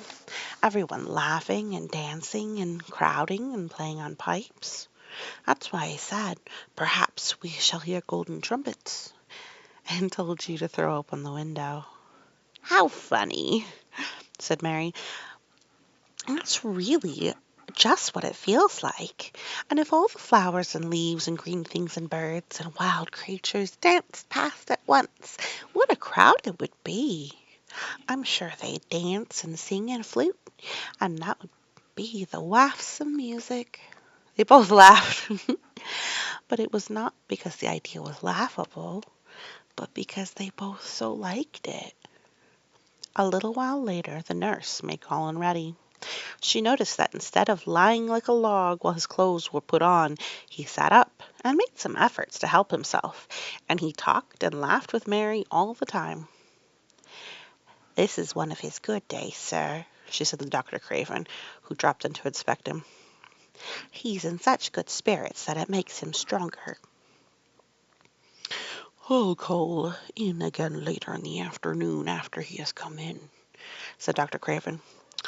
"I must see how the going out agrees with him. I wish," in a very low voice, "that he would let you go with him." "I'd rather give up in this case, sir, than even stay here while it's suggested," answered the nurse with sudden firmness. "I hadn't really decided to suggest it," said the doctor with his slight nervousness. "We'll try the experiment. Dickens a lad I'd trust with a newborn child." The strongest footman in the house carried Colin downstairs and put him in his wheeled chair, near which Dickon waited outside. After the manservant had arranged his rugs and cushions, the Rajah waved his hand to him and to the nurse. "You have my permission to go," he said. And they both disappeared quickly, and it must be confessed giggled when they were safely inside the house. Dickon began to push the wheeled chair slowly and steadily. Mistress Mary walked beside it, and Colin leaned back and lifted his head to face the sky. The arch of it looked very high, and the small snowy clouds seemed like white birds floating on outspread wings below its crystal blueness. The wind swept in soft big breaths down from the moor and was strange with a wild, clear, scented sweetness. Colin kept lifting his thin chest to draw it in, and his big eyes looked as if it were they which were listening instead of his ears. "There are so many sounds of singing and humming and calling out," he said. "What is that scent the puffs of wind bring?" "It's the ghosts on the moor and it's opening out," answered Dickon. The bees are at it wonderful to-day." Not a human creature was to be caught sight of in the paths they took. In fact, every gardener or gardener's lad had been witched away. But they wound in and out among the shrubbery and out and round the fountain beds, following their carefully planned route, for the mere mysterious pleasure of it. But when they at last turned into the long walk by the ivied walls, the excited sense of an approaching thrill made them, for the curious reason they could not have explained, begin to speak in whispers. "This is it," breathed Mary. "This is where I used to walk up and down and wonder. "Is it?" cried Colin, and his eyes began to search the ivy with eager curiousness. I see nothing," he whispered. There's no door." "That's what I thought," said Mary. Then there was a lovely breathless silence, and the chair wheeled on. "That is the garden where Ben Weatherstaff works," said Mary. "Is it?" said Colin. A few yards more, and Mary whispered again. "This is where the robin flew over the wall," she said. "Is it?" cried Colin. "Oh, I wish he'd come again." "And that," said Mary with solemn delight, pointing under a big lilac bush, "is where he perched on the little heap of earth and showed me the key." Then Colin sat up. Where, there?" he cried, and his eyes were as big as the wolf's in Red Riding Hood, when Red Riding Hood felt called upon to remark on them. Dickon stood still, and the wheelchair stopped. "And this," said Mary, stepping on to the bed close to the ivy, "is where I went to talk to him when he chirped at me from the top of the wall. And this is the ivy the wind blew back." And she took hold of the hanging green curtain. "Oh, is it?" gasped Colin. "And here is the handle, and here's the door. Dickon, push him in quickly." And Dickon did it with one strong, steady, splendid push.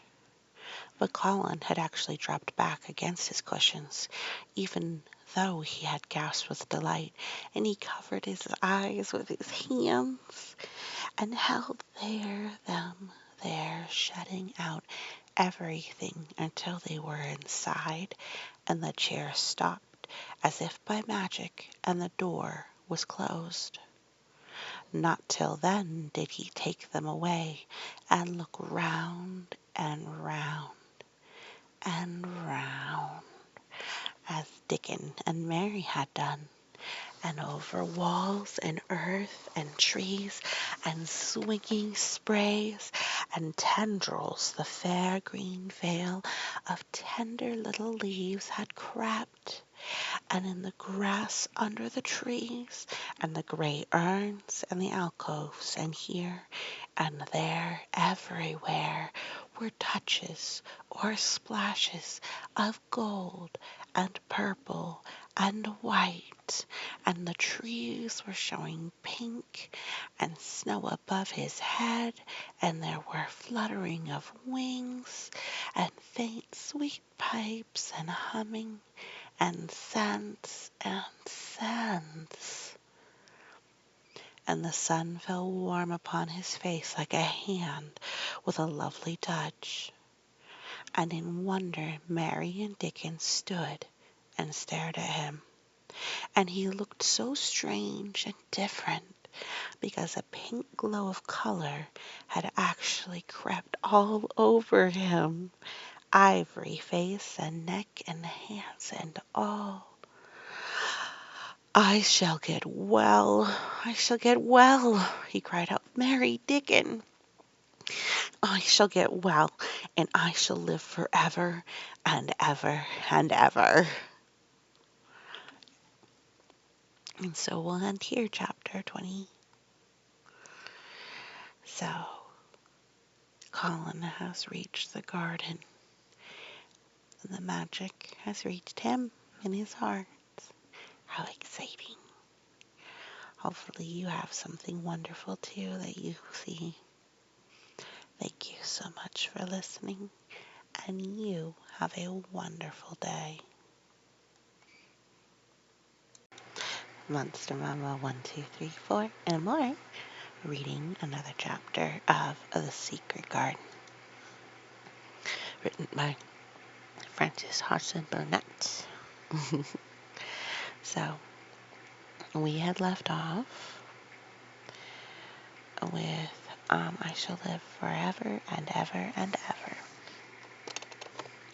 where he had finally gone to the garden and He felt like he would live forever and ever and ever. So, this chapter is called Ben Weatherstaff. So, Ben Weatherstaff is the gardener, remember, who was a little grumpy. One of the strange things about living in the world is that it is only now and then one is quite sure one is going to live forever and ever and ever. One knows it sometimes when one gets up at the tender, solemn dawn time and goes out and stands alone and throws one's head far back and looks up and up and up and watches the pale sky slowly changing and flushing and marvelous unknown things happening until the east almost makes one's cry out and one's heart stands still at the strange unchanging majesty of the rising of the sun, which has been happening every morning for thousands and thousands and thousands of years. One knows it then for a moment or so, and one knows it sometimes when one stands by oneself in a wood at sunset and the mysterious, deep gold stillness slanting through and under the branches seems to be saying slowly again and again something one cannot quite hear, however much one tries. Then sometimes the immense quiet of the dark blue at night with millions of stars. The immense quiet of the dark blue at night with millions of stars waiting and watching makes one sure. And sometimes the sound of far-off music makes it true. And sometimes a look in someone's eyes. It was like that with Colin when he first saw and heard and felt the springtime inside the 4 high walls of a hidden garden. That afternoon, the whole world seemed to devote itself to being perfect and radiantly beautiful and kind to one boy. Perhaps out of pure heavenly goodness, the spring came and crowded everything it possibly could into that one place. More than once Dickon paused in what he was doing and stood still with a slow sort of growing wonder in his eyes, shaking his head softly. It is crazy, he said. It's 12. I'm 12 going on 13, and there's a lot of afternoons in 13 years. But it seems to me like I never seen one as great as here. This year. Aye, he's a greatly one, said Mary. She sighed for the mere joy. I'll warrant it's the greatliest one there ever was in this world. Does thou think, said Colin with dreamy carefulness, as happens it was like this here on purpose for me? My word, cried Mary, admiring, that there is a bit of good Yorkshire.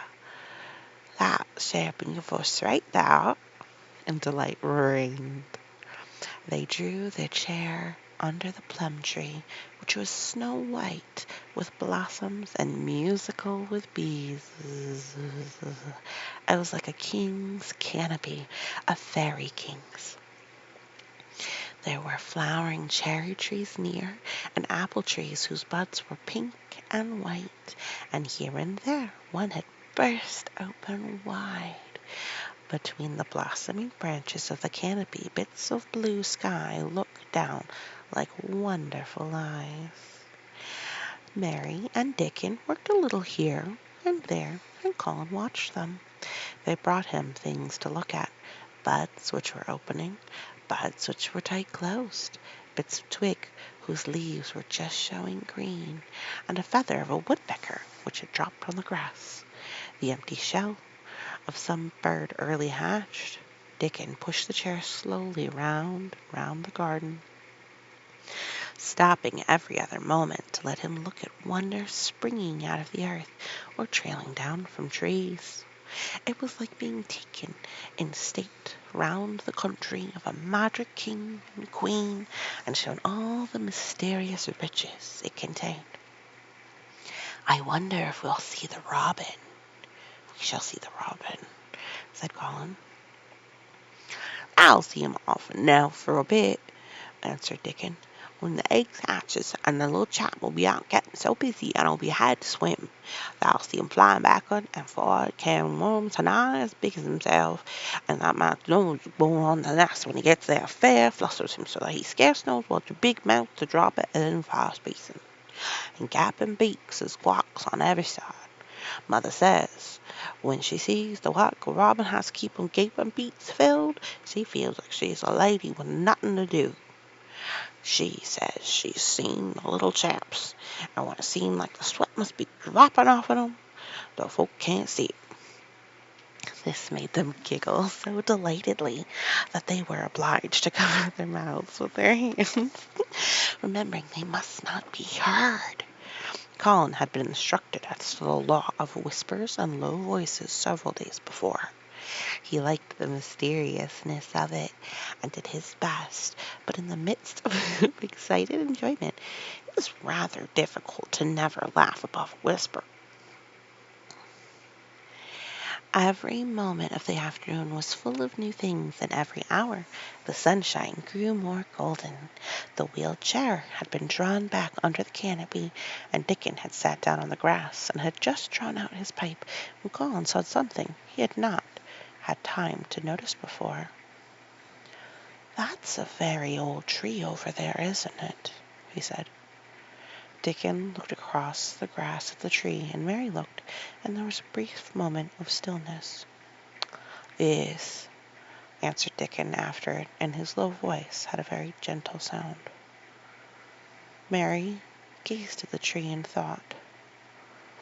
"The branches are quite grey, and there's not a single leaf anywhere," Colin went on. "It's quite dead, isn't it?" "Aye," admitted Dickon. "But them roses has climbed all over it, and will near hide every bit of the dead wood when they're full of leaves and flowers. It won't look dead then. It'll be the prettiest of all." Mary gazed at the tree and thought. "It looks like as if a big branch has been broken off," said Colin. "I wonder how it was done." "It's been done many a year," answered Dickon. With a sudden relieved start, and laying his hand on Colin, "Look at the robin. Yes, he's been foraging for his mate." Colin was almost too late, but he caught sight of him. The flash of the red-breasted bird with something in his beak. He darted through the greenness and into the close-grown corner, and was out of sight. Colin leaned back on his cushion again, laughing a little.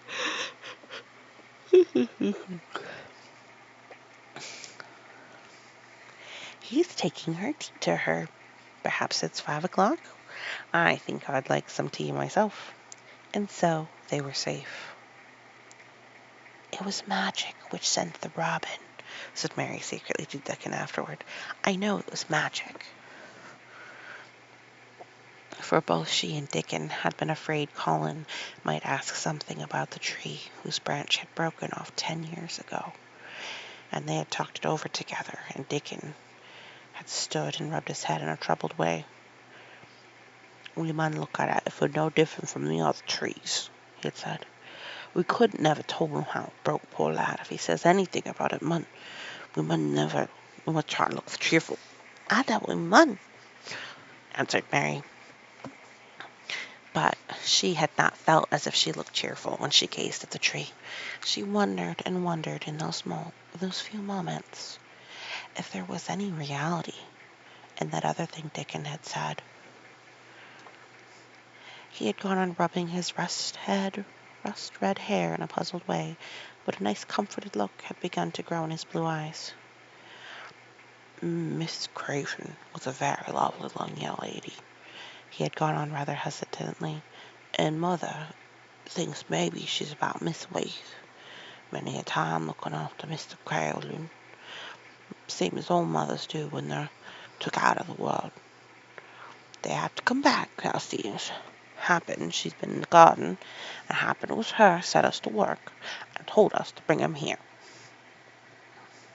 Mary had thought he meant something about magic.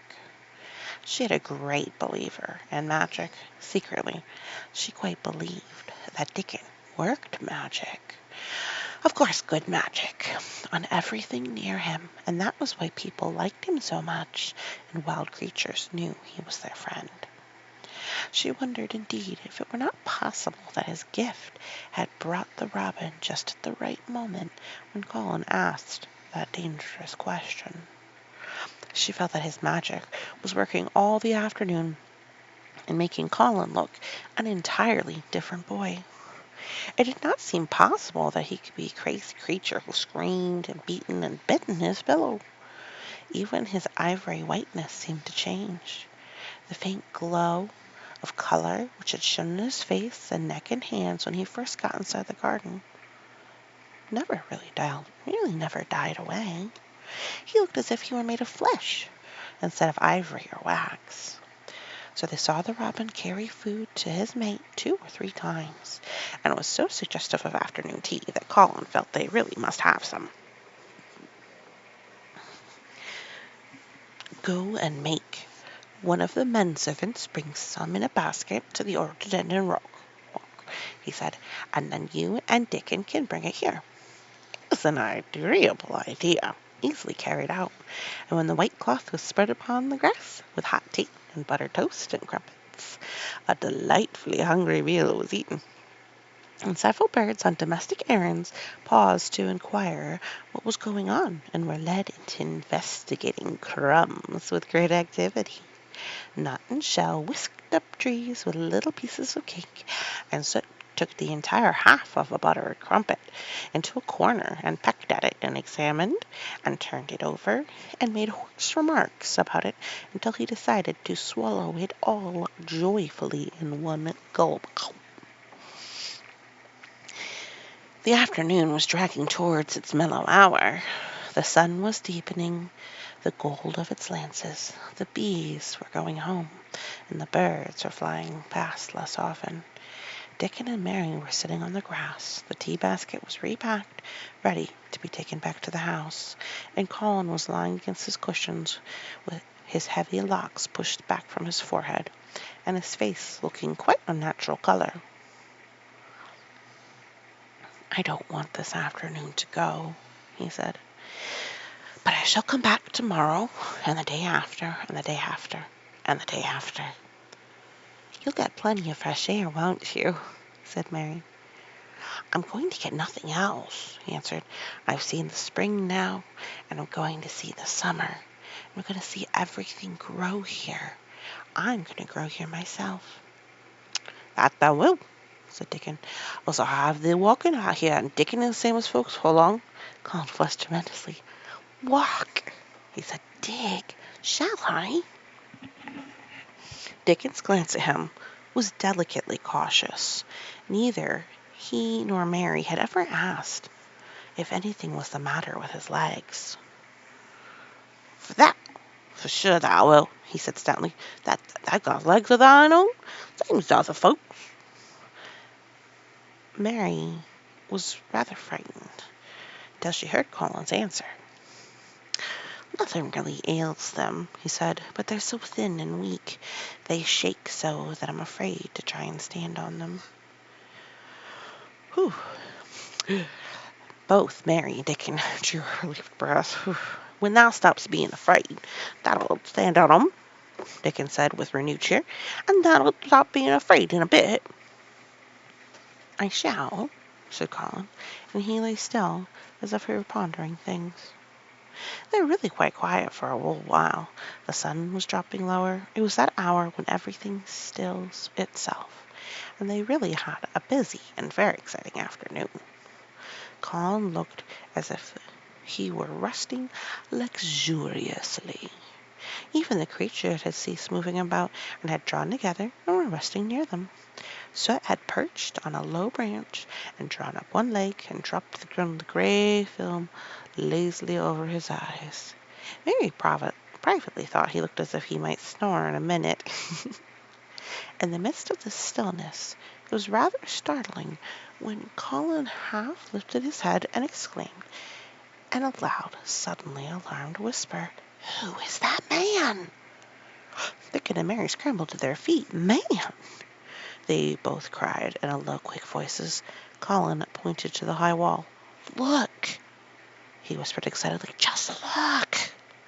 Mary and Dickon wheeled about and looked. There was Ben Weatherstaff's indignant face glaring at them over the wall, from the top of the ladder. He actually shook his fist at Mary. "If I wasn't a bachelor and not a wench of mine," he cried, "I'd give you a hiding." He mounted a step threateningly, as if it were his energetic intention to jump down and deal with her. But as she came toward him, he evidently thought better of it and stood on the top step of his ladder, shaking his fist down at her. "I never thought much of thee," he raged.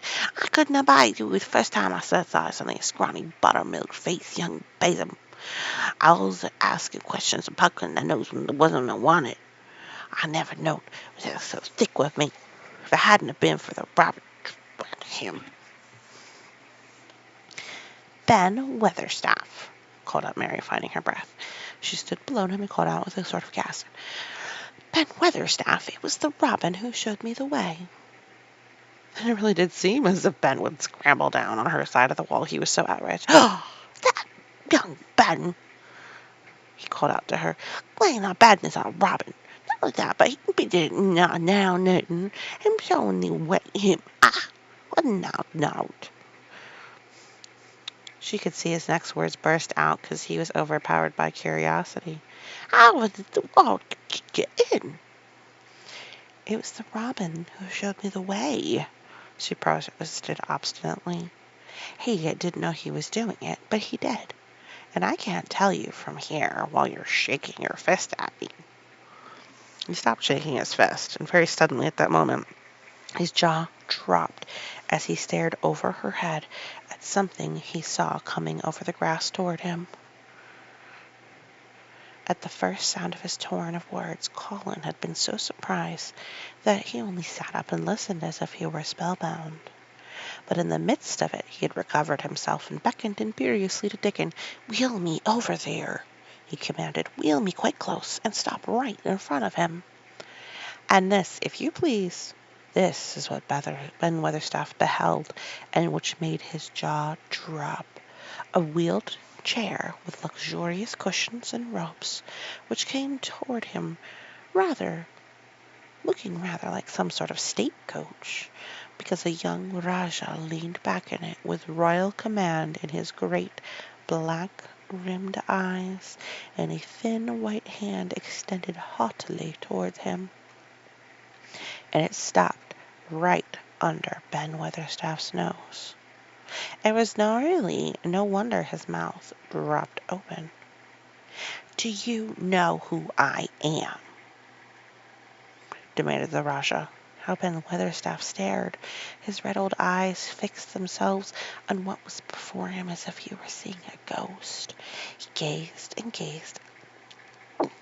and gulped a lump down his throat and did not say a word. "Do you know who I am?" demanded Colin more imperiously. "Answer!" Ben Weatherstaff put his gnarled hand up and passed it over his eyes and over his forehead. Then he did answer in a queer, shaky voice. "Who thou art," he said, "I had that I do with that mother eye staring out at me with that face. Lord knows how that come out here, but thou and poor cripple." Colin forgot he had ever had a back. His face flushed scarlet, and he sat up bolt upright. "I'm not a cripple," he cried out furiously. "I'm not." "He's not," cried Mary, almost shouting up the wall in her fierce indignation. "He's not got a lump as big as a pin. I looked, and there was none, not there, not one." Ben Weatherstaff passed his hand over his forehead again, and gazed as if he could never gaze enough. His hand shook, and his mouth shook, and His voice shook. He was an ignorant old man, a tactless old man, and he could only remember the things he had heard. That hasn't got a crooked back? He asked hoarsely. No, shouted Colin. That hasn't got crooked legs, quavered Ben more hoarsely yet. It was too much. The strength which Colin usually threw into his tantrums rushed through him now in a new way. Never yet had he been accused of crooked legs, even in whispers, and the perfectly simple belief in their existence, which was revealed by Ben Weatherstaff's voice, was more than Raja flesh and blood could endure. His anger and insulted pride made him forget everything but this one moment and filled him with a power he had never known before, an almost unnatural strength. Come here, he shouted to Dickon, and he actually began to tear the coverings off his lower limbs and disentangle himself. Come here this minute. Dickon was by his side in a second. Mary caught her breath in a short gasp and felt herself turn pale. He can do it. He can do it. He can do it. He can. She gabbled over to herself under her breath as fast as she ever could. There was a brief, fierce scramble, and with Ruggs tossed to the ground, Dickon held Colin's arm, and the thin legs were out. The thin feet were on the grass. Colin was standing upright, as straight as an arrow, and looking strangely tall, his head thrown back and his strange eyes flashing lightning. Look at me, he flung up at Ben Weatherstaff. Just look at me, you. Just look at me. He's straight as I am, cried Dickon. He as straight as any lad in Yorkshire. What Ben Weatherstaff did, Mary thought queer beyond measure. He choked and gulped, and suddenly tears ran down his weather-wrinkled high cheeks as he struck his hands before. He burst forth. The lies folks told us thou sin is lad, and his ways right, but it's not enough on thee. Thou'll make it on ye, God bless thee. Dickon held Colin's arm strongly, but the boy had not begun to falter.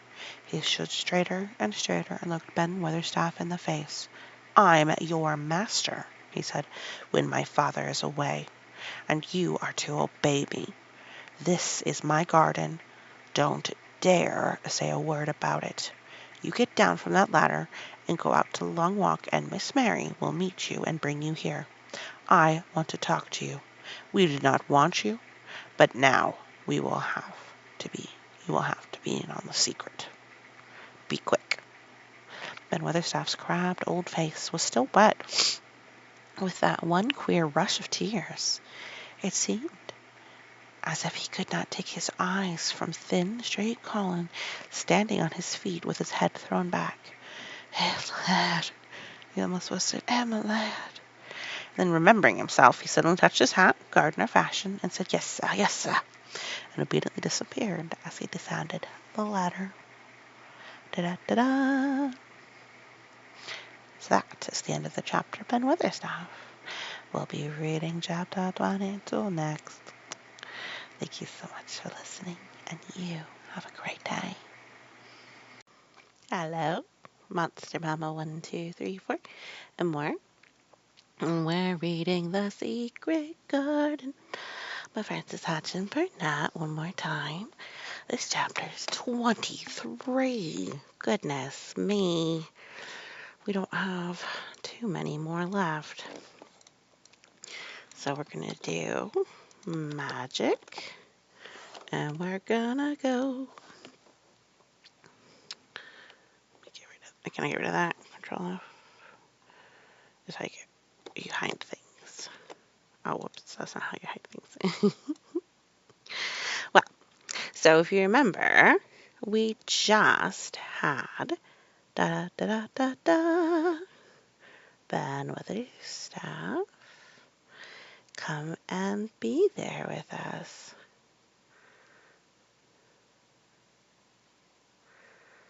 And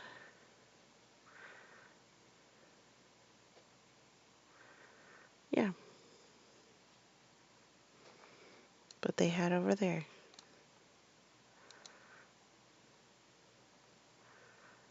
me see here real quick, 'cause I thought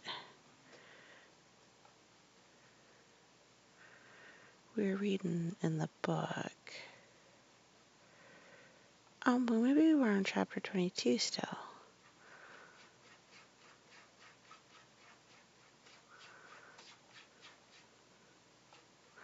Yeah, because I guess maybe we're in chapter 21. I think the counting's not quite right between the two, but okay. So he's down there. He's down there to be excited. Okay. So actually, we're going into when the sun went down, which is really 22. I don't know why I think the other one was 21. I don't know. Anywho, when the sun went down. When his head was out of sight, Colin turned to Mary. "Go and meet him," he said, and Mary flew across the grass to the door under the ivy. Dickon was watching him with sharp eyes.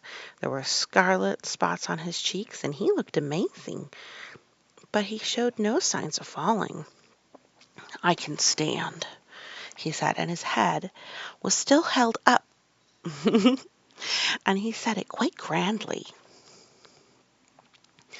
"I told thee as could stand. Cut as soon as thou stopped being afraid," answered Dickon. "And thou stopped." "Yes, I've stopped," said Colin. Then suddenly he remembered something Mary had said. "Are you making magic?" he asked sharply. Dickon's curly mouth spread into a cheerful grin. "Tha's doing magic thyself," he said. "It's the same magic as these that walk out of the earth." And he touched a thick boot of clump crocuses in the grass. Crocuses are pretty. I think the ones I'm familiar with are purple. I think they're always purple, but they're so pretty, pretty, pretty, pretty. Anyways, Colin looked down at them. "Aye," he said slowly, "there could not be bigger magic than that there could not be." He drew himself up straighter than ever. "I'm going to walk to that tree," he said, pointing to one of the few feet away from him. "I'm going to be standing when Weatherstaff comes here. I can rest against the tree if I like. When I want to sit down, I will sit down, but not before. Bring a rug from the chair." He walked to the tree, and though Dickon held his arm, he was wonderfully steady. When he stood against the tree trunk, it was not too plain that he supported himself against it, and he still held himself so straight that he looked tall. When Ben Weatherstaff came through the door in the wall, he saw him standing there, and he heard Mary muttering something under her breath. "What are thou saying?" he said rather testily, because he did not want his attention distracted from the long, thin straight boy figure and proud face. But she did not tell him. What she's saying was this: "You can do it, you can do it, I told you you could. You can do it, you can do it, you can." She was saying it to Colin because she wanted to make magic and keep him on his feet looking like that. She could not bear that he should give in before Ben Weatherstaff. He did not give in. She was uplifted by a sudden feeling that he looked quite beautiful in spite of his thinness. He fixed his eyes on Ben Weatherstaff in his funny, imperious way. "Look at me," he commanded. "Look at me all over. Am I a hunchback? Have I got crooked legs?" Ben Weatherstaff had not quite got over his emotion, but he had recovered a little and answered almost in his usual way. "Now there," he said, "not so. What's thou been doing with thyself, hiding out of sight and letting folk thou cripple and half-witted?" "Half-witted!" said Colin angrily. "Who thought that?" "Lots of fools," said Ben. "The world's full of jackasses bragging, and they never brain out lies. What did thou shut thyself up for?" "Everyone thought I was going to die," said Colin shortly. "I'm not." And he said it with such decision, Ben Weatherstaff looked him over, up and down and up. They're dying, he said with a dry exultation. Now the sort that has got too much pluck in thee. When I see deer put their legs on the ground in such a hurry, I'd know that was all right. Set thee on thy rugged bit, young mister, and give thy orders. There's a queer mix of crabbed tenderness and shrewd understanding in his manner. Mary had poured out speech as rapidly as she could as they had come down the long walk. The chief thing to be remembered, she had told him, was that Colin was getting well. Getting well. The garden was doing it. No one must let him remember about having humps and dying. The Rajah condescended to sit himself on a rug under the tree. "What work do you do in the gardens, Weatherstaff?" he inquired. "Anything I'm told to," answered old Ben. "I keep on by favour, 'cause she liked me." "She?" asked Colin. "Thy mother," answered Ben Weatherstaff. "My mother?" said Colin. He looked about him quietly.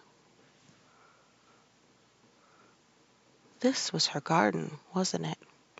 "I thought it was. I was that," said Ben Weatherstaff. And Ben Weatherstaff looked about him too. "She remained fond of it." "It is my garden now, and I am fond of it. I shall come here every day," announced Colin. "But it is to be a secret. My orders are that no one is to know that we come here. Dickon and my cousin have worked and made it come alive. I shall send for you sometimes to help, but you must come when no one can see you." Ben Weatherstaff's face twisted into a dry old smile. "I've come here before when no one saw me," he said. "What?" exclaimed Old "When?" "The last time I was here," rubbing his chin looking around, "was about a year ago." "But no one's been in it for 10 years," cried Colin. "There was no door." "I'm no one," said Ben dryly, "and I didn't come through the door. I came over the wall. The rheumatics held me back the last 2 years." "I'll come and do the bill pruning," cried Dickon. "I couldn't make out how it been done." She was so fond of it, she was," said Ben Weatherstaff slowly. "And she was such a pretty young thing. She says to me once, 'Ben,' says she laughing, 'if I'm ever ill, or if I go away and you come take care of my roses.' Well, she did go away, and the Lord's orders was ever to come nigh, but I come," with grumpy obstinacy. "Over the wall I come until the rheumatics stopped me, and I did a bit of work once a year. She'd give her order first." "I wouldn't have been as weak as I were if thou hadn't done it," said Regan. "I did wonder."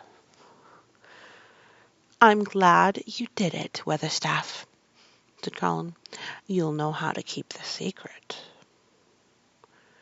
"I know, sir," answered Ben, "and it'll be easier for a man with rheumatics to come in the door." On the grass near the tree, Mary had dropped her trowel. Colin stretched out his hand and took it up. An odd expression came into his face, and he began to scratch at the earth. His thin hand was weak enough, but presently, as they watched him, Mary, with quite breathless interest, he drove the end of the trowel into the soil and turned some over. "You can do it, you can do it," said Mary to herself. "I tell you, you can." Dickon's round eyes were full of eager curiousness, but he said not a word. Ben Weatherstaff looked on with an interested face. Colin persevered. Perseverance, da-da. After he turned a few trowelfuls of soil, he spoke exultantly to Dickon and his best watchers.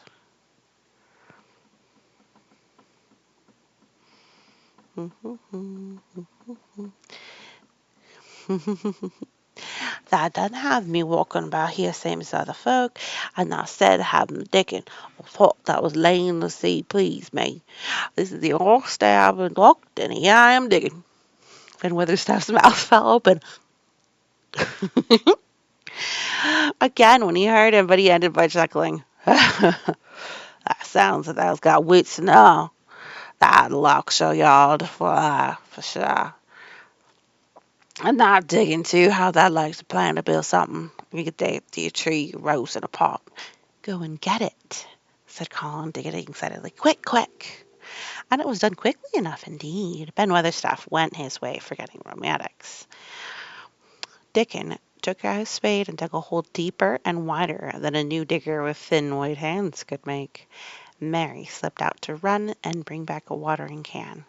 When Dickon had deepened the hole, Colin went on turning the soft earth over and over. He looked up at the sky, flushed and glowing with the strangely new exercise, slight as it was. I want to do it before the sun goes quite down, he said. Mary thought perhaps that the sun held back a few minutes, just on purpose. Ben Weatherstaff brought the rose in its pot from the greenhouse. He hobbled over the grass as fast as he could. He had begun to be excited, too. He knelt down by the hole and broke the pot from the mold. Here, lad, he said, handing the pot to Colin. Set in the earth ourselves, same as a king does when he goes to a new place. The thin, white hand shook a little, and Colin's flush grew deeper as he set the rose in the mold and held it while Belled Ben made firm the earth.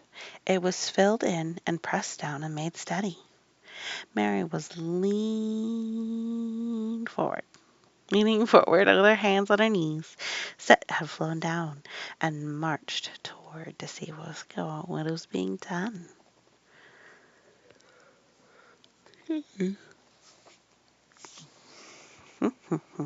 Nut and shell chattered about from a cherry tree.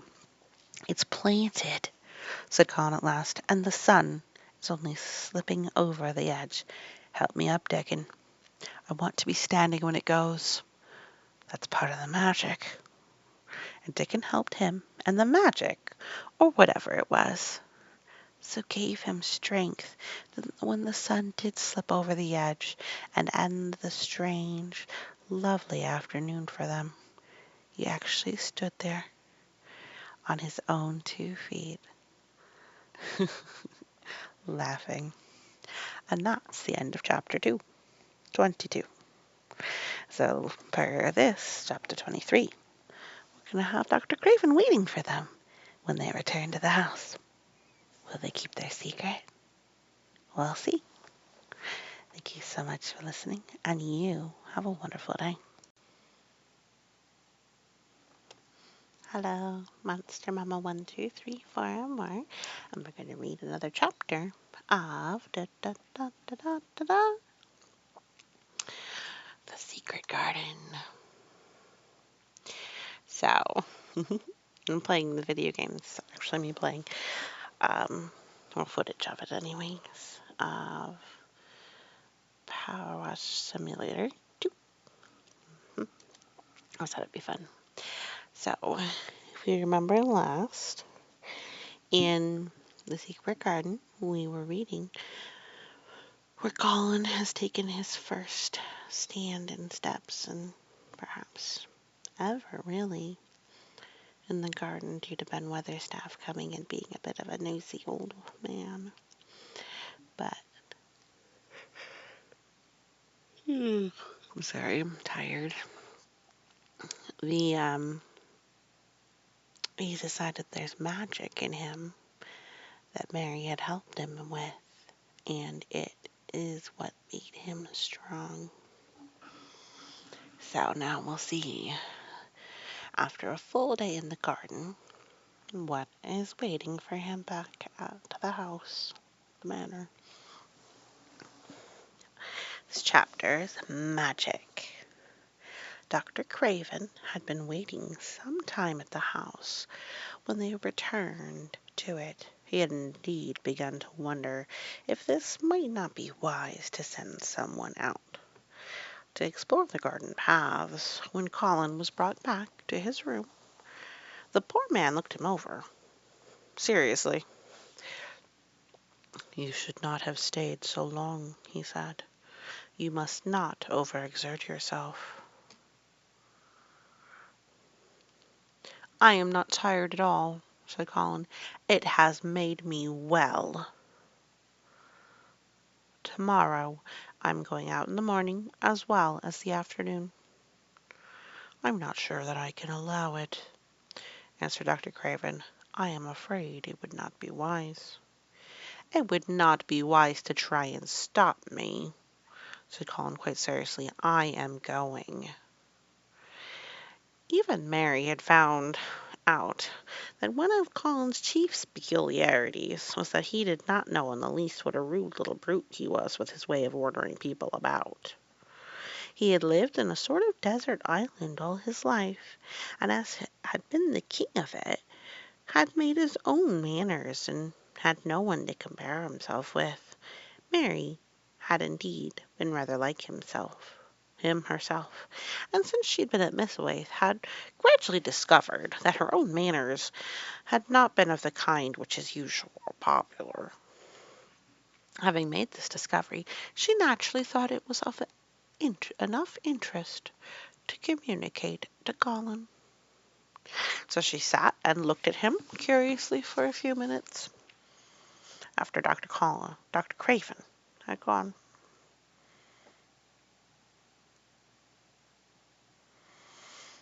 She wanted to make him ask her why she was doing it, and of course he did. "What are you looking at me for?" he said. "I am thinking that I'm rather sorry for Dr. Craven." "So am I," said Colin calmly, but not without the air of some satisfaction. "He won't get messed with at all now that I'm not going to die." "Sorry for him because of that, of course," said Mary. "But I was thinking just then that it must have been very horrid to have had to be polite for 10 years to a boy who was always rude. I would never have done it." "Am I rude?" Colin inquired undisturbedly. "If you had been his own boy and he'd been a slapping sort of man," said Mary, "he would have slapped you." "But he daren't," said Colin. "No, he daren't," answered Mistress Mary, thinking the thing out quite without prejudice. "Nobody ever dared do anything to you didn't like, because you were going to, and things like that. You were such a poor thing." "But," answered Colin stubbornly, "I am not going to be a poor thing. I won't let people think I'm one. I stood on my own feet this afternoon." It is always having your own way that has made you so queer. In this case, they're using that word like strange. So, just because there is other connotations, I'm just going to use the word strange when this comes in, so there's not confusion. Mary went on thinking aloud. Colin turned his head, frowning. "Am I strange?" he demanded. "Yes," answered Mary, "very, but you needn't be cross," she added impartially, "because so am I strange, and so is Ben Weatherstaff. But not so strange as I was before, when I began to like people, before I found the garden." "I don't want to be strange," said Colin. "I'm not going to be." And he frowned again with determination. He was a very proud boy.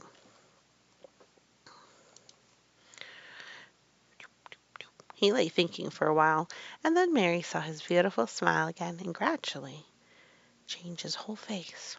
I shall stop being strange, he said, if I go every day to the garden.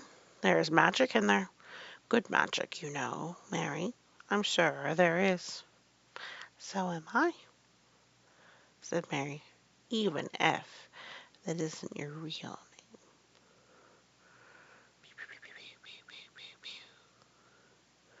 Sorry. Even if it isn't real magic, Colin said, we can pretend it is. Something is there, something. It's magic, said Mary, but not bad. It's as white as snow. They had always called it magic, and indeed it seemed like it was, in the months that follow, the wonderful months, the radiant months, the amazing ones. Oh, the things which happened in that garden. If you had never had a garden, you cannot understand. And if you have had a garden, you will know. That would take a whole book to describe all that came to pass there. At first it would seem that the green things would never cease, pushing their way through the earth and the grass and the beds, even in the crevices of the walls. Then the green things began to show buds, and the buds began to unfurl and show color, every shade of blue, every shade of purple, every tint and hue of crimson. In its happy days, flowers had been tucked away into every inch and hole and corner. Ben Weatherstaff had seen it done, and had himself scraped up mortar from between the bricks of the wall and made them pockets of earth for lovely clinging things to grow on. Iris and white lilies rose out of the grass in sheaves, and the green alcoves filled themselves with amazing armies of the blue and white flower.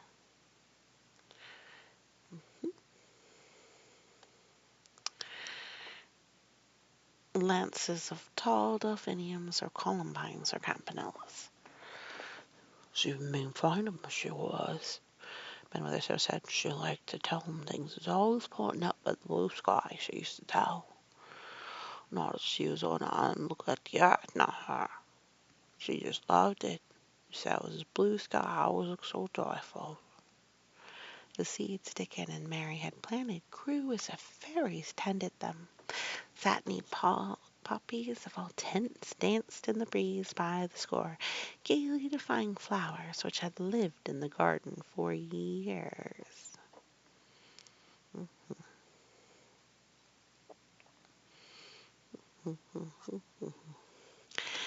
And we can fast seemed rather to wonder how much new people had got there. And the roses, rising out of the grass, tangling round the sundial, wreathing the tree trunks and hanging from their branches, climbing up the walls and spreading over them in long garlands, falling in cascades.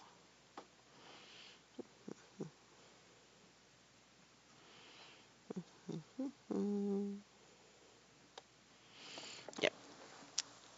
They came alive day by day, hour by hour, fair fresh leaves and buds tiny at first, but swelling and working magic until they burst and uncurled into cups of scent, delicately spilling themselves over their brims and filling the garden air. Colin saw it all, watching each change as it took place. Every morning he was brought out, and every hour of each day. When it didn't rain, he spent in the garden. Even gray days pleased him. He would lie on the grass watching things growing. He said, if you watch long enough, he said, you could see the buds to unsheath and uncurl.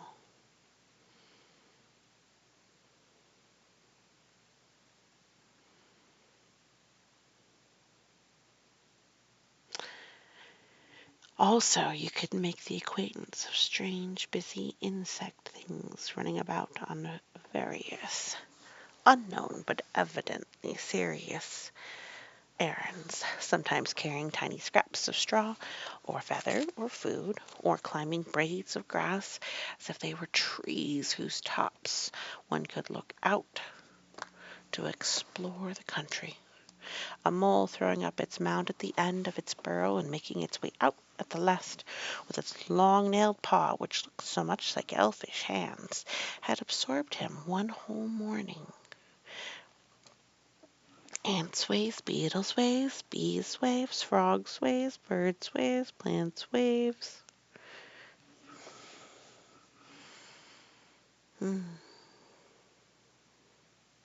Gave him a whole new world to explore. And when Dickon revealed them all and added foxes' ways, otters' ways, ferrets' ways, squirrels' ways, trouts' ways, water rats, and badgers' ways, there was no end to the things to talk about and think over.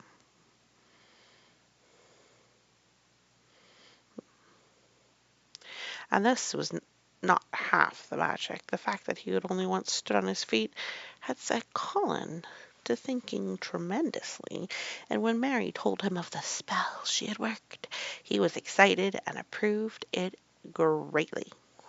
He talked of it constantly. Of course, there must be lots of magic in the world, he said wisely one day, but people don't know what it is like or how to make it. Perhaps the beginning is just to say nice things are going to happen until you make them happen. I'm going to try and experiment. The next morning, when they went to the secret garden, he sent at once for Ben Weatherstaff, and Ben came quickly as he could and found the Rajah standing on his feet under a tree and looking very grand, but also beautifully, very beautifully smiling.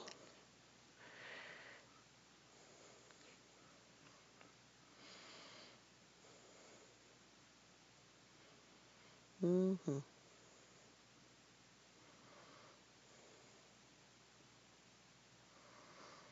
Mm-hmm. Good morning, Ben Weatherstaff, he said. I want you and Dickon and Miss Mary to stand in a row and listen to me because I'm going to teach you something very important. Aye, aye, sir, answered Ben Weatherstaff, touching his forehead. One of the long concealed charms of Ben Weatherstaff was that in his boyhood he had once run away to the sea and made voyages, so he could reply like a sailor. I am going to try a scientific experiment, explained the Rajah. When I grow up, I'm going to make great scientific discoveries, and I'm going to begin now with this experiment. Aye, aye, sir, said Ben Weatherstaff promptly, though this was the first time he had heard of great scientific experiments. Hmm, So, let's see. Da, da, da. It was the first time Mary had heard of them either, but even at this stage she had begun to realize that, strange as he was, Colin had read about a great many singular things and was somehow very convincing sort of boy. When he held up his hand and fixed his strange eyes.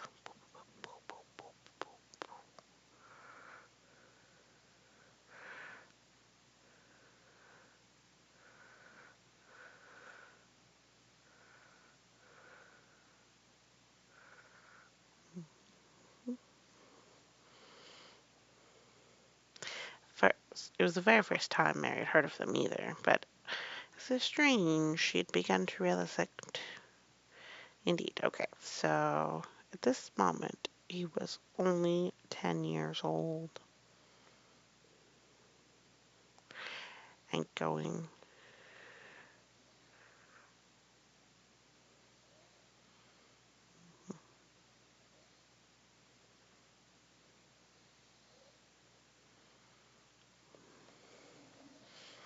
Okay, so I think we're going to get past just the magic portion.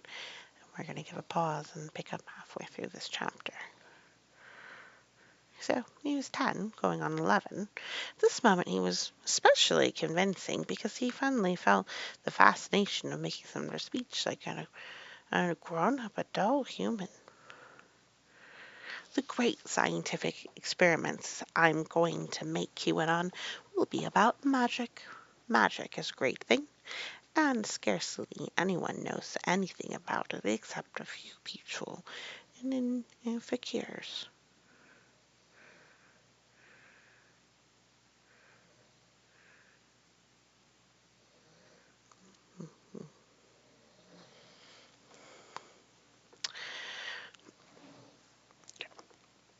He says, it will be about magic. Magic is a great thing, and scarcely anyone knows about anything except a few people in old books, and Mary a little, because she was born in India, where there are fakirs.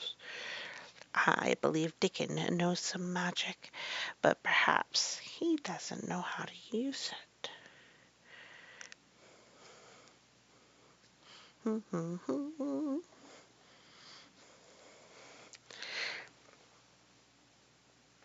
And he charms animals and people. I would never have let him come to see me if he had not been an animal charmer, which is a boy charmer too, because a boy is an animal. I'm sure there's a magic in everything, only just not enough sense to get hold of it.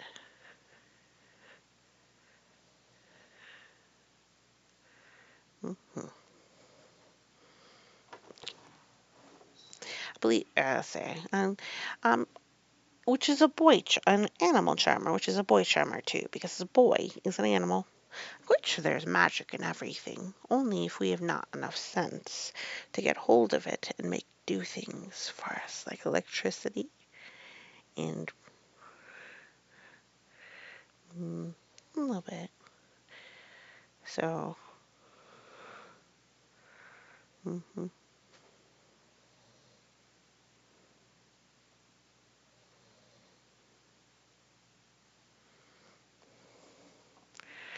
So, sure, there's magic in everything.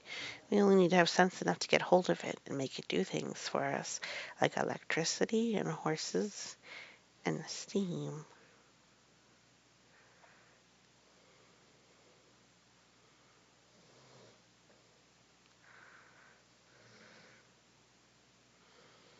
It sounded so imposing that Ben Weatherstaff became quite excited and really could not keep still. Aye, sir. Instead began to sit up straight. So this is a great big piece that we are going to read next week because the chapters are getting longer. So tune in again for the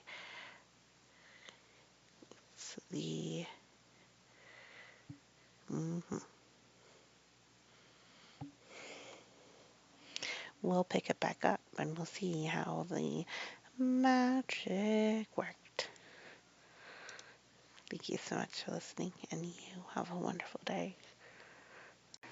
All right, Monster Mama 1, 2, 3, 4, and more. And we're reading the second part of chapter 23 of The Secret Garden. So, we're in the garden. We've got Ben Weatherstaff and Dickon, the animal charmer, or boy charmer, because boys are animals too, Mary and Colin. And Colin has decided that he is going to study magic, specifically the type of magic that Mary helped him with, gotten him out of bed. All right. I'm just going to restart a little bit of where I left off. The great scientific discoveries that I'm going to make, he went on, will be about magic. Magic is a great thing, and scarcely anyone knows anything about it except for a few people in old books, and Mary a little, because she was born in India where there are fakirs. I believe Dickon knows some magic, but perhaps he doesn't know he knows it. He charms animals and people. I wouldn't have let him come see me if he'd not been an animal charmer, which is a boy charmer too, because a boy is an animal. I'm sure there's magic in everything. Only we have not sense enough to grab hold of it and make it do things for us, like electricity and horses and steam. It sounded so imposing that Ben Weatherstaff became quite excited and could hardly could not keep still. "Aye, aye, sir," he said, and he began to stand up quite straight. When Mary found this garden, it looked quite dead. The orator proceeded. Then something began pushing things up out of the soil and making things out of nothing. One day things weren't there, and another they were. I had never watched things before, and it made me feel very curious. Scientific people are always curious, and I am going to be scientific. I keep saying to myself, what is it? What is it? It's something. It can't be nothing. I don't know its name, so I shall call it magic. I have never seen the sun rise, but Mary and Dickon have, and from what they tell me, I'm sure it is magic too. Something pushes it up and draws it. Sometimes since I've been in the garden, I've looked up through the trees at the sky, and I have a strange feeling of being happy, as if something were pushing and drawing in my chest and making me breathe fast. Magic is always pushing and drawing and making things out of nothing. Everything is made out of magic. Leaves and trees, flowers and birds, badgers and foxes, and squirrels and people. So it must be all around us in this garden, in all the places. The magic in this garden has made me stand up and know I am going to live to be a man. I am going to make a scientific experiment of trying to get some and put it in myself and make it push and draw me and make me strong. I don't know how to do it, but I think if you keep thinking about it and calling it, perhaps it will come. Perhaps that is the first baby way to get it.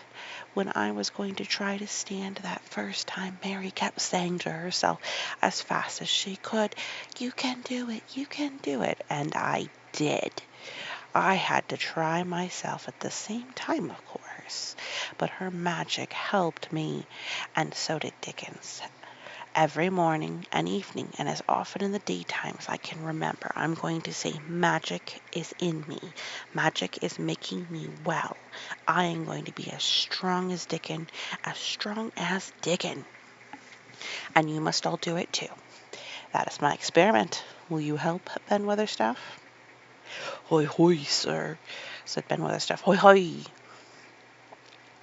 If you keep doing it every day, as regularly as soldiers go through drill, we shall see what will happen and find out if the experiment succeeds.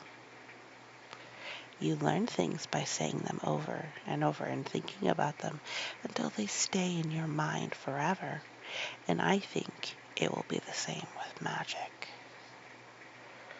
If you keep calling it to come to you and help you, it will get to be a part of you, and it will stay and do things.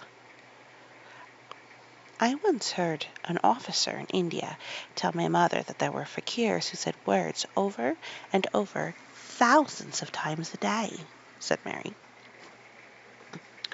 "We've heard Tim Fellsworth's wife say the same thing over thousands of times, calling Jim a talking brute," said Mr. Weatherstaff dryly. "Somehow always come with that, sure enough.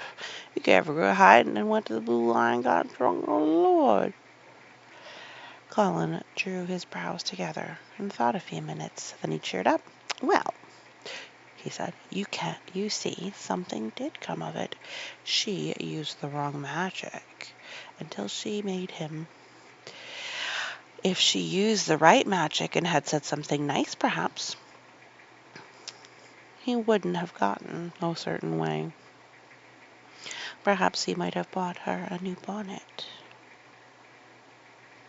I will take a moment here and say that while speaking negatively of someone will make them angry, and speaking positively of them will usually make them happy. In this case, I do feel bad for this wife, this lady stuck in this situation. we should not be blaming the victim because if someone is moving to that and harming someone who they should be treating kindly, it is not just something to blame them for. They need to get out of that relationship.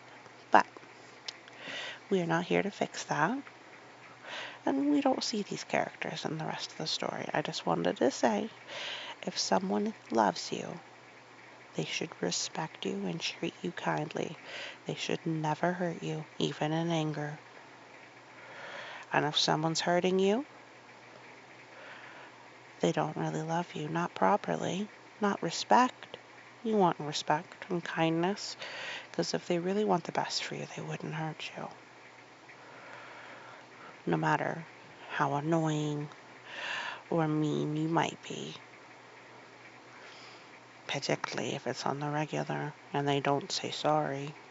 We do make mistakes, but if this is something they're not sorry for, then, well, you know that is not a good person to be with. But anyways, on with the story. Ben Witherstaff chuckled, and there was shrewd admiration in his little eyes. Little old eyes.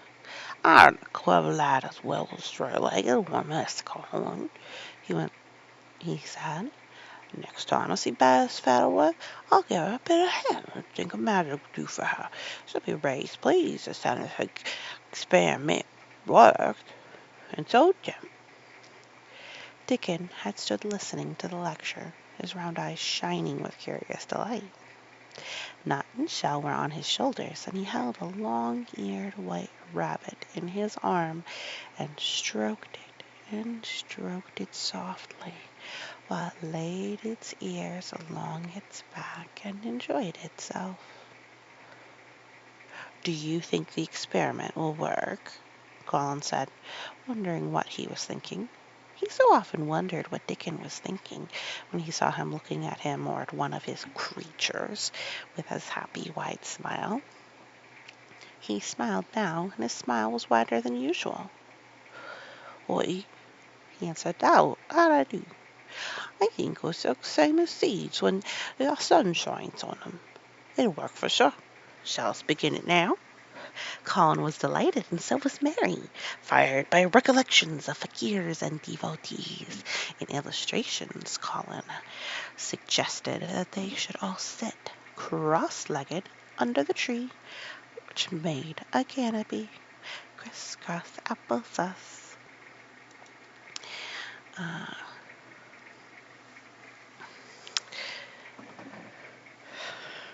"It will be like sitting in a sort of temple," said Colin. "I'm tired, and I want to sit down."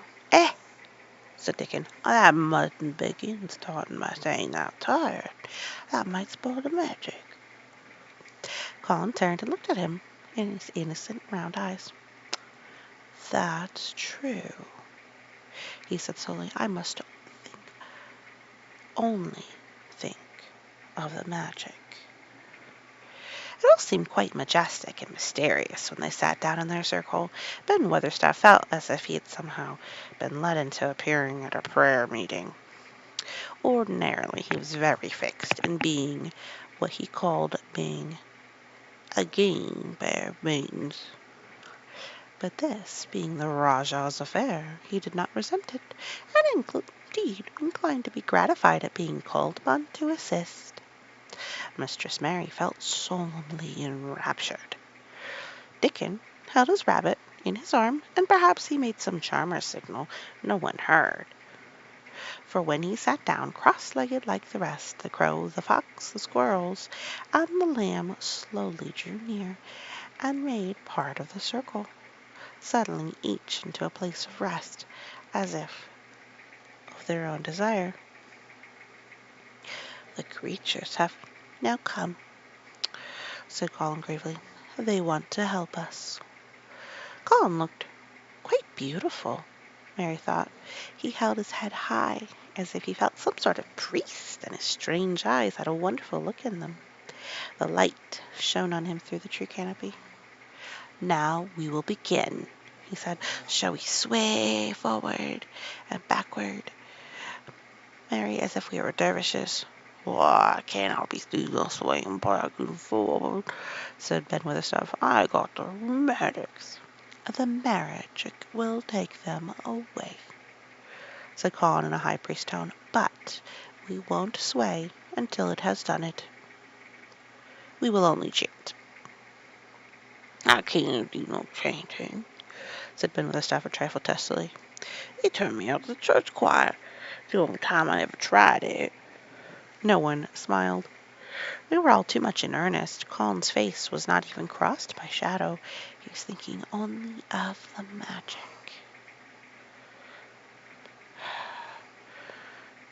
Then I will chant, he said, and he began, looking like a strange boy spirit. The sun is shining. The sun is shining. That is the magic. The flowers are growing. The roots are stirring. That is the magic. Being alive is the magic. Being strong is the magic. The magic is in me. The magic is in me. It is in me. It is in me. It is in every one of us. It's in Ben Weatherstaff's back. Magic, magic, come and help. He said it a great many times, not 1,000 times, but quite a goodly number. Mary listened entranced. She felt as if it were at once strange and beautiful, and she wanted him to go on and on. Ben Weatherstaff began to feel soothed into a sort of dream, which was quite agreeable. The humming of the bees and the blossoms mingled with the chanting voice and drowsily melted into a doze. Dickon sat cross-legged with his rabbit asleep in his arm, his hand resting on the lamb's back. Soot had pushed away a squirrel and huddled close to him on his shoulder. The gray film dropped over his eyes. At last Colin stopped. Now I'm going to walk round the garden, he announced. Ben Weatherstaff's head had just dropped forward, and he lifted it up with a jerk. You have been asleep, said Colin. Not of the sort, mumbled Ben. This time I'm good now, but I'm bound to get out for the collection. He was not quite awake yet. You are not in church, said Colin.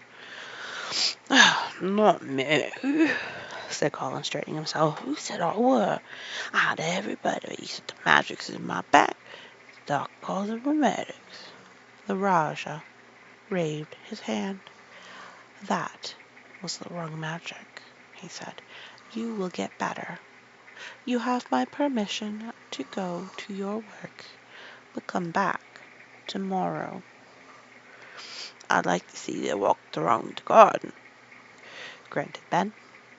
It was not an unfriendly grunt, but it was a grunt.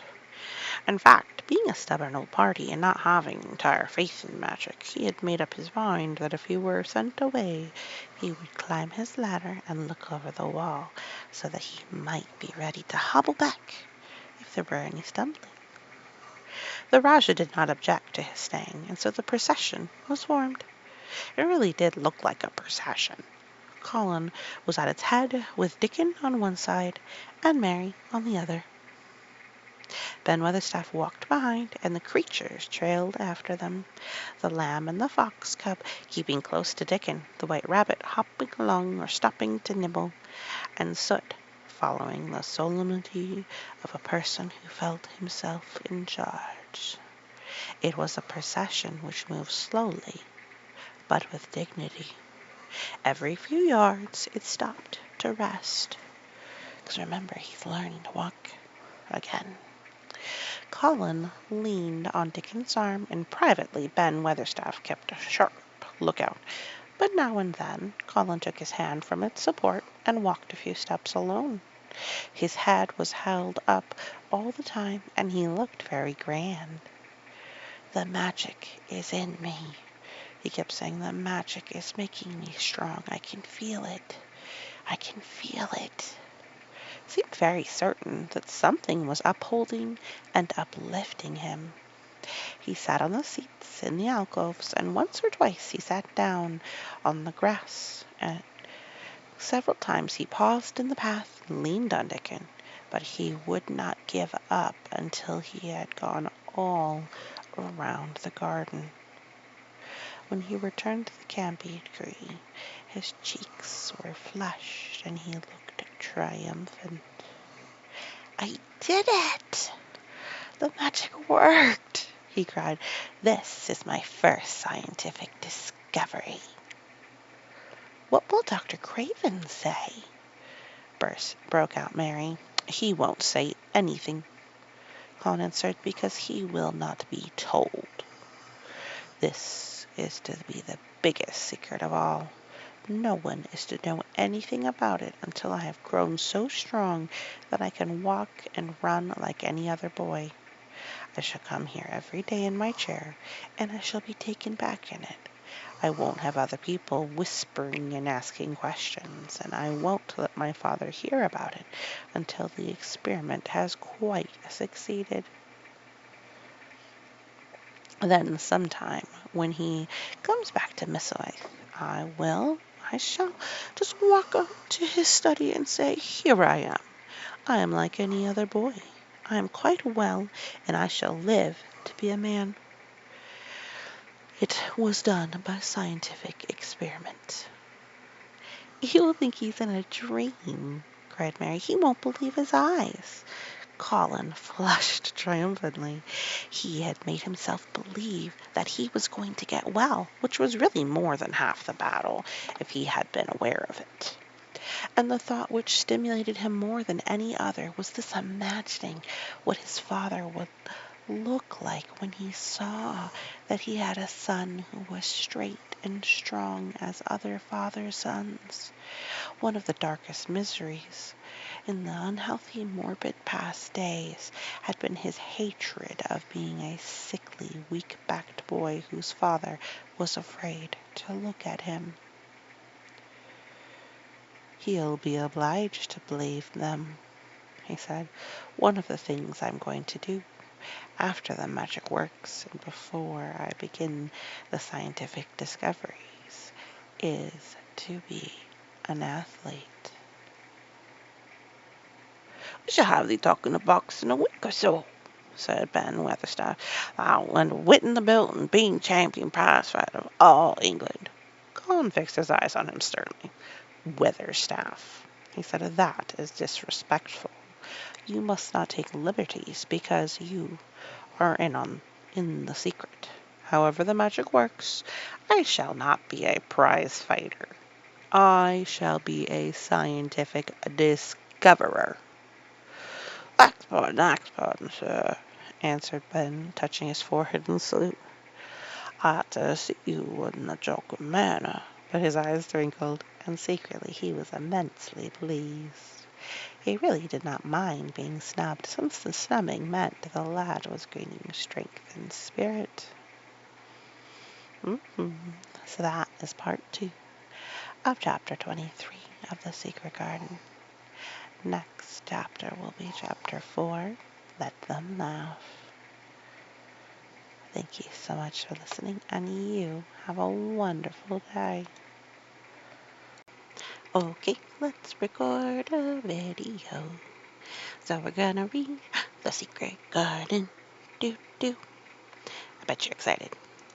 Secret Garden, yeah, yeah, yeah. Secret Garden, yeah, yeah, yeah. Secret Garden, yeah, yeah, yeah. Da da da da da. Secret Garden, just to give you a little flavor. Yep. Anyway, sorry. Okay. So, we have Mary and Dickon and Ben with her, staff, all learning to use magic, the magic of positivity in words, really, to learn and grow and heal themselves. Because really, there is proof that positivity has helped. I mean, obviously, it doesn't cure everything, But if mostly what ails you is, well, being negative, being positive will help. So, let them laugh. The secret garden was not the only one Dickon lived in, worked in.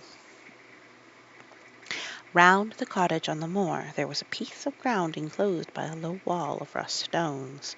Early in the morning and late in the fading twilight, and on all the days Colin and Mary did not see him, Dickon worked there, planting or tending potatoes and cabbages, turnips and carrots, and herbs for his mother. In the company of his creatures he did wonders there, and never tired of doing them, it seemed. While he dug or weeded, he whistled or sang bits of Yorkshire moor songs, and talked to Sut or Captain or the brothers and sisters he had taught to help him.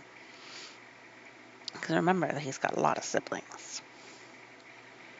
We never get on as comfortable as we do, Mrs. Sowerby said, if it wasn't for Dickon's garden. Everything will grow for him. His potatoes and cabbages twice the size of anyone else's, and they got the flavor with them nobody's has. When she found a moment to spare, she liked to go out and talk to him. After supper there was still a long, clear twilight to work in, and that was her quiet time.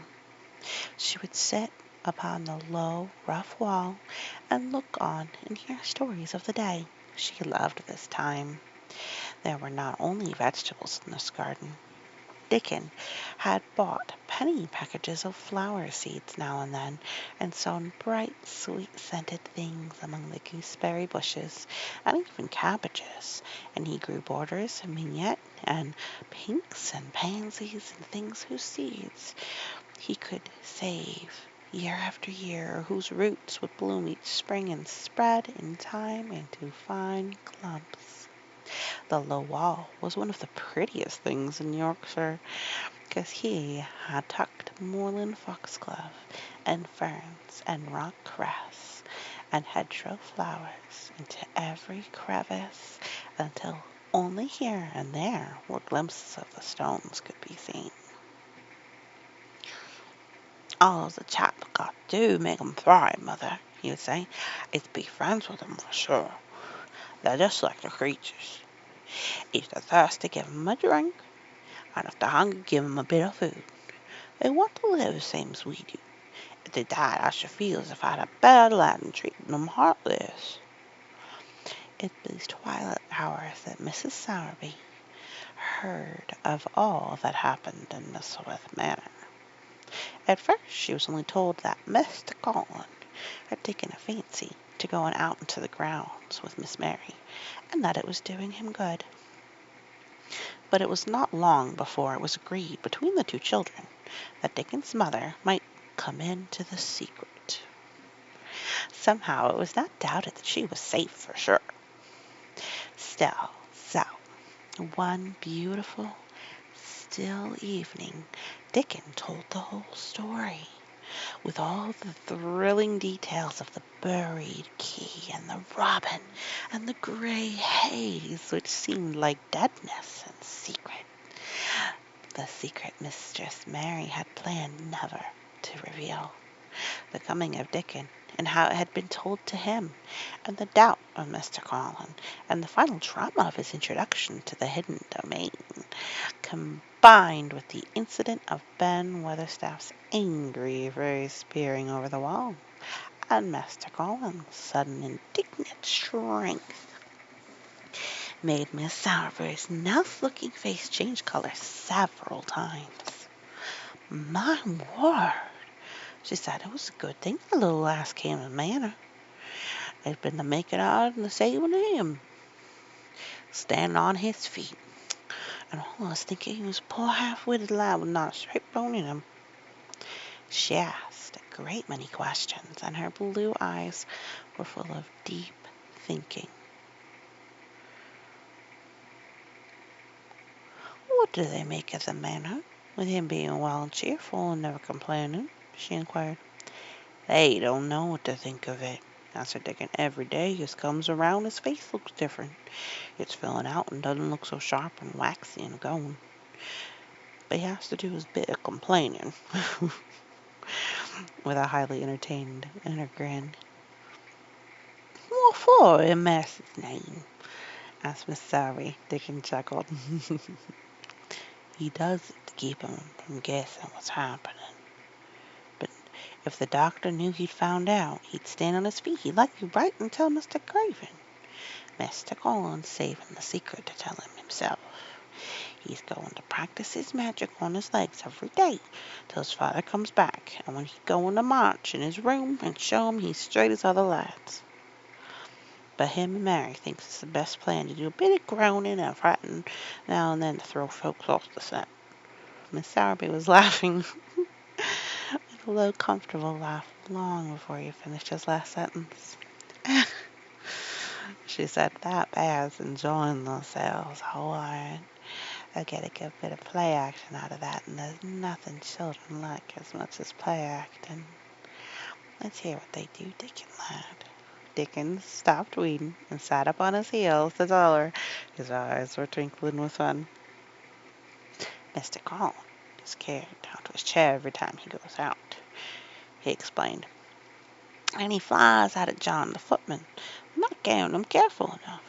He makes him as helpless looking as he can and never lifts his head till we're out of sight of the house. And he grunts and frets a good bit when he's being settled into his chair. Even Miss Mary's boy got to enjoying it, and when he groans and complains, she'll say, "Oh, poor Colin, did it hurt you so much?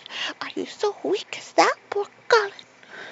But the trouble is that sometimes they get scared, first so loud, first out loud. We get sick to the God and they laugh till they've no breath left to laugh on. And they have to stuff their faces with Mr. Gold cushions to keep the gardeners from hearing if any of them's about. And the more they laugh, the better for 'em, said Miss Sowerby, still laughing herself. Good healthy child's laughing better than pills any day of the year. That pair will plump up for sure. They plumping up, said Mr. Dickon. They're that hungry they don't know how to keep enough food without making talk. Mr. Craig Collins saying if he keeps sending for more food they won't believe he's an invalid at all. Miss Mary says she'll let him eat her share, but he says that if she goes hungry she'll get thin and they both get a fat once. Mrs. Sowerby laughed so heartily at the revelation of this difficulty that she quite rocked backward and forward in her blue cloak, and Dickon laughed with her.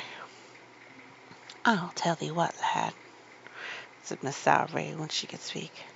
I've thought of a way to help him. When Dad goes in with him in the morning, I shall get in a pail of new milk, good new milk, and bake 'em a crusty cottage loaf with some buns with currants in 'em, same as you choose 'em like. Nothing so good as fresh milk and bread. And when they can take off the edge of their hunger while they're in their garden, and that fine fruit they get indoors and polish off the corners. Oh, Mother, said Dickon admiringly, what a learner there are. I always see a way out of things. Quite a pother yesterday. They didn't see how they was going to manage without ordering up more food. They felt quite that empty inside. They had 2 young'uns growing fast, and health's coming up back to both of 'em. Children like that feels like young wolves and food's flesh and blood to 'em, said Miss Sowerby, and she smiled at Dickon's own curving smile. But they're enjoying themselves for sure, she said. She was quite right. The comfortable, wonderful mother creature, and she had never been more so when she said their play acting would be their joy. Colin and Mary found it to be one of their most thrilling sources of entertainment. The idea of protecting themselves from suspicion had been unconsciously suggested to them, first by the puzzled nurse, and then by Dr. Craven himself. Your appetite is improving very much, Master Colin, the nurse had said one day. You used to eat nothing, and now so many things disagreed with you. Nothing disagrees with me now, replied Colin, and then seeing the nurse looking at him curiously, he suddenly remembered that perhaps he ought not appear too well just yet. At least things don't, so often disagree with me. It's the fresh air. Perhaps it is, said the nurse, still looking at him with a mystified expression. But I must talk to Dr. Craven about it. How she stared at you, said Mary when she went away, as if she thought there might be something to find out.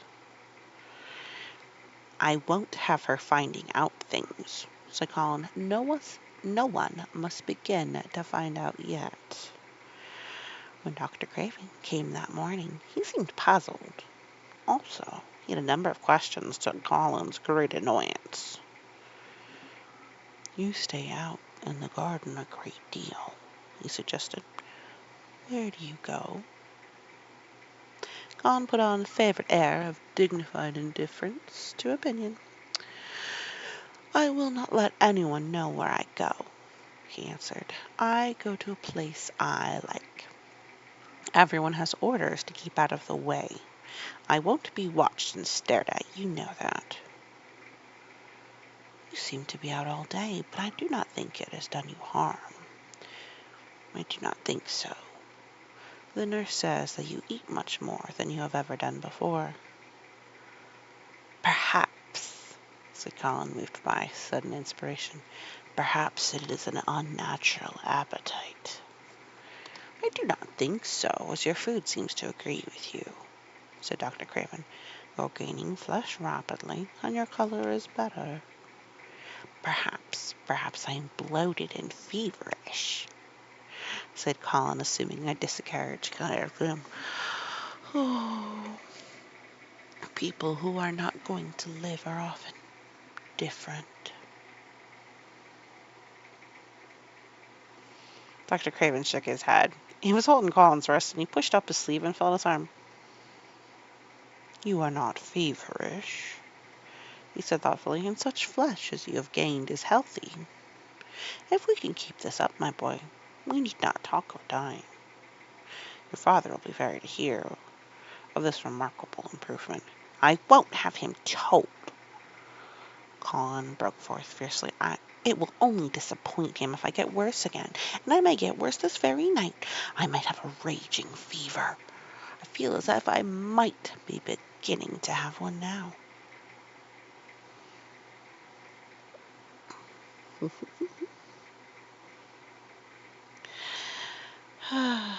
I won't have the letters written to my father. I won't. I won't. You are making me angry, and you know that is bad for me. I feel hot already. I hate being written about and being talked over as much as I hate being stared at. Hush, my boy. Nothing shall be written without your permission.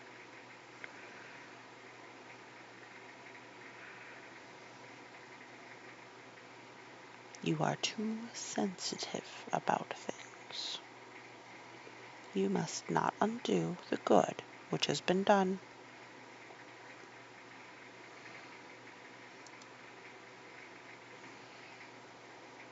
He said no more about writing Mr. Craven, and when he saw the nurse, he privately warned her that such a possibility must not be mentioned to the patient. The boy is extraordinarily better, he said. His advance seems almost abnormal. But of course he's doing now of his own free will what we could not make him do before. Still, he excites himself very easily, and nothing must be said to irritate him. I think he's a little bit coddled, personally. But Mary and Colin were much alarmed and talked together anxiously. From this time dated their plan of play acting.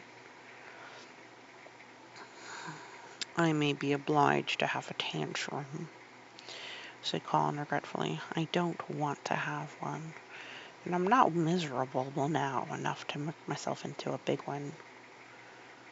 Perhaps I couldn't have one at all. That lump doesn't come in my throat now, and I keep thinking of nice things instead of horrible ones. But if they talk about writing my father, I shall have to do something. He made up his mind to eat less, but unfortunately it was not possible to carry out this brilliant idea when he wakened each morning with an amazing appetite, and the table near his sofa was set with the breakfast of homemade bread and fresh butter, snow white eggs, raspberry jam, and clotted cream. Mary always breakfasted with him, and when he found themselves at the table, particularly if there were delicate slices of sizzling ham, sending forth tempting odors from under a hot silver cover, they would look into each other's eyes in desperation. "I think we shall have to eat it all this morning, Mary." Calls always ended with saying, "We can send away some at lunch, and have a great deal of the dinner." But they never found they could send anything away, anyway, and the highly polished condition of the empty plates returned to the pantry awakened much comment. "I do wish," Colin would say also, "I do wish the slices of ham were thicker. And one muffin is not enough for anyone." "It's enough for a person who's going to die," answered Mary when they first heard this, "but it's not enough for a person who's going to live. I sometimes feel as if I could eat three, when the nice fresh heather and the gorse smells from the moor come pouring in the open window." Num, num, num, num, num. The morning that Dickon, after they'd been enjoying themselves in the garden for about 2 hours, went behind a big rose bush and brought forth 2 tin pails and revealed that one was full of rich new milk with cream on top of it, and the other held cottage-made currant buns, folded in a clean blue and white napkin, buns so carefully tucked in that they were still hot. There was a riot of surprised joy at this. Oh, what a wonderful thing Mrs. Sowerby had thought of! What a kind, clever woman she must be! How good the buns were, and what delicious fresh milk! "Magic is in her, just as it is in Dickon," said Colin. "It makes her think of ways to do things, nice things. She is a magic person. Tell her we are grateful, Dickon, extremely grateful." He was given to using rather grown-up phrases at times. He enjoyed them. He liked this so much that he improved upon it. "Tell her that she has been most bounteous, and our gratitude is extreme." And then, forgetting his grandeur, he fell to and stuffed himself full of buns, drank milk out of the pail, copious draughts, in the manner of a hungry little boy who had been taking unusual exercise in breathing, in moorland air, whose breakfast was no more than 2 hours behind him. This was the beginning of many agreeable instances of the same kind. They actually awoke to the fact that Mrs. Sowerby had 14 people to provide food for. She might not have had enough to satisfy 2 extra octopites every day. So they asked her to let them send some of their shillings to buy things. Dickon made the stimulating discovery that in the wood of the park beside the garden, where Mary had first found him piping to the wild creatures, there was a deep little hollow where you could build a sort of tiny oven with stones and roast potatoes and eggs in it. Roasted eggs were a previously unknown luxury, and our hot potatoes with salt and fresh butter in them were fit for a woodland king, besides being deliciously satisfying. You could buy both potatoes and eggs and eat as many as you liked without feeling as if you were taking food out of the mouths of 14 people. Every beautiful morning the magic was worked by the mystic circle under the plum tree, which provided a canopy of thickening green leaves after its brief blossom time was ended. After the ceremony, Colin always took his walking exercise, and throughout the day he exercised his newly found power at intervals. Each day he grew stronger and could walk more steadily and cover more ground, and each day his belief in the magic grew stronger, as well it might. He tried one experiment after another, as he felt himself gaining strength, and it was Dickon who showed him the best things of all. "Yesterday," he said one morning after an absence, "I went to Dwight with mother for near Blue Cow, Lassie $5. He's the strongest chap on the moor. He's the champion wrestler, and he can jump higher than any champ can throw the hammer farther. He's gone all the way to Scotland for sports some years. He's known me ever since I was a little one, and he's a friend of I asked him sorts of questions. The gentry calls him an athlete. And I thought I was eating, Mr. Colin, and I says, how does that with those muscles stick out that way, Pop? Did I do anything extra to make that stuff so strong? And he says, well, yes, lad, I did. A strong man in a show that came to Dwight once showed me how to exercise my arms and legs and every muscle in my body. And I says, can a delicate chap make himself stronger with them, Bob? And he laughed. He says, oh, thou delicate chap. And I says, no, I knows a young gentleman who's getting well of a long illness. And I wish I noticed some of them tricks to tell him. And I didn't say no names, and he didn't ask none. He friendly thing. I said, he stood up and he showed me good natured like, and I imitated what he did till I knowed it by heart. Colin had been listening excitedly. Can you show it to me? He cried. Will you? Aye, to be sure, Dickon answered, getting up. But he says that man do 'em gentler first, and be careful not to tire yourself. Rest in between times and take deep breaths, and don't overdo. I'll be careful, said Colin. Show me, show me. Dickon, you're the most magic boy in the world. Dickon stood up on the grass and slowly went through a carefully practical but simple series of muscle exercises. Colin watched them with widening eyes. He could do a few while he was sitting down. Presently he did a few gently while he stood upon his already steadied feet. Mary began to do them also. Soot, who was watching the performance, became much disturbed and left his branch and hopped about restlessly because he could not do them too. From that time the exercises were part of the daily duties as much as the magic was. It became possible for both Colin and Mary to do more of them each time they tried, and such appetites were the results that but for the basket Dickon had put down behind the bush each morning when he arrived, they would have been lost. But the little oven in the hollow and the sourberries brownies were so satisfying that Mrs. Medlock and the nurse and Dr. Craven became mystified again. You can trifle with your breakfast.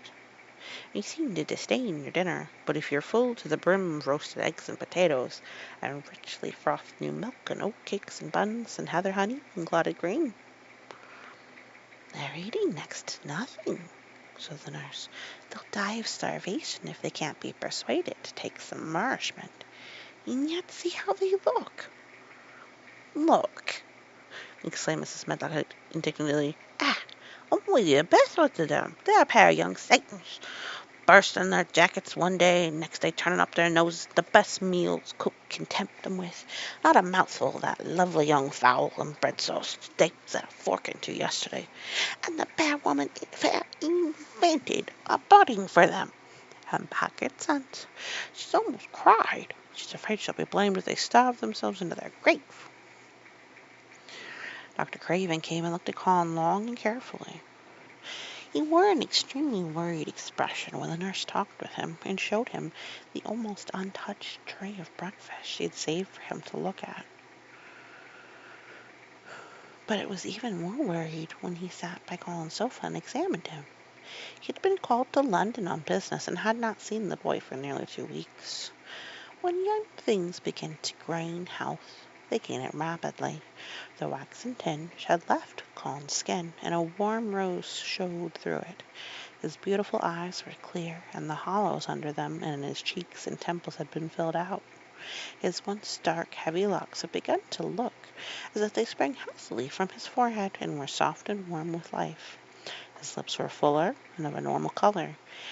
In fact, as an imitation of a boy who confirmed invalid, he was a disgraceful sight.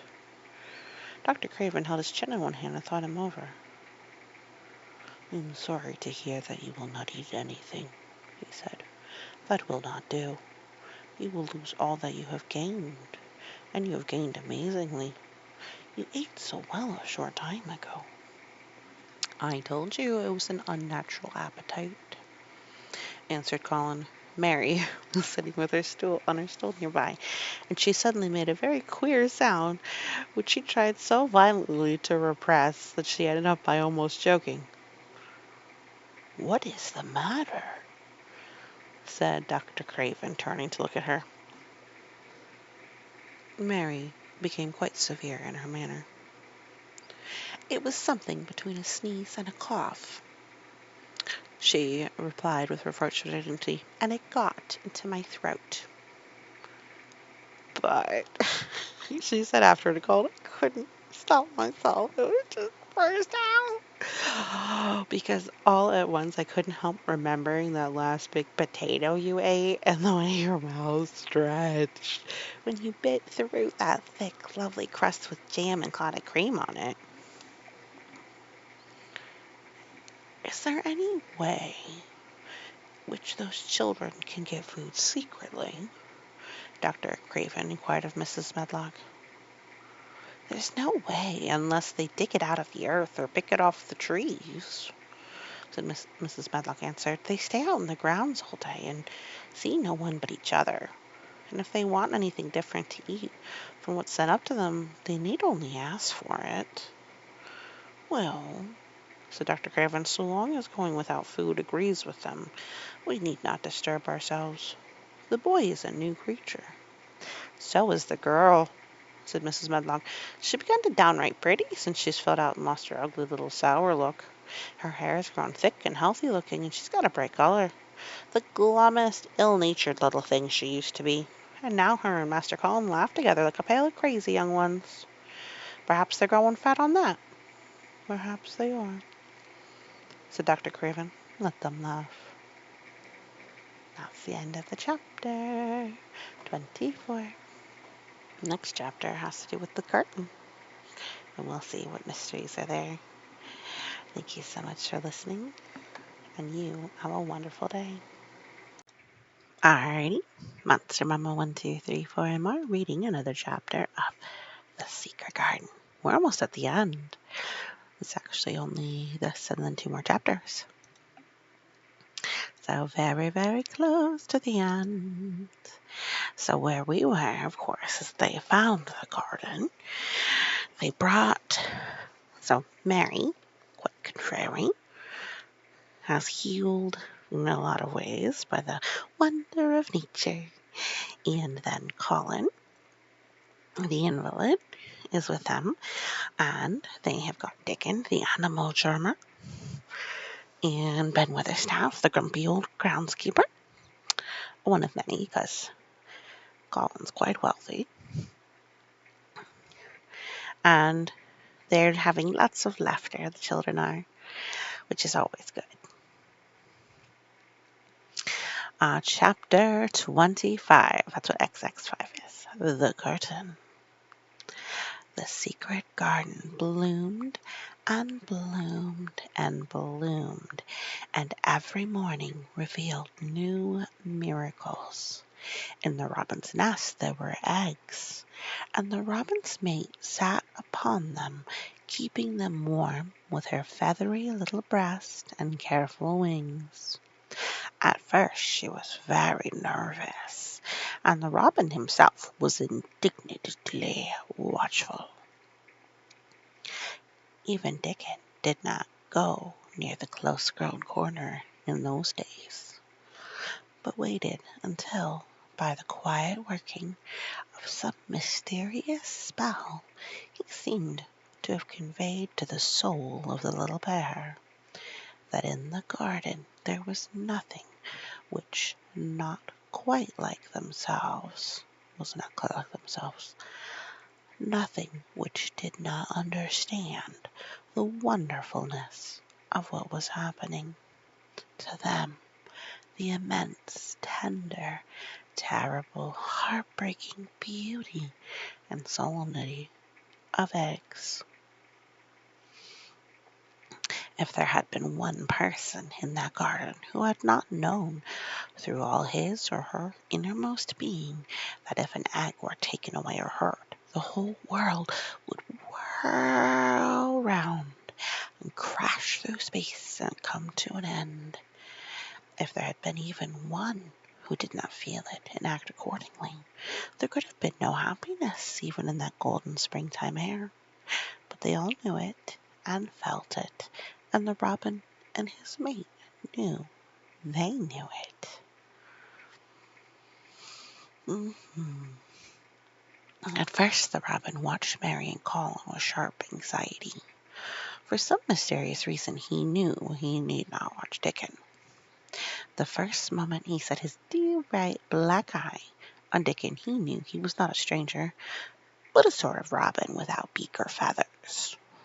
He could speak robin, which is quite a distinct language not to be mistaken for any other. To speak robin to robin is like speaking French to a Frenchman. Dickon always spoke it to the robin himself, so the queer gibberish he used when he spoke to humans did not matter in the least. The robin thought he spoke this gibberish to them because they were not quite intelligent enough to understand feathered speech. His movements were also robin. They never startled one, but being said enough to seem dangerous or threatening. Any robin could understand Dickon, so his presence was not even disturbing.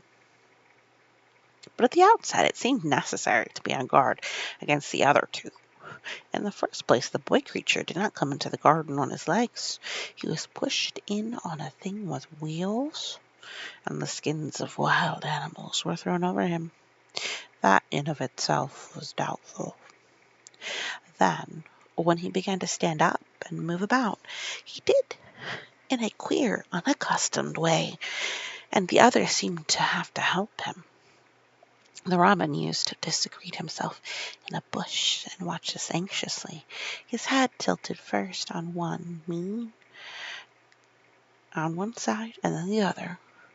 He thought that the slow movements might mean that he was preparing to pounce, as cats do.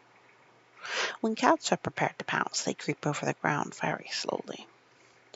The robin talked this over with his mate a great deal for a few days, but after that he did not decide to speak on the subject because her terror was so great he was afraid it might be injurious to the eggs. When the boy began to walk by himself, and even to move more quickly, it was an immense relief. But for a long time, or it seemed a long time to the robin, he was a source of some anxiety. He did not act as the other humans did. He seemed very fond of walking, but he had a way of sitting or lying down for a while and then getting up in a disconcerting manner to begin again. One day the robin remembered that when he himself had been made to learn to fly by his parents, he had done much the same sort of thing. He had taken short flights of a few yards and then been obliged to rest. So it occurred to him that this boy was learning to fly, or rather to walk. He mentioned this to his mate when he told her that the eggs would probably conduct themselves in the same way after they were fledged. She was quite comforted and even became eagerly interested and derived great pleasure from watching the boy over the edge of her nest, though she always thought that the eggs would be much more clever and learn more quickly. But when she said indulgently that humans were always more clumsy and slow than eggs, and most of them never seemed to really learn to fly at all. You never met them in the air or on treetops. After a while, the boy began to move about as the others did. But all three of the children at times did unusual things. They would stand under the trees and move their arms and legs and heads about in a way that was neither walking nor running nor sitting down. They went through these movements at intervals every day, and the robin was never able to explain to his mate what they were doing or trying to do. It's the exercising. He could only say that he was sure that the eggs would never flap about in such a manner, but as the boy, who could speak robin so fluently, was doing the thing with them, birds could not be quite sure that the actions, or they could be quite sure that the actions were not of a dangerous nature. Of course, neither the robin nor his mate had ever heard of the champion wrestler Bob Haworth and his exercises for making the muscles stand out like lumps. Robins are not like human beings. Their muscles are always exercised from the first, and so they develop themselves in a natural manner. If you have to fly to find every meal you eat, your muscles do not become atrophied. Atrophied means to waste away for want of use. When the boy was walking and running about and digging and weeding like the others, the nest in the corner was brooded over by a great peace and content. Fears for the eggs became a thing of the past, knowing that your eggs were safe, as if they were locked in a bank vault, and the fact that you could watch so many curious things going on made it a most entertaining occupation. On wet days, the egg's mother sometimes felt even a little dull, because the children did not come into the garden. But even on wet days, it could not be said that Mary and Colin were dull. One morning, when the rain streamed down unceasingly, and Colin was beginning to feel a little restive, as he was obliged to remain on his sofa, because it was not safe to get up and walk about, Mary had an inspiration. Now that I'm a real boy, Colin had said, my legs and arms are all so full of magic that I can't keep them still. They want to be doing things all the time. Do you know that when I awaken in the morning, Mary, when it's quite early and the birds are just shouting outside and everything seems to be shouting for joy, even the trees and things we can't really hear, I feel as I must jump out of bed and shout myself. And if I did it, just think what would happen. Mary giggled inordinately. The nurse would come running, and Mrs. Medlock would come running, and they would be sure you had gone crazy and send for the doctor, she said. Colin giggled himself. He could see how they would all look, how horrified by his outbreak and how amazed at seeing him stand upright. I wish my father would come home, he said. I want to tell him myself. I'm always thinking about it. But we couldn't go on this much longer. I can't stand lying still and pretending. Besides, I look too different. I wish it wasn't raining today. Then Mistress Mary had her inspiration. Colin, she began mysteriously, do you know how many rooms there are in this house? About 1,000, I suppose, he answered. There's about 100 no one ever goes into, said Mary, and one rainy day I went and looked into ever so many of them. No one ever knew, though Mrs. Matlock nearly found me out. I lost my way when I was coming back, and I stopped at the end of your corridor. That was the second time I heard you crying. Colin started up on his sofa. 100 rooms no one goes into, he said. It sounds almost like a secret garden. Suppose we go and look at them. You could wheel me in my chair, and nobody would know where we went. That's what I was thinking, said Mary.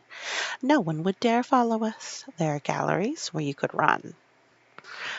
We could do our exercises. There's a little Indian room where there's a cabinet full of ivory elephants. There are all sorts of rooms. Ring the bell, said Colin. When the nurse came in, he gave his orders.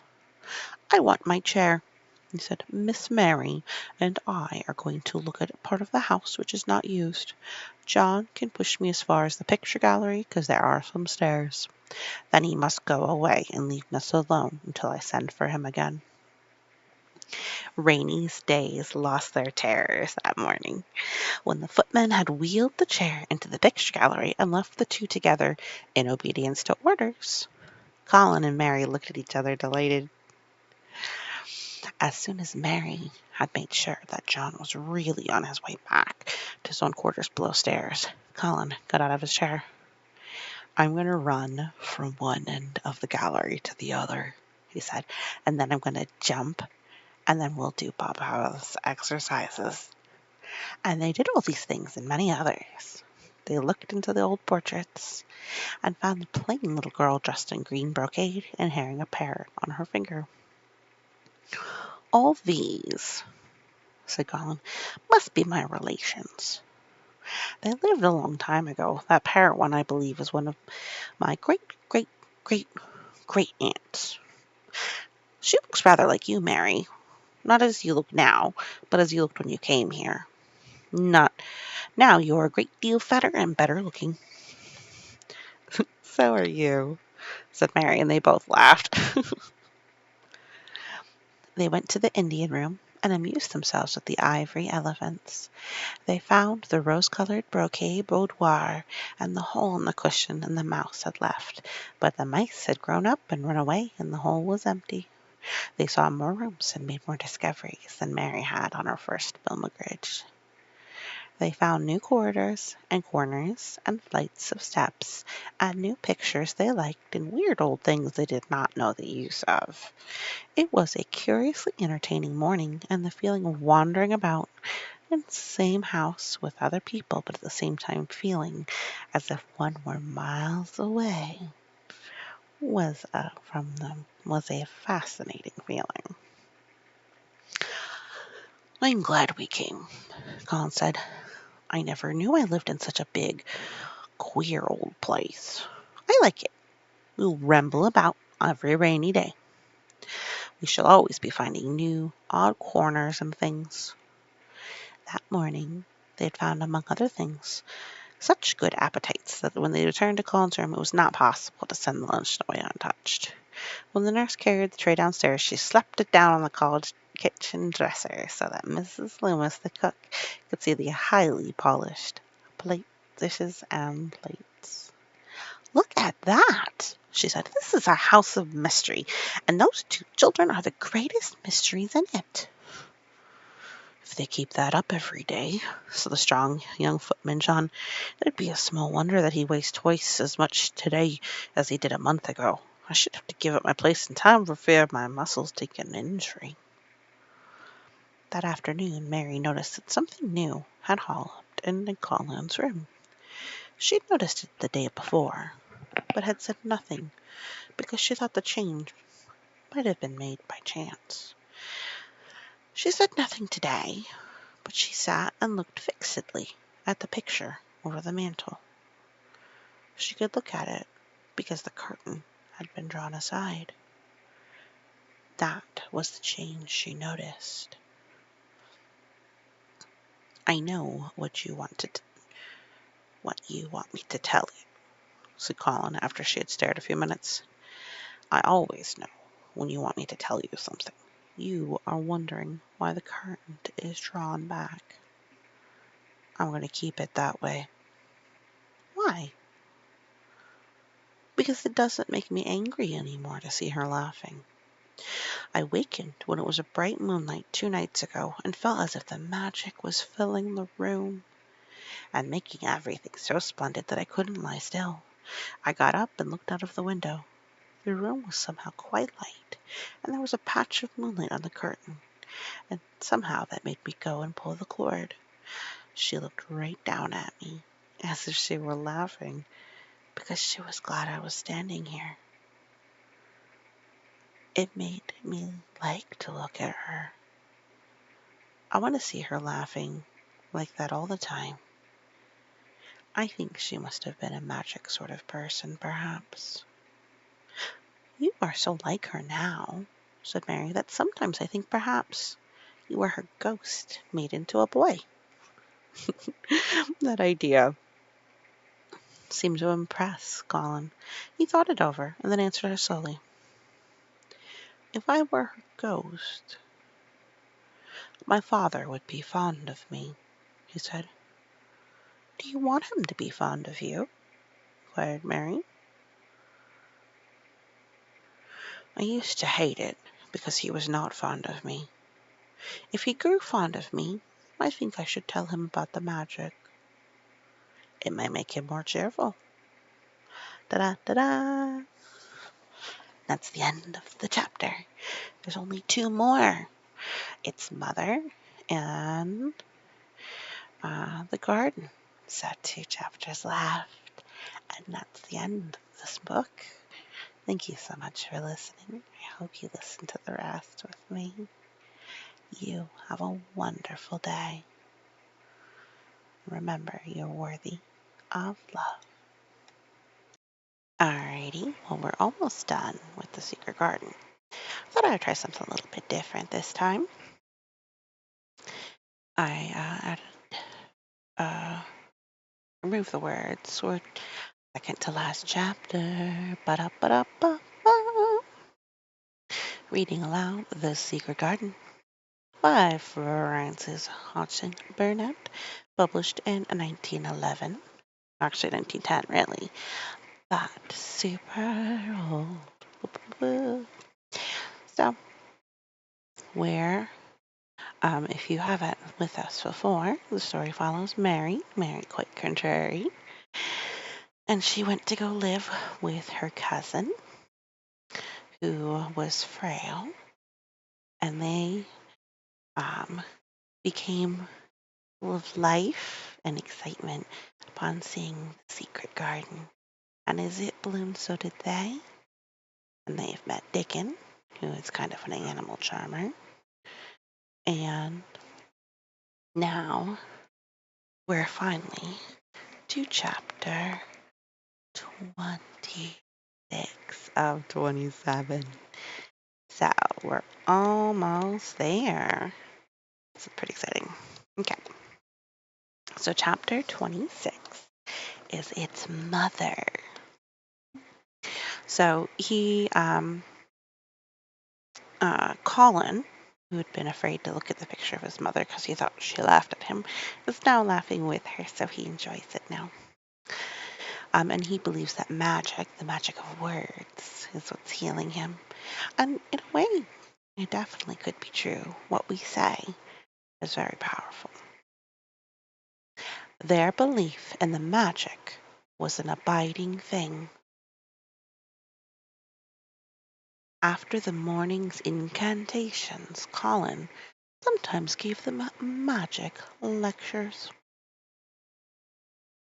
I like to do it, he explained, because when I grow up and make great scientific discoveries, I shall be obliged to lecture about them, and so this is practice.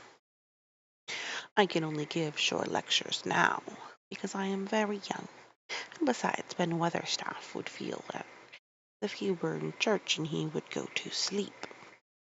Remember Ben Weatherstaff's that grumpy old man? The best thing, oh, the best things about lecturing, said Ben, is that a chap can get up and say aught he pleases, and no other chap can answer him back. I wouldn't be against lecturing a bit myself sometimes. But when Colin held forth under his tree, old Ben fixed devouring eyes on him, and kept them there. He looked him over with critical affection.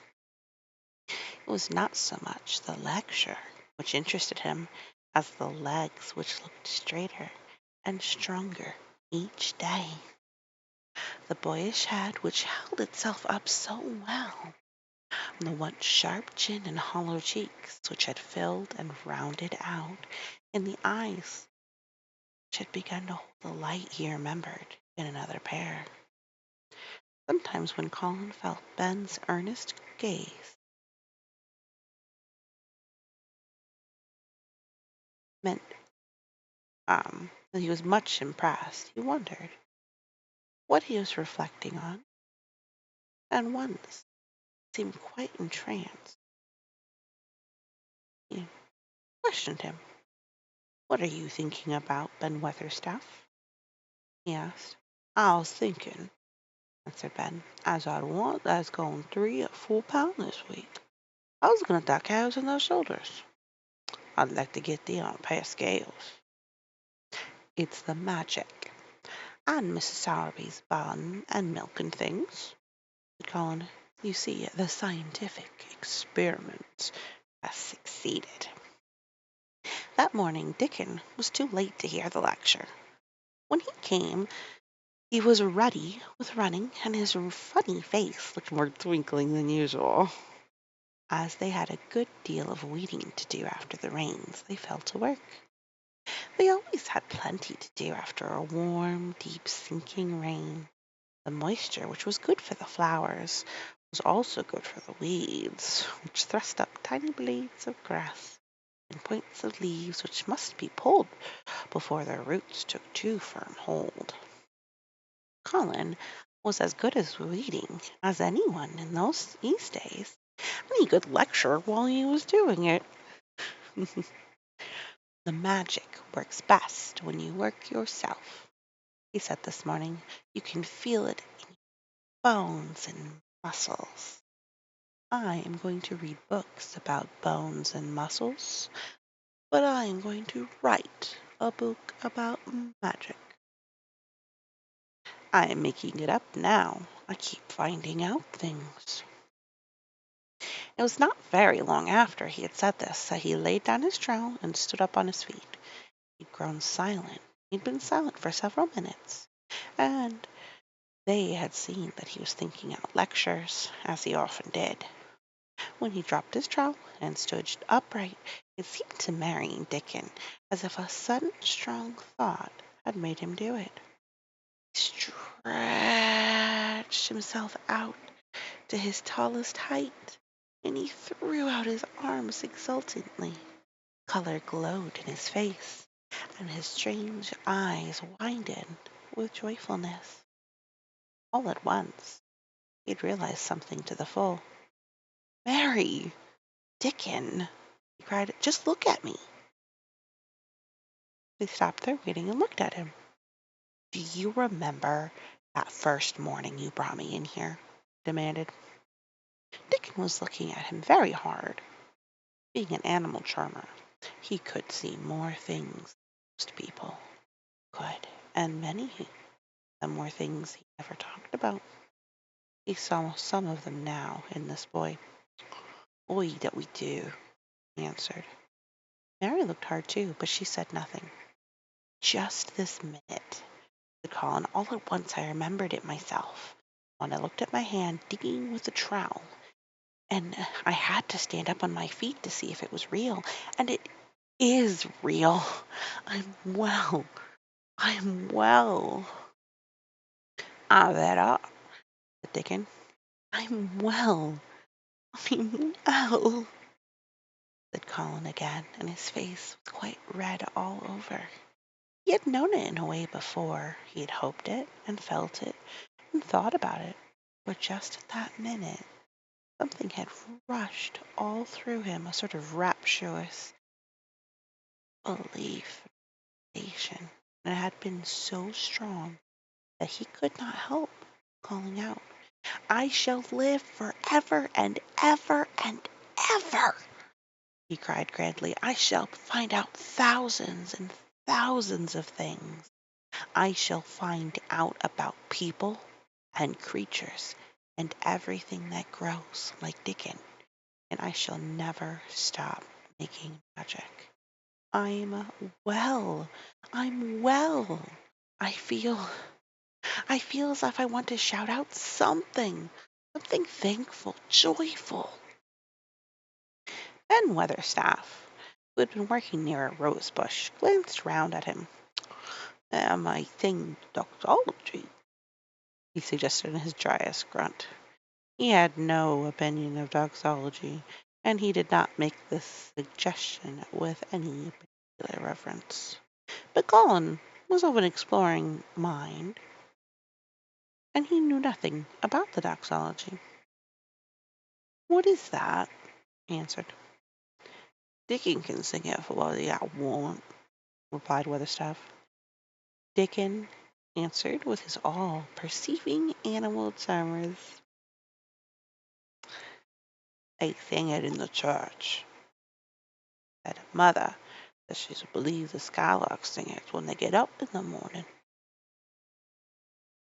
"If she says that, it must be a nice song," Colin answered. "I've never been in church myself. I've always too ill." "Sing it, Dickon. I want to hear it." Dickon was quite simple and unaffected about it. He understood what Colin felt better than Colin did himself. He understood by a sort of instinct so natural that he did not know was understanding. He pulled off his cap and looked around, still smiling. "I must take off the cap," he said to Colin, "and so must the Ben, and I must stand up, thou knows." Colin took off his cap, and the sun shone on and warmed his thick hair as he watched Dickon intently. Ben Weatherstaff scrambled up from his knees and bared his head too, with a sort of puzzled, half resentful look in his old face, as if he didn't know exactly why he was doing this remarkable thing. Dickon stood out among the trees and rose bushes and began to sing in a quite simple, matter-of-fact way, in a nice, strong boy voice. "Praise God from all blessings flow. Praise him all creatures here above, below. Praise him above you, heavenly host. Praise Father, Son, and Holy Ghost. Amen." When he finished, Ben Weatherstaff was standing quite still, with his jaws set obstinately, with a disturbed look in his eyes fixed on Colin. Colin's face was thoughtful and appreciative. "It is a very nice song," he said. "I like it. Perhaps it means just what I mean when I say I want to shout out that I am thankful to the magic." He stopped and thought about it in a puzzled way. Perhaps they are both the same thing. How can we know the exact names of everything? Sing it again, Dickon. Let us try, Mary. I want to sing it too. It's my song. I will begin. Praise God from whom all blessings flow. And they sang it again. And Mary and Colin lifted their voices as musically as they could, and Dickon swelled quite loud and beautiful. And the second line, Ben Weatherstaff rasping and cleared his throat. And the third he joined with such vigor it seemed almost savage when the "Amen" came to an end. Mary observed that the very same thing had happened to him when he found out that Colin was not a cripple. His chin was twitching and he was staring and winking. His leathery old cheeks were wet. "I never seed no sense in dog soldier before," he said hoarsely. "I may change my mind in time. Should say I gone up 5 pound this week. Master Colin, 5 of 'em." Colin was looking across the garden at something attracting his attention, and his expression had become quite a startled one.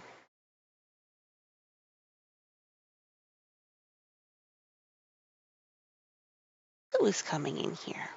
He said quickly. "Who is it?" The door in the ivied wall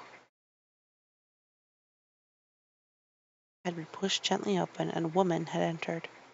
She had come in at the last line of their song, and she had stood still listening and looking at them, with the ivy behind her and the sunlight drifting through the trees, dappling her long blue cloak and her nice fresh face smiling across the greenery. She was rather like a softly colored illustration in one of Colin's books. She had wonderful, affectionate eyes which seemed to take in everything, in all of them, even Ben Weatherstaff and the creatures, and every flower that was in bloom. Unexpectedly as she had appeared, not one of them felt she was an intruder at all. Dickon's eyes lighted like lamps. "It's mother, that's who it is," he cried and went across the grass at a run. Colin began to move toward her too, and Mallory went with him. They both felt their pulses beat faster. "It's mother," Dickon said as he met her halfway. "I know they'll want to see her, and I told them where the door was hid." Colin held out his hand with a sort of flushed royal shyness, but his eyes quite devoured her face. "Even when I was ill I wanted to see you," he said. "You and Dickon in the secret garden. I'd never wanted to see anyone or anything before." The sight of his uplifted face brought about a sudden change in her own. She flushed, and the corners of her mouth shook, and a mist seemed to sweep over her eyes. Dear lad," she broke out tremulously. "Dear lad." as if she had not known he was going to say it. She did not say Mr. Colin, but just dear lad, quite suddenly. She might have said it to Dickon in the same ways if she had seen something in his face which had touched her. Colin liked it. She put her and said, "Are you surprised because I am so well?" he asked. She put her hand on his shoulder and smiled the mist out of her eyes. "Why, that I am," she said, "but that's so much like that mother that made my heart jump." "Do you think," Colin asked a little awkwardly, "that will make my father like me?" "Aye, for sure, my dear lad," she answered, and she gave his shoulder a soft, quick pat. "He mun come home, come home." "Susan Sowerby," said Ben Weatherstaff, getting close to her. "Look at the lad's legs, Walter. Look like drumsticks and stockings 2 months ago, and I have folk telling Miss Bandy and Knockney both at the same time. Look at 'em now." Susan Sowerby laughed a comfortable laugh. "They're going to be fine, strong lads, lads, in a bit," she said. "Let him go on playing and working in the garden, and eating hearty and drinking plenty of sweet milk, and they'll be not a finer pair in Yorkshire, thank God for it." She put both hands on Mistress Mary's shoulders and looked her little face over in a motherly fashion. "And me too," she said. "Thou hast grown as hearty as Elizabeth Ellen. I'll warrant that, like thy mother too. Our Martha told us that Mrs. Medlock heard she was a pretty woman. Thou'll be like a blush rose when thou grows up, my little lass, bless thee." She did not mention that when Martha came home on her day out and described it the plain, sallow child, that she had said she had no confidence whatever, and Mrs. Medlock had said, "It don't stand to reason that a pretty woman could be the mother of such a foul little lass," she had added obstinately. Mary had not time to pay attention to her changing face. She had only known that she looked different and seemed to have a great deal more hair, and that it was growing very fast.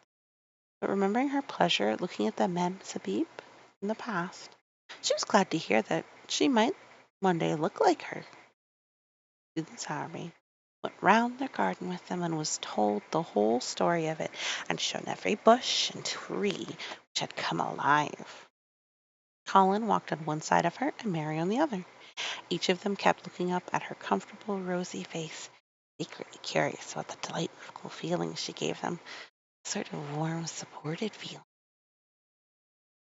Both children lack any sort of motherly time.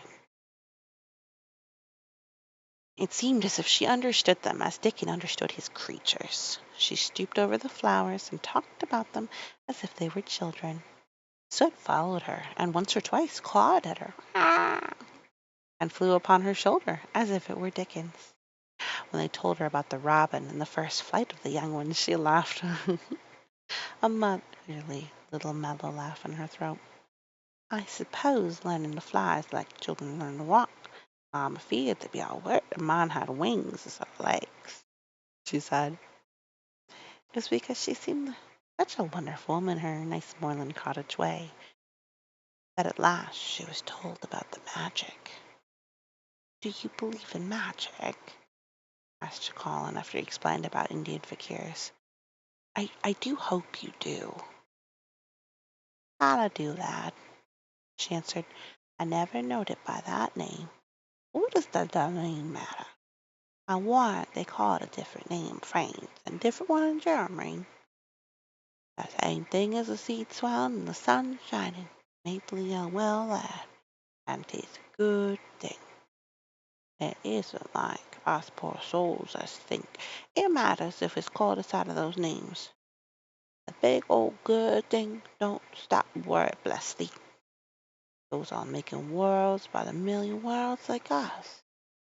Never thee stop believing the big good thing, knowing that what's good for it, all of it.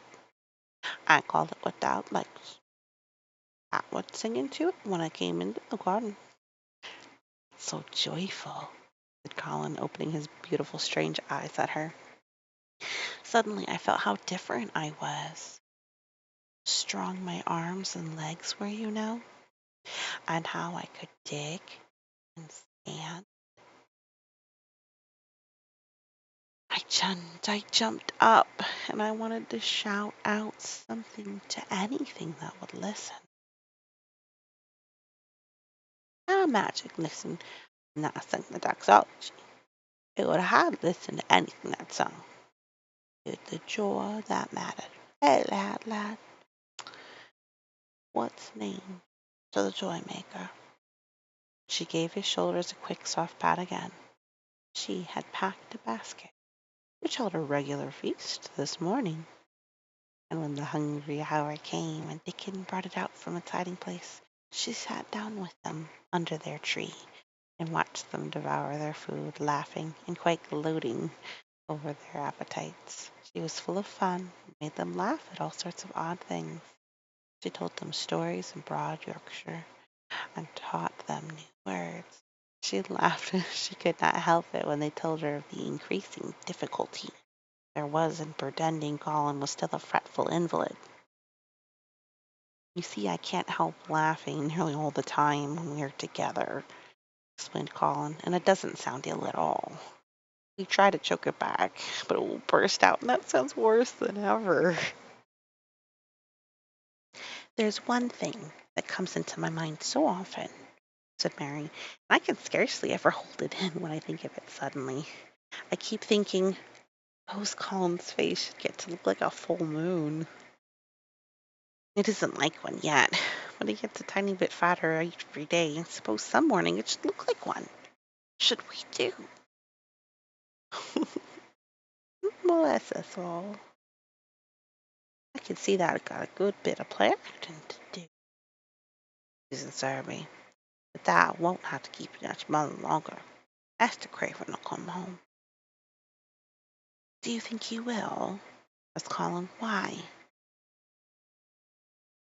Susan Sowerby chuckled softly. I suppose it'd not break that heart if he found out before he told him in that own way, she said. That's lad weeks awake planning it. I couldn't bear anyone else to tell him, said Colin. I think about different ways every day. I think now I just want to run into his room. That'd be a fine start for him, said Susan Sowerby. I'd like to see his face light up with that. He might come back and he might. One of the things they talked of was the visit they were to make to her cottage. They planned it all. They would drive over the moor and lunch out of doors among the heather, see all of the 12 children and Dickens's garden, and would not come back until they were tired. Susan Sowerby got up at last to return to the house and Mrs. Medlock. It was time for Colin to be wheeled back also, but before he got into his chair he stood quite close to Susan and closed his eyes on her with a kind of bewildered adoration, and he suddenly caught hold of the fold of her blue cloak and held it fast.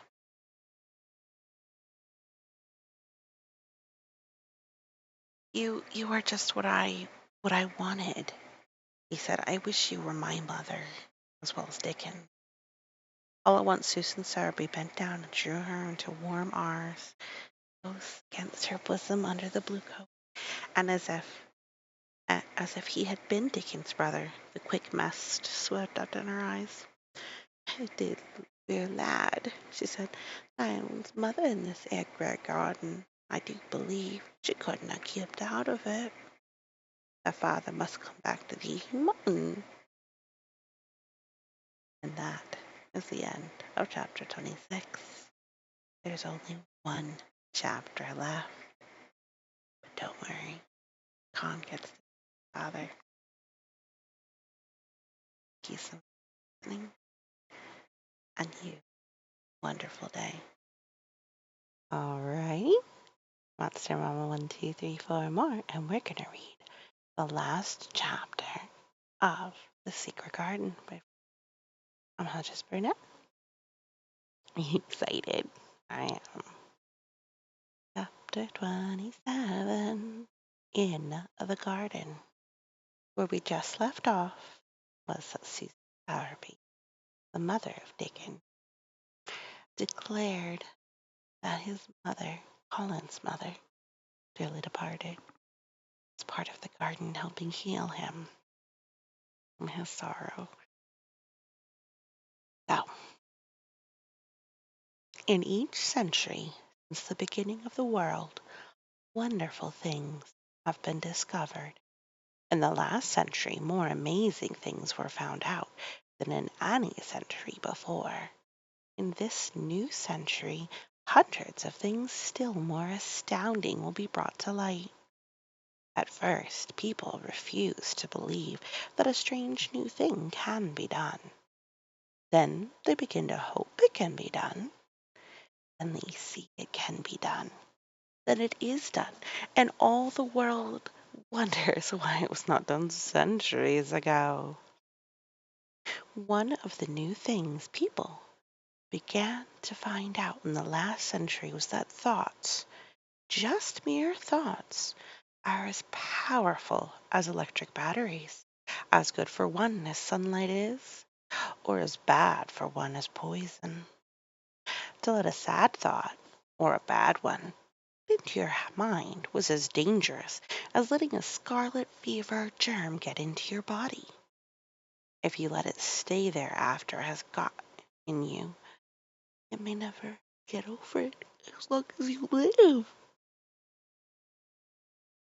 So long as Mistress Mary mind was full of disagreeable thoughts about her dislikes and sour opinions of people, and her determination not to be pleased or interested in anything. She was a yellow-faced, sickly, bored, and wretched child. Circumstances, however, were very kind to her, though she was not at all aware of it. They began to push her about for her own good. When her mind gradually filled itself with robins and moorland cottages crowded with children, with odd, crabbed old gardeners and common little Yorkshire housemaids, with springtime and secret gardens coming alive day by day, and also with a moor boy and his creatures, there was no room left for disagreeable thoughts which affected her liver and her digestion and made her yellow and tired. Now, you see, if your liver's not doing well, that can often turn you a pale yellow, very bright yellow sometimes too. So long as Colin shut himself up in his room and thought only of his fears and weakness and his detestation of people who looked at him and reflected hourly on humps and an early death.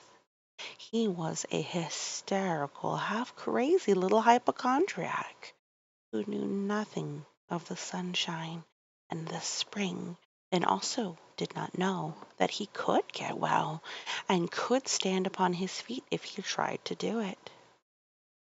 When new beautiful thoughts began to push out the old hideous ones, life began to come back to him.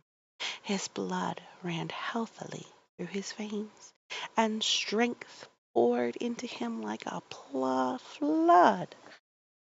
His scientific experiment was quite practical and simple, and there was nothing weird about it at all. Much more surprising things can happen to anyone who, when a disagreeable or discouraged thought comes into his mind, just has a sense to remember in time and push it out by putting an agreeable, determinedly courageous one. Two things cannot be in one place. Where you tend a rose, my lad, a thistle cannot grow. While the sweet garden was coming alive and two children were coming alive with it, there was a man wandering about certain faraway, beautiful places and the Norwegian fjords and the valleys and mountains of Switzerland. And he was a man who for 10 years had kept his mind filled with dark heartbreak. He had not been courageous, and he had never tried to put any other thoughts in the place of the dark ones. He had wandered by blue lakes and thought them. He had lain on mountainsides with sheets of blue gentian blooming all about him and flower breaths filled all. And he thought them. A terrible sorrow had fallen upon him when he had been happy, and he had let his soul fill itself with blackness, and had refused obstinately to allow any rift of light to pierce through. He had forgotten and deserted his home and his duty. When he traveled about, darkness so brooded over him that the sight of him was a wrong done to other people, because it was as if he the air about him with gloom. Most strangers thought he must either be half mad or a man with some hidden crime on his soul. He was a tall man with a drawn face and crooked shoulders, and the name he always entered on hotel registers was Archibald Craven, Joyce Manor, England. He had travelled far and wide since the day he saw Mistress Mary in his study and told her she might have her bitter earth. He had been in most beautiful places in Europe, though he had remained nowhere more than a few days. He had chosen the quietest and remotest spots. He had been on the tops of mountains whose heads were in the clouds, and had looked down on other mountains when the sun rose and touched them with such light it seemed as if the world were just. But the light had never seemed to touch himself until one day when he realized that for the first time in 10 years a strange thing had happened. He was in a wonderful valley in the Austrian Tyrol, and he had been walking alone through such beauty as might have lifted any man's soul out of shadow. He walked a long way, and it had not lifted his. But at last he had felt tired, and had thrown himself down to rest on a carpet of moss by a stream. It was a clear little stream which ran quite merrily along its narrow way through the luscious, damp green. Sometimes it made a sound rather like low laughter as it bubbled over in round stones. He saw birds come and dip their heads to drink in it, and then flick their wings, fly away. It seemed like a thing alive, and yet its tiny voice made the stillness deeper. The valley very, very still. As he sat gazing into the clear running of the water, Archibald Craven gradually felt his mind and body both quiet, as quiet as the valley itself. He wondered if he was going to sleep, but he was not. He sat and gazed at the sunlit water, and his eyes began to see things growing at its edge. There was one lovely mass of blue forget-me-nots growing so close to the stream that its leaves were wet, and at these he found himself looking as he remembered he had looked at such things years ago. He was actually thinking tenderly how lovely it was, and what wonders of blue its hundred little blossoms were. He did not know that just that thought was slowly filling his filling and filling it until other things were softly pushed aside. It was as if a sweet, clear spring had begun to rise in a stagnant pool and had risen and risen until it at last swept the dark water away. But of course, he did not think of this himself. He only knew that the valley seemed to grow quieter and quieter as he sat and stared at the bright, delicate blueness. He did not know how long he sat there or what was happening to him, but at last he moved as if he were awakening, and he got up slowly and stood on the moss carpet, drawing long, deep, soft breath and wondering at himself. Something seemed to have been unbound, unreleased in him, very quietly. What is it? He said, almost a whisper, and he passed his hand over his forehead. I almost feel as if I were alive. I do not know enough about the wonderfulness of this undiscovered things to be able to explain how this had happened to him. Neither does anyone else yet. He did not understand it all himself, but he remembered this strange hour months afterward when he was at Mithelwaith again. He found out, quite by accident, that on this very day Colin had cried out as he went into the secret garden, I am going to live forever and ever and ever. Singular calmness remained with him the rest of the evening, and he slept a new, peaceful sleep. But it was not with him very long. He did not know it could be kept. And by the next night he opened the doors wide to his dark thoughts, and they had come trooping and rushing back. He left the valley and went on his wandering way again. But, strange as it seemed to him, there were minutes, sometimes half hours, when, without his knowing why, the blackbird lifted itself again, and he knew he was a living man, not a dead one. Slowly, slowly, for no reason that he knew of, alive in the garden. As the golden summer changed to deeper golden autumn, he went to the lake of Como. There he found the loveliness of a dream. He spent his days upon the crystal blueness of the lake, or walked back into the soft verdure of the hills, and tramped until he was tired, so that he might sleep. But by this time he had begun to sleep better, he knew, and his dreams had ceased to be a terror to him. Perhaps, he thought, my body is growing stronger. It was growing stronger, but because of the rare, peaceful hours when his thoughts were changed, his soul was slowly growing stronger too. He began to think of Miswith and wonder if he should not go home. Now and then he wondered vaguely about his boy and asked himself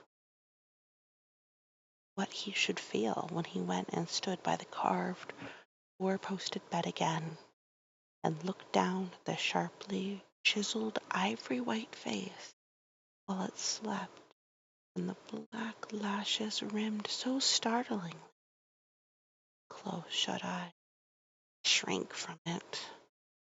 One marvel of a day, he'd walked so far that when he returned the moon was high and full, and all the world was purple shadow and silver.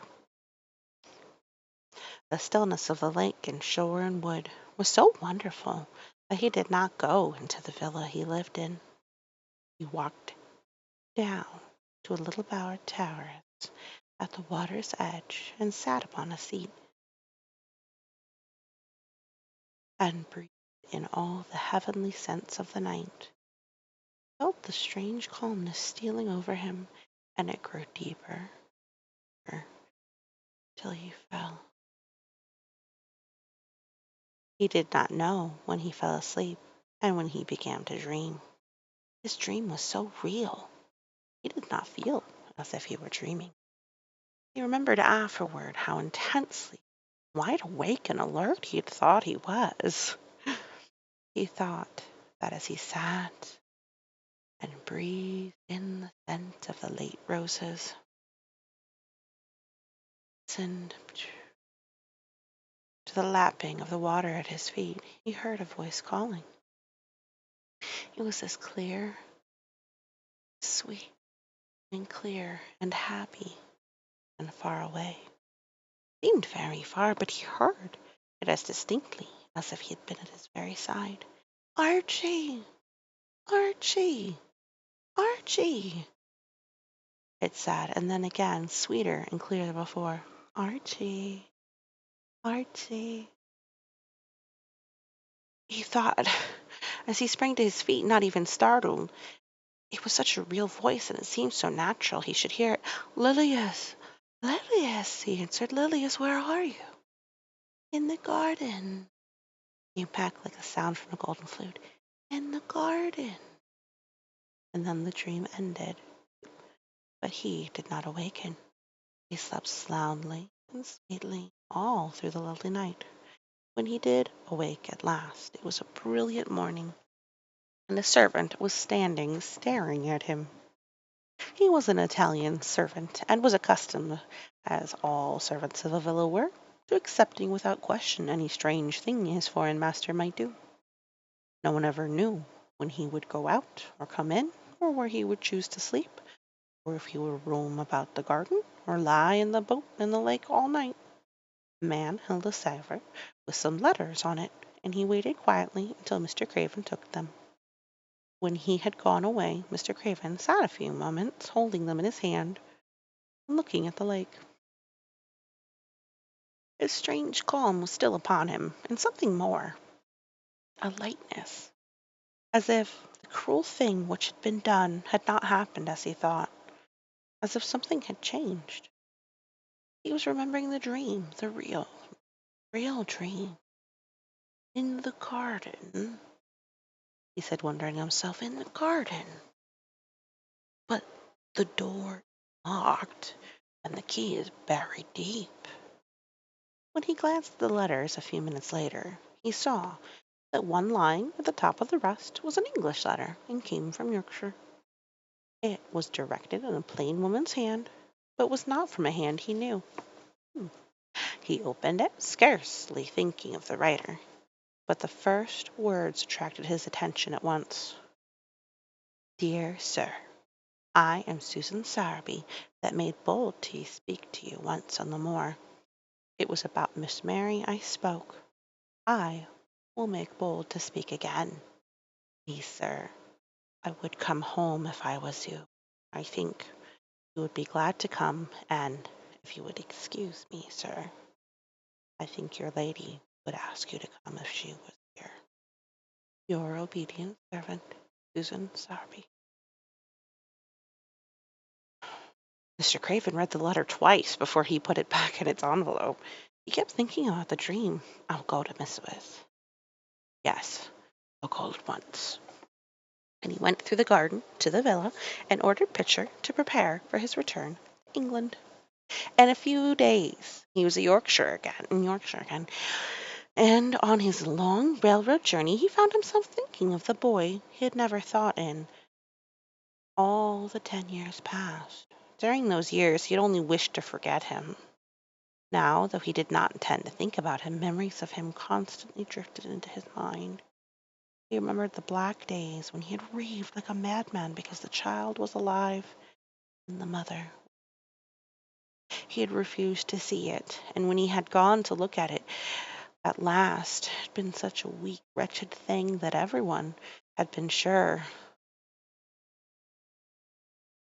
that it would be gone in a few days.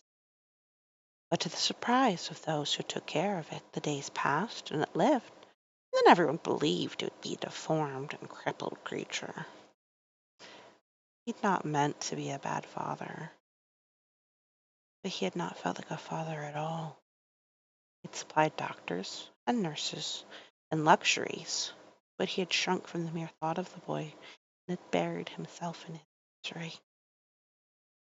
The first time after a year's absence he returned to Miswith, and the small, miserable-looking thing languidly and indifferently lifted to his face the great gray eyes, black lashes round them, so like and yet so horribly unlike the happy eyes he had adored. He could not bear the sight of them, and turned away pale. After that he scarcely ever saw him, except when he was asleep, and all he knew was that he was a confirmed invalid, with a vicious, hysterical, half-insane temper. He could only be kept from furies dangerous to himself by being given his own way in every detail. All this was not an uplifting thing to recall, but as the train whirled, mountain passes and golden plain, the man who was coming alive began to think in a new way. And he thought long and steadily and deeply. Perhaps I have been all wrong for 10 years, he said to himself. 10 years is a long time. It may be too late to do anything. Quite too late. What have I been thinking of? And of course this was the wrong magic. To begin by saying too late, even Colin could have told him that. But he knew nothing of magic, either black or white, light or dark. This he had let to learn. He wondered if Susan Sowerby had taken courage and written to him only because the motherly creature had realized that the boy was much worse, was fatally ill. He had not been under the spell of the curious calmness which had taken possession of him. He might have been more wretched than other, but the calm had brought a sort of courage and hope with it, instead of giving way to thoughts of the worst. He actually found he was trying to believe in better things. It be possible that she sees that I may be able to do him good and control him, he thought. I will go and see her on my way to Miswith. But when on his way across the moor he stopped the carriage at the cottage, 7 or 8 children who were playing about gathered in a group and bobbing 7 or 8 friendly and polite curtsies told him that their mother had gone to the other side of the moor early in the morning to help a woman who had a new baby. Our Dickon, they volunteered, was over at the manor working in one of the gardens, where he went several days a week each week. Mr. Craven looked over the collection of sturdy little bodies and round red-cheeked faces, each one grinning in its own particular way, and he awoke to the fact that they were a healthy, likable lot. He smiled at their friendly grins and took a golden sovereign from his pocket and gave it to our Elizabeth Ellen, who was the oldest. If you divide that into 8 parts, there'll still be half a crown for each of you, he said. Then amid grins and chuckles and bobbing of curtsies, he drove away, leaving ecstasy and nudging elbows and little jumps of joy behind. Yay, have a little treat. The drive across the wonderfulness of the moor was a soothing thing. Why did it seem to give him a sense of homecoming, which he had been sure he would never feel again? That sense of beauty of land and sky and purple bloom of distance, and a warming of the heart at drawing nearer to the great old house which had held those of his blood for 600 years. How he had driven away from it the last time, shuddering to think of its closed rooms and the boy laying in the four-poster bed with the brocaded hay. Was it possible that perhaps he might find him changed a little for the better, and that he might overcome his shrinking from him? How real that dream had been, how wonderful and clear the voice which called back to him, "In the garden, the garden." I will try to find the key, he said. Will try to open the door. I must, though I don't know why. When he arrived at the manor, the servants who received him with the usual ceremony noticed that he looked better, and that he did not go to the remote rooms where he usually lived, attended by Pitcher. He went into the library and sent for Mrs. Medlock. She came to him somewhat excited and curious and flustered. "How is Master Colin, Locke?" he inquired. "Well, sir," Mrs. Medlock answered, he's different in a manner of speaking." "Worse?" he suggested. Mrs. Medlock really was flushed. "Well, you see, sir," she tried to explain, "neither Dr. Craven nor the nurse nor me can exactly make him out." "Why is that?" "Tell you the truth, sir, Master Colin might be better, and he might be changing for the worse. His appetite, sir, is past understanding, and his ways—" Has he become more peculiar?" the master asked, knitting his brows anxiously. "That's it, sir. He's growing very peculiar when you compare him with what he used to be. He used to eat nothing, and then suddenly he began to eat something enormous. And then he stopped again all at once, and the meals were sent back just as they used to be. You never knew, sir, perhaps, that out of doors he never would have let himself be taken.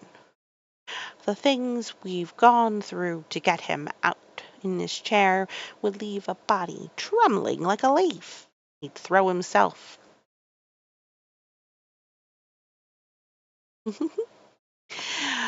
into such a state that Dr. Craven said he wouldn't be responsible for forcing him. Well, sir, just without warning, not long after one of his worst tantrums, he suddenly insisted on being taken out every day by Miss Mary and Susan Sourboy's boy, Dickon, that could push his chair.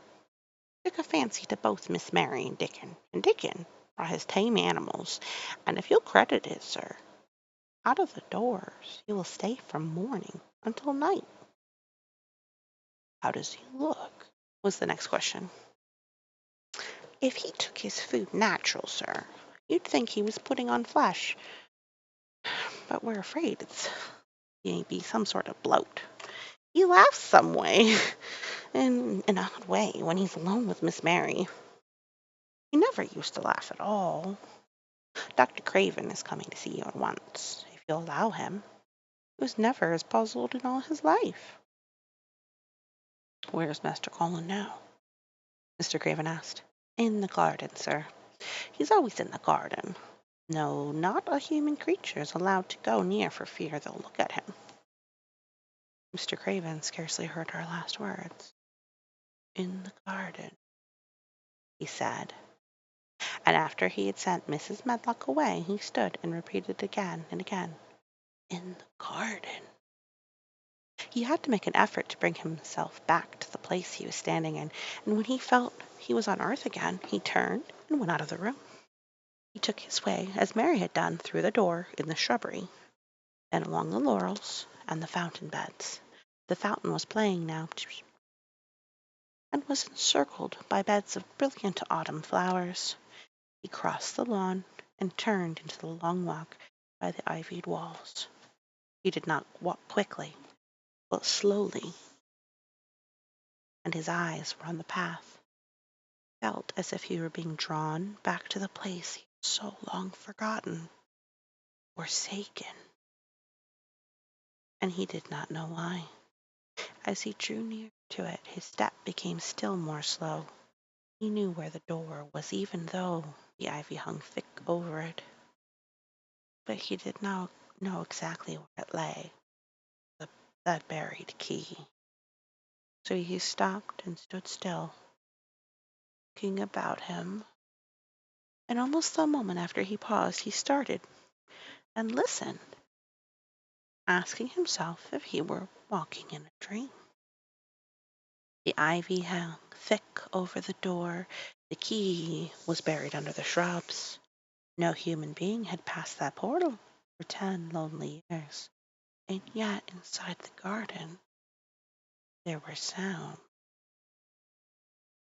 There were the sounds of running, scuffling feet, seeming to chase round and round under the trees. There were strange sounds of lowered voices, exclamations, and smothered joyous cries.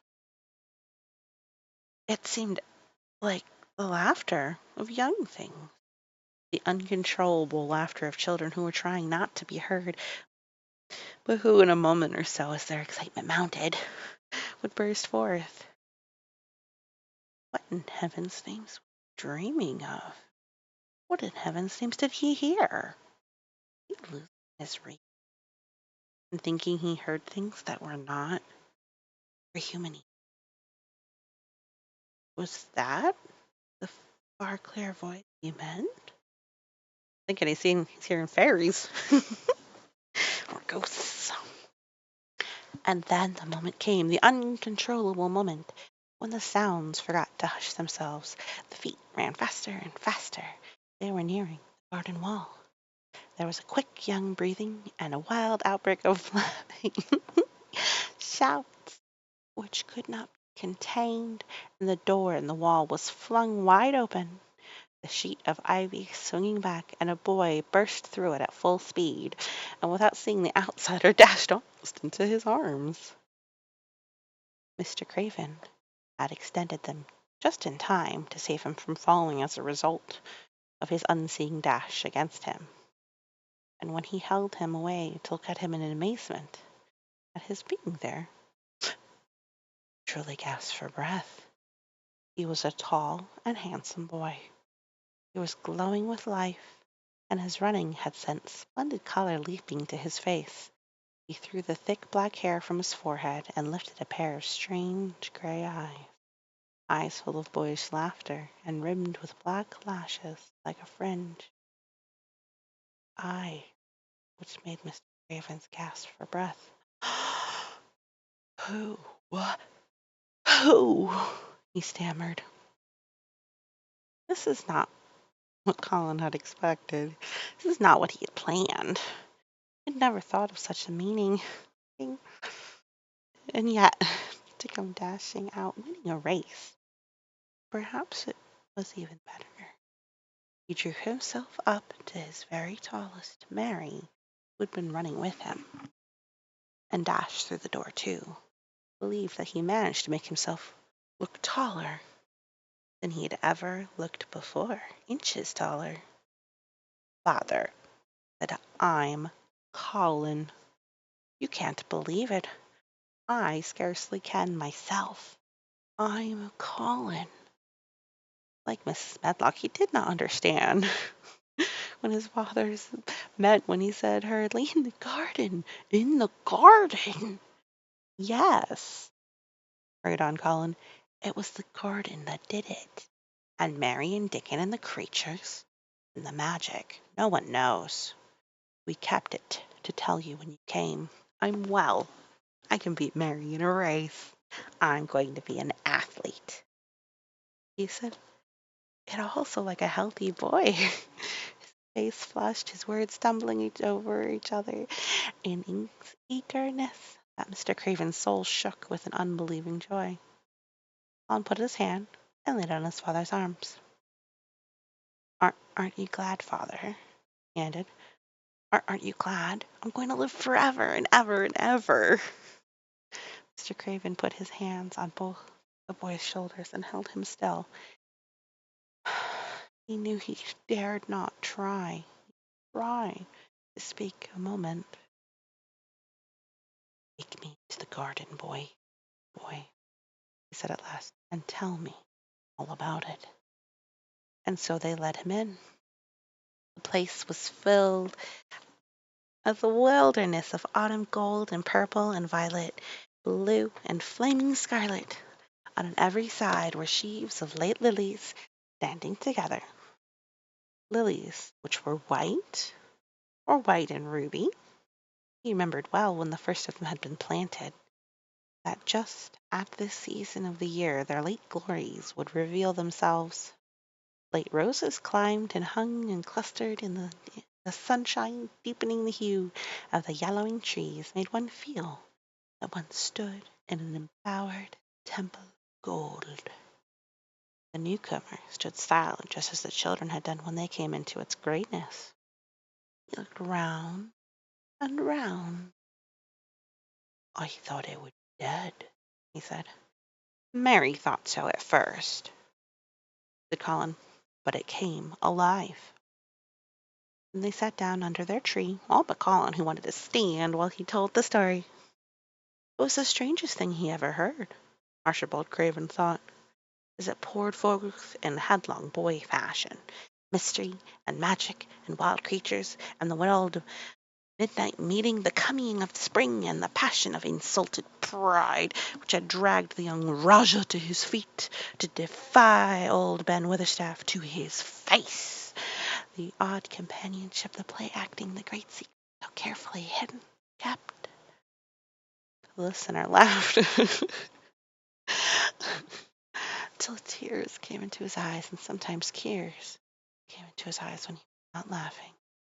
The athlete, the lecturer, the scientific discoverer was a laughable, lovable, and healthy young human thing. Now, he said at the end of the story, it need not be a secret any longer. I dare say it will frighten them nearly into fits when they see me, but I am never going to get back into that chair again. I shall walk back with you, father, to the house. Ben Witherstaff's duties rarely took him away from the gardens, but on this occasion he made an excuse to carry some vegetables to the kitchen, and being invited to the servants' hall by Mrs. Medlock to drink a glass of beer, he was on the spot, as he hoped to be, when the most dramatic event Miswith Manor had ever seen during the present generation actually took place. One of the windows looking upon the courtyard gave also a glimpse of the lawn. Mrs. Medlock, knowing Ben had come from the gardens, hoped that he might have caught sight of the master, and even by chance of his meeting with Mr. Colin. Did you see either of them, Weatherstaff? She asked. Ben took his beer mug from his mouth and wiped his lips with the back of his hand. I thought I did, he said with a shrewdly significant air. Both of them, suggested Mrs. Medlock. Both of them, returned Ben Weatherstaff. Thank you kindly, ma'am. I got sup another mug of it. Together, said Mrs. Medlock, hastily overfilling his beer mug in her excitement. Together, ma'am. And Ben gulped down half of his new mug in one gulp. Where was Master Colin? How did he look? What did they say to each other? We did not hear that, said Ben. I've only been with the stepladder looking over the wall. I tell thee this, there's been things going on the house as you people knows not about. And what thou find out, that'll find out soon. And it was not 2 minutes before he swallowed the last of his beer and waved his wig solemnly toward the window, which took in through the shrubbery a piece of the lawn. Look there, he said, if thou's curious. Just coming across the grass. When Mrs. Medlock looked, she threw up her hands and gave a little shriek, and every man and woman servant within hearing bolted across the servants' hall and stood looking through the window with their eyes almost starting out of their heads. Across the lawn came the master of Miswith, and he looked as many of them had never seen him. And by his side, with his head up in the air and his eyes full of laughter, walked as strongly and steadily as any boy in Yorkshire, Master Colin. The end. Yay! So his dad's come back to be a good dad and has acknowledged that some of what he's doing was not the best of fatherly terms. And the Um, yeah. Yay! He can walk, he can walk, he can walk. That's exciting. But yes, they're all happy. And that's the end. So the garden, which came back to life, brought life back into Mary's life and Colin's father. Nature, positive thoughts, focusing on the good. These can all be good and healing things. Thanks for listening. You, take care.